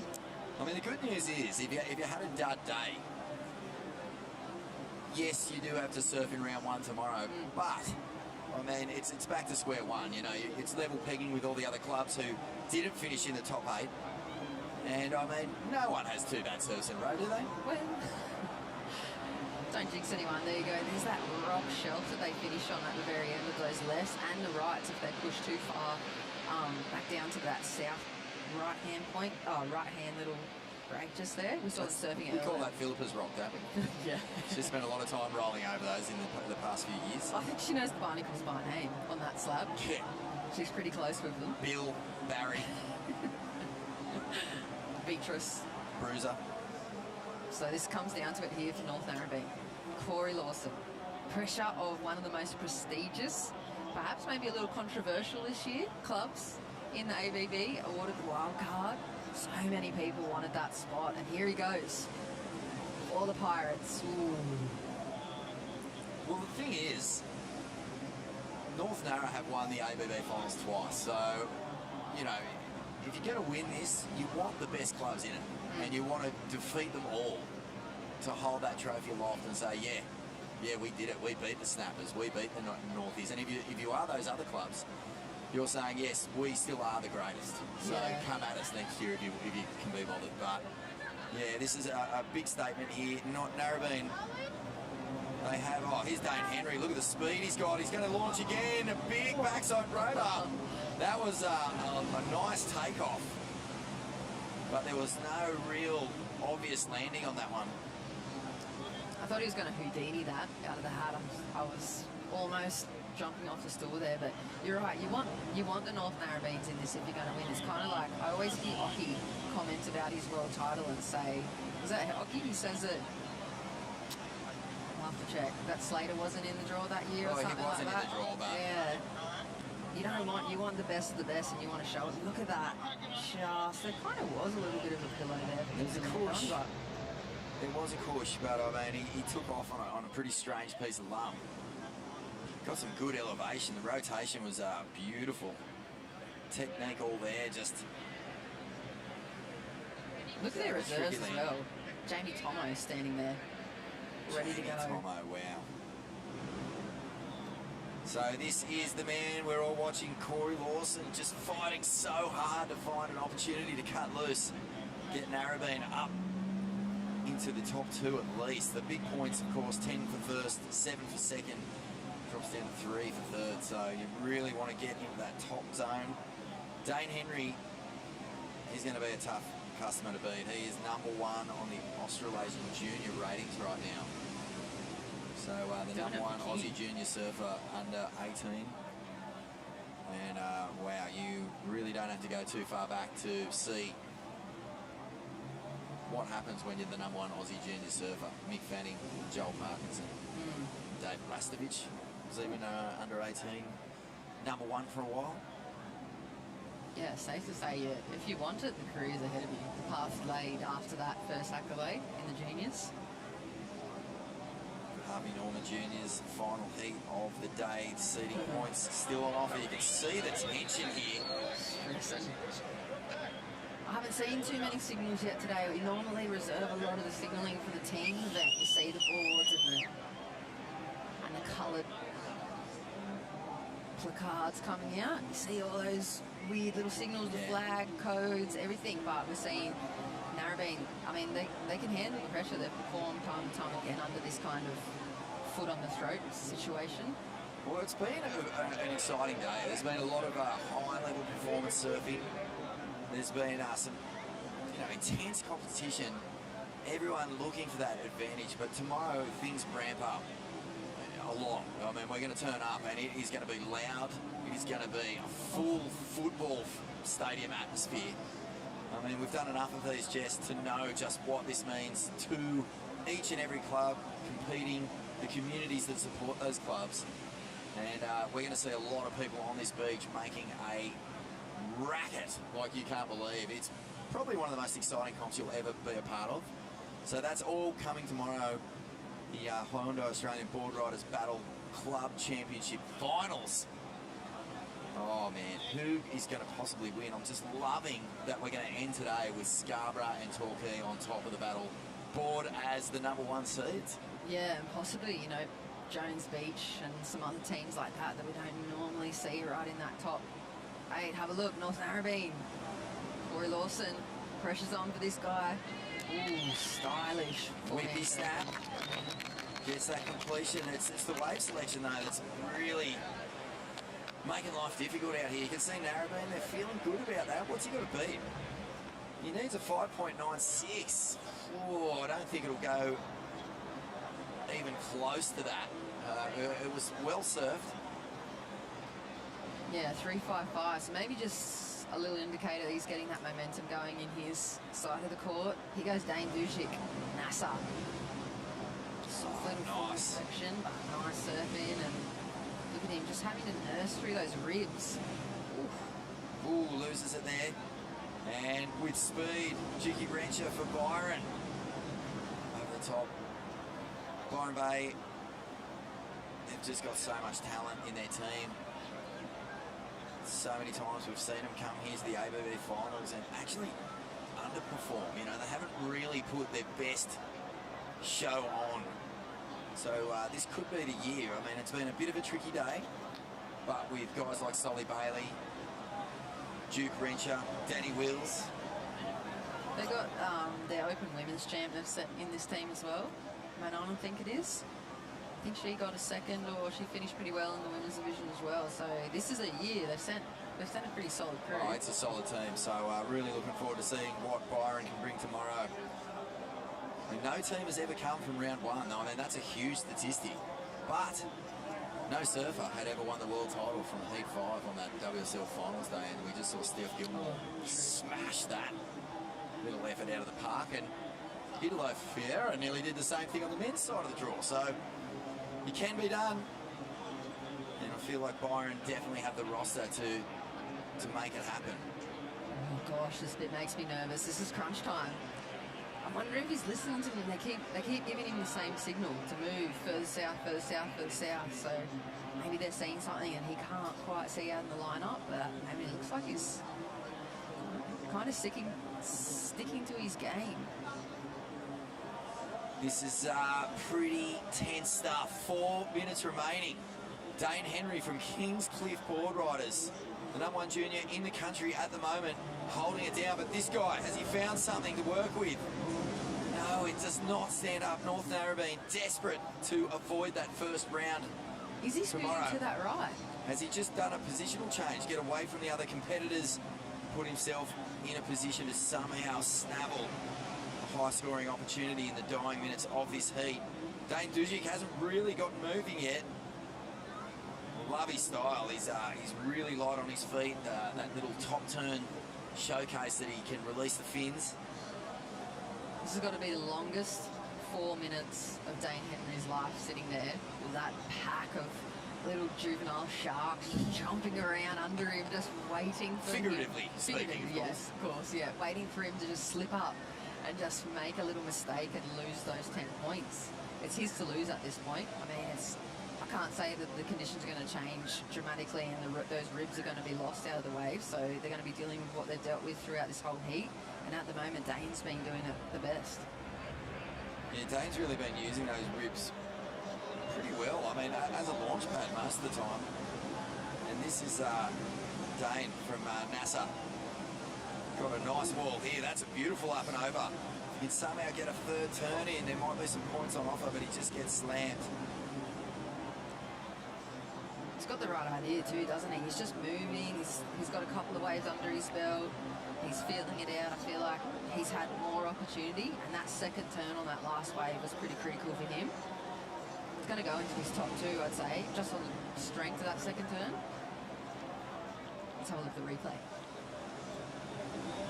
He's got a really nice line on this wave. You can see how much bump there is in the face. So hard to read. But that turn there, it just showcases what this kid is capable of. Wasn't a great section, a pretty difficult wave, but if you can maintain speed and get a couple of turns off like that, you will get good scores. That one just a 2.93.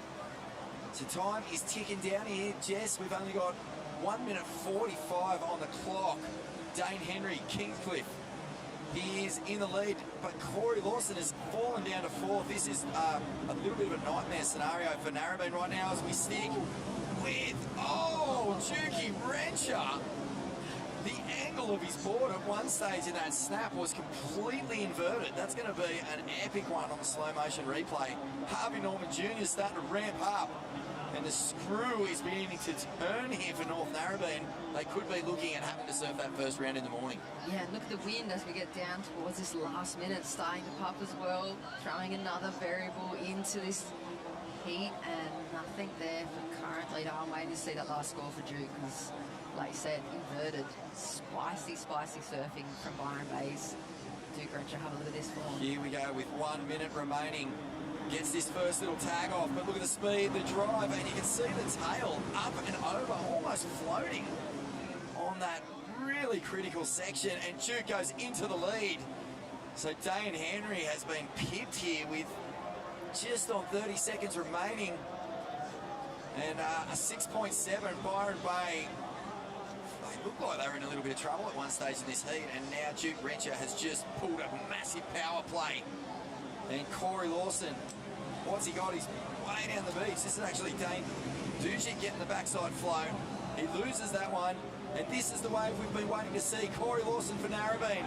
Can he get something big on the end here? Gets a turn up, smashes it on the end, and gets the ride. What was the start of that one like?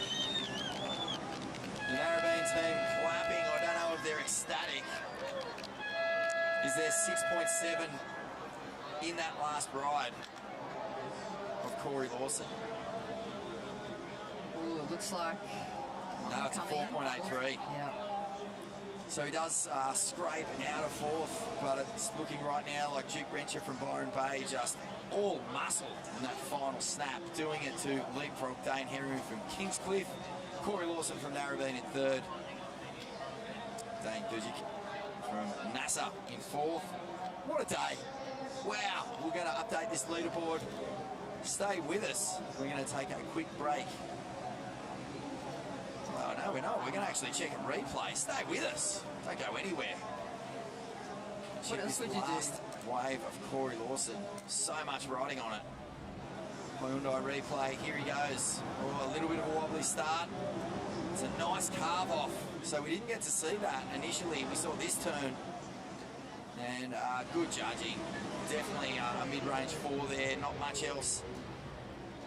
So that is the replay. You can see the Byron Bay surfer, Juki Rencher, bringing in for a big victory here at the Hyundai Australian Boardriders Battle presented by Zambrero. We're going to take a quick break and wrap the day after this.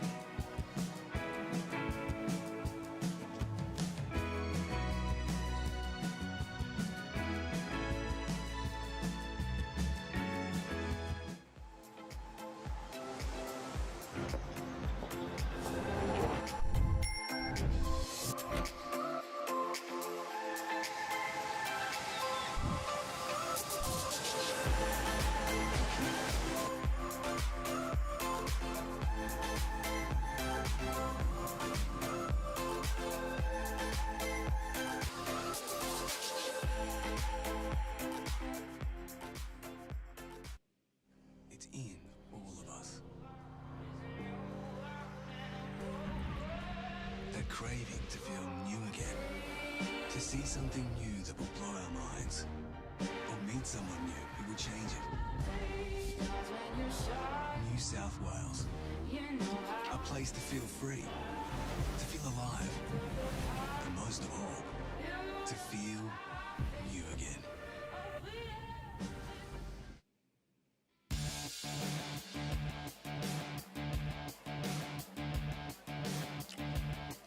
What a fantastic day here at Newcastle Beach.